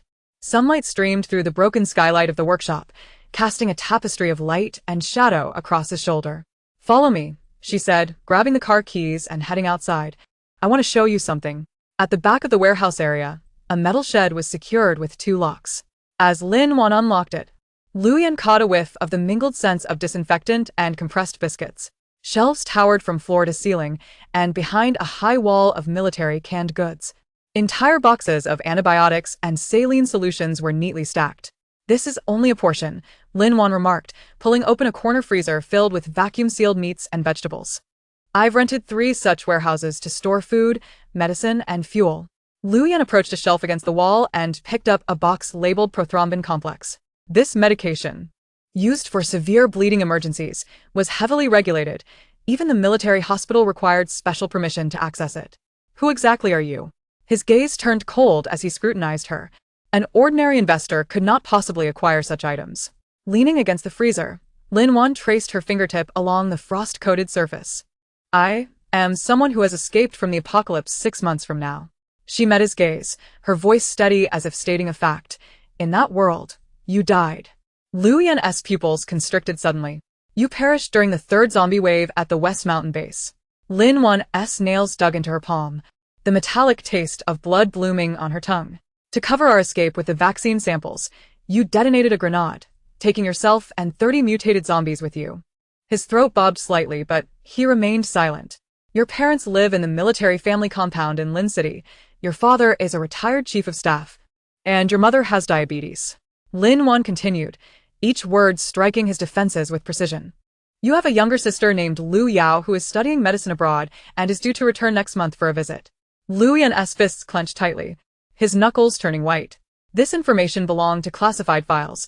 Even a businessman of Zhang Zhe's caliber would not have access to such details. I know there's an album at the bottom of your drawer, and the third page holds your sister's birth certificate. Lin Wan's voice began to tremble. Not from fear, but because the repressed memories were breaking through the dam. You always said that once you retired, you would take her to Tibet, as she had once expressed a desire to see the stars above the Podala Palace. Enough. Luyan's voice was hoarse, like sandpaper scraping against wood. Stop talking. Yet Lin Wan seemed not to hear him, continuing unabated. After the outbreak, the military family compound in Lin City was breached on the 7th day. Your parents. I said enough. Luyan stepped forward suddenly, his hands gripping her shoulders with enough force to nearly crush her bones, his expression a tumult of shock, anger, and a hint of fear he himself was unaware of. Lin Wan did not struggle, she merely gazed into his eyes. If you don't believe me, You can call home right now. ask your mother if she bought 3 pounds of northeast pickled cabbage at the market last week because you said you wanted to eat dumplings. Luyan's movements froze. The sound of the electric drill in the workshop had ceased without her noticing. Outside, the sky gradually darkened, and the emergency lights in the warehouse flickered, casting elongated shadows of the two. I need to confirm. After a long pause, Luyan released her, pulling out his phone, his hands trembling as he said, Give me 1 hour. Lin Wan watched him step outside the warehouse to make the call, his silhouette appearing particularly solitary in the twilight. She leaned against the shelf and slid down to the ground, realizing her back was already drenched in cold sweat. Trust had never been a cheap commodity, especially in an apocalypse. She risked all her secrets simply because she vividly remembered that in her past life, this man had embodied the essence of worthiness with his life. When the phone screen illuminated, Luyan's name flashed. The moment Lin Wan answered, she heard the sound of a car engine revving in the background. I'm at the warehouse entrance. His voice was deeper than before. Bring your blueprints. We're going to the military repair factory. As Lin Wan dashed out of the warehouse with her backpack, the headlights of an SUV pierced through the dusk. Leaning against the car door, Luyan was smoking. Upon seeing her approach, he extinguished the cigarette, but in the puddle beneath his feet. My mother did indeed buy the pickled cabbage, he said, opening the car door. My sister's flight is scheduled for the 3rd of next month. Lin Wan settled into the passenger seat, the click of the seatbelt resonating sharply in the silence. So you believe me? She inquired as she observed him turn the key, the engine roaring to life. Luyan did not respond directly. Instead, while shifting gears, he stated, I've checked the weather data for the past 5 years, and the probability of extreme low temperatures is below 3. However, I just received notification that the meteorological station in the north has detected an abnormal cold front forming, moving at 3 times the speed of previous years. As he maneuvered the steering wheel, Lin Wan caught sight of the military wristwatch peeking from beneath his sleeve, identical to the one he had worn in her previous life. Furthermore, Luyan's gaze swept over the rear-view mirror. A friend from the military intelligence department just sent word. There have indeed been unidentified individuals active near warehouse now. 3 on the outskirts, and he paused, his tone suddenly grave. They discovered that Zhang Zhe's company smuggled a batch of unidentified refrigerated goods from abroad last week. As the SUV exited the warehouse area, Lin Wan gazed out at the passing cityscape. Streetlights flickered to life, and pedestrians hurried along, oblivious to the fact that in 2 months, this street would be littered with abandoned vehicles and decaying corpses. Should we bring your sister back? Luyan hesitated to ask. He slightly veered the steering wheel, the tires crunching over gravel. Once the RV modifications are complete, I'll go to the airport to pick her up. Lin Wan breathed a sigh of relief. In her previous life, Lu Yao had encountered a plane crash while returning home. If she could bring her back in advance, at least her life would be spared. There's one more thing, Luyan suddenly said. I know a doctor at the 1st Municipal Hospital's emergency department. Her husband sacrificed himself last year, leaving her with a 5-year-old daughter. Lin Wan's heart skipped a beat. It was Chen Yao. She is very reliable. Luyan continued, his eyes fixed ahead at the traffic lights. In an apocalypse, we need a doctor. As the green light illuminated, the SUV surged forward. Lin Wan watched the focused profile of the man driving, suddenly feeling that the endless cycle of despair in the apocalypse seemed to possess a glimmer of hope. The neon lights outside flowed within Luyan's pupils as he suddenly turned his head.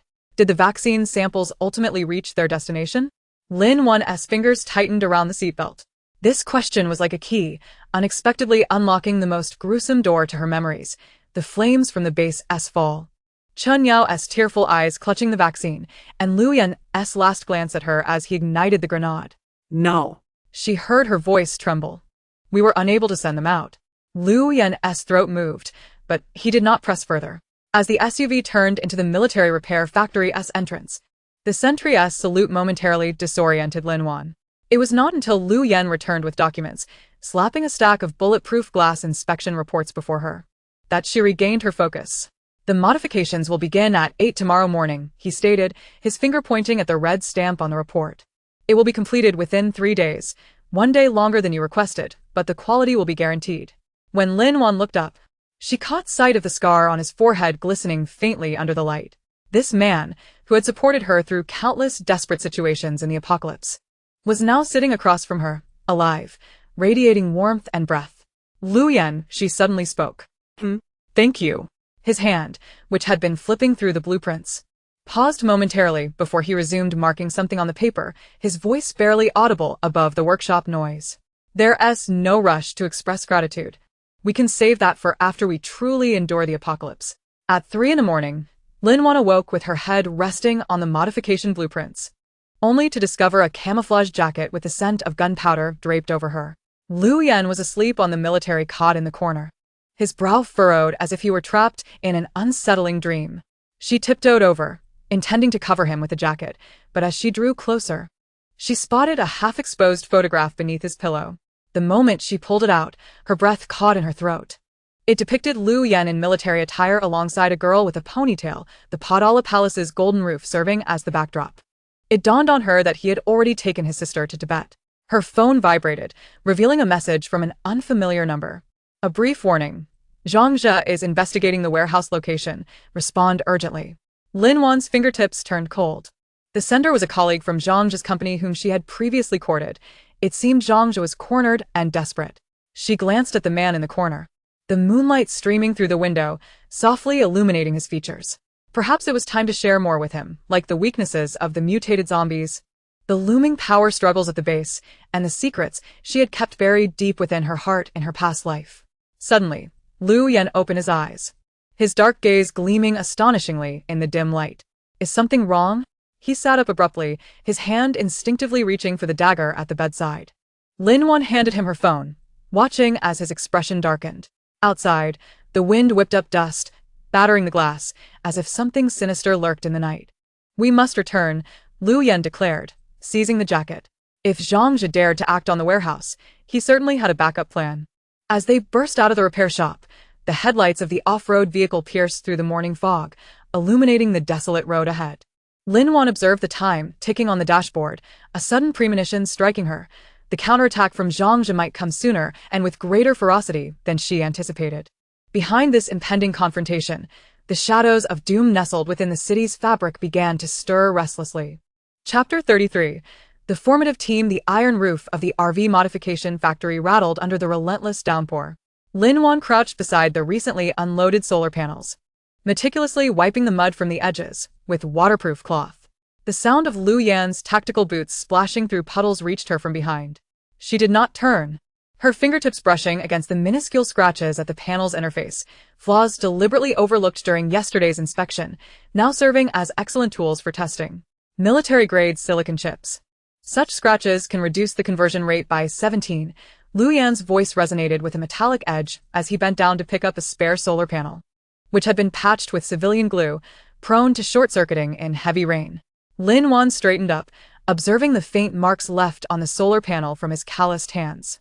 3 days prior, in the underground parking lot, those very hands had snapped the wrists of 2 thugs, the sound of cracking bones mingling with Zhang Zhe's screams, still echoing vividly in her mind. So, you are indeed no ordinary veteran, she remarked, removing her gloves to reveal the gruesome scar on her wrist. A reminder that she was not just an ordinary office worker either. The rain suddenly intensified, and the water pooling at the edge of the iron roof cascaded down like a waterfall. Lu Yan's gaze lingered on her scar for a brief moment before he turned to Master Wang, who was adjusting the satellite antenna. Master Wang. These solar panels need replacing. I'll pay extra. Watching his broad back, Lin Wan was reminded of the enigmatic Special Forces members she had encountered at the northern base in her past life. They always donned unmarked black tactical uniforms, their tactical belts carrying weapons outside the standard issue, much like the modified 92-style pistol Liu Yan had tucked at his waist. Bearing a minuscule plum blossom engraving, an insignia of a particular special unit. "Miss Lin, here is the latest terrain map," Zhao Yu said, dashing over with a laptop. Raindrops splattering on his glasses. "I've marked the potential safe zones for the next 3 months, along with the distribution probabilities of resources." The three-dimensional map on the screen was auto-simulating, with red danger zones gradually engulfing the green safe areas.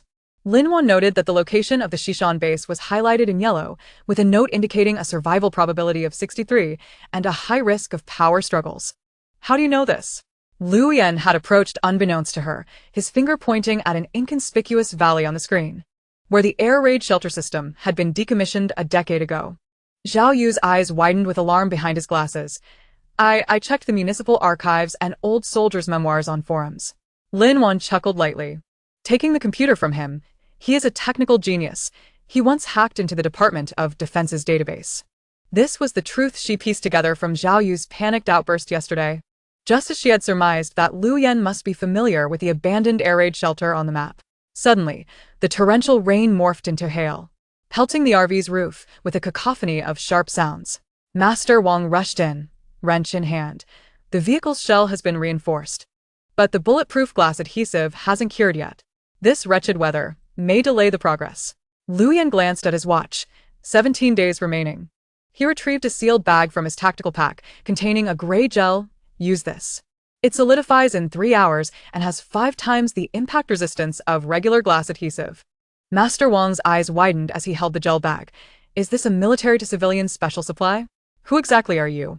"He is our safety assurance," Lin Wan interjected, opening the door of the RV. "Zhao Yu, bring that box of compressed biscuits up. We need to replan the resource distribution." Zhao Yu complied, but Liu Yan leaned against the door frame, observing her. "You seem to know everything." "I do not know much," Lin Wan said, bending down to check the inventory list, deliberately allowing him to glimpse the notes on the D-virus mutation cycle. "For instance, I know that the pharmaceutical factory in the eastern part of the city will explode in 7 days. They hold the broad-spectrum antibiotics we need." Liu Yan's pupils constricted. This information was classified and had only reached him through an encrypted channel yesterday. As the hail subsided, the sunset broke through the clouds, casting dappled light on the flooded road. Lin Wan crouched on the RV floor, counting ammunition, the magazines for the Type 95 rifle flipping effortlessly in her hands. Her movements far too practiced for a mere office worker. "Were you once part of a shooting club?" Liu Yan suddenly inquired. "Sort of," she replied, aligning the fully loaded magazines in a neat row, "but my coach was rather unique. He taught me how to hit a moving target's eye from 300 meters. This was a life-saving skill imparted to her by the sniper from her previous life, the price being her daily run with a 20-kilogram ammunition box for 5 kilometers. As Lin Wan traced the cold, textured surface of the magazine, she suddenly heard Liu Yan's deep laughter. "I know someone who also enjoyed aiming for the eyes of moving targets." He leaned back against the driver's seat, his fingers drumming on his knee. "She was my partner. She perished 3 years ago during a mission." Lin Wan froze. She remembered that woman, codenamed Nightingale, who had died on the day the northern base fell, torn apart by mutants while covering civilians' retreat. Liu Yan had been nearby, yet had been ordered to execute a different mission, a burden that haunted him for a lifetime. "What a small world," she remarked, placing the final magazine down. As she stood, she bumped her head against the storage cabinet, producing a loud clang. Liu Yan reached out to steady her waist, the warmth of his palm seeping through her thin t-shirt. Lin Wan instinctively recoiled, knocking over a nearby toolbox, causing a cascade of screwdrivers to scatter across the floor. "My apologies," Liu Yan said, bending down to retrieve them, but his fingers halted before a particular wrench. The side of the wrench bore a minuscule engraving of the character Yen, identical to the markings on his military dagger. "This is," Lin Wan interjected, snatching the wrench before he could, burying it deep within the toolbox. "I found it last time at the scrap yard. I thought it might come in handy." Her heart raced like a drum. In her past life, this very wrench had been a birthday gift from Liu Yan, who had said it could be used to crack open a mutant skull. That day, he had smiled like a child, only for the news of Nightingale's sacrifice to arrive the very next day. "We need to formulate a route map." Lin Wan abruptly unfurled the map, attempting to change the subject. Departing from the southern part of the city, avoiding the main roads, we can take the ring road around the city. Why not go directly to the Shishan base? Liu Yan pointed to the red mark on the map, where regular troops were stationed. Their defense system, the most sophisticated in the city. It was there that an insider lurked. Lin Wan's pen stabbed heavily at the name of the base commander. This individual would open the city gates in 3 months, allowing the mutated beings to enter, all for the sake of seizing power. Liu Yan's breath hitched noticeably. This intelligence had arrived as an encrypted message just yesterday, sent by an insider codenamed Eagle Eye, who had already gone missing last week. As dusk deepened, Master Wang departed with the workers, leaving only the 3 of them in the modification factory. Zhao Yu was calibrating the vehicle's onboard computer, the blue glow of the screen illuminating his focused profile. Lin Wan suddenly recalled that at this moment in her previous life, Zhao Yu was being pursued by Su Ro's people because he had uncovered evidence of Zhang Zhou embezzling funds. Zhao Yu, she suddenly spoke. How much more do you need for your sister's medical expenses? The young man's shoulder visibly trembled, his fingers pausing on the keyboard. 50,000 more. Lin Wan retrieved a bank card from her bag and placed it before him. The password is your birthday. Go withdraw it tomorrow.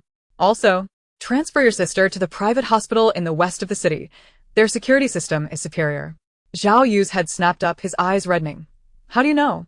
I know Su Ro has drugged your sister in the hospital, and I am aware that Zhang Zhe sold your research findings to a competitor.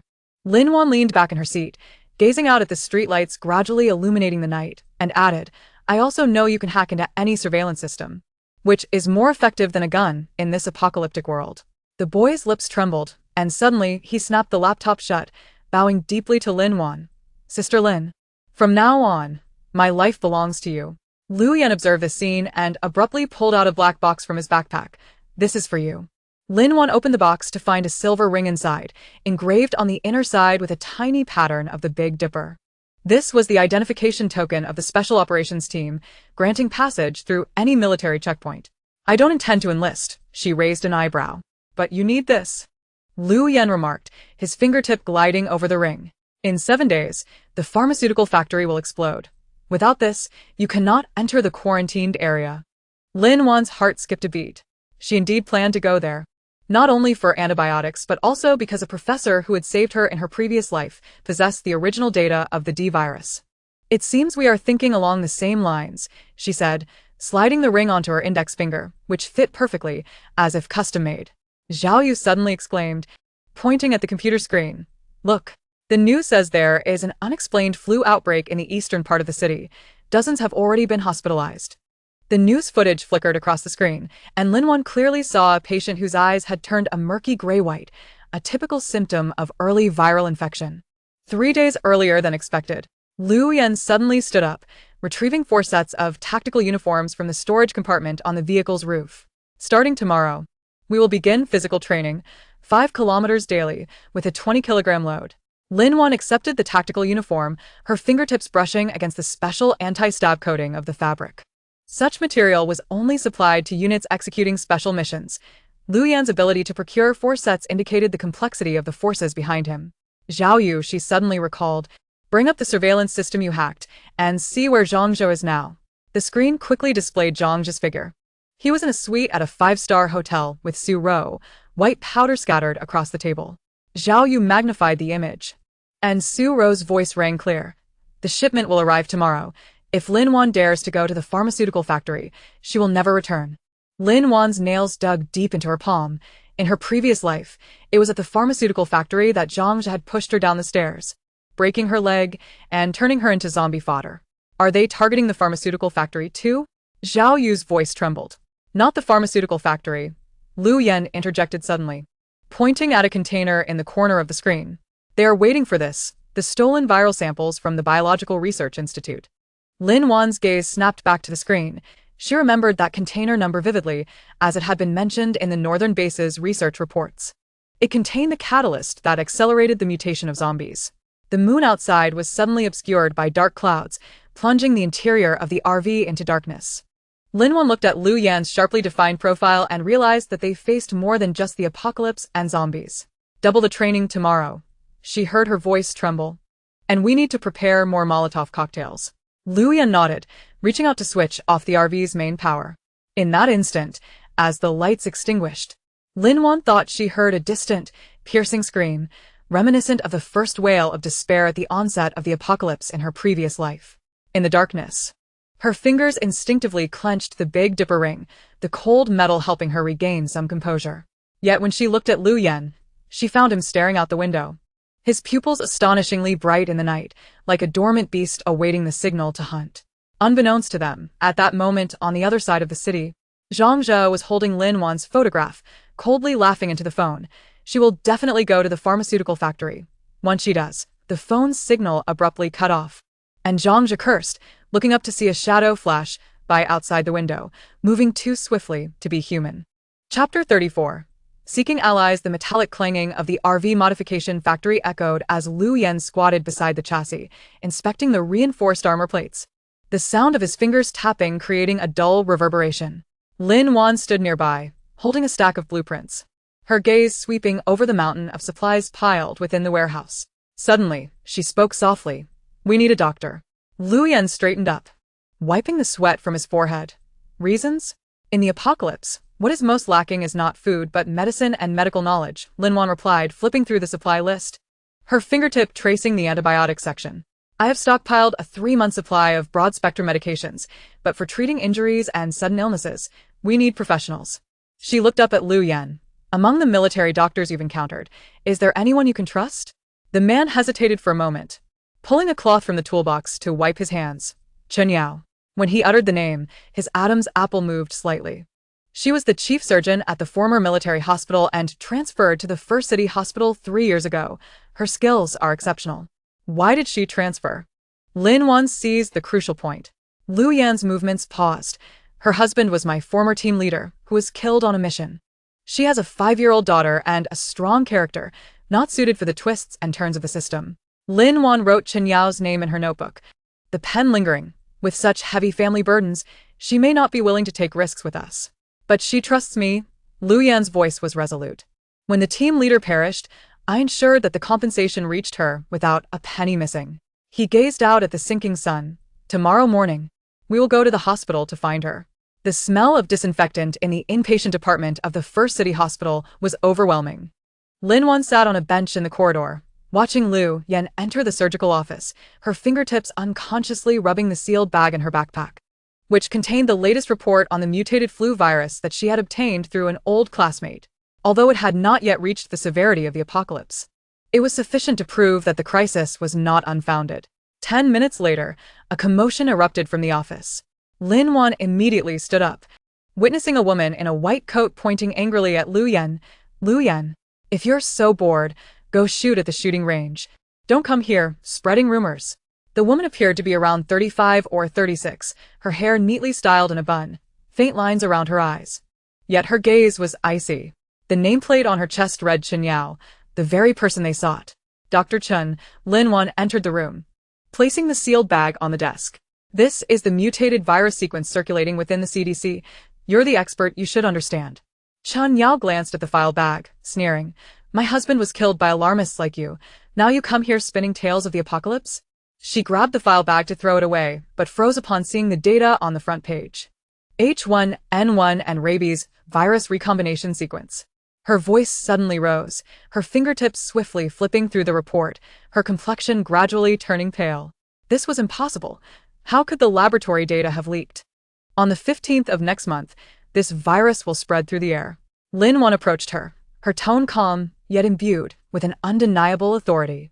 "The infected will attack the living, their body temperature will surge and mutate, transforming them into zombies." Chen Yao abruptly looked up, her gaze sharp as a blade. "Who are you?" "Lin Wan." She met the other's gaze. "I know this sounds like madness, but your husband's sacrifice has taught us to always remain vigilant towards danger." She retrieved a tablet from her backpack and opened a video, a recording she captured with a pinhole camera in the warehouse, showcasing neatly stacked boxes of compressed biscuits, medicines, and weapons. Liu Yan interjected at the opportune moment. "We have prepared a modified RV, sufficient for 5 people to survive the initial chaos. I know Mingming has asthma. Her medication cannot be interrupted. If she follows us, we can at least ensure her safety." At the mention of her daughter, Chen Yao's shoulders sagged ever so slightly.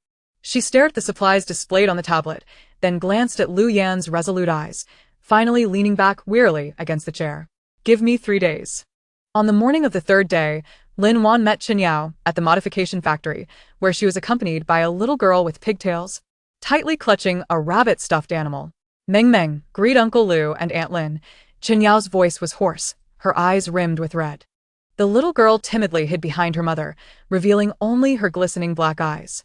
Lin Wan crouched down, pulling a piece of fruit candy from her pocket. I'm Lin Wan, from now on we are family. Chen Yao placed a medical kit on the ground. This is all the first aid equipment I can take. Mingming's nebulizer and medication are in the bag. She glanced around, her eyes falling on Zhao Yu in the corner. Who is he? Zhao Yu. A top student from the computer science department, proficient in electronic devices and networks, Lin Wan introduced. He was recently betrayed by Su Rou and is now homeless. Zhao Yu adjusted his glasses, standing up awkwardly. Hello, Dr. Chen. I can repair surveillance and drones. Chen Yao nodded, shifting her gaze back to Lu Yan. Have the routes been decided? First, we will head north, avoiding densely populated areas. Lu Yan unfurled a map. The Shishan base was established by the military, theoretically. It is the safest, but it will take at least a week to reach. A week? Chen Yao frowned. Mingming's asthma medication will only last 5 days. Lin Wan immediately responded, I know a private hospital in the suburbs. The director is an old comrade of my father. I will go get the medication. She glanced at the time. If I leave now, I can return before dark. Lu Yan grasped her wrist. I'll go with you. No need. You stay here and monitor the modification progress. Lin Wan wrenched her hand free, snatching the car keys. Zhao Yu, lend me your drone. The off-road vehicle jolted along the winding mountain road. Lin Wan maneuvered the drone, with the screen transmitting real-time footage of the hospital, its outpatient building brightly lit, seemingly normal. She parked the vehicle in a concealed spot halfway up the mountain and, shouldering her backpack, made her way to the hospital.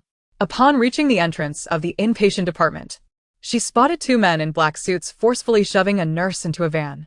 Lin Wan swiftly hid behind a trash can, her heart racing as she recognized one of the men as Zhang's bodyguard. Is Su Rou here? She gritted her teeth, activating her phone's recording feature. Director Chen, don't overestimate yourself. Su Rou's shrill voice echoed from within the van. Zhang Xiao is interested in that batch of imported medication because of you. Don't push your luck. Lin Wan held her breath as she saw Chen Yao being shoved out of the building, tightly clutching a medical kit. Her lab coat was torn, blood at the corner of her mouth, yet she fiercely protected the box. That is for ICU patients, you cannot take it. With the apocalypse looming, who cares about patients? Su Rou leaned out of the vehicle, a malicious smile on her face. Oh, by the way, I forgot to mention that Zhang has transferred your daughter to the nursing home under our name. Hand over the medication. And you might just get to see her again. Chen Yao trembled, the medical kit clattering to the ground.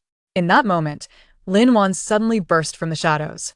Her canister of pepper spray accurately targeting the bodyguard's face. Dr. Chen. Run. She shouted, grabbing the fallen medical kit and thrusting it into Chen Yao's arms as they sprinted toward the winding road where Lu Yan awaited. In the chaos, a bodyguard seized Lin Wan by her hair. Pain surged through her, darkening her vision, yet she clung desperately to his leg, screaming toward Chen Yao, don't look back. Save Meng Meng. Su Rou, furious, pulled out her phone. Zhang. Lin Wan is causing trouble here. Bring people quickly. Lin Wan's heart sank. She watched Chen Yao's figure vanish into the night, a bitter smile on her lips. At least the medication and people were safe. At that moment, her phone vibrated. Struggling, she pulled it out to find a message from Lu Yan. There's an ambush at the hospital. Don't go in. The timestamp read 10 minutes ago. Lin Wan's vision blurred as the sound of sirens and Su Rou's triumphant laughter filled her ears. She was pressed to the ground by a bodyguard, her head striking the steps with a heavy thud. The last image she saw was Zhang's grotesque face. Lin Wan, did you think being reborn would change everything? He crouched down, gripping her chin. This time, I will ensure you perish without a trace. Chapter 35. Convincing Chen Yao. The metallic clanging of the RV modification factory still echoed in Lin Wan's ears as she folded the printed map into a square and stuffed it into her backpack. Lu Yan was sharpening a wooden stick with a military knife. Sunlight streamed through the factory's high windows, casting varied shadows across his chiseled profile. Doctor. Chen's clinic changes shifts at 3 in the afternoon. Lu Yan suddenly spoke, the knife tip deftly carving a groove into the end of the stick. I've checked her background. She is the deputy chief physician in the emergency department at the city center hospital, divorced with a 5-year-old daughter. Her ex-husband died in a car accident last year. Lin Wan paused momentarily in her movement to zip up her backpack.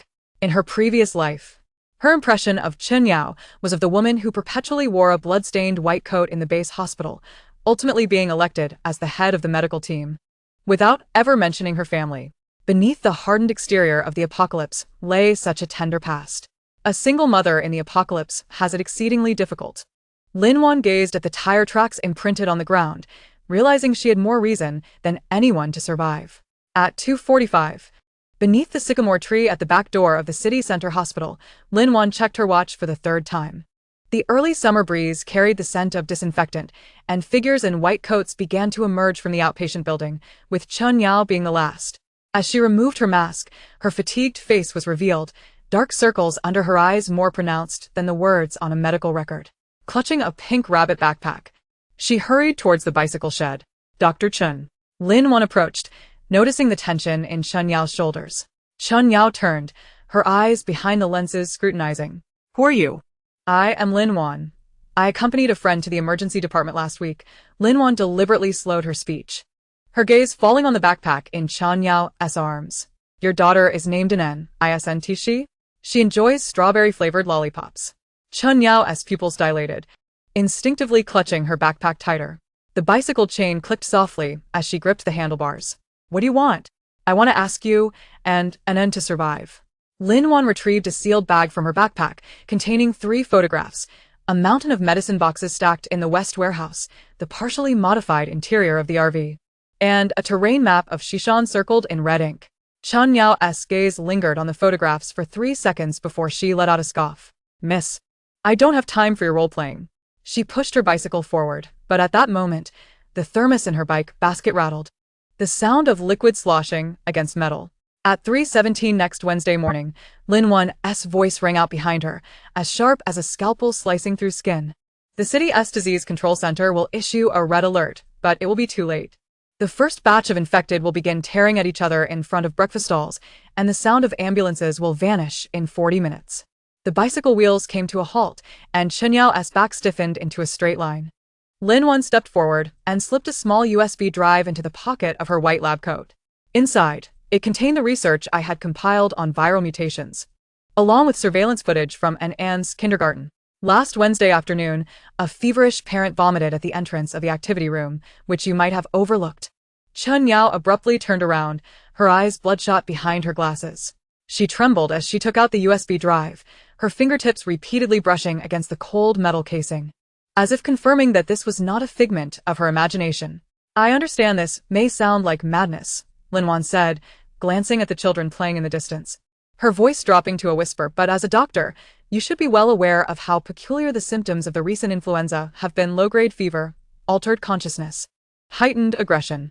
Are these truly just symptoms of a common cold? The thermos in the bicycle basket swayed again, this time due to Chen Yao's trembling hands. She suddenly recalled the homeless man who bit a nurse last week, the unknown viral sequences her colleagues discussed in hushed tones, and the strange sounds that echoed from the morgue during her night shift. What do you want me to do? Her voice was as dry as sandpaper. Resign before next Monday, and bring an end to the 3rd warehouse in the west of the city, Lin Wan instructed. Here's the address. Bring as many necessary medications as you can manage. The more, the better. As for the rest, we will arrange that. Chen Yao stared at her for a long moment, long enough for Lin Wan to think she might refuse. Then, she suddenly pulled out a pen from her lab coat pocket and scribbled a series of numbers on the back of a prescription pad. This is my home number. Call me after 7 in the evening. She paused before adding, don't call my mobile. The hospital has surveillance. As she watched the bicycle with the mother and daughter vanish around the corner, Lu Yan emerged from behind a tree, holding a freshly bought strawberry lollipop. Will she come? He asked. She will, Lin Wan replied, gazing at the elegant handwriting on the prescription pad, for she was a mother. At 7:15 p.m. When Lin Wan dialed the number, she first heard the sound of a child's laughter, and it was likely playing with building blocks, and amidst the clattering, Chen Yao's voice, deliberately lowered, broke through. Go ahead. You need to prepare anti-infection medications, broad-spectrum antibiotics, tourniquets, and suturing kits, Lin Wan specified, the list precise in quantity. If possible, Bring some children's antipyretics and vitamins. I have an inventory list in my drawer. Chen Yao's voice suddenly faltered, followed by the rustling of paper. But the hospital's medication management system is stringent. I can only take out 3 times the regular amount at most. That will suffice, Lin Wan said, glancing out at the dimming sky. We have already prepared the rest. By the way, doesn't it have any allergies? There was a moment of silence on the line, followed by Chen Yao's choked voice. She is allergic to penicillin. Thank you. When she hung up, Lu Yan was loading the last box of saline solution onto the truck. The golden rays of the setting sun spilled over the warehouse's iron doors, casting long shadows on the ground. Zhao Yu crouched in the corner, calibrating a miniature surveillance device. The green lines on the screen flickering erratically. Zhao Yu, can you hack into the hospital's medication management system? Lin Wan inquired as she approached him, startling him so much that he nearly dropped the device. I can, but it will leave traces, he stammered, adjusting his glasses as his fingers flew across the keyboard. But I won't alter any data, Lin Wan said, observing the scrolling code on the screen. Help me check the list of recipients who collected antiviral serums from the first municipal hospital in the last 3 months, especially those special items requiring the director's signature for release. Zhao Yu's fingers hesitated. You suspect the unknown viral sequence, Chen Yao mentioned. It couldn't have appeared out of nowhere. Lin Wan's gaze fell upon the distorted sky reflected in the truck's rear-view mirror. Someone knew about the impending arrival before we did. At 10 p.m. that night, when Zhao Yu placed the printed list on the table, Lin Wan was refueling the backup tank of the RV. The smell of diesel mixed with the evening breeze filled her nostrils, and her hand tightened around the list when she saw the first name. Zhang Zhe's signature was prominently displayed on the delivery receipt dated March 17th, with Su Ro's name in the approval column. They collected 10 vials of serum. Zhao Yu's voice trembled with apprehension. The receipt indicates it was for a special experiment, but the hospital has no record of any related project. Just then, Lu Yan's fist slammed against the side of the truck with a dull thud. These bastards knew all along? Lin Wan crumpled the list and tossed it into the nearby trash can. In the night, her profile appeared as cold as ice. Not only did they know, But they might also be involved in something. She glanced at the weapons stacked in the corner of the warehouse, realizing we would need to prepare some welcoming gifts in advance. At 6 o'clock on Wednesday morning, when Chen Yao arrived at the warehouse with an in tow, she was dragging 2 enormous suitcases, and was asleep in the stroller, clutching a rabbit plushie, her eyelashes still wet with unshed tears, likely from being forcibly pulled out of kindergarten. I've brought all the antibiotics I could gather, Chen Yao said, her lab coat dusty, and 20 sterile surgical kits. That should last us a while. As Lin Wan took the suitcase, she noticed, aside from the medications, there was a stack of children's picture books and several changes of clothing. Zhao Yu had already set up a small bed in the back of the RV, with pink sheets and a newly purchased plush bear he had assembled during the night. When Enan wakes up, she can watch cartoons, Zhao Yu said, scratching his head, his cheeks slightly flushed. I downloaded a lot. Just then, Enan rubbed her eyes and sat up, her eyes lighting up at the sight of the plush bear, though she hesitated to reach for it. Chen Yao crouched down to smooth her hair.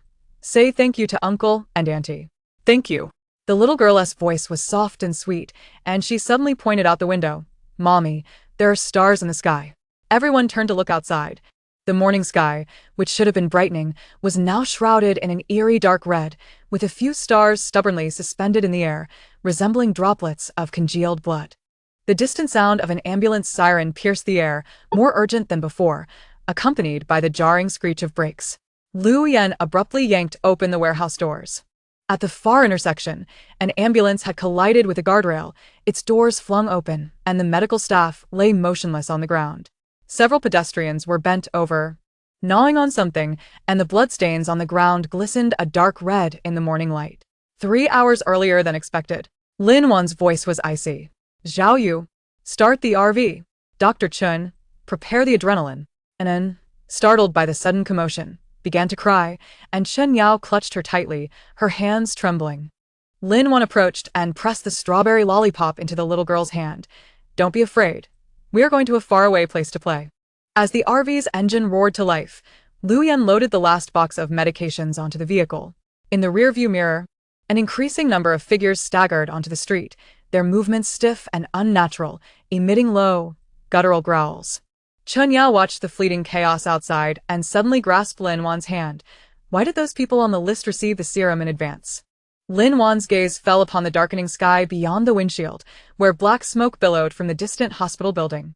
She did not answer, merely tightening her grip on the steering wheel. Some answers, perhaps, were more terrifying than the zombies themselves. As the RV burst through the warehouse doors, Lin Wan caught sight of a familiar figure in the rear-view mirror. Zhang Jia stood at the hospital entrance, holding a silver insulated box, with Su Ro linked to his arm, both anxiously scanning the surroundings as if waiting for someone. Behind them, a man in a hospital gown slowly lifted his head, his murky eyes fixated on them, drool cascading from his lips. Lin Wan pressed down on the accelerator, the dust kicked up by the RV obscuring the view in the rear-view mirror. She understood that the true hunt was only just beginning. Chapter 36. Zhao Yu's dilemma. The tin roof of the RV modification factory rattled violently under the downpour, and Lin Wan was meticulously verifying the armor thickness parameters against the blueprints when her phone buzzed in her pocket. The unfamiliar number made her pause for a moment before answering, only to hear a voice tinged with static and distress. Lin Wan, yeah. It's Zhao Yu. Can you help me? The sound of shattering glass mixed with the electrical crackle, prompting Lin Wan to frown at Lu Yan, who was adjusting the vehicle's radio. It's Zhao Yu. Something's off. She pressed the hands-free button and raised the volume. Zhao Yu? Where are you? What's happening? The boy's voice trembled like a flickering candle in the wind. I'm in the old dormitory building at the university town. They say I stole confidential documents from the company. The police are coming. But I really didn't. It was Su Ro. She stuffed the documents into my locker. Su Ro? Lin Wan and Lu Yan exchanged astonished glances, both recognizing the absurdity of the situation. Zhao Yu, the assistant to Zhang Jia, that shy tech geek who spoke like a timid mosquito, entangled with Su Ro? Stay where you are, don't move. Lock all doors and windows. We are on our way, Lu Yan commanded, seizing the walkie-talkie. Chen Yao, keep an eye on Duo. We'll be back shortly. He grabbed the gun from his tactical vest and secured it behind him. The university town was 3 kilometers away, and the torrential rain made it impossible for the car to navigate the narrow alley, necessitating a walk. Lin Wan picked up a fire axe from the corner of the modified factory. Su Ro suddenly targeting him indicates something is amiss. The downpour enveloped the city like a gray shroud, rendering it impenetrable. As Lu Yan drove the half-modified off-road vehicle through the flooded streets, Lin Wan caught sight of a severed hand floating in the water, a plastic mannequin part she had just acquired last week from the wholesale market. Yet in the dim light, it appeared eerily lifelike. Zhao Yu was an intern in the tech department at Zhang Jia's company.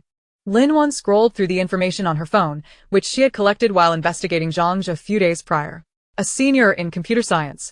He had won gold medals in 3 programming competitions. Logically, his future should not be so dire. Lu Yan swerved sharply to avoid a puddle in the center of the road. Su Ro holds the title of administrative supervisor at Zhang Jia's company. Framing an intern would be an easy task for her. But why did she specifically choose Zhao Yu? The vehicle halted at the iron gate of the university town's back entrance, and the 2 donned raincoats before slipping into the alley. Rainwater streamed down the graffiti-covered walls, blurring the red advertisements for document processing into splotches of blood. Lin Wan counted the house numbers as she walked forward, suddenly yanked back by Lu Yan, who pulled her into the shadows. 3 men in black jackets were kicking the iron door of dormitory 307. One of them, holding a baton, had a profile she recognized from Zhang Jia's company annual meeting. Wang Tao, Zhang Jia's top aide. Zhao, if you're sensible, come out quickly. Wang Tao shouted, his voice mingling with the thunder. Supervisor Su said, as long as you hand over the backup, we can negotiate. From inside the door, Zhao Yu's voice trembled, laced with tears. I don't have a backup. You just want to drive me to my death. Refusing a toast and opting for punishment, Wang Tao stepped back, then kicked hard at the lock, rust flaking off. When the police arrive, let us see how you explain the client data on the hard drive. Lin Wan felt a cold sweat bead on her fingertips in her raincoat pocket. Client data? Where would Zhang Jia's flimsy company acquire confidential client information? Unless it was evidence of embezzlement and falsified accounts. She suddenly recalled during her previous life on the run. Zhang Jia had shouted at his computer that a tech geek had backed up his evidence. Could that be Zhao Yu? Lu Yan abruptly covered her mouth and gestured toward a trash bin behind them.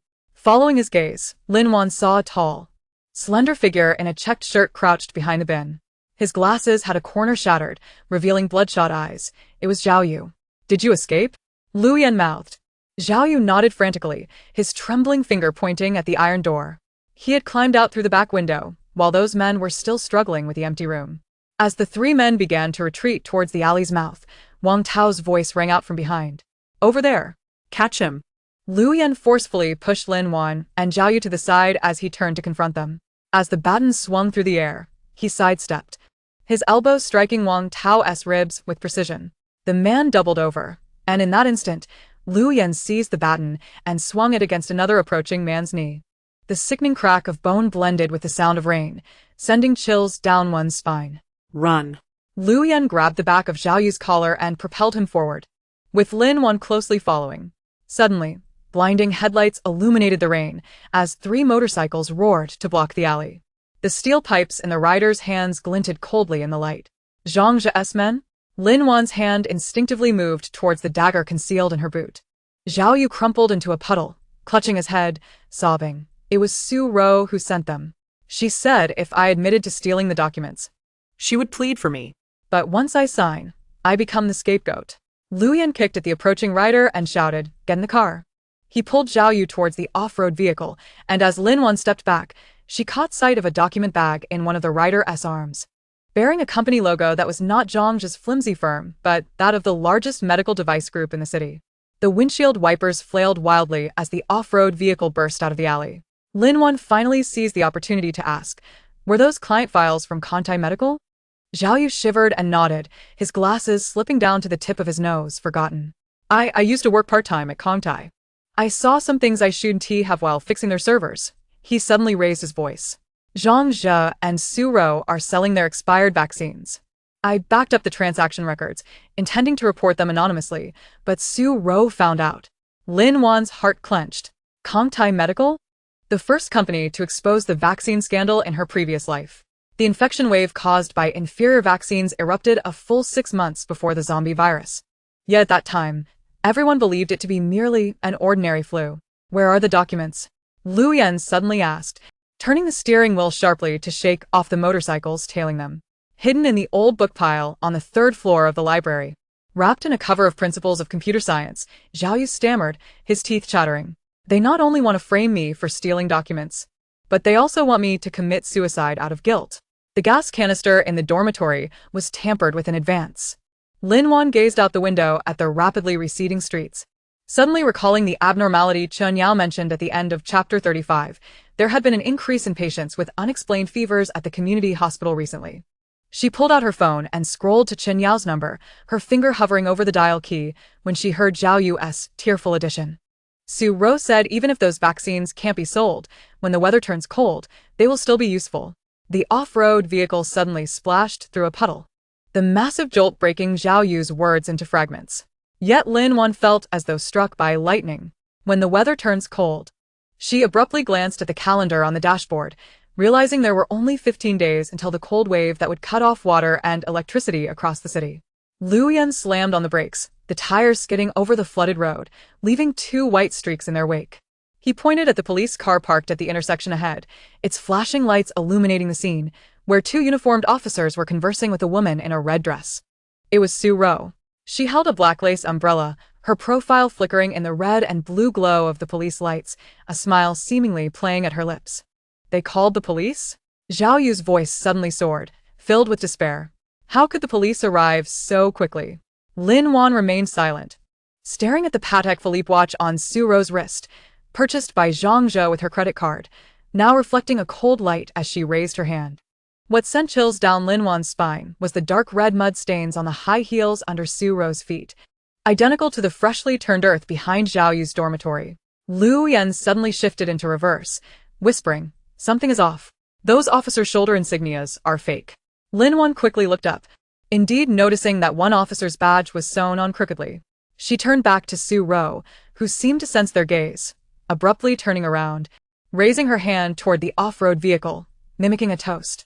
But she held nothing in her hand, merely gesturing in mockery, then slowly pointed at the passenger seat where Zhao Yu sat. Zhao Yu let out a short, sharp scream, suddenly clutching his neck. Lin Wan looked down to see a fine line of blood emerging from his throat, seeping through his fingers, blooming into a sinister red against his soaked shirt. "When were you hurt?" Lin Wan reached to check his pulse, but Lu Yan seized her wrist. "Don't touch him." Lu Yan's voice was as cold as ice, and the marks on his neck were not from a knife wound, but rather from needle pricks. The rain continued to pour as Su Ro settled into the passenger seat of the police car. In the moment the window slowly rose, Lin Wan clearly saw her form words in the rearview mirror. 15 days. Zhao Yu suddenly erupted into a fierce coughing fit, blood speckling the car window like a red plum blooming suddenly. He gripped Lin Wan's arm, his nails digging into her flesh, his glasses having completely slipped off, revealing eyes bloodshot with panic. I was hiding behind a garbage bin when someone stabbed me." His breathing became increasingly frantic, fingertips starting to turn blue. The needle seemed to be from an expired vaccine. Outside the SUV, a fake police car suddenly roared to life, its taillights shrinking into two reds amid the downpour. Lu Yan pressed the accelerator to the floor, the tires screeching as they surged onto the main road. But Lin Wan's gaze was fixed on the spreading purplish-blue veins on Zhao Yu's neck, their hue reminiscent of the earliest mutated infected from her past life. She recalled Lu Yan's words from Chapter 34. The most terrifying aspect of the apocalypse has never been the zombies, but rather humanity. Observing the boy's gradually dilating pupils, Lin Wan felt for the first time that this disaster may have commenced long before the virus erupted. Zhao Yu's body began to convulse violently, and Lin Wan instinctively reached to press his philtrum, only to be restrained by Lu Yan. The man's gaze was colder than the relentless rain outside as he shook his head, his attention drawn to the vehicle's radio, where a crackling static was punctuated by Chen Yao's panicked voice. "Lin Wan. Lu Yan? You must return quickly. Duo. She suddenly has a fever." The windshield wipers continued their tireless dance, and as Lin Wan gazed at the blurred cityscape outside, she felt as if the neon lights had transformed into predatory eyes. Zhao Yu's convulsions grew weaker, and amidst the static, a far more dreadful sound seemed to emerge, akin to countless nails scraping against metal, converging from every corner of the city towards them. Chapter 37. Team Assembly. The tin roof of the RV modification factory was searing under the afternoon sun, the air thick with the acrid scent of cutting metal. Lin Wan squatted on the ground, checking the inventory list, the scratching sound of her pencil on paper mingling with Zhao Yu's rhythmic keystrokes not far away, creating a peculiar tranquility under the shadow of the impending apocalypse. Food supplies: 300 boxes of compressed biscuits, 420 cans of preserved food, 150 bags of dehydrated vegetables. She confirmed the quantities. After marking a check at the bottom of the list, she looked up at Zhao Yu, who was making final adjustments to the solar panel circuitry. "Tech whiz, how long can our energy system last?" Zhao Yu pushed up his black-rimmed glasses that had slid down his nose, his fingers dancing swiftly across the control panel. "Theoretically, 4 flexible panels combined with 3 energy storage batteries can sustain all RV systems at full load for 7 days. If we conserve energy, like not using the air conditioning during the day, it could last up to 10 days. He paused, lowering his voice, however. "I've added a small program that automatically prioritizes energy consumption, with the weapon systems always at the highest level." Lin Wan raised an eyebrow and smiled. Over the past few days, she had come to understand why Zhao Yu managed to survive for 3 years in such an environment in her previous life. Beneath his seemingly timid exterior lay a primal instinct for survival. Just like now, despite having bandages wrapped around his wrist from an injury inflicted by Su Ro's minions, he had meticulously organized the RV's electronic systems. Good job. She stood up, dusting off her pants, her gaze drifting to the other end of the modification factory. Lu Yan was discussing the placement of the first aid kits with Chen Yao, the setting sun casting slanted rays through the tall windows, creating a delicate shadow across his sharp profile. Since rescuing him that day in the alley, this former Special Forces soldier had become like a precision watch, always providing the most reliable support in moments of need. "Miss Lin," Chen Yao approached, cradling a silver medical box with a few specks of dust in her hair. "I've categorized the common medications and emergency supplies. The external medications are in the cockpit storage, and the internal medications are in the drawer of the living area. All labeled." In her arms, little Anin stared with wide, round eyes at Zhao Yu, her tiny fingers subtly pointing at the mechanical arm model by his feet. Lin Wan accepted the medical box, testing its opening and closing. "Thank you for your hard work. By the way, Haven't an S fever reducers and allergy medications been set aside separately? They're in this pink box." Chen Yao pulled out a palm-sized plastic container from her pocket.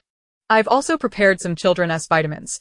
In the apocalypse, nutrition can be lacking, making it easy for kids to fall ill. Zhao Yu suddenly paused his work, gazing at an timidly outstretched hand. After a moment of hesitation, he handed over the mechanical arm model. The little girl immediately burst into laughter, running to Chen Yao with the model, only half her face peeking out to sneak a glance at him. Zhao Yu's ears flushed slightly, and he quickly turned away, pretending to adjust the equipment, though the rhythm of his keystrokes clearly faltered.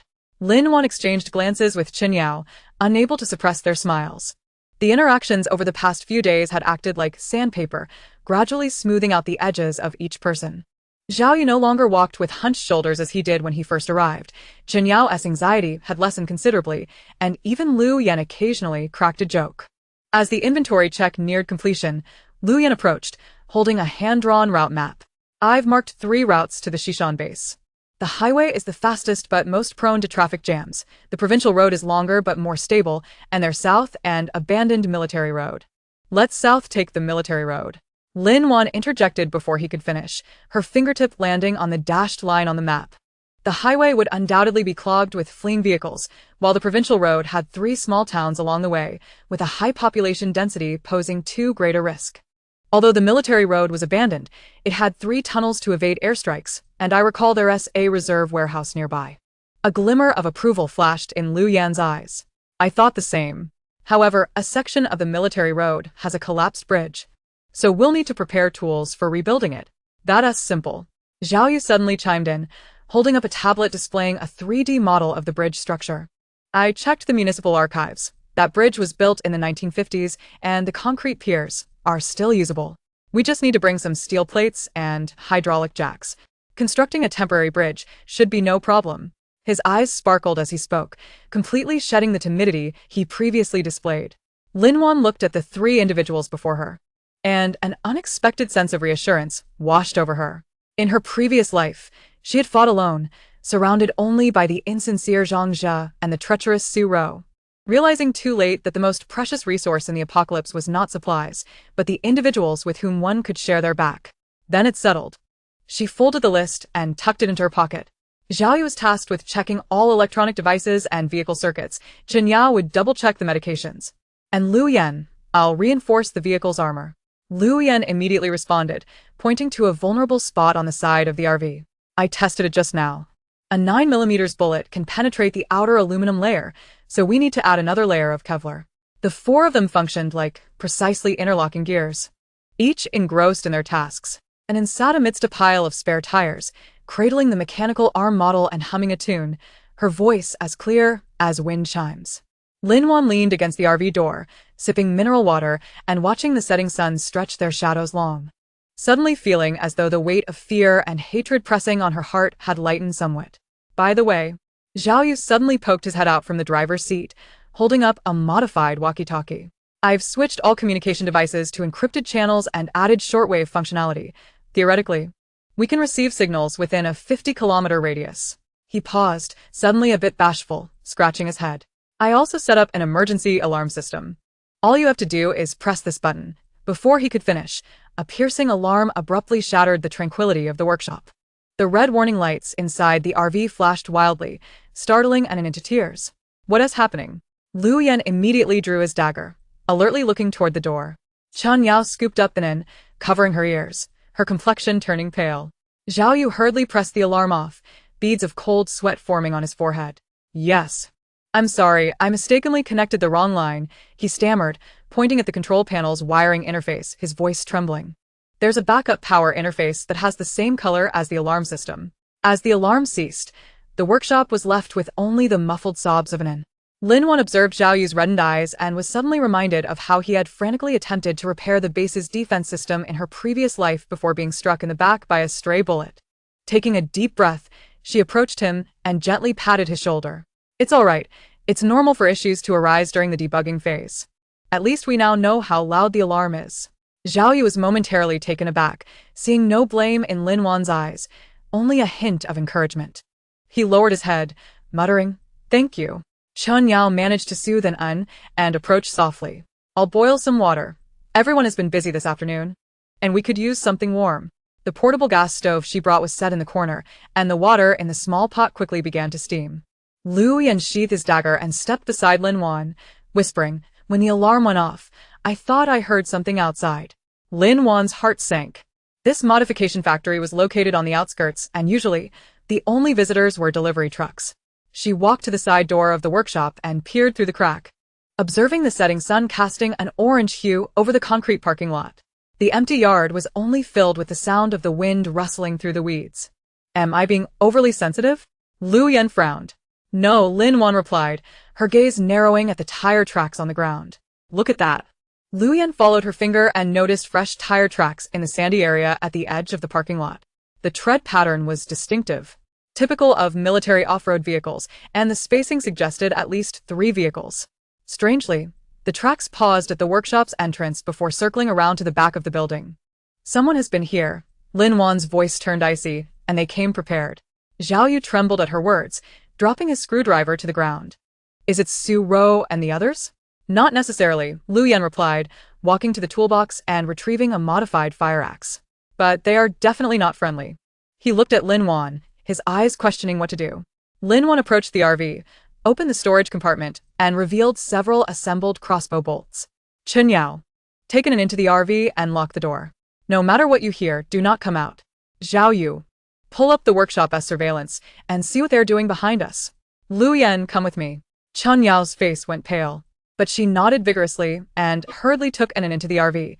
Zhao Yu fumbled with the laptop, and the screen quickly displayed the footage from behind the factory. 3 men in black jackets were crouched by the wall, one holding binoculars, another on the phone, and the one with a cigarette in his mouth was brandishing a handgun. "It's Zhang's security team." Zhao Yu zoomed in, his voice quivering. "The one with the gun is Wang Hu, a distant cousin of Zhang, who is rumored to have a past in the underworld." Lin Wan tightened her grip on the crossbow bolt, her knuckles turning white. She hadn't anticipated that Zhang would find them so quickly, nor that he would dare to pull a gun. In her previous life, he had still been playing the role of a gentle boyfriend at this time. Clearly, her rebirth had disrupted his rhythm. "There are not many of them, only 3. Lu Yan observed the screen, "but they have a gun. Confronting them directly is not wise." "We don't have to confront them directly," Lin Wan said, glancing at the oil barrels in the corner of the workshop, a glint of cold determination in her eyes. "Zhao Yu, crank the workshop's ventilation system to maximum and fill the space with smoke." "Lu Yan, do you know where the fire extinguishers are?" Zhao Yu immediately grasped her intention, his fingers flying over the keyboard. "The ventilation system is in the northwest corner. I can control it remotely." Lu Yan nodded. "Got it. It's next to the toolbox." Lin Wan took a deep breath and glanced at her watch. There were 40 minutes until sunset. She spoke softly into her earpiece. "Chen Yao, start the RV engine and be ready to dash out at any moment." Chen Yao's voice trembled in response over the comms. "Okay." The 3 men in black seemed oblivious to their discovery, still chatting and smoking by the wall. Wang Hu tossed his cigarette, but to the ground, crushed it with his foot, and said something into the phone before signaling the others to climb over the wall. Just as their hands grasped the wall, Lin Wan suddenly pressed the button in her hand. The workshop's vents immediately spewed forth dense, white smoke, the dry powder from the fire extinguishers mingling with sawdust, filling the yard with a thick, chaotic haze. "What's going on?" Wang Hu's curses emerged from the smoke, accompanied by the sound of hurried footsteps. Lu Yan dashed out like a cheetah, swinging the fire axe towards the closest black-clad man. The man screamed as he fell to the ground, his dagger clattering away. Wang Hu reacted quickly, raising his gun, but was choked by the sudden smoke and coughed violently, firing into empty space. Seizing the opportunity, Lin Wan shot an arrow that struck Wang Hu's wrist, making him cry out and drop the gun. He turned to flee but was met with a swift kick to the back of his knee from Lu Yan, forcing him to kneel on the ground. The last black-clad man attempted to escape over the wall when Zhao Yu suddenly threw a wrench from the workshop, striking his ankle perfectly. The man cried out as he fell, and Lin Wan rushed forward, aiming her crossbow at his throat. "Who sent you?" As the smoke began to clear, the 3 black-clad men lay subdued on the ground. Wang Hu clutched his bleeding wrist, glaring at Lin Wan with malice. "You filthy bitch! Do you dare to touch me? Zhang Xiao will not let you off." "Zhang Zhe?" Lin Wan scoffed, kicking his face with her boot, as if he were not dying quickly enough. At that moment, Zhao Yu suddenly shouted, "Sister Lin, look at the surveillance." Lin Wan turned to the computer screen, her pupils contracting in shock. The surveillance footage displayed 7 or 8 black sedans approaching from the road, each adorned with the emblem of Zhang's company. In the front vehicle, a man in the passenger seat was grinning maliciously at his phone, none other than Zhang Jia himself, who should have been burdened with debt. Behind him, Su Ro raised her phone, directing the camera toward the modification factory, a wicked smile curling her lips. They broadcast our location. Lu Yan's voice was grave. And there's more than one group. The RV's engine roared to life, and Chen Yao's voice crackled through the intercom, tinged with panic. Lin Wan, we're running out of time. Lin Wan gazed at the approaching convoy, then glanced at the moaning black-clad men on the ground. Without hesitation, she bent down to pick up Wang Hu's discarded gun and disengaged the safety. The last rays of the setting sun glinted off the gun's surface, reflecting a cold, steely light. There was no time to toy with them. Her voice was eerily calm. Lu Yan, get in the car. Chapter 38. Completion of the property. As the roller shutter of the RV modification factory slowly rose, Lin Wan instinctively tightened her grip on the keys. Morning light streamed through the gaps in the dust cloth, casting dappled shadows on the newly modified RV. The originally silver-gray vehicle had been painted matte black, and the thick armor plating glinted with a cold, hard metallic sheen in the sunlight. The windows had been replaced with triple-layer bulletproof material, and even the tires were upgraded to military-grade explosion-proof ones. This off-road RV, modified from an Iveco, now resembled a dormant steel beast, quietly occupying the center of the factory. Miss Lin, Mr. Liu, everything you requested is complete, Master Wang said, removing his oil-stained gloves and rubbing them on his work uniform, a satisfied smile adorning his face. The final round of testing has just concluded. The engine has been turbocharged, the fuel tank expanded to 800 liters, with a range equivalent to twice that of a standard off-road vehicle.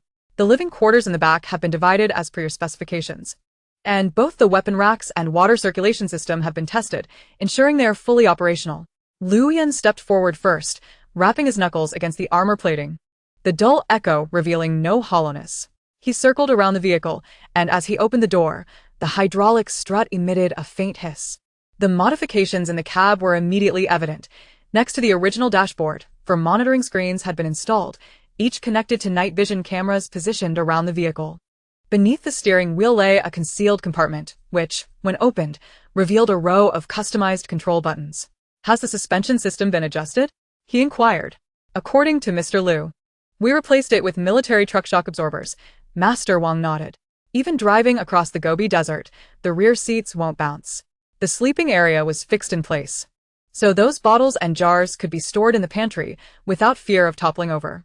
Lin Wan followed into the living area, her gaze sweeping over the familiar layout, and her eyes suddenly grew warm with emotion. The interior of the RV was more rationally designed than any modified vehicle she had seen in her past life. To the left of the entrance was an L-shaped countertop with an induction stove and a small oven embedded in the stainless steel surface. The storage cabinets below had been treated for moisture resistance, and 3 cutting boards of different materials were provided. Opposite was a bunk bed design. The lower bunk could be converted into a storage box, while the upper bunk's bedboard could fold up to reveal a weapons rack behind it, which at that moment stood empty, save for the belt clips used to secure firearms. At the far end, a sliding door separated the independent bathroom. Next to the showerhead was a water-saving device, and the toilet was a specialized RV macerating model. A small cabinet nearby had been thoughtfully reserved for a first aid kit. The water purification system is here, Master Wang said as he opened the cabinet beneath the countertop, pointing to the humming machine inside. You can use municipal water directly, and if you encounter contaminated sources, it can be filtered 3 times for drinking. The generator was dual-powered, with solar panels covering the roof, even on cloudy days. The stored energy would suffice for 3 days. Zhao Yu had already squatted in a corner with his laptop, his fingers rapidly dancing across the keyboard as lines of code flickered on the screen. The wiring is neatly done, he adjusted his glasses, excitement tinging his voice with the distinct fervor of a tech enthusiast. I added a small program. You can now remotely control the interior temperature and lighting with your phone, and even hack into surveillance cameras within a 5-kilometer radius. Chen Yao entered with her daughter, Enan, the little one curiously touching the non-slip floor, her eyes wide with wonder. It's so beautiful here, she exclaimed, looking up at Chen Yao. Mommy, will we live here from now on? Yes, Chen Yao replied, crouching down to smooth her daughter's hair. Her gaze swept over the clean and tidy beds. She softly said, this will be our home from now on. Lin Wan walked to the rear window. Although the bulletproof glass was 3 times thicker than ordinary glass, her view remained unobstructed. She could clearly see the plane trees outside the modification factory, their leaves beginning to yellow, fluttering to the ground with the breeze. With 13 days remaining until the apocalypse, the city was still basking in the lingering warmth of autumn, oblivious to the calamity quietly brewing. Master Wang, I have transferred the final payment, Lin Wan said, waving her phone. The transaction record on the screen was clear, and she had also included the additional gratitude fee. Thank you for your diligence this past month. Master Wang waved his hand, yet his smile could not be concealed. It was nothing at all. Speaking of which, you seem overly prepared, with bulletproofing and food storage. Are you really heading to a dangerous place? Liu Yan was inspecting the spare fuel tank beneath the vehicle when he replied without looking up. Just preparing for some outdoor exploration, just in case. Young people these days really know how to have fun, Master Wang mused, suddenly recalling something. He rummaged through his toolbox and handed over a USB drive. This contains the modification blueprints and equipment manuals in electronic format. Keep it safe. If you need repairs in the future, a knowledgeable person will understand it right away. Lin Wan accepted the USB drive and slipped it into her bag. As her fingertips brushed against the cool metal casing, memories of her first encounter with Master Wang flooded back to her. At that time, she had just managed to retrieve the last sum of money from Zhao Yu, having scoured the city's modification factories, either being treated as a lunatic and chased away or faced with exorbitant quotes, until she stumbled upon this modest little factory on the outskirts. Master Wang had listened to her requirements without asking any further questions and took on the job. Only when signing the contract did he glance at Liu Yan, murmuring, "You don't seem like ordinary players." Master Wang, Lin Wan suddenly spoke, "If we meet again after the apocalypse, we owe you a debt of gratitude." Master Wang paused, then chuckled, "Little girl, you have quite the sense of humor. All right then, here are the keys to the vehicle. I have other tasks to attend to, so I won't see you off." As he turned to leave, Liu Yan suddenly called out to him, "Avoid crowded places for now, and stock up on food." Master Wang hesitated for a moment, glanced back at them, and without further inquiries, waved his hand and walked into the adjacent workshop. As the rolling shutter descended, Zhao Yu suddenly exclaimed, "What is it?" Lin Wan immediately turned back. "I hacked into the Meteorological Bureau system," Zhao Yu pointed at his computer screen. "For the next 2 weeks, it's all clear skies, perfect for relocating supplies." However, he hesitated, his complexion paling. While checking the surveillance, "I found that in the last 3 days, the emergency room at the first municipal hospital has seen a 30% increase in patients, all exhibiting symptoms of fever and vomiting. The doctors say it's seasonal influenza." Chen Yao's face instantly changed. Influenza? "It doesn't resemble ordinary influenza." Liu Yan approached the driver's seat, pulling up the surveillance footage Master Wang had mentioned. The screen displayed the street outside the modification factory. "Yesterday, when I went shopping, I saw a vendor at the market suddenly convulsing and foaming at the mouth. He was taken away by an ambulance. At the time, I didn't think much of it, but now that I consider it..." Lin Wan's heart sank. She recalled that in her past life, just before the apocalypse, there had indeed been a strange flu outbreak, with doctors unable to identify the cause, labeling it as a viral mutation. It wasn't until the apocalypse fully erupted that people realized it was merely the initial symptoms of a viral infection. "There's no time to waste." She took a deep breath, opened her phone's contact list. "Zhao Yu, contact the moving company we arranged earlier and have them head to warehouse No. 3 right now to classify and load the supplies according to the list. Chen Yao, taken into the supermarket to buy the last batch of fresh vegetables and fruits. Remember, they should be long-lasting. I will go to the armory to collect weapons." Liu Yan picked up the car keys. "We will meet here at 3 in the afternoon." With their roles assigned, everyone swiftly sprang into action. Lin Wan stood in the empty modification factory, gazing at the black RV, suddenly feeling the keys in her palm weigh as heavily as a branding iron. She walked to the side of the RV, opened the passenger door, and sat inside. The seat had been replaced with a more ergonomic model, and hidden behind the backrest was a foldable crossbow, which Liu Yan had specifically requested, stating that it was more effective than a gun in close combat. She touched the cold body of the crossbow, her mind flashing back to scenes from her past life. Zhang Zhi's grotesque face when he pushed her toward a zombie. Su Ro's triumphant smile when she snatched the last compressed biscuit from her, and those who perished along the way due to a lack of medicine. "I will not allow you to succeed again," she whispered, her voice barely audible to herself. Suddenly, her phone vibrated with an unfamiliar number. Lin Wan furrowed her brow and answered the call, Zhang Zhi's frantic voice bursting through the line. "Lin Wan, what have you done with my company's contract? And what about the money in my account? Did you meddle with it?" Lin Wan leaned back against the chair, her fingertips unconsciously tapping the armrest. What contract? What money? She mused, Mr. Zhang. Have you forgotten so easily? Could it be that you've exhausted your funds and are now attempting to pin the blame on me? Stop playing dumb. Zhang's voice cut through sharply. I checked with finance. Yesterday, 50,000 was transferred to your account. And that cooperation agreement with Dingxin Group, only you had access to my office. Lin Wan chuckled lightly. That 50,000 was proof of Zhao Yu embezzling company funds to buy Su Ro a handbag. As for the contract, she had merely altered a few numbers on the copy, and by the time the other party discovered it, there would be no way for Zhang Zhe to clear his name, even if he jumped into the Yellow River. Zhang Zhe, she suddenly lowered her voice, lacing it with an eerie gentleness. Do you remember where we had our first date? In that abandoned factory in the south of the city. You called it your secret base. There was silence on the other end for a few seconds, and Zhang Zhe's voice returned, tinged with confusion. Why are you bringing that up? Oh, it's nothing. Lin Wan gazed out at the fleeting shadows of trees outside the car window, suddenly feeling compelled to inform you that I have successfully disabled the surveillance there with Zhao Yu's assistance. Zhang Zhe's breath hitched abruptly, followed by an outburst of fury. Lin Wan, what on earth do you intend to do? Lin Wan remained silent, promptly ending the call and blocking the number. She was acutely aware that Zhang Zhe would undoubtedly head to the abandoned factory where he had concealed the ledgers of his embezzlement. In her past life, he had evaded repercussions by destroying that incriminating evidence, managing to abscond with the employees' salaries even after the company's collapse. However, in this lifetime, she had placed something special within the factory's ventilation ducts. Lin Jie, the moving company's truck has arrived. A call from Zhao Yu interrupted her thoughts. The sound of a truck engine revving in the background. Shall we begin loading? Yes, but ensure the types of supplies remain inconspicuous, Lin Wan replied, pushing the door open. The sunlight was blinding, forcing her to squint. I'll be right there. The transfer supplies from the 3 warehouses took a full 5 hours.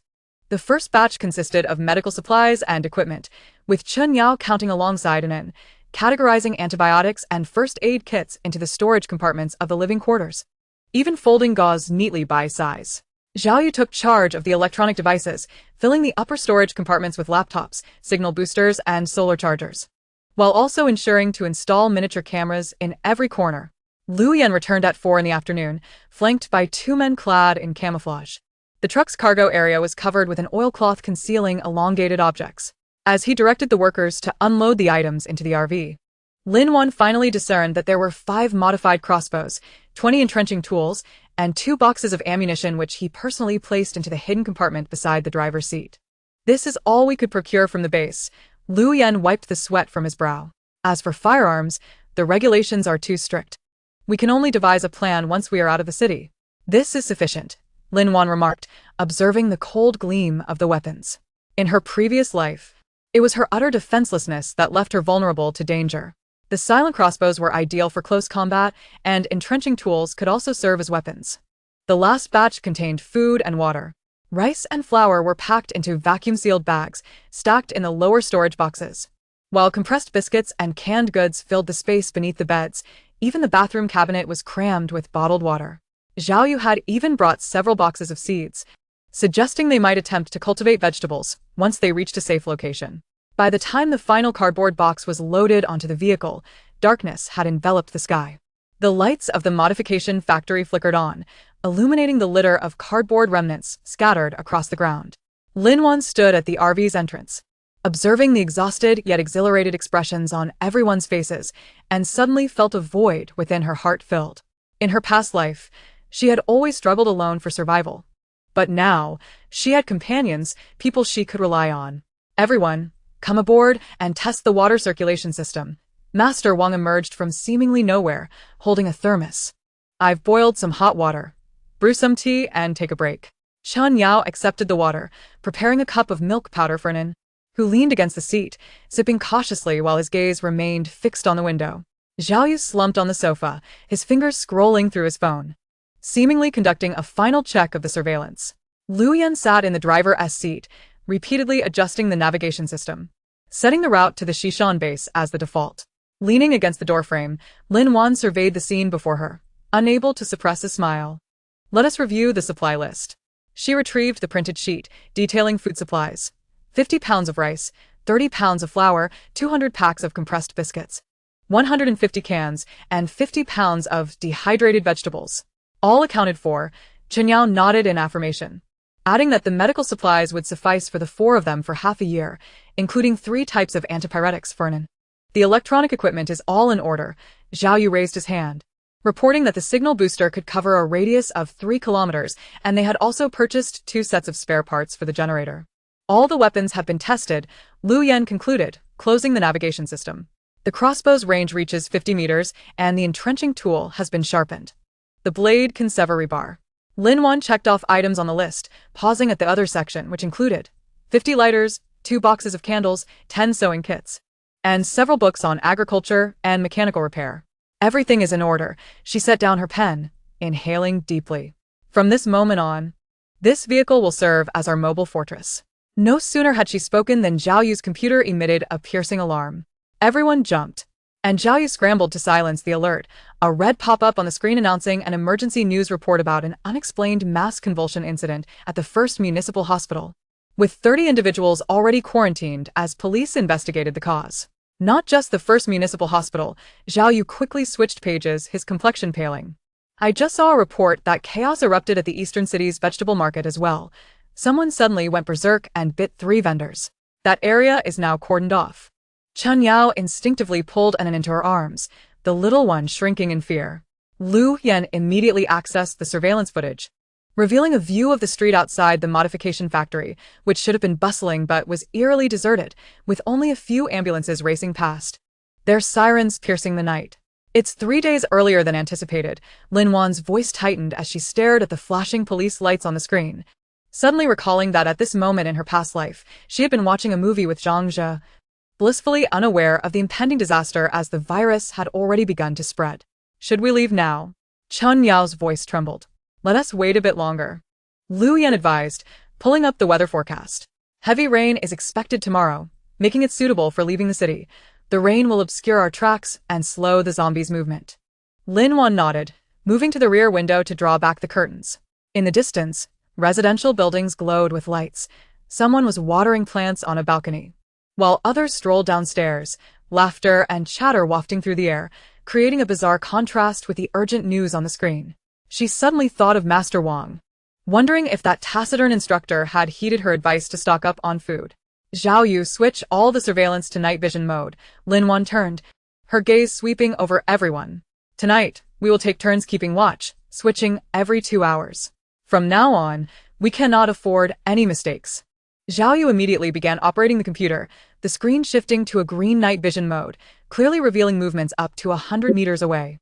Chen Yao lulled and into sleep, retrieving a partially mended garment from her bag, her fingers trembling slightly. Having inspected the weapons, Lu Yan leaned back in the driver's seat, eyes closed, yet he clutched an entrenching tool firmly. Lin Wan settled on the sofa, watching the deepening night outside, a weight pressing down on her heart. She understood that after this torrential rain, the city would descend into a veritable hell on earth. Their journey into the apocalypse had only just begun. At 3 in the morning, it was Lin Wan's turn to keep watch. She leaned against the passenger seat, observing the still images on the surveillance screen when suddenly, a distant scream pierced the air, followed by the sound of shattering glass. Instantly alert, she straightened, pulling up the footage from the source of the sound, which was from the residential building diagonally opposite the modification factory. The 3rd-floor window was dark, but by the trash bin below, a shadow appeared to be writhing. What is happening? Lu Yan was jolted awake, rubbing his eyes as he sat up. Look there. Lin Wan pointed to the screen, indicating the movement. Lu Yan leaned closer, his brow furrowing as he scrutinized the scene. The shadow's movements were peculiar, its limbs contorted as if crawling on the ground, emitting muffled, guttural sounds. Moments later, another shadow burst from the hallway, lunging at the crawling figure, followed by the sickening sound of bones cracking. It's a zombie, Lin Wan's voice quivered, her heart racing despite having witnessed the apocalypse unfold once before. The virus had begun to spread between humans. Lu Yan remained silent, reaching to activate the car's headlights. 2 beams of light sliced through the darkness, illuminating the deserted street. He started the engine, the roar echoing sharply in the stillness of the night. We must leave early, he asserted, gripping the steering wheel with determination. We cannot wait for the rain. Lin Wan nodded, preparing to awaken Chen Yao and Zhao Yu, when the surveillance screen suddenly flickered, revealing an unfamiliar visage, Zhang. Grinning malevolently at the camera, the backdrop an abandoned factory warehouse. Lin Wan, I know you're watching. Zhang's voice crackled through the loudspeaker, laced with a morbid excitement. Did you think destroying the ledger would be of any use? I've placed a delightful surprise in the warehouse. When the zombies arrive, this will become your grave. A countdown timer materialized on the screen, crimson digits ticking down. 10 minutes until detonation. Lin Wan's gaze shot to Lu Yan, her pupils dilating in shock. She had forgotten that Zhang was not only avaricious, but also deranged. Chapter 39. The countdown to apocalypse as Lin Wan shoved the final box of compressed biscuits into the storage compartment beneath the RV. Her fingertip brushed against the frosted metal interior. She recoiled abruptly. Her fingertips had turned an unnatural shade of pallid blue. In mid-July, when the sweltering heat should have rendered air conditioning ineffective, the thermometer outside bizarrely hovered at 17 degrees Celsius. It's dropped again. Lu Yan's voice resonated from the driver's seat, where he was consulting a military compass against the map. He rapped his knuckles against the dashboard's temperature display, which had plummeted from 24 degrees just 3 days prior. This rate of cooling was exceedingly abnormal. The RV was concealed within a hidden warehouse of an abandoned factory on the city's outskirts, its modified black body blending seamlessly with the rusted containers. Lin Wan straightened, peering through the bulletproof film of the window. The leaden clouds loomed low, threatening to crush the tin roofs of the factory, while the wind whipped up sand and grit, tapping against the glass with a staccato rhythm. Although it was daylight, it felt like dusk. The Meteorological Bureau had reported an extreme cold wave. Chen Yao entered, cradling her recently soothed daughter, Nian, the hem of her white coat carrying a hint of disinfectant. She placed the insulated box on the operating table, containing freshly prepared emergency medications. However, the community hospital had received 7 patients over the past 2 days, all suffering from severe vomiting, diarrhea, and persistent high fevers, symptoms that were puzzling. The CDC had visited twice, declaring it food poisoning. Zhao Yu descended from the satellite signal receiver atop the RV. Dust smudged across his glasses. Rubbing his face, he spoke with the certainty characteristic of tech enthusiasts. It's more than that. I hacked into the city's traffic surveillance system. Over the past 3 days, the incidence of traffic accidents has surged by 300%, particularly during the early hours. Many drivers seemed to suddenly lose consciousness, running red lights. He paused, pulling up a screenshot on his tablet. There, a bus had crashed through the guardrail into a greenbelt. The driver slumped in his seat, his head tilted unnaturally, a strange drool hanging from his lips. And look here, he continued, zooming in on the image. You can clearly see irregular red splotches on the driver's neck, as if he had been bitten by something. Lin Wan's fingers clenched suddenly, her nails digging into her palm. This detail mirrored the early symptoms of infection from the last apocalypse. Back then, everyone had been oblivious, blinded by official reports of a flu mutation until the first flesh-eating infected appeared on the streets, revealing that disaster had already struck. How much longer? Chen Yao's voice trembled as she instinctively tightened her grip around Nian, who, in her slumber, merely smacked her lips, blissfully unaware of the impending hell. Lin Wan glanced at the mechanical watch on her wrist, specifically chosen, as electronic devices would fail in the electromagnetic pulse of the apocalypse. The hands of the watch pointed to 3:17 p.m. Exactly 72 hours remained until the blood-red storm that had engulfed the city in her memory. 3 days, she murmured, her gaze sweeping across the RV's interior.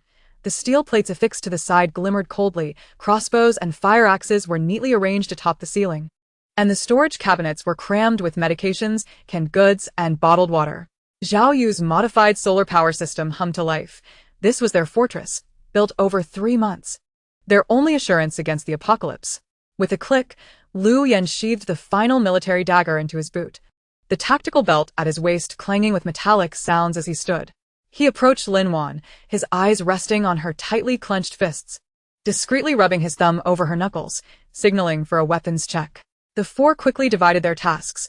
Lu Yan oversaw the inventory of firearms and ammunition, skillfully loading bullets into a modified Type 95 assault rifle. Chen Yao organized the medical kit, sorting antibiotics and coagulants by expiration date, sealing syringes in bags. Zhao Yu sat at the control panel, typing away as real-time data of the city's power grid and water supply flickered on the screen. Lin Wan opened her phone's contact list, her fingertip hovering above Zhang Zhe's name. Suddenly, the screen illuminated with a message from Zhang Zhuan. Are you coming to the class reunion tonight? Su Ro will be there too. I think it's time we had a good talk. Attached was a photo from a high-end restaurant's private room, where Zhang Zhe donned the Armani suit she had bought for him, Su Ro seated beside him. Adorned with the Patek Philippe watch that was meant for her, a gift she had saved for months to present to Zhang Zhe for his birthday, only to have it snatched away during the apocalypse and worn by Su Ro. Lin Wan stared at Su Ro's radiant smile in the photograph. The agony of being cast down by this treacherous pair to feed the zombies still burned in her marrow. She inhaled deeply, her fingers typing a response. Sure, where? Are you really going? Luyan had appeared behind her, his gaze fixed on the screen, brows furrowing slightly. One last time. Lin Wan deleted the address she had initially typed, replacing it with, same place, 7 o'clock. She turned off her phone, stowing it in a moisture-proof bag. I need to verify where they moved my assets. That money was meant for our supplies. Luyan did not dissuade her further. Instead, he extracted a palm-sized spring knife from his tactical vest, the blade glinting with a ghostly blue sheen. This is specially made. The blade is coated with a tranquilizer. Within 3 seconds, it can incapacitate someone. He grasped Lin Wan's hand, helping her secure the sheath against her inner ankle. I'll be waiting in the car across the restaurant, ready to assist. Suddenly, Zhao Yu exclaimed as the electricity grid data on the screen began to fluctuate violently. Red alerts rippling like water. The substation in the west of the city has malfunctioned. There was a complete blackout for 5 minutes, and while power has been restored, the voltage is extremely unstable. He pulled up the surveillance footage, showing workers from the substation rushing out with a stretcher covered by a white sheet, dark red liquid seeping from the edges. Also, the emergency room surveillance from City Hospital 1 has gone dark. Just now, I saw someone rush out. Their movements were strange. Chen Yao's face turned pale instantly. Her ex-husband worked as a doctor at City Hospital 1 and had just called yesterday, saying he would come to see their daughter. Lin Wan noticed her fingers trembling around the stethoscope and placed her hand over Chen Yao's. I'll have Luyan check on him. We can't panic yet. Luyan nodded promptly. I'll set up a surveillance point and head to the hospital. Keep communication open. He gestured to the satellite phone atop the RV. This frequency is exclusive to us. Even if the base station goes down, we can still communicate. Suddenly, a screeching sound pierced the air outside the warehouse, followed by a woman's scream. The four fell silent simultaneously. Luyan gestured for quiet, picking up his rifle and stealthily moving to the door, peering through the peephole. A white sedan had crashed into the warehouse's iron gate, its hood billowing white smoke, and a woman in a floral dress was scrambling out of the car. Her arms twisted at unnatural angles. A distinct red splotch marked her neck, identical to the one in the surveillance screenshot. Bang! The woman suddenly collapsed to the ground, her limbs convulsing violently, her back arching in an eerie curve, emitting inhuman hisses.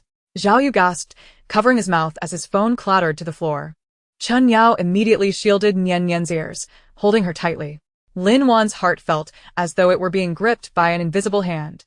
She recognized this woman, the owner of the nearby supermarket, who had just yesterday smiled as she accepted the shopping card Lin Wan had given her, promising to set aside 2 boxes of the longest-lasting milk. The woman suddenly lifted her head, her once gentle face now swollen and purple. Her eyes clouded as though veiled by a layer of white mist. Saliva dripped from the corners of her mouth as she fixated intently on the direction of the RV, emitting a low, beast-like growl from her throat. Luyan's voice was low and steady. Symptoms of early infection. She has not fully mutated yet, but she has already lost her reason. He adjusted the safety on his rifle, emphasizing the heightened aggression of the situation. We must not reveal our position. Before he could finish speaking, the woman sprang forward like a coiled spring, crawling towards the RV on all fours, her nails scraping against the concrete with a piercing sound. Her speed was astonishing, reaching the door in an instant, her murky eyes pressed against the peephole, banging against the door with a thud. Lin Wan felt the cold sweat on her palms as she grasped the spring knife hidden at her ankle. The apocalypse was merely 3 days away. Yet the infection had already begun, a full 72 hours earlier than in her previous life. Zhao Yu, activate the RV's electromagnetic shield, Luyan commanded, his voice unwavering as a rock. Chen Yao, prepare the tranquilizers and restraints. Lin Wan, guard the storage room door. Do not let her disturb the supplies inside. Zhao Yu fumbled to press the red button on the control panel, and an invisible magnetic field formed around the RV, capable of interfering with electronic devices and muffling sound. The woman's banging seemed to diminish, yet her eyes remained glued to the peephole, resembling two decaying coins embedded in the door, sending shivers down one's spine. Lu Yan suddenly unlocked the door, sidestepping as the woman lunged inside, delivering a swift strike to the back of her neck. She fell to the ground with a muffled grunt, her body still twitching as Lu Yan quickly bound her with restraints, while Chen Yao immediately injected a tranquilizer. There was still some breath left, though her pulse was weak. As Chen Yao pressed her stethoscope to the woman's chest, her expression shifted dramatically. The heart rate had plummeted to 30 beats per minute. This was impossible. The woman's skin grew cold at a visible rate, and red spots began to spread around her neck, resembling spider webs inching toward her cheeks. Lin Wan noticed that her nails were elongating, the tips turning a dark, ominous hue. She was not the first. Lu Yan's gaze swept across the road outside the warehouse. Faint sirens echoed in the distance, abruptly ceasing. Earlier, while scouting the route, he had seen 3 similarly mutilated corpses in a drainage ditch by the highway. Zhao Yu suddenly pointed at the screen, his voice trembling. "Look. The surveillance cameras across the city are going dark." The previously vibrant images were extinguishing one by one, akin to white paper soaked in ink, until only the giant screen in the city center remained illuminated, broadcasting a cheerful weather report. "The next 3 days will see a drop in temperature. Citizens, please dress warmly. Extreme weather will not affect our wonderful lives." The sunlight on the screen was blinding, while inside the warehouse, the bound woman let out a piercing scream.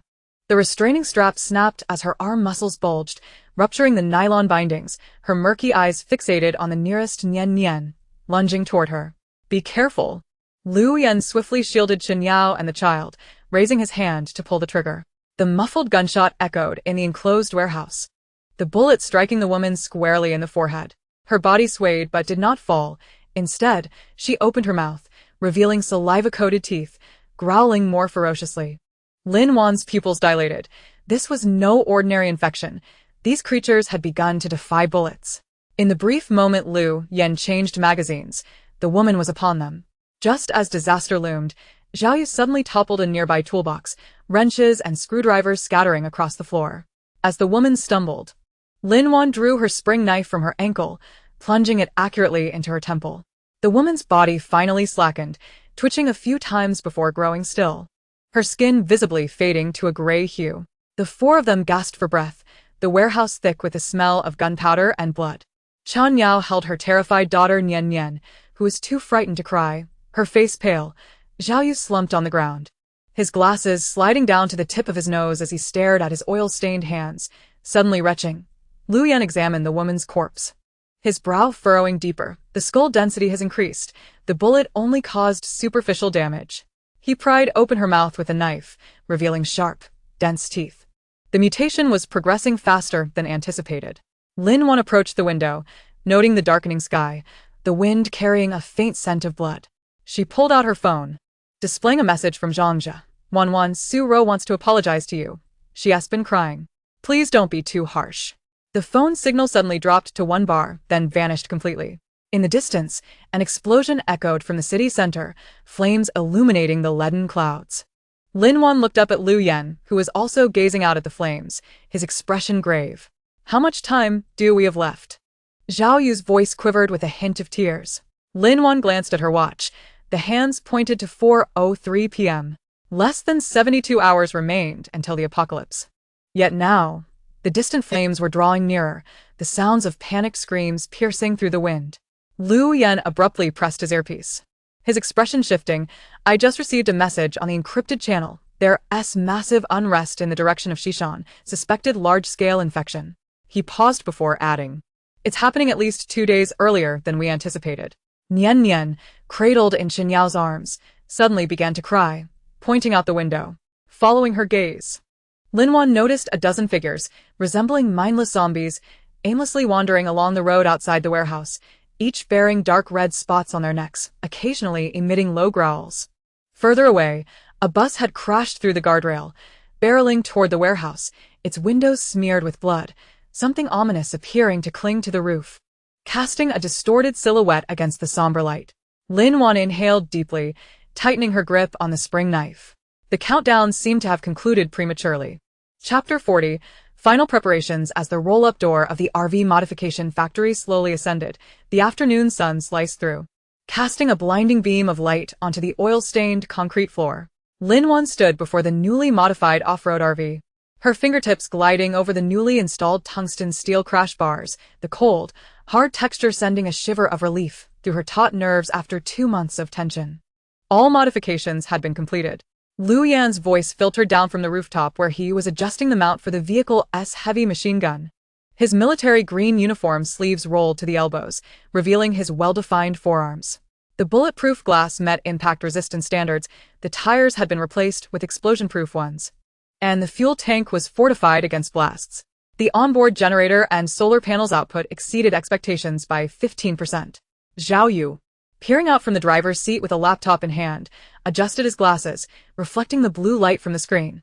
The circuit system has been modified. The interior of the vehicle is now divided into 3 independent power modules. Even if one is compromised, the others can still maintain basic functions. I've also added a little gadget. He pressed a red button on the control panel, and a row of metal grills suddenly sprang out from the RV's side, an electromagnetic pulse generator, effective against electronic devices. Should we encounter drones or surveillance cameras, it could incapacitate them in an instant. Chen Yao crouched at the rear of the vehicle, organizing the medical supply box. Her 5-year-old daughter, Nian, clutched a plush bear, curiously poking at the soft interior lining. "Mommy, this bed is so soft." "That's shock-absorbing memory foam," Chen Yao replied, affectionately ruffling her daughter's hair. Turning to Lin Wan, she added, "I've categorized the first aid kit and common medications. I also prepared some children's fever reducers and antibiotics." Lowering her voice, she continued, "I brought the batch of anesthetics and tranquilizers I had hidden before. In the apocalypse, sometimes these are more useful than guns." Lin Wan nodded, her gaze sweeping across the interior of the RV. The originally spacious area has been partitioned into clearly defined zones. The driver's seat, with a combat command station behind the passenger seat where Zhao Yu's computer and communication devices are set up. The central living area, featuring 2 foldable sofas that can be joined to form a double bed, with the adjacent storage cabinet filled with compressed biscuits and canned goods. And finally, the rear has been transformed into a medical area and supply storage room, where Chen Yao's medicine box and most of the weapons are concealed. A retractable lookout tower has also been added to the roof, allowing visibility of the surroundings for up to 2 kilometers. "How is the inventory check going?" Lin Wan inquired. "In terms of food supplies, 200 boxes of compressed biscuits, 500 cans, 500 pounds each of vacuum-sealed rice and flour, 100 kilograms of dehydrated vegetables and jerky, along with enough bottled water for 3 months, supplemented by the onboard water purifier, so water supply should not be an issue," Zhao Yu recited from the spreadsheet. "As for daily necessities, we have stocked half a year's worth per person of items such as toilet paper, wet wipes, and soap, with double the quantity for female supplies." "And the weapons?" Liu Yan jumped down from the roof, landing almost soundlessly. "We acquired 5 modified 92 pistols from the workshop owner, each with 500 rounds. 2 AK-47s with 1,000 rounds, along with 10 military daggers and 5 fire axes," Lin Wan replied, pulling open the hidden compartment beneath the driver's seat. Inside, the weapons gleamed coldly in the shadows. "I've also arranged for some grenades and Molotov cocktails, hidden in the vehicle's undercarriage." Liu Yan frowned. "We need to double-check the fuse timing on the grenades to prevent moisture from causing failure." "I've already checked." Lin Wan handed him a notebook. "This contains the inventory list and storage locations. Everyone must memorize it." Additionally, Zhao Yu had saved the RV's structural diagram and emergency plan onto each person's encrypted USB drive, so that, should anyone become separated from the main group, it won't happen. Nian suddenly interrupted in a childlike voice, tightly clutching onto Chen Yao's clothing. "We will always be together." The atmosphere in the vehicle instantly grew heavy. Chen Yao lifted her daughter, soothingly saying, Nian is right. We will always be together." Taking a deep breath, Lin Wan closed the notebook. "Now we will commence the final weapons test." The RV exited the modification factory and traveled along an abandoned highway for half an hour, finally halting in a desolate quarry. This was the testing site chosen by Liu Yan, surrounded by mountains on 3 sides, with only one road for entry, ensuring they wouldn't be disturbed. Liu Yan was the first to disembark, retrieving a metal oil drum from the trunk, stuffing it with old clothes, and dousing it with gasoline before pushing it 50 meters away to an open area. He stepped back and took the handgun from Lin Wan, kneeling on one knee, squinting his right eye, and gently tapping the trigger. Bang! The gunshot erupted in the empty quarry, reverberating with a buzzing echo. The oil drum toppled as the bullet accurately pierced through its body, leaving a charred hole around the edge. Dispersion accuracy 0. 5 MOA, no problem, Liu Yan said, blowing away the smoke from the muzzle and handing the gun to Chen Yao. Now it's your turn. Chen Yao appeared somewhat tense, her grip on the gun lacking confidence. She closed her eyes briefly. When she opened them again, her formerly gentle gaze now held a hint of determination. The gun fired once more, the bullet striking a stone beside the oil drum, sending sparks flying. The recoil is greater than I anticipated. Biting her lip, she steadied her breath and pulled the trigger a second time. This time the bullet grazed the edge of the oil drum. That was quite commendable. Liu Yan stood behind her, gently adjusting her grip. Stabilize your wrist a bit more, align your vision along the barrel, and ensure the front sight and target are in a straight line. Zhao Yu clutched a modified crossbow, his face pale. I think I'll stick with this. The gun's noise is too loud. Taking a deep breath, he pulled back the bowstring, releasing the arrow that flew through the air, accurately piercing the oil drum's handle. The hands of a tech enthusiast are steady, Lin Wan chuckled, patting his shoulder and turning towards the heavy machine gun atop the RV. Liu Yan followed her up, securing her safety harness. This machine gun has been modified. Its firing rate is slower than standard weapons, but it offers better stability, making it suitable for sustained fire. Remember to control your breathing and avoid excessive force when pulling the trigger. Lin Wan nodded, gripping the cold body of the gun, aiming at the distant oil drum. When she pulled the trigger, the heavy machine gun roared, the bullets tearing through the iron drum like a scorching line, turning it into a sieve. Amidst the flying fragments, she seemed to glimpse the image of Zhang Zhe being torn apart by zombies in her past life, the grotesque faces from the base, and herself frozen into an ice sculpture in the snow. Stop! Liu Yan pressed down on her hand, the barrel already hot enough to emit white smoke. Continuing could lead to a catastrophic failure. Snapped back to reality, Lin Wan noticed her knuckles turning white from the exertion, her palm numb from the recoil. She released the trigger, panting as she looked at Liu Yan, whose eyes were filled with concern. Are you all right? He handed her a bottle of water. I'm fine.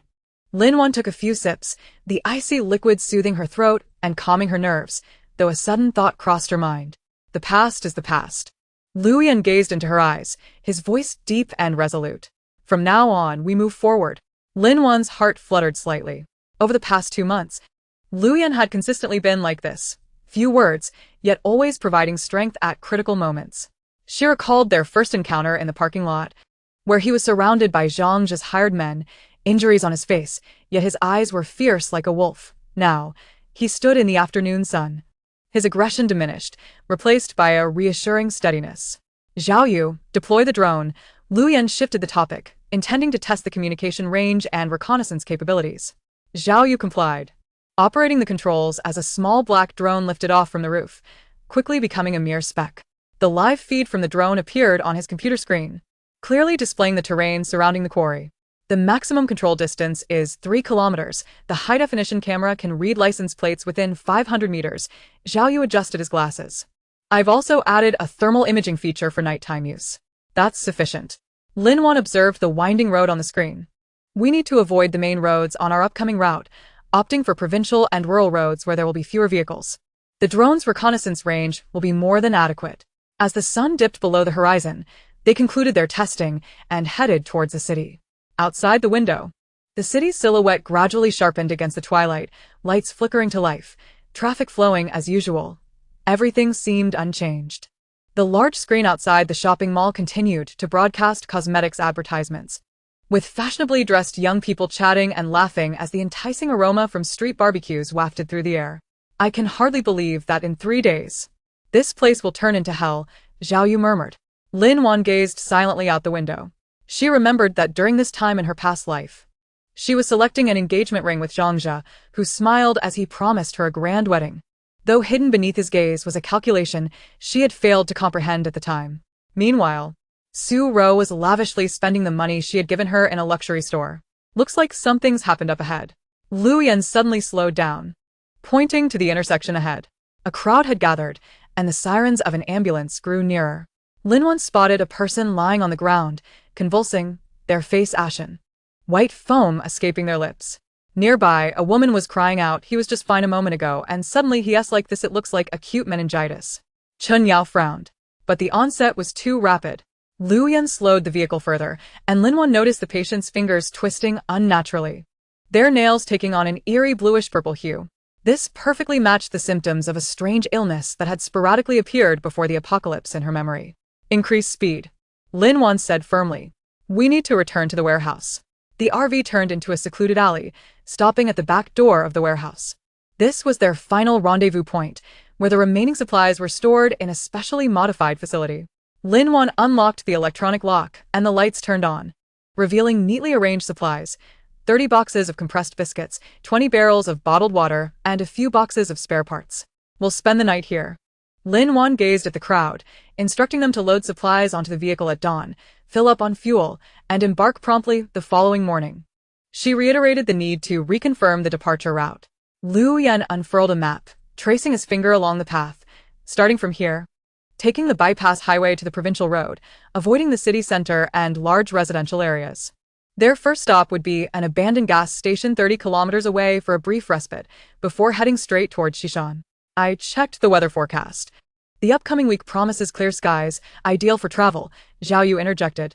However, I accessed the traffic department system and noticed several sections of the provincial road are under repair, which may necessitate a detour. Mark the alternative routes, Lin Wan nodded, emphasizing the importance of thoroughness. As night deepened, only the faint glow of emergency lights remained in the warehouse. After coaxing Nian Yan to sleep, Chen Yao joined Lin Wan in organizing the medical supplies. Liu Yan meticulously polished disassembled gun parts until they gleamed. Zhao Yu, wearing headphones, typed rapidly, dense lines of code scrolling across the screen. I just breached the city CDC's database. Zhao Yu suddenly removed his headphones, his expression grave. In the past month, there have been 73 reported cases of unexplained convulsions citywide, with 23 fatalities, all attributed to acute organ failure. However, I found an internal report indicating that the brain tissue samples from the deceased exhibited abnormal viral activity. This has been suppressed, Lin Wan remarked, unfazed. It was the same in my previous life. The authorities initially attempted to conceal the truth until the virus erupted on a massive scale, forcing them to reveal it, but by then, it was too late. What was even more peculiar, Zhao Yu produced a document revealing that these cases were concentrated in a few communities in the southern part of the city and the office building where Zhang's company was located. Lin Wan's heart skipped a beat. Zhang's company? Yes, the one involved in medical device import and export, Zhao Yu confirmed. I also discovered that last month, their company imported a batch of experimental equipment from Africa, but the customs documentation was suspiciously flawed, almost as if it were forged. Liu Yan set down his weapon, his gaze sharp. Are you suggesting that the virus is linked to Zhang's company? Uncertain, but the timing and location are too coincidental. Zhao Yu adjusted his glasses. I attempted to investigate the specifics of that shipment, but I was blocked by a firewall requiring higher clearance. Lin Wan moved to the window, staring into the pitch-black night sky beyond the warehouse. In her previous life, she had only known that the virus erupted suddenly, never considering that its origin might be tied to Zhangzhe, those who had perished due to his and Su Ro's machinations. The nights spent struggling for survival during the apocalypse, was it all merely a manufactured disaster from the very start? Regardless of the truth. We don't have time to investigate now. Liu Yan's voice interrupted her thoughts. We will depart as scheduled in 3 days. As for Zhangzhe, he paused. We've already alerted the authorities. The evidence of his embezzlement and commercial fraud is sufficient to imprison him for several years. Whether or not he is responsible for the virus, he will not evade justice. Lin Wan inhaled deeply, suppressing her tumultuous emotions. Indeed, irrespective of the truth, her focus must remain on preparation, ensuring the survival of those around her. At 2 a.m, a strange noise suddenly pierced the stillness outside the warehouse. Akin to a beast's roar or a human's anguished scream, intermittent and jarring in the quiet night. Liu Yan immediately stood, signaling silence, then stealthily approached the door. Peering through the peephole. What's wrong? Lin Wan whispered. Liu Yan's expression was grim as he opened the door slightly, gesturing for Lin Wan to look outside. Across the way, an old residential building stood. A window on the 3rd floor was wide open, dim yellow light spilling forth. A figure was hunched over the windowsill, contorted at an unnatural angle, emitting a hissing noise. Below, a man in pajamas lay motionless on the ground, a dark pool of liquid slowly expanding around his neck. That was Zhao Yu's voice trembling, the first public mutation. Lin Wan's heart raced, occurring 2 days earlier than in her previous life. Just then, the figure at the window abruptly lifted its head, the light illuminating its face, eyes clouded, drool hanging from the corners of its mouth, skin a deathly gray. It spotted Liu Yan at the warehouse entrance and emitted a piercing shriek before scuttling down the wall like a gecko, rushing towards them. Liu Yan quickly shut the door and locked it with a deft motion, almost too swift to see. Immediately, heavy thuds echoed from outside, accompanied by the grating sound of nails scraping against the metal door. How could this happen? Chen Yao covered Nian Yan's ears, her face pale. The virus has erupted earlier than anticipated, Lin Wan's voice tightened. 2 days ahead of our predictions. The banging continued, growing louder, the door vibrating slightly. Liu Yan moved to the weapons cache, retrieving a military knife and gripping it firmly. Zhao Yu, check the nearby surveillance, see if there are more of them. Zhao Yu frantically operated the computer, and soon, the surveillance footage surrounding the warehouse appeared on the screen. Lin Wan observed several dark figures emerging from the same building, wandering in various directions, while screams and chaos began to erupt on the streets. Not just one, Zhao Yu's voice quivered. At least 5, no, 6 mutants. Lin Wan exchanged a grave glance with Liu Yan, who nodded solemnly. We may need to leave ahead of schedule. No sooner had he spoken than the warehouse's fire alarm blared, the red warning lights flashing ominously on the walls. Then, Zhao Yu's computer screen suddenly filled with static, emitting a crackling noise. What is happening? Lin Wan inquired. Someone is jamming the signal. Zhao Yu pounded on the keyboard, panic rising. Not just the surveillance. All wireless signals are being blocked. The banging ceased. The warehouse was enveloped in an oppressive silence, pierced only by the blaring alarm, which frayed their nerves. Lin Wan could hear her own heartbeat, heavy and rapid, like a drumbeat. Moments later, a cacophony of footsteps surged from outside, not just one, but many. Chaotic yet eerily synchronized. Then, they heard a knock at the door. Not the frenzied pounding from before, but a slow, rhythmic tapping. Thud, thud, thud. Amidst the piercing alarm and the chaotic footsteps, this knock resonated clearly, echoing in everyone's hearts. Liu Yan tightened his grip on the knife, signaling for Lin Wan and the others to retreat. Lin Wan shielded Chen Yao and Nian Yan behind her, her hand stealthily reaching for the short blade concealed in her boot. The knocking continued, thud, thud, thud. Suddenly, a raspy voice, as though sandpaper had scraped through it, called from outside, intermittent yet clear. Lin Wan, open the door. It was Zhang Zhe's voice. Chapter 41. The virus emerges as Liu Yan deftly pulled aside the blackout curtain of the RV. Lin Wan was lost in the static of the car radio. The late July sun poured down like molten gold, casting a warm glow on the windshield and heating the metal edges of the dashboard. Her fingertips absent-mindedly traced the Swiss Army knife nestled in the passenger compartment, which she had deliberately placed there during the last inventory check. The click of the blade springing forth still resonated in her ears. 7 hours remaining, Liu Yan's voice, slightly hoarse from his morning workout, broke the silence as he set his thermos in the cup holder, condensation forming tiny droplets at the rim. Chen Yao had divided the fever medicine and placed it in the second layer of the medical box. Lin Wan nodded, her gaze drifting past his shoulder to the scene outside. In the park, a grandmother in a floral dress was feeding ice cream to her grandson, the sweet scent wafting through the glass into the vehicle. 3 kilometers away, the office building had hung a red banner for its anniversary celebration, while traffic at the intersection formed a long queue, honking horns creating a symphony of sounds, like elongated ellipses. This was the last morning before the apocalypse unfolded, and it was also Lin Wan's first moment of clarity, feeling the warmth of normalcy in her rebirth. Zhao Yu suddenly leaned forward from the back seat, the flat screen flickering with a dense array of code. Sister, look at this. Since last night, the number of registrations at the fever clinics of community hospitals across the city has surged by 300%. The Center for Disease Control has logged 3 abnormal access records to its server, which I intercepted. He pushed up his sliding glasses, his fingertips tracing a string of red data on the screen.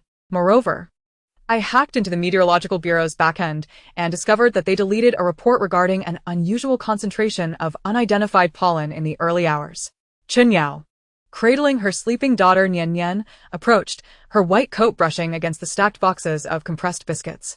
A classmate on night duty messaged me saying that the emergency department admitted more than a dozen patients with unexplained high fevers and heightened aggression.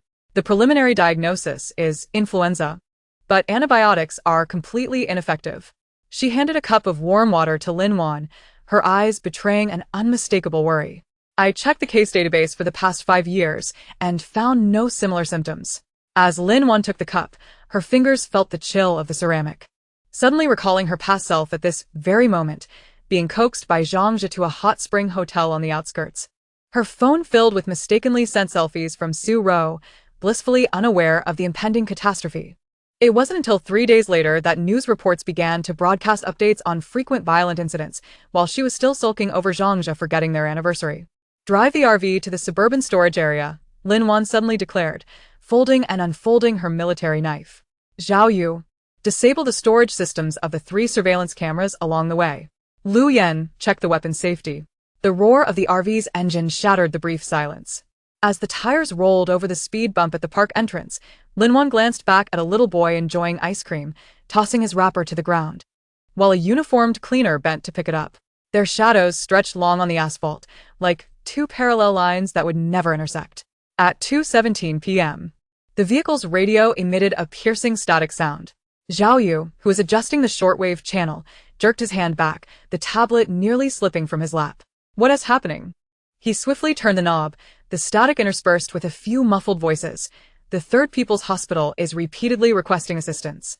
Chen Yao had just finished administering antipyretics to Nian Nian and immediately rose to rummage through the medical box.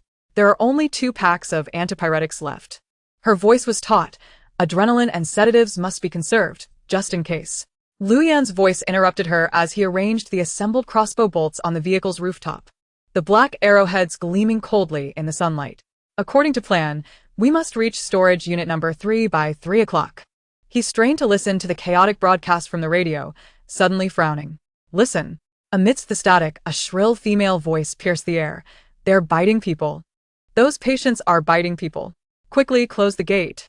With a crackle, the signal was completely lost. Lin Wan slammed on the brakes, the RV screeching to a halt in the middle of the intersection. In a white sedan to the right, a man in a suit was shouting into his phone, suddenly erupting into a violent cough, blood spilling from between his fingers onto the leather seats, resembling blooming red plums. The woman beside him screamed, grabbing for the steering wheel, but the car lost control, crashing into the barrier. In the instant the airbags deployed, the man lunged forward, sinking his teeth into her neck. A deafening ringing intensified in Lin Wan's ears, the agonizing pain from her previous life when zombies tore at her resurfacing. She saw the woman's nails clawing 3 bloody streaks on the car window, the man's eyes bulging grotesquely, and the surrounding vehicles beginning a chain reaction of collisions. Screams igniting like a lit fuse along the street. Drive. Lu Yan's shout yanked her back to reality. He had already climbed atop the vehicle, the sound of the crossbow being drawn sharp and decisive. Lin Wan jerked the steering wheel, the RV narrowly avoiding an overturned truck as it surged through the intersection. In the rearview mirror, more and more people tumbled from their cars, like puppets pressed into motion, their movements stiff as they lunged toward one another. Zhao Yu, activate the navigation. Lin Wan's palms were slick with cold sweat, gripping the steering wheel tightly. Find the nearest route, avoiding densely populated areas. No. Zhao Yu's fingers danced frantically over the screen. The navigation system crashed. All main roads are showing congestion. Let me try accessing surveillance footage. He suddenly gasped, the tablet slipping from his hand. Sister, look behind us. Lin Wan glanced at the rearview mirror, her blood running cold. From the direction of the park, a throng of people surged along the road. Their movements were distorted and unnatural. Some dragged broken limbs, others had half-rotted faces, making unintelligible hissing noises. The elderly lady who had been feeding ice cream was sprawled over an electric bike, her graying hair matted with dark red blood, while her little grandson, clad in blue overalls, was gnawing on a passerby's wrist, a viscous, white substance dripping from his mouth. It's a virus, Chen Yao's voice trembled, yet rang with clarity. The incubation period is shorter than anticipated, and its infectivity is exceedingly high. She swiftly placed Nian Nian into the isolation compartment in the RV, pressing the locking button. Fever is just the initial symptom, Next will be confusion of consciousness, and then they won't be human anymore. Lu Yan's voice came from the rooftop, followed by the sharp twang of the crossbow. Lin Wan looked up just in time to see a zombie leap from the truck's roof, struck precisely in the forehead by Lu Yan's shot. Black blood splattering on the windshield like blooming ink plums. The RV rolled over a fallen zombie, the suspension system groaning in protest. Lin Wan focused on the swaying roadblocks ahead, suddenly noticing that those who had been watching the commotion at the roadside were now crouching, clutching their heads. And when they stood again, their eyes were devoid of focus. 3 kilometers to the storage area, Zhao Yu suddenly called out, having somehow grabbed the intercom. But there's a traffic cop up ahead. They seemed to be evacuating the crowd. Just as he finished speaking, a frantic siren blared from behind. A police car whizzed past them, its body splattered with blood, obscuring the word police. Lin Wan caught a glimpse of the driver's shoulder, half torn away. Yet he continued to press the accelerator, the passenger door flung open, a headless corpse swaying with the car's jolts. They still don't know what is happening. Lin Wan murmured, abruptly yanking the steering wheel, veering the RV onto the sidewalk. Flower pots and trash bins shattered upon impact, glass shards screeching beneath the tires. She saw the convenience store's roll-up door descending, the owner holding a mop against it, while several zombies clawed at the edge, their nails striking sparks against the metal surface. Zhao Yu, get me the storage management office on the line. Lin Wan's voice was unnaturally calm. Tell them we need to retrieve the medical equipment we stored earlier. And have them open the east gate. They want to believe us. They will. Lin Wan glanced at the approaching horde in the rearview mirror, pressed the window button. For now, only we could offer them hope for survival. Lu Yan's second bolt pierced the eye socket of a zombie lunging at the window. Black viscous fluid splattered across Lin Wan's cheek, reeking of iron. She did not wipe it away, but kept her gaze fixed ahead.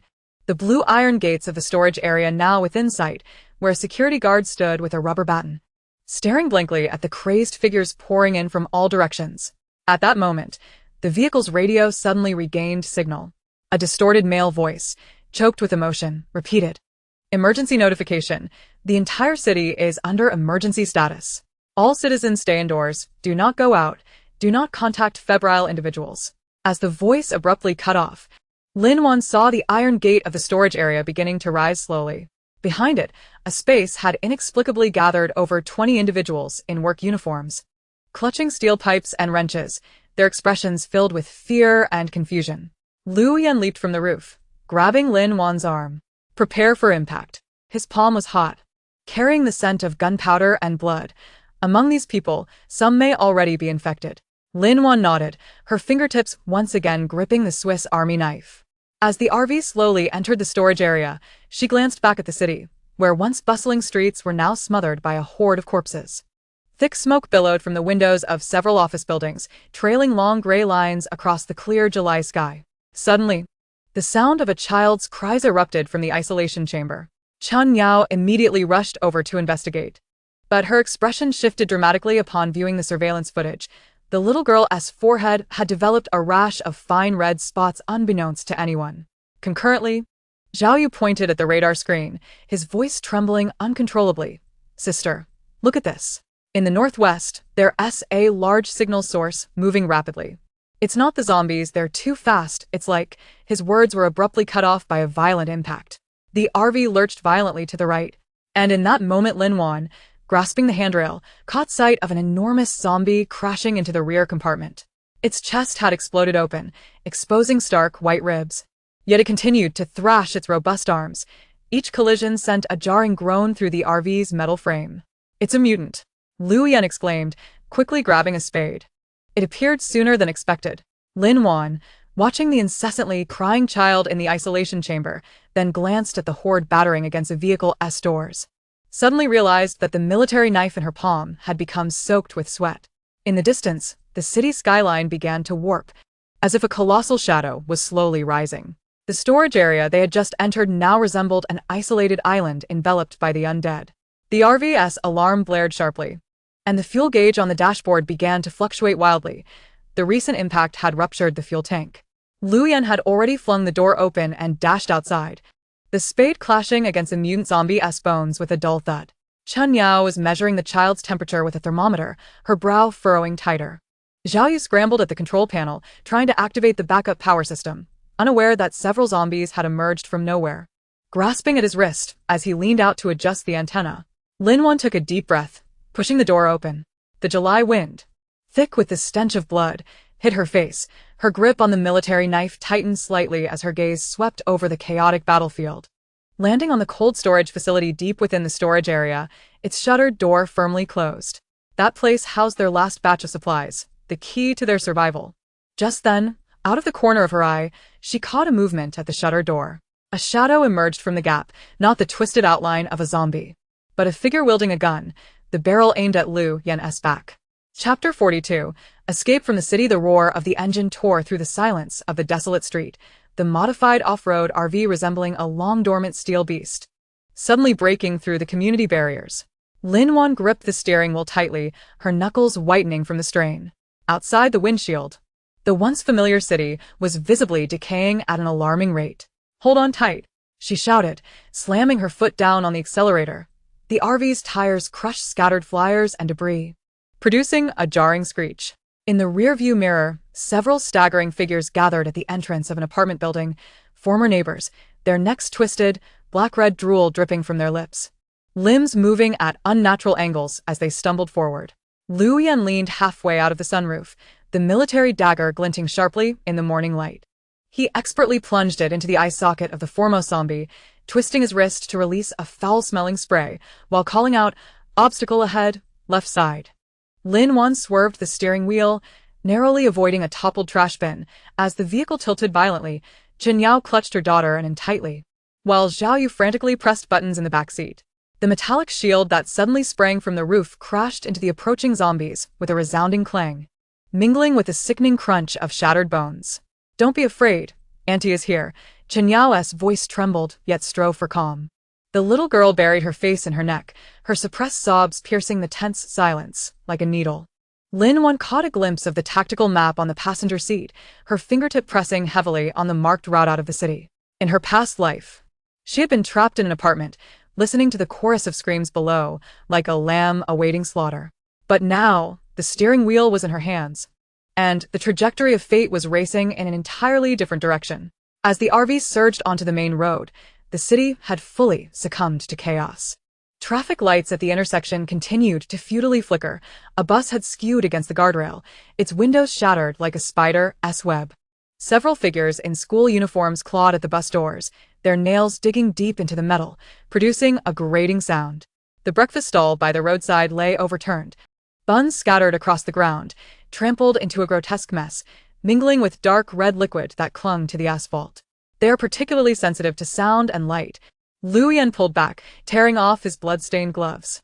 The honking had drawn at least 20 zombies. "We need to turn off the high beams." Zhao Yu fumbled with the control panel, switching to low beams. "Should I turn off the air conditioning?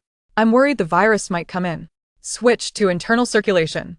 Lin Wan and Chen Yao shouted in unison. Chen Yao quickly added, "I've checked the filtration system. It can block 90 of airborne contaminants, but better safe than sorry." Suddenly, Anan pointed outside, her tiny finger trembling. "Mommy, that uncle is eating a dog." Everyone's gaze froze on the right sidewalk. A massive zombie hunched over, tearing at something, the pitiful yelps of a yellow dog long silenced, replaced only by the muffled crunching of bones. The zombie wore a familiar delivery uniform. Lin Wan recognized it as Brother Wang, who often delivered packages to their community. The grotesque bite marks on his neck continued to drip liquid, and the once kind face was now twisted into a mask of ravenous greed. "Don't look." Liu Yan reached out to shield Anan's view, his gaze icy. Zhao Yu raised the side armor. The heavy alloy plates slowly covered the windows, plunging the interior into darkness, save for the dim glow of the dashboard.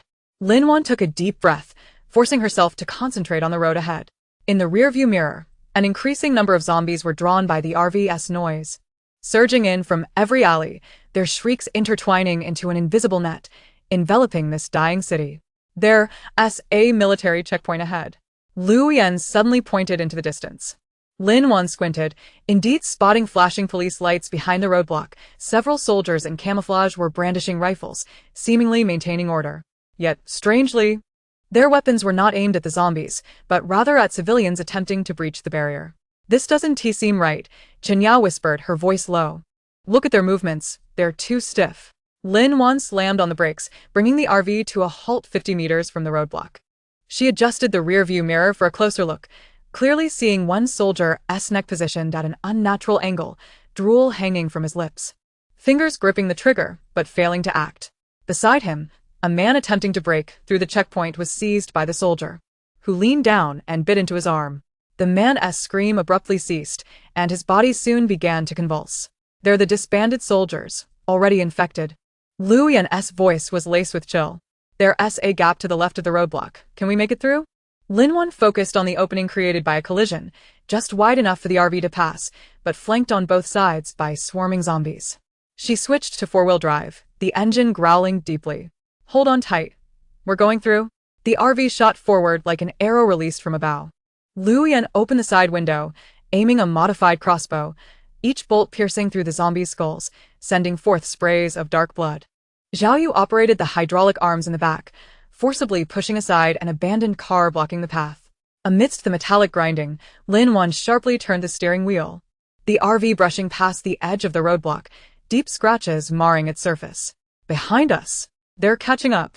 Zhao Yu pointed at the rearview mirror, where a horde of at least 30 zombies were racing along the road, several of them moving with astonishing speed, sprinting on all fours like wild beasts.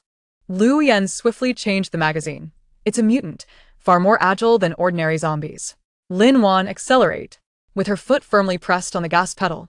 The vehicle surged forward, reaching a speed of 120 kilometers per hour in an instant. The RV sped down the desolate highway. The distant roars behind them gradually fading, yet everyone understood this was merely a temporary reprieve. Chen Yao retrieved a first aid kit and began to tend to Lu Yan's freshly inflicted arm wound, while Lin, exhausted from crying, nestled into her embrace, her small face still glistening with tears. Suddenly, Zhao Yu gasped, pointing at the display screen ahead. The fuel gauge. It was plummeting alarmingly, as if there were a leak. Lin Wan's heart sank. She sharply turned the steering wheel, bringing the vehicle to a halt on the emergency lane. Jumping out to inspect, she indeed found a gaping hole at the bottom of the fuel tank, gasoline gushing out from the wound. She had failed to notice it when brushing against the roadblock earlier. How much fuel is left? Lu Yan also exited the vehicle, scanning the surroundings with vigilance. We can only manage another 30 kilometers at most. Zhao Yu's voice trembled. The service area ahead should have a gas station. But no one knows what awaits us there. Lin Wan gazed at the service area sign faintly visible on the distant horizon, then glanced at the rapidly descending fuel gauge. Gritting her teeth, we must go. Lu Yan remained on guard. Zhao Yu, come with me to find the toolbox. Let us see if we can do a temporary fix. Chen Yao, keep a close eye on it and lock the car doors. At that moment, a faint cry for help wafted through the wind, intermittent and delicate, tugging at everyone's nerves. Lin Wan and Lu Yan exchanged glances, both recognizing hesitation in each other's eyes. In this apocalyptic world, compassion could sometimes be a death sentence. It seems to be coming from over there. Zhao Yu pointed towards a culvert beneath the highway, his voice quivering. Should we? Lu Yan firmly grasped his shoulder, her gaze sharp as an eagle. First, we handle the fuel tank. We are not saviors. Survival is our utmost priority. Lin Wan knelt down, hastily wrapping duct tape around the gash, slowing the gasoline leak, though it continued to seep. As she stood, the cry for help echoed again, this time clearer. A woman's voice mingled with a baby's cries. Chen Yao had unknowingly opened the car window, her eyes reddened. Maybe it's just an ordinary mother and child? Lin Wan looked at Lu Yan, who paused momentarily before drawing a dagger from his waist. I'll go take a look. You all focus on the fuel tank. 5 minutes. Regardless of whether there is someone or not, I will return. His figure vanished into the shadows of the culvert, and Lin Wan and Zhao Yu hastened their efforts. Layer upon layer of tape secured the hole. While it still leaked, it would at least last until they reached the service area. Zhao Yu wiped the sweat from his brow, about to speak, when his expression suddenly paled as he pointed behind Lin Wan.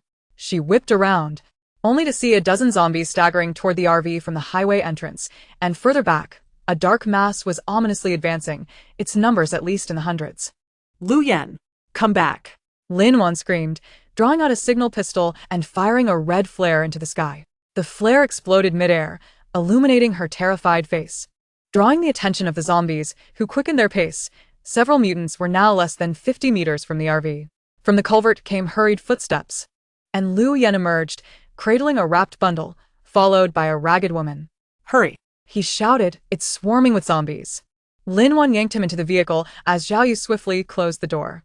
The RV roared to life again, tires kicking up dust as they sped toward the service area. In the rearview mirror, the dark mass of undead drew closer and more despairingly. From the direction of the service area came a cacophony of even more intense roars, as though something far more terrifying awaited them there. Chen Yao took the bundle from Lu Yan's arms. The baby had fallen silent. She looked up at the woman, only to find her eyes devoid of focus. Dark red drool seeping from the corners of her mouth. Be careful. Lin Wan abruptly swerved left, narrowly avoiding a mutant that had lunged out, but heard Chen Yao scream from behind. In the rearview mirror, she saw the woman lunging at Chen Yao, while Lu Yan's dagger was poised to strike at the woman's back. At that moment, the RV jolted violently, as if it had collided with something solid. Lin Wan gripped the steering wheel tightly, feeling the vehicle being dragged by an immense force. The dashboard alarms blared furiously, and she caught sight of a massive silhouette standing at the service area entrance, its crimson eyes fixated on them. Chapter 43. The first crisis. The unsettling noise from the RV's engine screeched like rusted iron against glass, tightening Lin Wan's chest. She abruptly shot up from the passenger seat, nearly colliding with the overhead storage compartment. Moments ago, when they had dashed through an intersection, Lu Yan had swerved to avoid an overturned fuel tanker. The instant the steering wheel had been turned sharply, a dull cracking sound echoed from the chassis, followed by this incessant clamor. What is happening? Chen Yao huddled in the back seat with the mingled scents of disinfectant and compressed biscuits filling the air alongside her hurried breaths. Zhao Yu had already crawled into the aisle, gripping a wrench, specks of blood from their earlier escape spattering his glasses. Lu Yan steered the RV into an abandoned gas station, the tires crunching over shattered glass. His handbrake maneuver was astonishingly steady, the tension in his jaw visible in the rearview mirror. The drive shaft may be malfunctioning. That last jolt was too severe. Before he could finish speaking, a sudden crash of breaking glass sounded from outside. Lin Wan quickly pressed the button for the electric curtains. The scene outside the shatter-resistant glass, making cold sweat trickle down her back. At the convenience store's entrance, 3 men in work uniforms writhed on the ground, their fingers contorted at unnatural angles. One's neck was visibly swelling and turning purple, bubbles gurgling from his throat. Brace yourselves. Lu Yan seized the fire axe from the center console, its metallic blade reflecting his steely gaze. Zhao Yu, how long will it take to check the undercarriage? At least half an hour. Zhao Yu's voice quivered. He had just dragged the toolbox to the rear door, his fingers trembling as he struggled to unfasten the latch. If the drive shaft truly broke, they might need to dismantle and weld it back together. No time for that. Lin Wan interrupted, her eyes scanning the flickering fuel gauge. There was still 3/4 of a tank. We need to find a place to prop up the vehicle. Do you see that maintenance trench? She pointed to a rectangular groove covered with iron plates in the corner of the gas station, likely used for changing oil in trucks. Lu Yan said nothing. The moment he opened the car door, the fire axe swung towards the first zombie that lunged at them. The creature had just risen from its convulsions, half its face rotting and peeling away, black blood dripping from its chin, splattering on the ground. The dull thud of the axe embedding into its skull made an wail, prompting Chen Yao to quickly cover her daughter's mouth, her knuckles widening from the force. Zhao Yu grabbed the hydraulic jack. Lin Wan tore open the storage compartment under her seat, tossing a shovel and crowbar to Zhao Yu. I'll go to the trench with you. Lu Yan will cover us. The rear door swung open with a crash, the stench of decay and blood rushing in. Just as Zhao Yu clutched the jack to his chest, Lu Yan kicked a zombie flying, the creature crashing against the gas pump with a heavy thud. Hurry! Lu Yan growled, his fire axe slicing through the air, each strike precisely cleaving through the zombie skulls. I'll count to 3. You 2 rush in. Lin Wan grasped Zhao Yu's arm, feeling him tremble. She recalled that in her past life, at this moment, Zhao Yu had been hiding in the laboratory, crying over code, but now he clutched the crowbar tightly, his knuckles pale as though they might embed into the wood. Don't be afraid. Lin Wan's voice was soft yet imbued with undeniable strength. You focus on fixing the vehicle. The killing will be left to us. 1, 2, 3. As Lu Yan's shout rang out, Lin Wan had already pulled Zhao Yu down from the vehicle. The asphalt road blazed under the sun, scorching her soles with a searing pain. She turned to see Lu Yan pressing a handle against the chest of a zombie, its maw gaping, revealing bloodied teeth mere centimeters from his face. Over here. Lin Wan yanked Zhao Yu as they tumbled into the maintenance trench, the metal plate clanging from their impact. The trench was slick with dark, viscous oil. As Zhao Yu steadied himself, he nearly lost his balance, the jack clattering to the ground. "Quick, set it up." Lin Wan crouched at the trench's edge, peering out. Lu Yan had retreated to the side of the RV, the fire axe smeared with dark blood, yet still gleaming sharp. 3 zombies lay at his feet, but more figures staggered towards them from the distant road, their movements stiff and slow, yet possessed of a chilling determination. "The drive shaft guard is cracked." Zhao Yu's voice trembled, yet rang clear. 3 screws had loosened, and one of the support rods had snapped. Kneeling in the oil. He twisted the wrench rapidly, sparks flying in the dim trench, but welding was futile. They had to secure it with wire for a temporary fix. Lin Wan fished out a multifunctional knife from her waist and emptied her backpack of nylon rope. "This is sturdier than wire." Suddenly, the sound of shattering glass echoed above. She glanced up to see a zombie clawing at the RV's roof, its decaying fingers scraping against the skylight with a jarring screech. Lu Yan. On the roof. Lu Yan's response was a muffled thud. She saw him leap off the fuel pump, the fire axe flying from his grip, striking the zombie's neck with deadly precision. The creature tumbled from the roof, crashing to the ground with a heavy thud, while Lu Yan stumbled as he landed, clutching his right arm where another zombie had clawed him, leaving a bloody gash. "You're hurt." Lin Wan's heart clenched. "It's nothing." Lu Yan wiped the blood from his arm, his voice steady. 5 more minutes, can you manage?" 3 minutes. Zhao Yu's voice cracked, yet held a fierce determination. He tightened the last piece of nylon rope, tying it into a knot. Oil trickling down his forehead mingled with tears, leaving streaks on his face. Just then, the sharp wail of a car horn pierced the air. Lin Wan looked up to see a silver van swerving towards them, smeared with blood, hands grasping desperately from its windows. The van collided with the fuel pump, igniting the tank in an instant, flames shooting up 2 meters high, casting eerie shadows of the surrounding zombies. "Go." Lu Yan suddenly flung open the car door, thrusting Chen Yao and into the safety compartment behind the driver's seat. "Lin Wan, get Zhao Yu in the car." Lin Wan had just pulled Zhao Yu from the trench when a flaming zombie burst forth from the inferno. Crackling as it approached the RV, Lu Yan retrieved the fire axe and charged at the flaming figure, sparks flying onto his tactical suit, singeing several small holes. "Drive." Zhao Yu scrambled into the driver's seat, his fingers trembling as he fumbled for the ignition button. Lin Wan rushed to help him turn the key. And as the engine roared to life, the drive shaft shook violently, the RV charging forward like a wounded beast. As Lu Yan leapt onto the rear step, Lin Wan desperately pulled at his arm. His tactical suit was riddled with burn holes, and blood flowed from his wound, yet he gritted his teeth in silence. As the RV sped past the burning van, Lin Wan caught a glimpse in the rearview mirror of the fuel tank at the gas station exploding in a fiery blast, the shockwave shaking the back of the vehicle violently. "Where do we go?" Zhao Yu's voice quivered, but his grip on the steering wheel steadied. "Outside." The city's silhouette faded into thick smoke, screams echoing from the distant skyscrapers, piercing like countless needles against her eardrums. Lin Wan watched Lu Yan bandaging his wound, suddenly noticing the blood on his arm was not a vivid red, but an eerie dark purple. Her heart sank, just as she opened her mouth to speak. She heard Chen Yao gasp. Following her gaze, Lin Wan saw a layer of shadows sprawled across the road ahead. Those creatures, about half a meter tall, resembled skinned dogs. Scuttling on all fours, their heads grotesquely perched on misshapen necks, twisting at angles that sent shivers down her spine. "What are those?" Zhao Yu's voice trembled with fear. Lu Yan lowered his injured arm and seized a crossbow bolt propped against the door, his gaze icy. "Mutants. They move 3 times faster than regular zombies." He paused, lowering his voice further, "and they prefer to swarm." The RV's engine began to emit ominous sounds, sharper than before. Lin Wan's eyes darted to the dashboard, where warning lights blinked incessantly, suddenly realizing that the previous repairs had not resolved the issue. The crack in the drive shaft was widening under the strain of speed, and the mutants had already noticed them. A dark mass surging towards the RV, Lu Yan's bolt pierced the head of the foremost mutant, dark purple blood splattering the windshield. Yet, more mutants emerged from the woods flanking the road, their crawling sounds merging into a disconcerting rustle, ebbing like a tide towards the RV. "Zhao Yu, steady the wheel." Lin Wan seized the fire axe at her feet, her gaze fixed on Lu Yan's dark purple wound, her heart gripped by an invisible hand.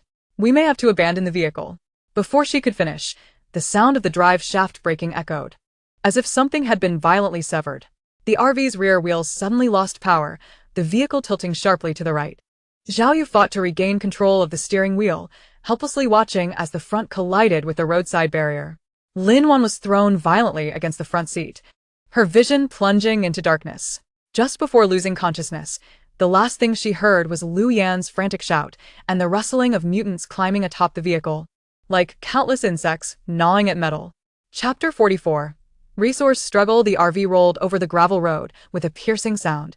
Lin Wan fixated on the dwindling outline of the city in the rearview mirror, her fingertips unconsciously tracing the window frame. The glass still bore the morning mist, and she traced a path with her fingertip, just enough to see the yellowish dust rising behind them. That was the earth laid bare after civilization's collapse. How long until the next supply point?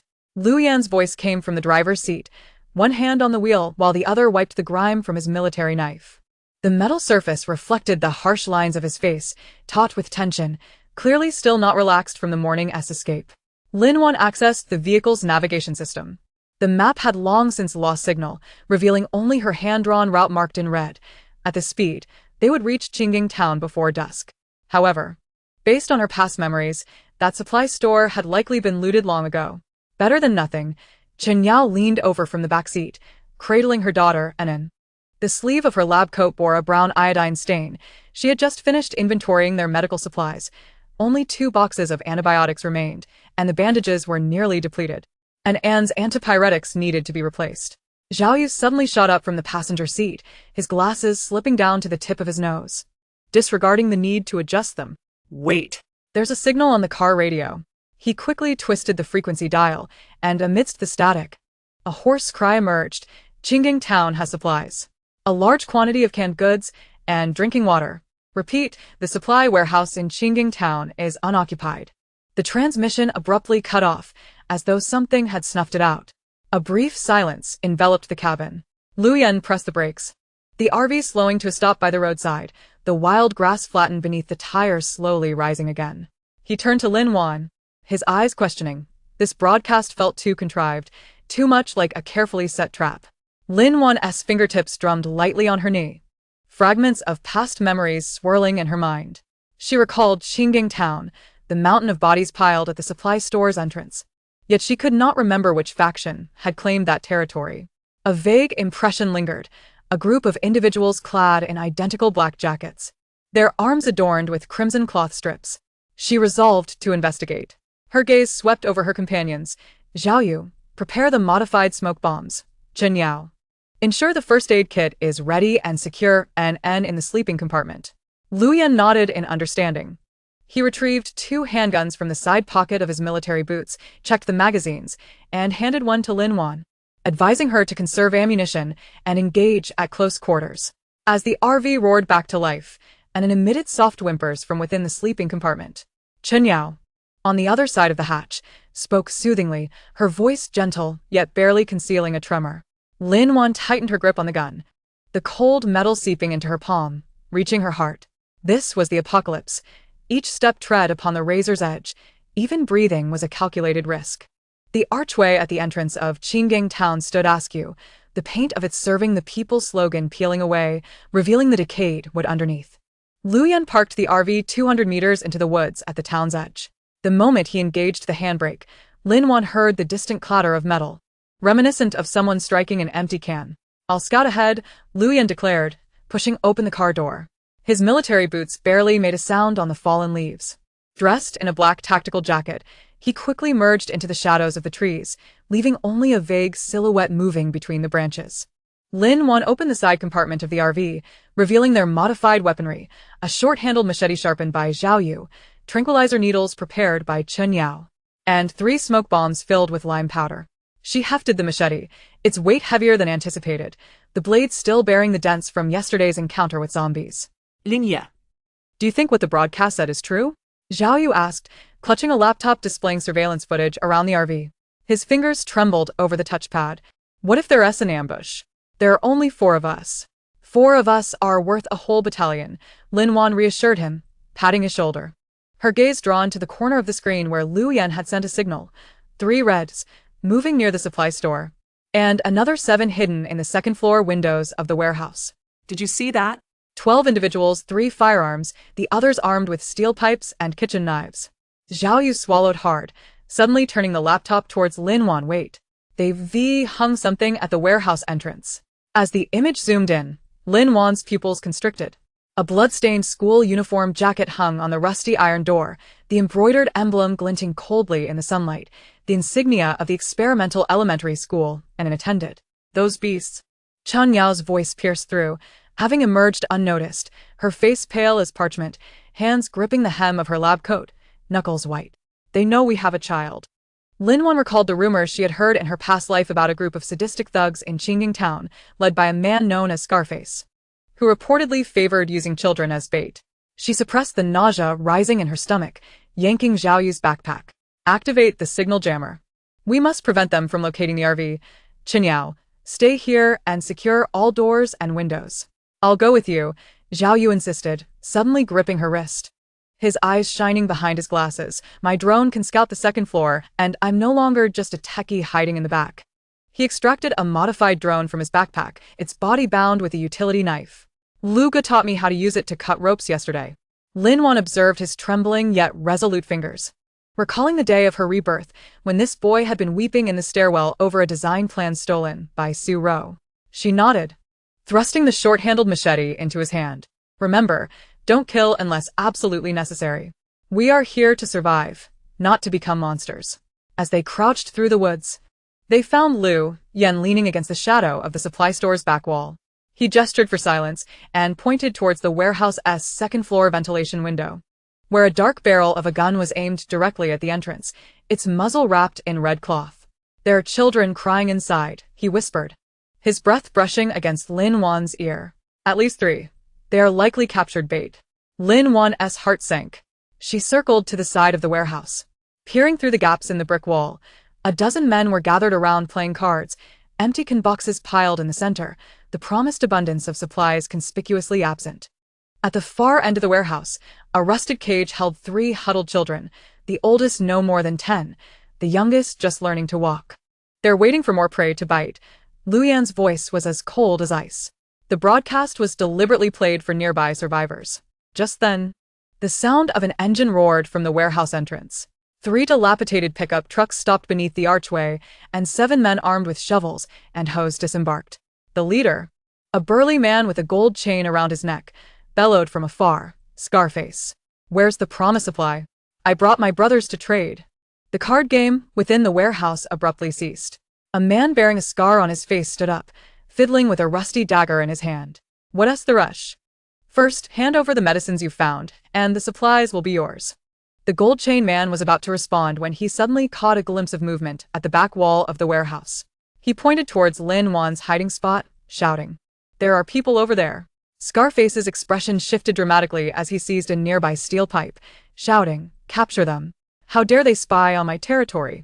Lu Yan pulled Lin Wan back into the woods as Zhao Yu's drone suddenly zipped overhead, crashing into the second-floor ventilation window with a loud clang, disorienting the armed man, whose gun momentarily veered off course.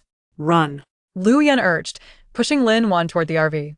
He turned to face the pursuing thugs, drawing his military knife with a flash of steel, accurately disarming the foremost attacker of his steel pipe. Lin Wan had barely taken a few steps when she heard Zhao Yu scream behind her. She turned to see 2 thugs seizing the boy's backpack, one brandishing a kitchen knife aimed at his back. Without hesitation, Lin Wan raised her handgun, aiming for the thug's knee and pulling the trigger. The gunshot echoed sharply in the desolate town. The struck man collapsed with a scream, and the other, stunned for a moment, lunged at Lin Wan like a wild animal. "You crazy woman!" She sidestepped, swiftly drawing a short knife from her boot, its handle still warm from her repeated polishing the previous day. The blade sliced through fabric with a whisper, halting the man's advance. He looked down at the blood oozing from the wound in his chest, eyes wide with disbelief at being injured by a woman. Linya. Zhao Yu seized the chance to break free but stumbled over a stone as he turned. He watched in horror as Scarface raised the steel pipe to strike Lin Wan's head, nearly holding his breath in fear. In a split second, Lu Yan lunged like a cheetah, taking the blow on his back. A dull thud accompanied the sound of bones colliding, and he grunted, retaliating by thrusting his military knife into Scarface's abdomen. Scarface stared in disbelief at the blood gushing from his own body, crimson staining the red cloth around his neck. He opened his mouth to speak, but Luyan had already wrenched the knife free, slamming him to the ground. All of this transpired in a heartbeat. The remaining thugs were paralyzed by the sudden ferocity, their hands trembling around their weapons. The gold chain man seized the opportunity, shouting, "They killed Scarface. Brothers, seize the supplies." Chaos erupted as the previously stalemated factions clashed, shovels, hoes, steel pipes, and kitchen knives flailing wildly, screams piercing the air. Lin Wan yanked Lu Yan towards the RV. His shirt soaked in blood, staggering with each step. Can you hold on? Lin Wan's voice trembled, her fingers brushing over the wound on his back. Hot blood flowing between her fingers. Lu Yan gritted his teeth, nodding. Though his gaze suddenly froze on three men in black jackets standing beside the RV, one pointing a gun at Chen Yao's head, another already rifling through the supplies inside the vehicle. "Put down the items," Lin Wan shouted, raising her handgun, her finger poised on the trigger. She witnessed An in Chen Yao's arms, trembling like a fragile leaf, her eyes shut tight in fear. The man in black slowly turned around, an eerie smile gracing his face. He methodically raised his other hand, the crimson cloth on his wrist fluttering in the wind. Emblazoned with a crooked character that unmistakably read in Miss Lin, "I trust you are well," he said, his voice grating like sandpaper on glass. "Our boss has been longing for you." Lin Wan's pupils constricted abruptly. This voice, the character on the cloth, she remembered. It belonged to that group who had pushed her into a horde of zombies in her past life, all of whom bore the same cloth on their wrists. Lu Yan suddenly covered her mouth, pulling her into the nearby thicket. His breath was hot against her ear. Yet his tone was as frigid as ice. "Do not act rashly. They are well prepared." Lin Wan peered through the gaps in the leaves, spotting the man in black withdrawing a walkie-talkie from his pocket, speaking in a leisurely manner. "Target has appeared. Coordinates Qingding Town. Notify all teams to prepare for encirclement." A crackling sound emanated from the walkie-talkie, followed by a voice so familiar it sent chills down Lin Wan's spine. "Received. Tell Lin Wan I have prepared a grand gift for her, right in the cage at the warehouse." It was Zhang Zhe. He was still alive. Lin Wan abruptly raised her head, gazing towards the direction of the warehouse. The setting sun dipped below the horizon, stretching the shadow of the warehouse long and ominous, resembling a giant maw waiting for prey to unwittingly walk into its trap. In the final rays of twilight, the faces of the children within the cage became startlingly clear. Among them, a little girl with horned braids wore a silver locket around her neck, identical to the one Lin Wan had given her sister in her previous life. Chapter 45. Moments of retribution. The RV crunched over the gravel road, the sound piercing the air. Lin Wan's knuckles turned pale as she gripped the steering wheel. In the rearview mirror, the once thriving city had devolved into a hellscape, smoke swirling with a stench of blood in the autumn breeze, while the few fleeting shadows had morphed into grotesque figures. How much longer until the next supply point? Chen Yao's voice was raspy from just having calmed her daughter, as she tended to Zhao Yu's arm, scratched by shards of glass. The little girl, Lei, huddled in the modified bunk, peering timidly through the bulletproof glass at the outside world, no longer the child who had cried for 3 days during their escape. This 6-year-old had learned the harsh lesson of silence all too soon. Lu Yan was adjusting the crossbow atop the RV when he glanced at the GPS. "After we pass the toll booth ahead, we should find a service area." He paused, his gaze settling on Lin Wan's taut profile. "You should rest, let me drive." Lin Wan shook her head and pressed the accelerator, surging over a speed bump. "I'm fine." Only she knew her heart was being torn by two starkly contrasting emotions. In the storage compartment on her left lay a blood-stained jade pendant, the last remnant from her previous life when Zhang Zhe had pushed her down the stairs. For the past 2 months since her rebirth, she had operated like a finely tuned machine, meticulously tracking the flow of every resource and verifying each supply list. Yet, in the dead of night, the bone-chilling dread would always engulf her at the appointed hour. "Wait." Zhao Yu suddenly pointed ahead. "It looks like someone is over there." Lin Wan slammed on the brakes, the RV skidding several meters before coming to a halt. The midday sun streamed through the windshield, illuminating the scene beside the national highway. 2 disheveled figures huddled behind an abandoned toll booth.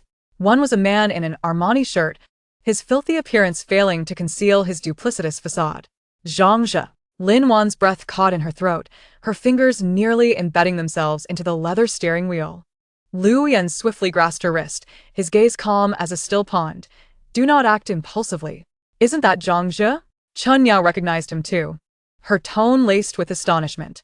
She recalled how just 3 days prior, this man had been feigning concern for Lin Wan over the phone, only to turn around and frivolously spend her credit card at a luxury store with Su Ro. The two figures behind the toll booth noticed the RV. Zhang Zhe seemed to be injected with adrenaline, scrambling towards them while shouting, Wan Wan. Lin Wan. Save me. Su Ro. Dressed in a dress so muddied its original color was unrecognizable, had her hair a tangled mess plastered across her face as she stumbled along behind him. Her eyes flashing with resentment upon spotting Lin Wan, quickly masked by fear as she forced a smile that was more grotesque than tears. Sister Wan Wan. Please give us a ride. The window of the RV slowly rolled down a third of the way, Lin Wan's gaze as icy as the winter chill. Landing squarely on the two of them, Zhang Zhe's once adoring face was now contorted with desperation and flattery. Wan Wan, I realize my mistakes. It was all my fault before. Please show mercy and let us in first. It's too dangerous outside. Dangerous? Lin Wan let out a light laugh, her voice devoid of any tremor. Compared to being pushed off a building to feed zombies, what was this mere danger? Zhang Zhe's expression froze, his pupils dilating. Su Ro instinctively shrank back behind him, forcing herself to appear composed. Sister Wan Wan, what are you talking about? Can't you see the situation we're in? Talking nonsense? Lin Wan tilted her head, sunlight illuminating her eyes, reflecting a chilling mockery. Su Ro, that diamond necklace around your neck was purchased with a trust fund left by my parents, wasn't it? And you, Zhang Zhe, did you not consider the consequences when you embezzled company funds to cover your gambling debts? With each word she spoke, Zhang Zhe's complexion paled further. The sordid deeds he had deliberately forgotten were now laid bare under the unforgiving sunlight of this apocalypse, leaving him utterly humiliated. Lu Yan subtly tightened his grip on Lin Wan's hand resting in her lap, warmth radiating through the fabric. He remained silent, merely unlocking and locking the passenger door as a quiet signal. Everything is at your discretion. We can make amends. Zhang Zhe finally reacted, stumbling over his words in his desperate plea. As long as you save us, I still have an apartment under my name. Apartment? Lin Wan interrupted, her eyes sweeping over the approaching figures in the distance. What is that worth now? A few packs of compressed biscuits? Su Ro suddenly screamed. Lin Wan. Don't go too far. Don't forget who helped you when you were bullied. Her voice dripped with venom. If you abandon us now, you will face retribution. Retribution? Lin Wan laughed, though the mirth did not reach her eyes. My greatest retribution is having been blind enough to associate with both of you. She gradually raised the window, cutting off the cacophony of insults from outside. Zhang Zhe, seeing this, grew frantic and reached out to bang on the door, but was met with a cold glare from Lu Yan, whose eyes held a murderous intent that made him instinctively retract his hand. Drive, Lin Wan said softly, her voice trembling not from pity, but from the relief of finally closing a chapter. The RV slowly lurched forward. Zhang Zhe and Su Ro chased after it for a few steps, their curses fading into the distance. Zhao Yu observed them in the rearview mirror, quietly asking, Are we really not going to help them? They seem like... Before he could finish, several zombies suddenly surged from the corner of the toll booth, lunging at the two figures. Zhang Zhe reacted the quickest, shoving Su Ro aside to shield himself, turning to flee. Su Ro fell to the ground, screaming as she reached out, but only grasped at empty air. The RV accelerated past the toll booth, leaving the horrific scene far behind. Inside the vehicle, silence reigned, broken only by Leilei's soft question. Mom, will those people die? Chen Yao embraced her daughter, offering no reply. Lin Wan stared ahead at the road stretching into the distance, her grip tightening on the steering wheel. Sunlight streamed through the windshield, warming her face, yet failing to dispel the coldness that lingered in her heart. She understood this was merely the beginning. At that moment, the radio crackled to life with intermittent static, interspersed with muffled cries for help. This is Shishan Base, repeating. We are encountering a massive horde of zombies. Requesting assistance. Lu Yan sat up straight, and Lin Wan instinctively slammed on the brakes. Shishan Base? Our original destination? The voice on the radio quickly faded, leaving only the hissing static. Lin Wan and Lu Yan exchanged a solemn glance, both sensing the gravity reflected in each other's eyes. The road ahead appeared more perilous than they had anticipated. Chapter 46. Journey to the Base, Part 1. The engine of the RV emitted a steady rumble along the desolate highway. The once vibrant scenery outside had long since faded into a ghostly silence. The road, once bustling with traffic, now lay littered with the remnants of abandoned vehicles, while the trees along the roadside stood withered and desolate. Occasionally, a few crows perched upon the tilted lampposts, their hoarse cries echoing like a lament for this world that had succumbed to death. Lin Wan sat in the passenger seat, her fingers absent-mindedly caressing the edge of the window. The glass still bore the dried stains of blood from a battle just days prior, now a dark brown splotch resembling an ugly abstract painting. She gazed at the swiftly retreating landscape, her thoughts drifting back to that fateful moment when Zhang Zhe and Su Ro screamed in despair amidst the horde of zombies. And she had resolutely closed the side door of the RV, sealing those terrified, contorted faces outside. "What are you thinking?" Lu Yan's voice broke through her reverie. His hands gripped the steering wheel with unwavering steadiness, his sharp gaze scanning the road ahead, the contours of his profile cast in stark relief by the overhead light. Lin Wan withdrew her gaze, gently shaking her head. "Nothing, just wondering if we can really reach the Shishan base safely." Lu Yan maneuvered the steering wheel to avoid an overturned tanker truck, his voice low and resolute. "No matter what obstacles lie ahead, we must reach it.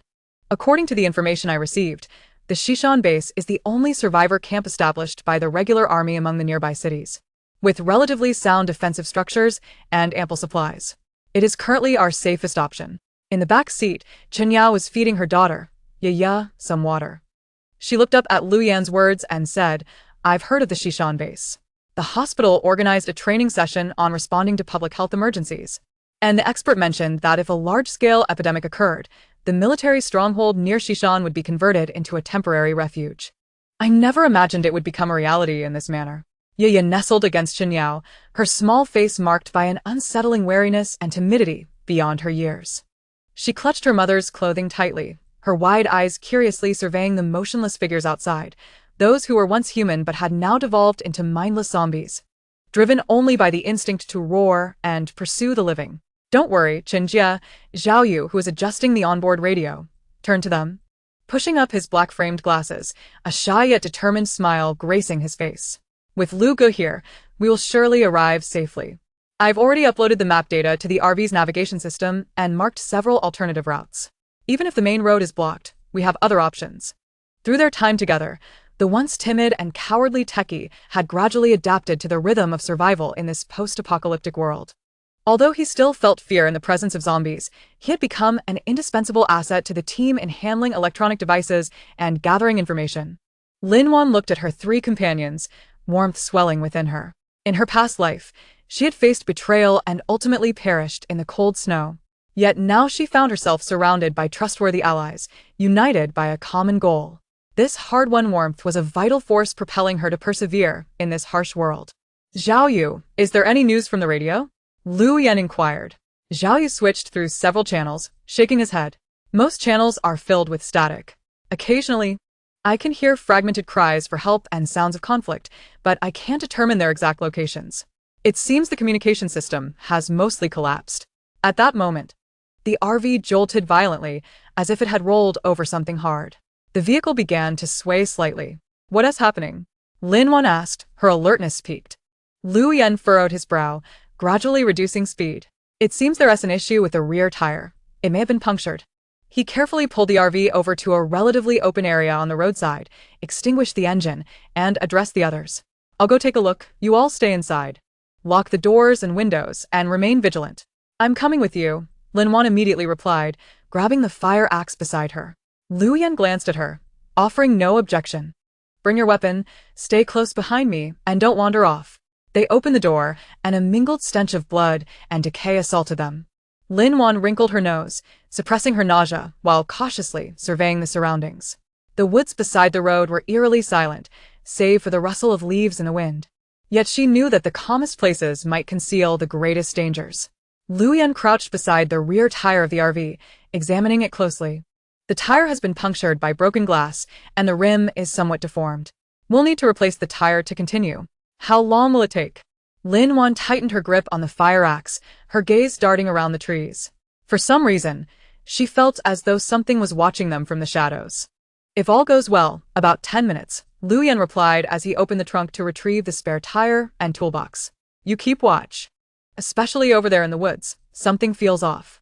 His instincts aligned with Lin Wan's unease. Just as Lu Yan began to disassemble the tire, Lin Wan suddenly heard a faint rustling sound from the woods.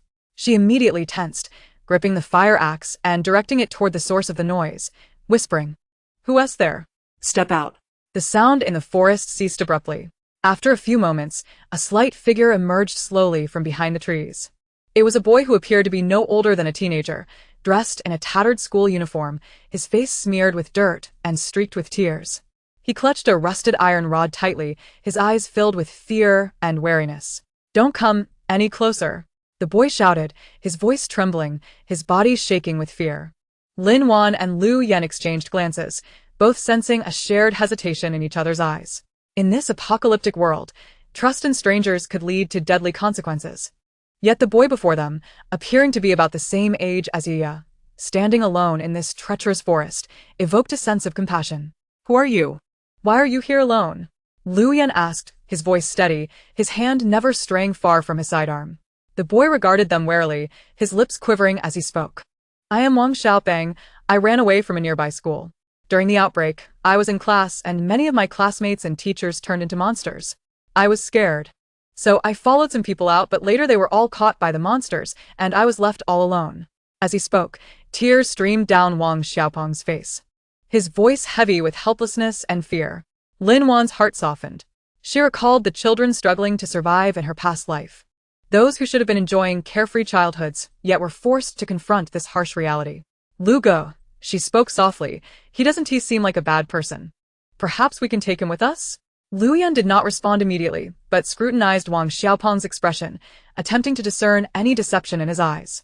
All he saw was pure fear and a desperate will to survive, devoid of any signs of pretense. "Do you know about the Shishan base?" Lu Yan inquired. Wang Xiaopeng nodded eagerly. Yes. "I've heard the adults mention it, that we should head west to find the base established by the army. But I don't know the way or how to get there. We're heading to the Shishan base ourselves. If you don't mind, you can join us," Lin Wan offered. Wang Xiaopeng's eyes lit up with surprise and disbelief. "Really? You're willing to take me with you?" Lu Yan nodded, his tone serious. "We can take you along, but you must adhere to our rules, follow commands, and not act on your own. In this world, any wrong decision could cost us all our lives. Do you understand?" "I understand. I'll be obedient." Wang Xiaopeng nodded eagerly, a smile of relief spreading across his face. At that moment, Lin Wan suddenly heard a deep, guttural roar emanating from the depths of the forest, followed by a slight tremor beneath her feet. "This is not good. Something is amiss." Lu Yan's expression changed, instantly becoming vigilant. "Lin Wan, take him to the vehicle. I'll change the spare tire right away." Lin Wan, having also heard that unusual sound, did not hesitate to grab Wang Xiaopeng and dash towards the RV. "Hurry, get in the car." Wang Xiaopeng, frightened by the sudden turn of events, turned pale, allowing Lin Wan to pull him along. "What is happening? What is going on?" Chen Yao, inside the vehicle, asked anxiously as she observed the situation outside. "I don't know, but it seems something is coming. Lock the doors and windows. Do not open them," Lin Wan instructed, pushing Wang Xiaopeng into the vehicle while remaining at the door, holding a fire axe and vigilantly watching the direction of the woods. Lu Yan hastened to change the tire, beads of sweat forming on his forehead. He could feel the tremors drawing nearer, the roars growing clearer, and they did not resemble the sounds of ordinary zombies. They bore the essence of some large creature's growl. Suddenly, a monstrous figure surged forth from the woods. It appeared to be a mutated bear, towering over 3 meters. Its rough, dark red skin covering its massive body. Where its eyes should have been were only 2 gaping black holes, and its mouth was filled with sharp fangs, drool dripping from the corners and corroding the ground into small pits. "A mutant!" Lin Wan gasped, a wave of intense fear surging within her. In her previous life, she had encountered numerous mutated zombies, but a creature of this size was unprecedented. The mutated bear spotted Lu Yan standing beside the RV and let out a deafening roar as it lunged towards him. "Lu Go, be careful!" Lin Wan cried out. Lu Yan reacted swiftly, sidestepping the bear's attack. The bear's massive frame collided with the side of the RV, producing a thunderous sound that caused the entire vehicle to shake violently. Quick. "Zhao Yu, start the RV, we'll ram it," Chen Yao shouted anxiously, clutching the terrified Yaya who was crying loudly. Zhao Yu was startled by the sudden appearance of the creature, but quickly regained his composure and scrambled to start the engine. No. The tire isn't changed yet. Starting it now will cause issues. Lu Yan shouted while dodging the bear's onslaught. Lin Wan, grab a gun. Lin Wan immediately seized the rifle Lu Yan had left by the door. Although her marksmanship was not as precise as his. She had participated in a shooting club during university and possessed a basic skill set. Taking a deep breath to steady her trembling hands, she aimed for the bear's head. Bang! The gunshot echoed sharply on the quiet highway. The bullet struck the bear's head, merely grazing its skin without inflicting any substantial damage. Enraged, the bear abandoned its attack on Lu Yan and charged toward Lin Wan with a furious roar. Be careful, Lu Yan exclaimed, quickly picking up a wrench from the ground and hurling it at the bear's leg. Though it did not injure the creature, it successfully diverted its attention.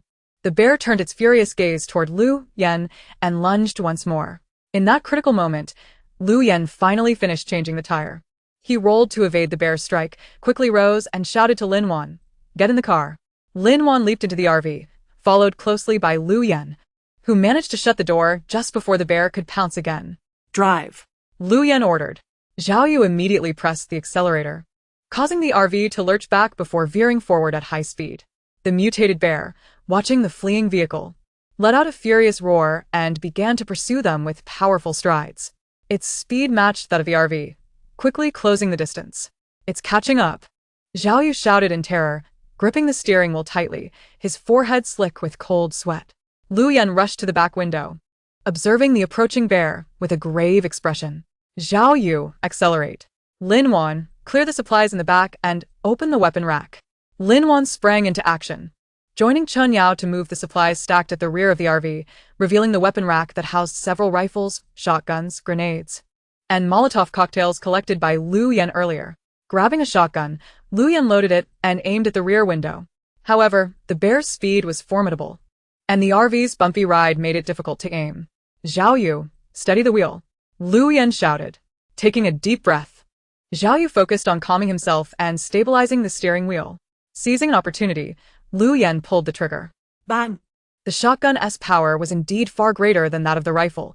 Although it did not strike a vital area, the barrage of pellets struck the bear, causing it to hesitate and emit a pained roar. Yet, this did not halt its pursuit. The bear grew even more furious and accelerated. "This won't work. It's too fast," Lin Wan said anxiously. Lu Yan furrowed his brow, his gaze drifting to the Molotov cocktails on the rack, a glimmer of determination in his eyes. "Lin Wan, help me open the back door." What? "That's too dangerous," Lin Wan exclaimed. "Trust me." Lu Yan's eyes were resolute and calm. Lin Wan hesitated for a moment, then nodded and pressed the button to control the rear door.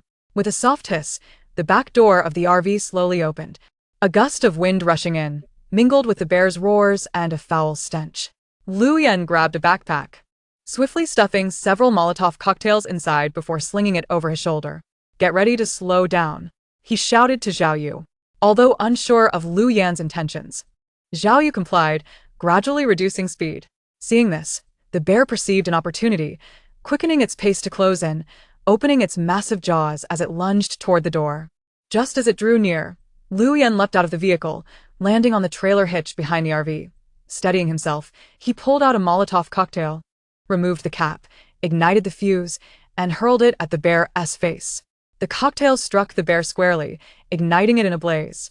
The mutated creature let out a horrifying scream, halting its advance as it frantically rolled on the ground, attempting to extinguish the flames.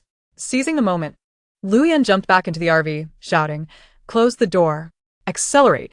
Lin Wan promptly pressed the button, shutting the back door.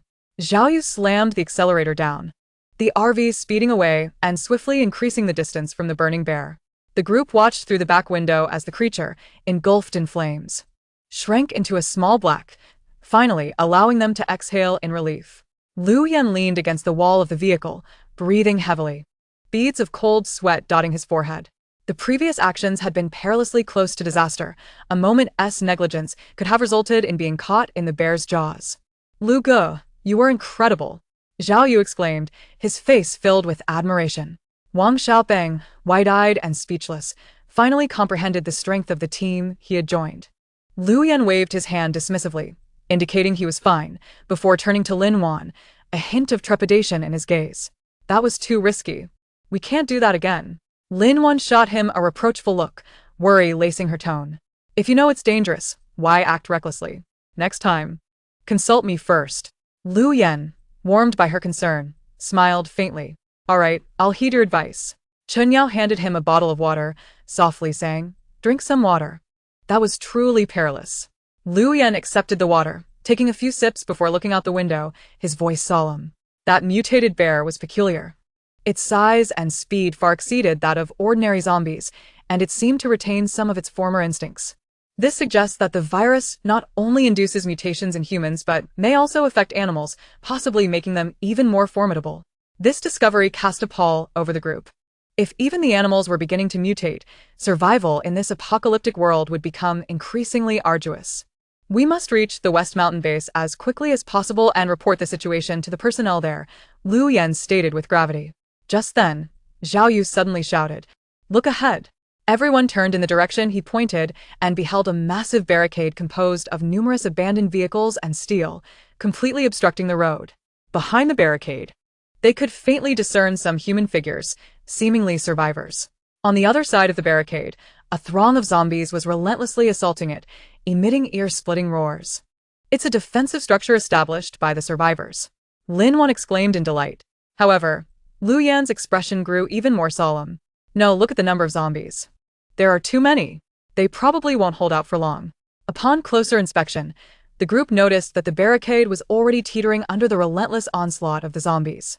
Although the survivors were putting up a valiant fight, their numbers were insufficient, and they appeared thoroughly exhausted, clearly having held their ground for quite some time. Even more unsettling was the presence of several mutated creatures among the ordinary zombies, each exhibiting greater strength than their standard counterparts. Every impact sent a pained groan reverberating through the barricade. What should we do? Should we stop and help? Chen Yao asked anxiously. All eyes turned to Liu Yan, awaiting his decision. Stopping to assist might plunge them into danger and jeopardize their mission to reach the West Mountain base. Yet. It was unbearable to ignore the plight of the survivors, seeing them being consumed by the zombies. Liu Yan surveyed the precarious barricade and the desperate struggles of the survivors, remaining silent for a moment before making a decision. Zhao Yu, park the vehicle in a concealed spot by the roadside, away from the barricade, he said solemnly. Lin Wan, prepare your weapon. We will assess the situation and, if possible, lend them a hand. Lin Wan nodded, picking up a fire axe beside her. She understood that Liu Yan's decision was the right one. In this world of despair, every additional person meant an increase in strength. And no one knew when they might need assistance themselves. The RV slowly came to a stop in the woods by the roadside, hidden behind dense foliage. Liu Yan opened the door and addressed the group. Chen Yao, you stay in the vehicle with Yi and Wang Xiaopeng. Lock the doors and windows. And remain vigilant. Zhao Yu, you monitor the surroundings and keep in touch with us, via the walkie-talkie. Lin Wan and I will go take a look. Liu Yi. Let me go with you. Zhao Yu said, his voice trembling slightly, but his gaze was resolute. Liu Yan glanced at him and shook his head. You'll be more useful in the vehicle. We need your technical support. Rest assured, we will be cautious. Though reluctant, Zhao Yu nodded.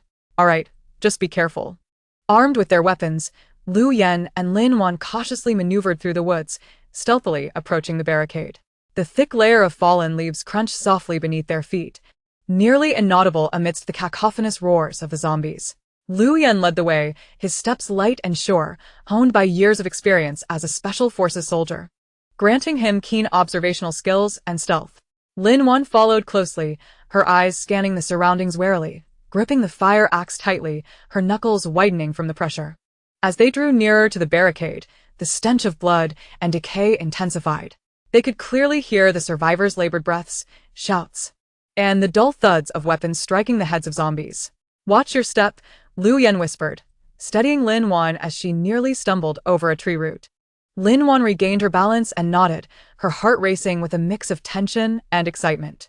She understood that their next actions could determine the fate of the survivors and potentially place themselves in peril. They concealed themselves behind a sturdy tree, peering out to assess the situation at the barricade. Indeed, the barricade was, as they had observed, constructed from dozens of abandoned cars and some steel and wooden planks. standing approximately 3 meters high and 10 meters long, completely blocking the highway. A dozen survivors stood atop the barricade, wielding makeshift weapons like machetes and steel pipes, fiercely resisting the onslaught of zombies.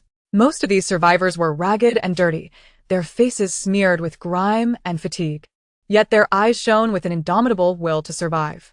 Among them was a tall, middle-aged man, seemingly in his 50s, whose left arm was injured and crudely bandaged with cloth, yet he wielded his fire axe with formidable prowess, clearly the leader of this small group. On the other side of the barricade, at least 100 zombies surged like a tide against the barrier. Some even climbed atop their fallen comrades, although they were quickly dispatched by the survivors above. Yet this relentless assault had evidently begun to destabilize the barricade structure. More troubling was the presence of 3 mutated creatures, each focusing their assault on different sections of the barricade. One resembled a mutated hyena, small yet exceptionally agile, incessantly clawing at the gaps beneath the barricade. Another appeared to be a mutated wild boar, covered in a hard carapace, ramming its sturdy tusks against the barricade's supports, and the last, most bizarre, resembled a giant worm devoid of limbs, its slimy body writhing at the base of the barricade, seemingly attempting to corrode a hole through it. "The situation is worse than we imagined," Lu Yan said in a hushed tone. "The barricade can hold out for at most half an hour, perhaps even less. Those 3 mutated creatures are the key. We must eliminate them first." Lin Wan took a deep breath and asked, "How should we proceed? Charging in is certain to get us surrounded by zombies." Lu Yan observed for a moment, then pointed to a relatively weak spot on the left side of the barricade. "Do you see that area? There are fewer zombies, and it's closer to the woods, making it easier for us to retreat. We will target the mutated hyena first. It poses the greatest threat due to its speed, making it difficult for the survivors to handle." Lin Wan followed his gaze and indeed noticed that the left side of the barricade, closer to the mountain, was narrower, with noticeably fewer zombies. The mutated hyena was particularly active in that area, having already clawed out a significant gap at the base of the barricade. "All right, I'll follow your lead," Lin Wan agreed. Lu Yan retrieved 2 military knives from his backpack, handing one to Lin Wan. "Ranged weapons will likely attract the attention of other zombies, So we'll use these instead. Aim for its eyes and abdomen. Those should be its weak points." Lin Wan grasped the knife, the cold steel sharpening her focus. "Understood." They exchanged a determined glance, each seeing resolve reflected in the other's eyes. Lu Yan signaled for action and dashed out from behind the tree like a streak of black lightning towards the left side of the barricade. Lin Wan followed closely, her heart pounding in her chest. Their sudden appearance immediately drew the attention of nearby zombies, which turned and lunged at them with guttural roars. Lu Yan reacted swiftly, sidestepping the lunge of one zombie, and with a flash of his knife, he expertly plunged it into its eye socket, obliterating its brainstem. The zombie collapsed without a sound. Lin Wan encountered a zombie head-on, forcing herself to suppress her fear. Remembering Lu Yan's techniques, she sidestepped the reaching arm and thrust her knife deep into its abdomen.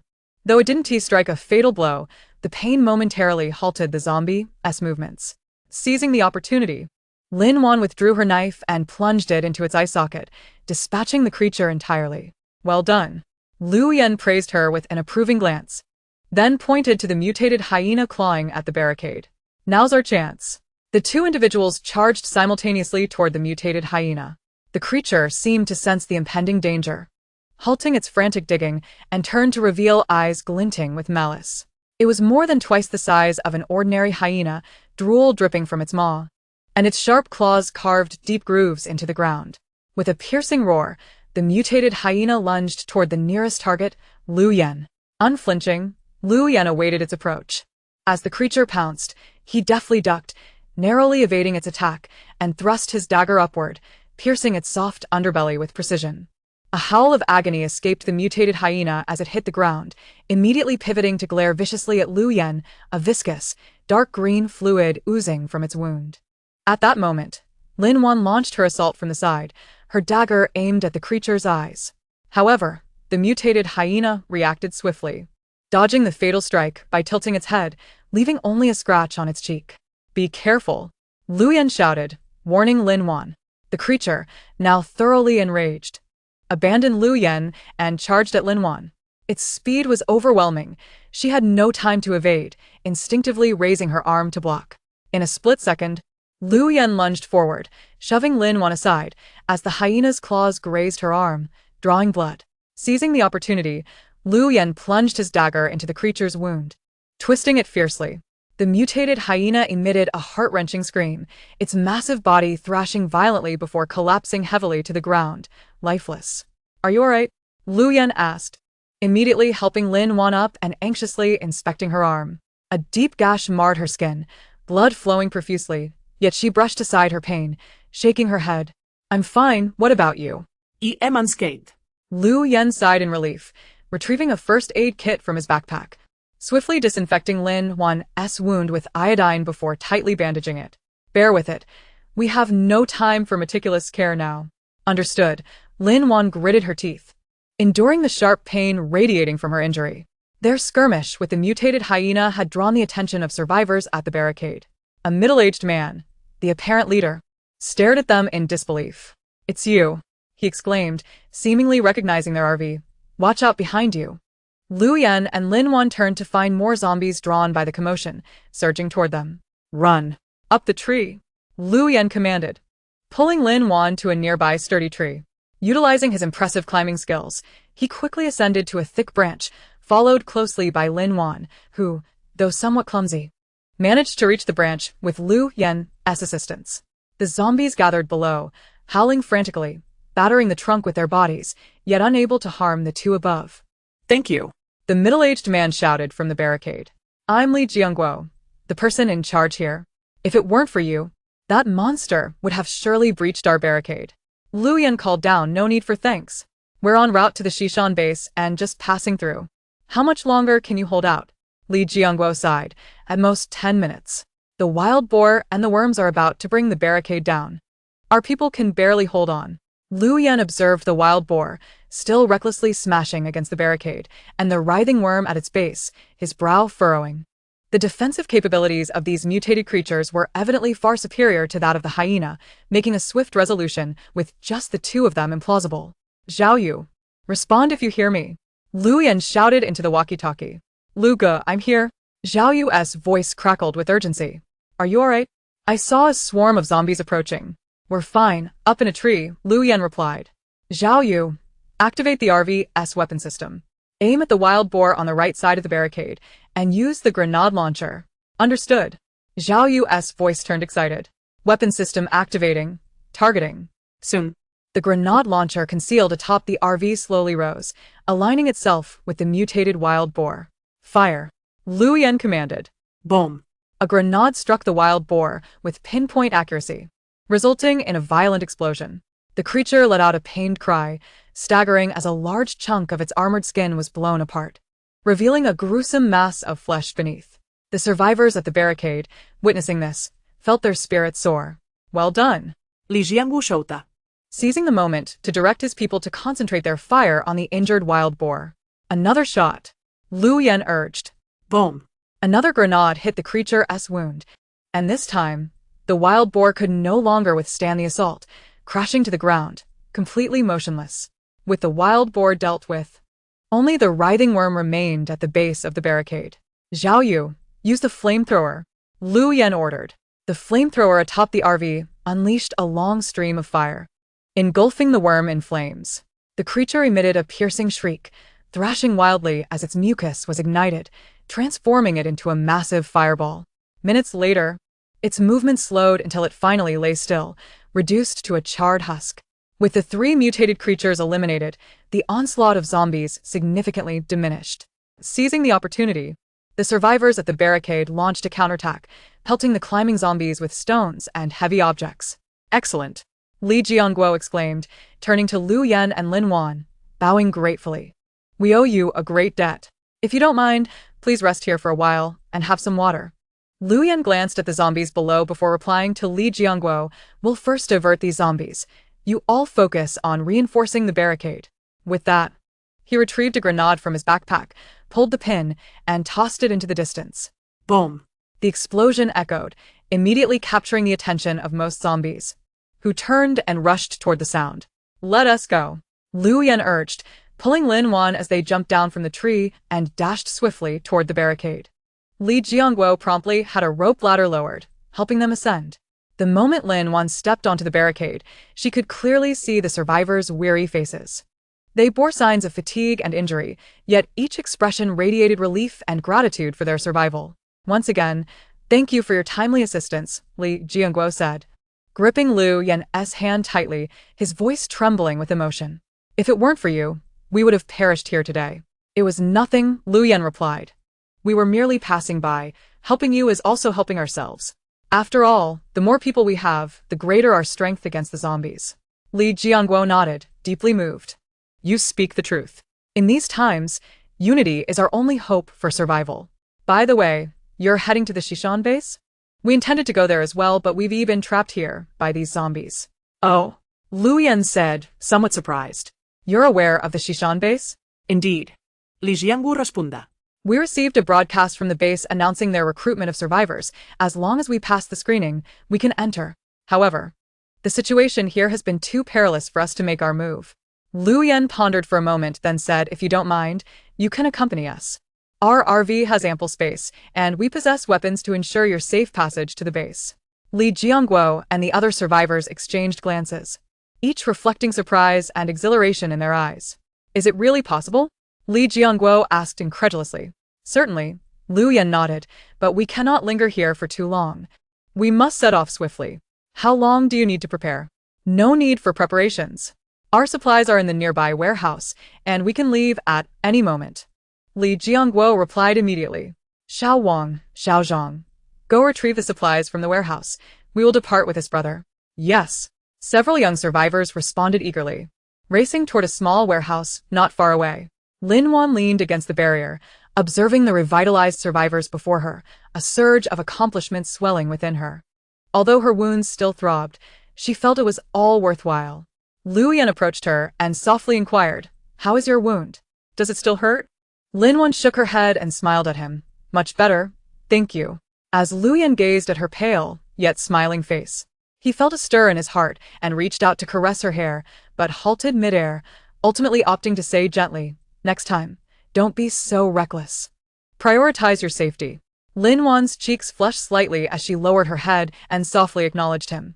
At that moment, Li Jianguo suddenly shouted, oh no, look over there.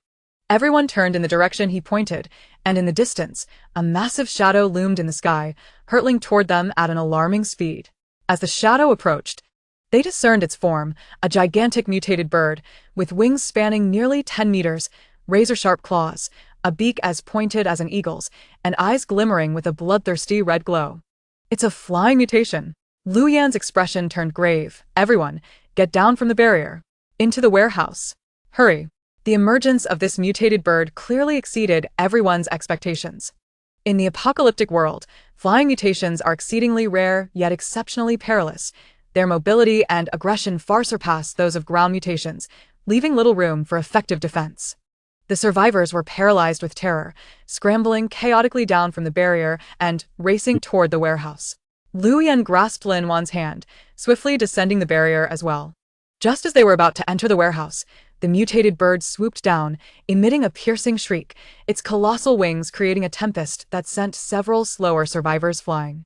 Even more terrifying, its claws gripped the top of the RV, seemingly intent on overturning it. Zhao Yu, activate the defense system. Now. Lu Yan shouted into the intercom. The RV's alarm blared instantly, and the armored plates on its surface swiftly sealed shut, blocking all windows and crevices. However, the bird's strength was overwhelming. It actually lifted one of the RV's wheels off the ground. It's over, Li Jianguo despaired as he watched the scene unfold. Lu Yan clenched his fists, his gaze fixed on the rampaging bird in midair, a glimmer of resolve flashing in his eyes. He understood that this time, they might genuinely confront an insurmountable crisis. After failing to overturn the RV, the mutated bird seemed to shift its focus toward the people in the warehouse, circling ominously while emitting chilling shrieks that suggested it might dive again at any moment. The shadow of death loomed over everyone. Chapter 48 Unexpected Gains. As the RV rolled over the last fragment of rubble, Chen Yao suddenly pressed down on Lu Yan's shoulder. The woman in the passenger seat appeared pale, pointing toward a factory sign blackened by smoke. I smell disinfectant there. Lin Wan immediately engaged the handbrake, causing the RV to halt with a screech of metal against metal. In the rear compartment, Zhao Yu was checking a list while cradling a box of parts. His head bumped against the storage cabinet with a thud. What is happening?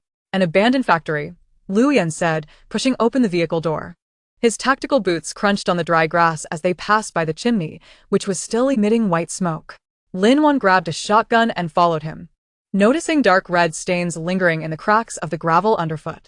This suburban medical equipment factory was surrounded by barbed wire, and a rusted iron gate bore a sign announcing its closure, yet fresh marks of friction were evident on the hinges. Chen Yao, stay in the vehicle, Lin Wan instructed, checking her gun's chamber. Zhao Yu, come with me to the east warehouse. Lu Yan, guard the main entrance. Wait, Chen Yao said, peering over her shoulder with her daughter, who clutched at her mother's clothing, her eyes wide with fear. What if there are survivors? We'll assess the situation, Lin Wan replied, donning her helmet. But prioritize antibiotics and protective gear. The gap in the barbed wire was concealed behind dense vines, cut with wire cutters to create an opening just wide enough for one person to pass through. As Lin Wan slipped through, the scent of disinfectant mingled with a faint, sickly sweet odor, the stench of rotting corpses, but with an added acrid note of formaldehyde, more pungent than usual. Watch your step, Lu Yan's voice crackled over the intercom. There are drag marks on the west factory. The warehouse's roll-up door had been pried open slightly, and Lin Wan pressed her gun stock against the door panel, slowly pushing it open. Dust swirled in the shafts of sunlight, and the air was filled with tiny white, fluffy particles that made her exposed skin itch. It's cotton. Zhao Yu illuminated the shelves with a flashlight, suddenly inhaling sharply. Lin Jia, look at this. On the third shelf, half a box of unopened iodine was stacked, with a corner of a blue protective suit visible among scattered cardboard boxes. Even more exhilarating was the sight of several rows of sealed insulin vials lying in the refrigeration unit, despite the power being cut off long ago. Zhao Yu, check the production dates. Lin Wan kept her gun trained on the dark depths of the warehouse, where shadows loomed thick as ink. I will check inside. There was a hidden door behind the refrigeration unit, its handle wrapped with a segment of 4 tubing. As Lin Wan turned the doorknob, a strong metallic scent of blood rushed at her, causing her to instinctively take a step back. The beam of her flashlight illuminated blood red writing on the wall. They are evolving. The letters were jagged and uneven, as if etched into the surface with broken glass, and dark red droplets of blood glistened within the crevices of the words.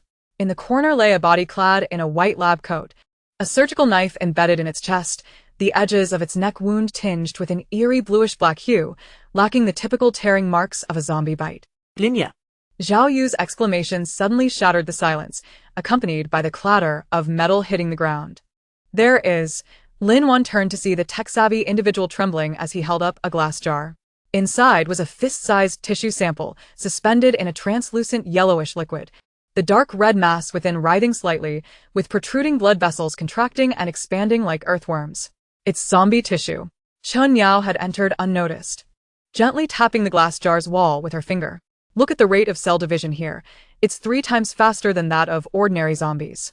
Lu Yan's footsteps approached from the warehouse entrance, clutching a yellowed research report, his brow furrowed with concern. This factory has been clandestinely conducting viral mutation experiments. The handwriting on the report was scrawled and hasty, but Lin Wan recognized a familiar logo at the bottom, a symbol belonging to Zhang Zhe's father's biotechnology company.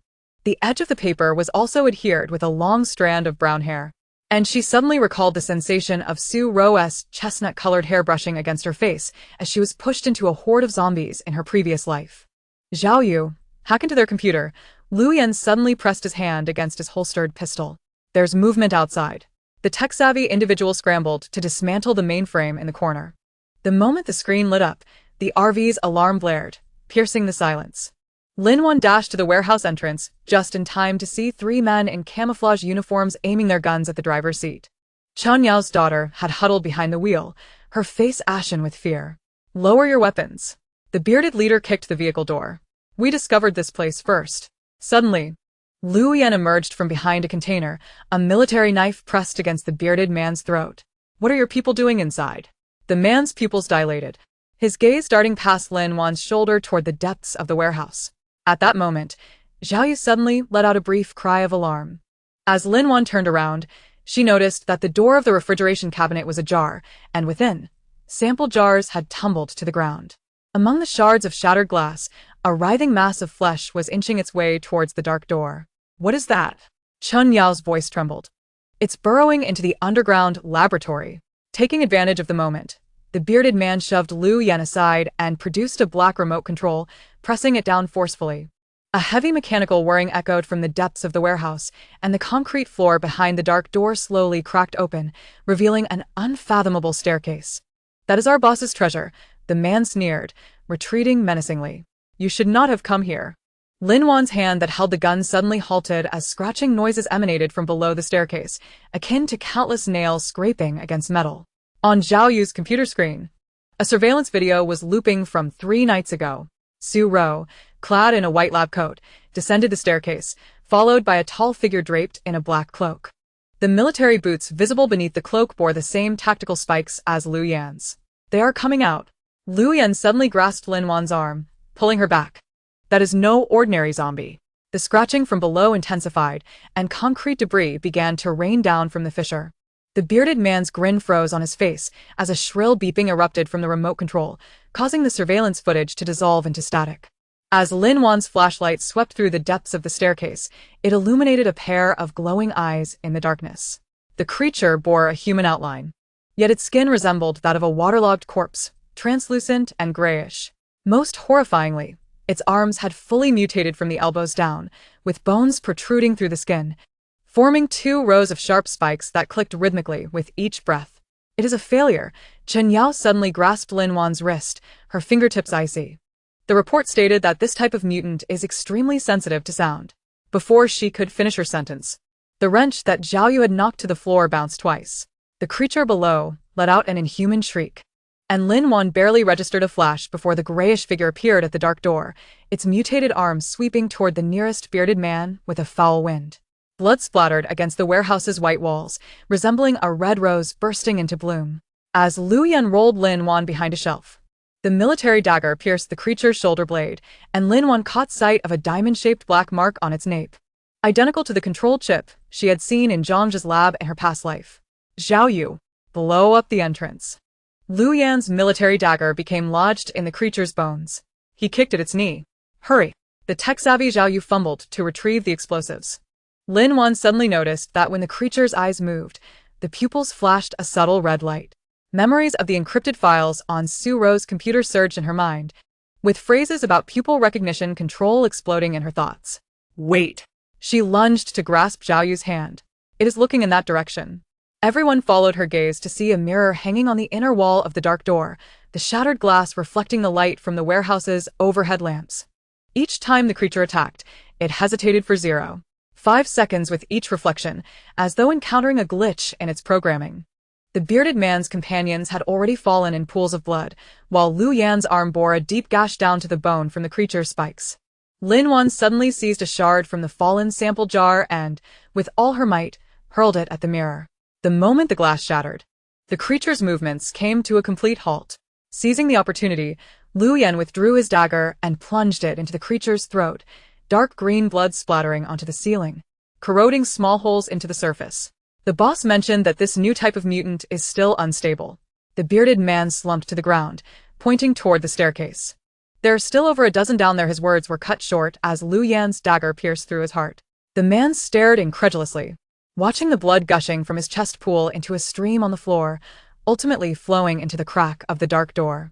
"He is lying," Lu Yan said, wiping the blood from his face. "There are definitely more than a dozen." Lin Wan crouched to examine the creature's corpse, gently prodding the black mark on its nape. The skin suddenly peeled away like paper, revealing a silver chip beneath. The edges of the chip were engraved with a series of numbers, the final letter combination causing her to gasp. It was the initials of Zhang and Su Ro. "Quick, gather the supplies." Lu Yan suddenly pulled her up as the ground shook. As Zhao Yu rushed toward the RV with a medical kit, Lin Wan saw that the crack beneath the dark door was widening, with countless mutated arms reaching out from the darkness, clawing at the surrounding concrete. Chen Yao had already started the RV, and amidst the roar of the engine, she suddenly pointed to the iron rack in the corner of the warehouse. "There are vaccines." On the top tier of the rack, a thermal box bore a red emergency label. The moment Lin Wan climbed up, the ground shook violently. As she grasped the thermal box and leapt down, she caught sight of a mutated hand covered in suckers reaching out from the crack, firmly grasping Zhao Yu's ankle. "Run!" Lin Wan hurled the thermal box to Lu Yan as the shotgun roared, the sound reverberating painfully in her ears. I'll hold them off. As the RV burst through the factory gates, Lin Wan cast one last glance back. The precarious warehouse was collapsing. And within the throng of monsters emerging from the dark door, she seemed to catch sight of a familiar figure, a woman in a white lab coat. Surrounded by the creatures, her profile flickering in the firelight. It was Su Ro, who should have been devoured by zombies in the city. Suddenly, Lu Yan swerved the steering wheel sharply, the RV screeching against the asphalt as it veered onto the road. Lin Wan looked down to open the thermal box, revealing 6 neatly arranged blue vials inside. The words on the labels made her heart stop. Maternal suppressor. In the passenger seat, Chen Yao suddenly covered her mouth, her hand trembling as she pointed to the rearview mirror. The moment Lin Wan turned to look, she saw a towering plume of black smoke rising from the ruins of the collapsed factory, twisting into a bizarre spiral at its apex, resembling an inverted funnel, slowly rotating and consuming the last rays of the setting sun. What is that? Zhao Yu's voice quivered. Are they calling for their companions? Lin Wan did not respond. She felt a slight vibration from the vial in her fingertips. Through the translucent tube, she saw the blue liquid gradually darkening, like countless tiny drops of ink spreading in water. And at the bottom of the thermal box, a folded note appeared. With the words scrawled in bright red, they can smell the fear of the living. Zhangzhe. As the RV veered off the road and into the dense pine forest, Lin Wan suddenly noticed the compass on the dashboard spinning wildly. The moment Lu Yan pressed the accelerator, everyone heard a thunderous sound from behind. It was the sound of countless footsteps pounding against the ground, accompanied by inhuman howls, surging like a tide from the direction of the factory ruins. Chapter 49. In the same boat. The RV crushed the gravel on the road, producing a harsh sound. Lin Wan gazed into the rearview mirror at the receding silhouette of the abandoned factory, her fingertips unconsciously tracing the window frame. The tattered document labeled T-virus prototype samples she had discovered in the factory still lay spread out on the table, its edges carefully taped by Zhao Yu. Yet the horrifying red annotations remained visible, highly infectious, irreversible mutation, host aggression increased. Chen Jie, do we have any fever medicine left for Lele? Lu Yan's voice came from the driver's seat, interrupting Lin Wan's thoughts. He had just dispatched 2 stray zombies pursuing them with a dagger. And the blood still stained his military boots, the lines of his tense profile sharply illuminated by the emergency lights. Chen Yao gently rocked her sleeping daughter in her arms, glancing at the medical kit as she replied, "There are 2 packs left. I just gave her some. The fever has subsided a bit." Her voice was weary, dark circles under her eyes revealing the toll of sleepless nights since joining the team with her daughter. Zhao Yu sat in the passenger seat, his fingers dancing rapidly across the laptop keyboard as a torrent of code flickered on the screen. "I have just breached the factory surveillance system and discovered that a group clad in white coats visited 3 days ago, taking away a considerable amount of items. Their route appears to lead northeast, which may be linked to the source of the virus." He adjusted his sliding glasses, their lenses reflecting the blue light of the screen. Compared to his initial trepidation upon joining, he now spoke with a newfound confidence. Lin Wan picked up a document, her fingertip tracing the words original sample. "The northeast direction coincides perfectly with our route to the Shishan base." She lifted her gaze to Lu Yan, inquiring, "What do you think?" Lu Yan deftly maneuvered the steering wheel to avoid the abandoned vehicles on the road, the tires screeching against the pavement. "Let's head to the base first," he replied succinctly. "Our priority is to reach a safe zone. We can investigate these leads once we are secure." In the rearview mirror, his gaze met Lin Wan's, both recognizing the shared caution reflected in each other's eyes. Suddenly, the RV jolted violently, awakening Chen Yao's child, Lele, who began to whimper softly. Zhao Yu stumbled, nearly dropping his laptop. "What was that?" Lu Yan pressed the brake, bringing the RV to a slow halt. "The front wheel seems to be stuck in a pit." He opened the door, a wave of mixed scents of blood and decay rushing in. "I'll check it out." Lin Wan grabbed a fire axe resting nearby. "I'll go with you." Outside, the sky had darkened, a waning moon hanging in the overcast heavens. Strange rustling sounds emanated from the woods flanking the highway, as if something were stirring among the branches. Lu Yan crouched to inspect the tire, his brow furrowed. The pit isn't deep, but the edges are rocky, forcing it could cause a blowout. Lin Wan scanned the surroundings cautiously. "How long will it take to get it out?" "At most 10 minutes, Lu Yan replied, retrieving a jack from the toolbox. "You all stay locked in the RV. Do not come out." Just then, A piercing scream shattered the stillness, followed by the dull thud of something heavy colliding with the ground. Zhao Yu, peering through the surveillance monitor, trembled as he spoke. There's someone being dragged into the woods.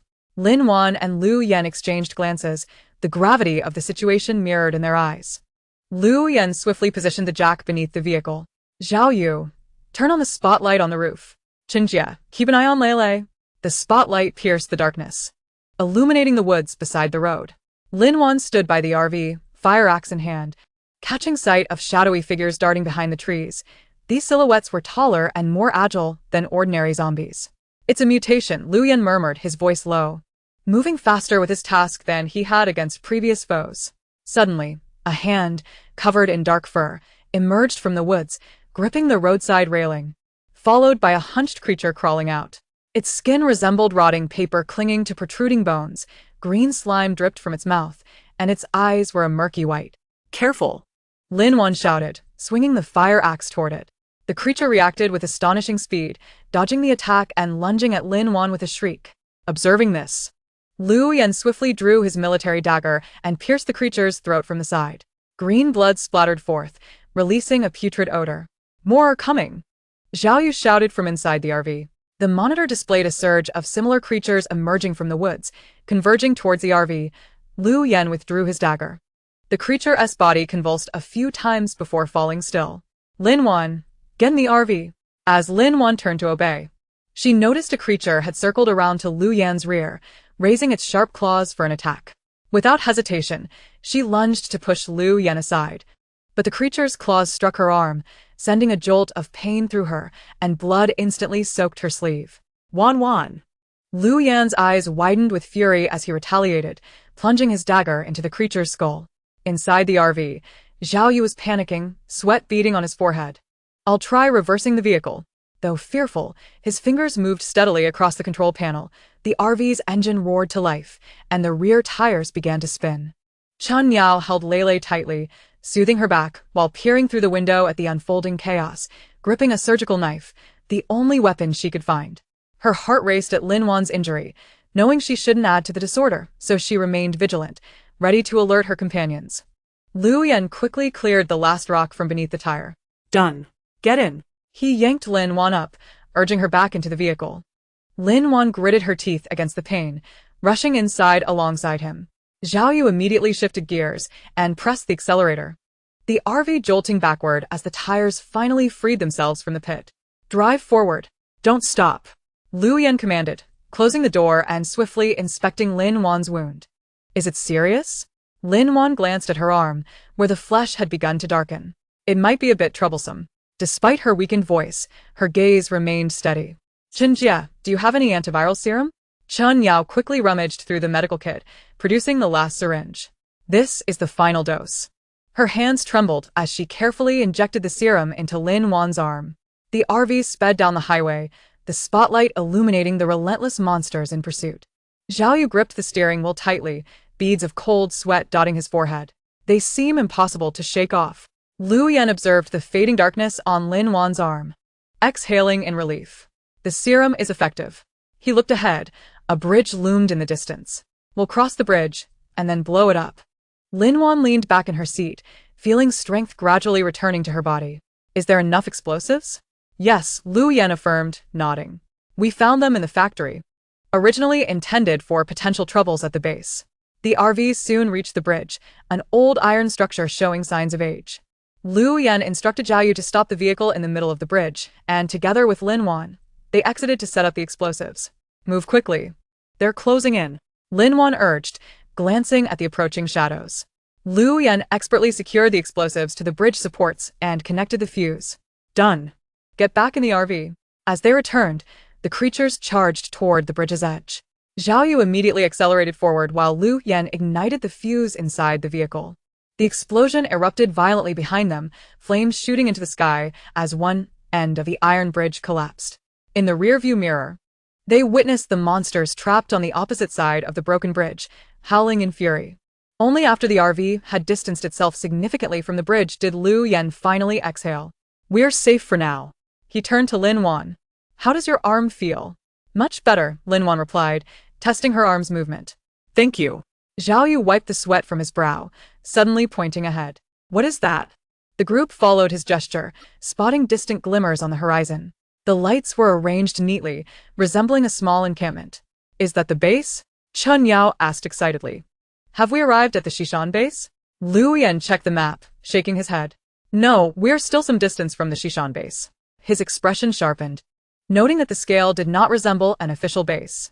Lin Wan gazed at the lights, a sense of foreboding creeping into her heart. Whatever it is, we must proceed with caution. She turned to Lu Yan. Should we bypass it? After a moment of contemplation, Lu Yan replied. To bypass could mean a detour of 2 days, and our fuel is running low. He paused. Let us approach and assess the situation. If it seems wrong, we will leave immediately. The RV slowly advanced toward the lights, drawing closer to discern the outlines of the encampment. It was an enclosed area surrounded by barbed wire, with numerous tents erected within and several guard posts manned by individuals wielding firearms. Armed forces, Lu Yan murmured. Zhao Yu, park the vehicle in a concealed spot.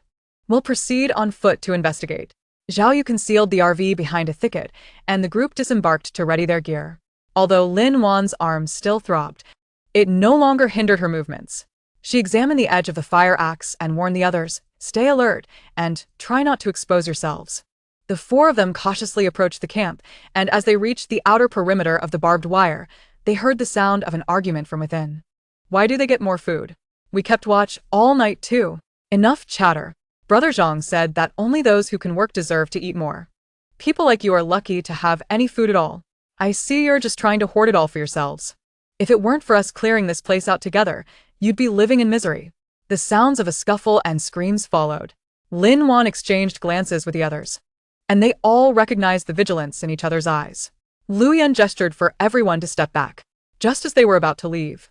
A familiar voice echoed from deep within the camp, dripping with arrogant glee, piercing Lin Wan's ears like a needle. What are you shouting about? Do you want to die? Lin Wan's pupils constricted sharply. It was Zhang Zhe. How could he be here? Chapter 50. Peril lurks ahead. The engine of the RV roared heavily along the rugged mountain road, and the sky outside had completely darkened. Lin Wan stared at the fluctuating fuel gauge on the dashboard, her fingertips unconsciously tapping against her knee. There was only a quarter tank of diesel left, and at this rate, it would last no more than 3 hours. How long until we reach the West Mountain base? She turned to Lu Yan in the passenger seat, who was observing the road ahead through military binoculars. The dim headlights could only illuminate about 50 meters ahead, while the depths beyond were shrouded in a thick darkness, concealing countless unknown dangers. Lu Yan lowered the binoculars, his brow furrowed. The navigation shows we have 15 kilometers left, but the final stretch is a winding mountain road. We received intermittent signals from the base over the intercom, indicating a landslide halfway up the mountain. We may need to detour. Suddenly, a stifled gasp came from the back seat. Lin Wan turned to see Zhao Yu intently staring at the vehicle surveillance screen, pointing at one of the images. Look. What is that? The screen displayed the scene behind the RV. On what should have been an empty road, a few staggering figures had appeared, seemingly out of nowhere. Their movements were much quicker than ordinary zombies, their limbs twisted at unnatural angles, and their pale skin was marred by protruding veins, glistening with a sickly hue under the moonlight. Mutants. Lu Yan's voice turned icy. He reached for a modified assault rifle from beside his seat. They are faster than those we encountered before. Stay alert. Chen Yao huddled in the corner with her daughter Nen, her face pale, but she forced herself to check the first aid kit. We have enough bandages and disinfectant. If anyone gets hurt, there will be no injuries. Lu Yan interrupted her firmly. Lin Wan, switch the RV to 4-wheel drive and accelerate. Understood. Zhao Yu's fingers flew over the control panel, and arcs of electricity suddenly erupted from the rear of the RV, crackling in the air with blue streaks. Lin Wan took a deep breath and slammed the accelerator. The RV roared to life, like a waking giant, tires kicking up gravel as it barreled towards the bend in the mountain road. At that moment, an agonizing roar pierced the darkness ahead. 7 or 8 mutated zombies lunged out from the trees by the roadside, their eyes glowing red, claws sharp as blades, reaching for the RV's windshield. Brace yourselves. Lu Yan barked, raising his rifle to aim outside. With several muffled gunshots, the first 2 zombies collapsed, but the others quickly filled the gaps, their speed astonishingly keeping pace with the RV. Lin Wan jerked the steering wheel, sending the RV into a perilous arc on the narrow road, narrowly avoiding a mutant zombie that lunged from the side. The creature crashed against the roadside barrier with a dull thud, but, as if unfazed, it picked itself up and continued the pursuit. Something's not right. Zhao Yu's voice trembled. Their recovery is too strong. Ordinary bullets won't kill them. Luyan squinted, aiming for the head of one zombie and pulling the trigger. The unmistakable sound of a bullet piercing through bone echoed, but the zombie staggered a few steps without falling, only becoming more frenzied in its pursuit. Aim for the joints. Lin Wan suddenly shouted. The joints were their weak points when we encountered mutants at the factory. Luyan quickly adjusted his aim, and the bullet struck a zombie's knee with precision. With a sharp crack, the joint shattered, causing the creature to lose its balance and fall, trampled into pulp by its fellows. Effective. Zhao Yu cheered, speeding up his fingers on the keyboard. I've adjusted the targeting parameters of the mounted machine gun to automatically lock onto the joints. The machine gun on the roof whirred to life, unleashing a rapid barrage. The mutant zombies chasing after them fell one after another, and the once relentless horde began to scatter in disarray. Lin Wan exhaled in relief, just as she was about to slow down when Lu Yan suddenly pressed down on her shoulder. Don't stop. There's greater trouble ahead. He pointed outside. And Lin Wan followed his gaze, her heart racing. At the bend in the mountain road, a colossal mutant emerged, towering over 3 meters tall. Its body as robust as a water buffalo, with its knees bending backward as it moved on all fours. It bore several sharp spikes on its back, and its face was devoid of eyes, featuring only a massive maw lined with fangs, bellowing deafeningly in the direction of the RV. Is that a leader-class mutant? Chen Yao covered her mouth, her voice trembling with fear. Anan, close your eyes and don't look. And frightened, nestled into her mother's embrace, but couldn't resist peeking through her fingers, her small face filled with terror. The giant mutant charged at the RV, its speed matching that of the smaller mutants. The ground shook with each of its heavy steps, as if the very road trembled beneath it. Zhao Yu, activate the front collision device. Lu Yan's voice was unnervingly calm. Lin Wan, maintain speed and charge straight ahead. Understood. Lin Wan gripped the steering wheel tightly, her palms slick with cold sweat. She could feel her heart pounding furiously in her chest, as if it might leap out at any moment. Suddenly, a thick alloy plate shot out from the front of the RV, glinting coldly in the moonlight. Zhao Yu held on tightly, eyes fixed on the approaching giant mutant, muttering to himself, "It has to hold."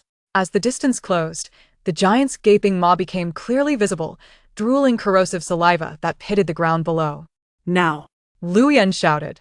Lin Wan veered sharply, the RV dodging the mutant's head-on collision while slamming the alloy plate against its side. A thunderous crash reverberated. The RV shook violently, and Lin Wan felt as though her insides might burst. Seizing the opportunity, Lu Yan flung open the door, leapt out, and raised his rifle, firing at the mutant's joints in rapid succession. The creature let out a pained roar, its massive form losing balance and tipping toward the roadside. But then, an unforeseen transformation occurred. As the mutant fell, countless small, insect-like creatures erupted from its body, swarming towards Lu Yan. Watch out! Lin Wan cried out in alarm. Lu Yan reacted swiftly, retreating a few steps while pulling out a Molotov cocktail from his waist and throwing it at the swarm. Flames erupted, the insects sizzling and collapsing to the ground, writhing before becoming still. Yet, Lu Yan was a moment too late. One of the creatures landed on his arm, biting down to create a small wound, which quickly turned black around the edges. Lu Yan! Lin Wan rushed to open the door to help but was pulled back by Zhao Yu. Don't go. It's too dangerous. Look around. Lin Wan soon realized that an increased number of mutants had appeared in the surrounding woods, their eyes glimmering with a sinister red light, resembling countless pairs of prying eyes that encircled the road, leaving no escape. Lu Yan, clutching his injured arm, appeared somewhat pallid, yet his gaze remained sharp. He surveyed the mutants around them, then glanced at the RV, suddenly making an unexpected move that took everyone by surprise. He turned and sprinted away from the RV, simultaneously hurling several smoke bombs towards the swarm of mutants. Lu Yan, what are you doing? Lin Wan's voice trembled with a hint of despair. Unable to comprehend his actions, Lu Yan glanced back at the RV, and his lips seemed to curl into a smile, albeit indistinct amidst the smoke. In an instant, his figure vanished into the haze and the throng of mutants. He aimed to distract those mutants, Chen Yao's voice quavered. He did this for us. Tears streamed down Lin Wan's face as she bit her lip fiercely, suppressing her sobs. She understood that Lu Yan's actions were meant to safeguard everyone. Yet she could not bear the reality of it. Lin Jia, what should we do? Zhao Yu's voice quivered. Lu Go. Lin Wan inhaled deeply, wiped away her tears. And her gaze regained its determination. She looked towards the encroaching mutants, then at the direction where Lu Yan had disappeared, gritting her teeth as she declared. Activate the RV as highest defense mode. Zhao Yu, you're in charge of the weapon systems, and Chen Yao, take care of Anan. And you? Chen Yao inquired. Lin Wan seized a modified crossbow, pushed open the car door, and stated, I will go bring him back. Without waiting for anyone to react, she dashed from the vehicle, racing towards the direction Lu Yan had vanished. At that moment, a sudden chime resonated from the direction of Shishan base, melodious yet urgent, as if conveying a certain signal. Lin Wan paused for a moment, turning her gaze towards the base, her heart filled with confusion. Behind her, the mutants that had once surrounded the RV abruptly halted, all fixating on the direction of the base, their expressions seemingly flickering with a trace of fear. Then, something even stranger occurred. The mutants began to retreat, one by one turning to plunge into the woods, swiftly disappearing without a trace, leaving only the bodies and bloodstains on the ground. Lin Wan stood frozen, utterly bewildered. She glanced towards the direction Lu Yan had vanished, then at the base, her mind swirling with questions. At that moment, her walkie-talkie crackled to life with Lu Yan's voice. Though faint, it was still discernible. Lin Wan, I'm fine. Be careful of the base. The transmission abruptly cut off, leaving only the crackling of static. Lin Wan's heart leaped into her throat as she gripped her crossbow tightly and sprinted towards the direction Lu Yan had disappeared. She was uncertain of what awaited her or what had transpired at Shishan base, but she knew she must find Lu Yan and uncover the truth behind it all. The night was deepening, the mountain road illuminated only by the RV's lights and Lin Wan's fleeting silhouette. In the distance, Shishan base was faintly visible, its chimes having ceased. Yet Lin Wan felt an unprecedented sense of unease, as if a formidable danger lurked there, awaiting them. Little did she know, a far greater crisis was quietly unfolding.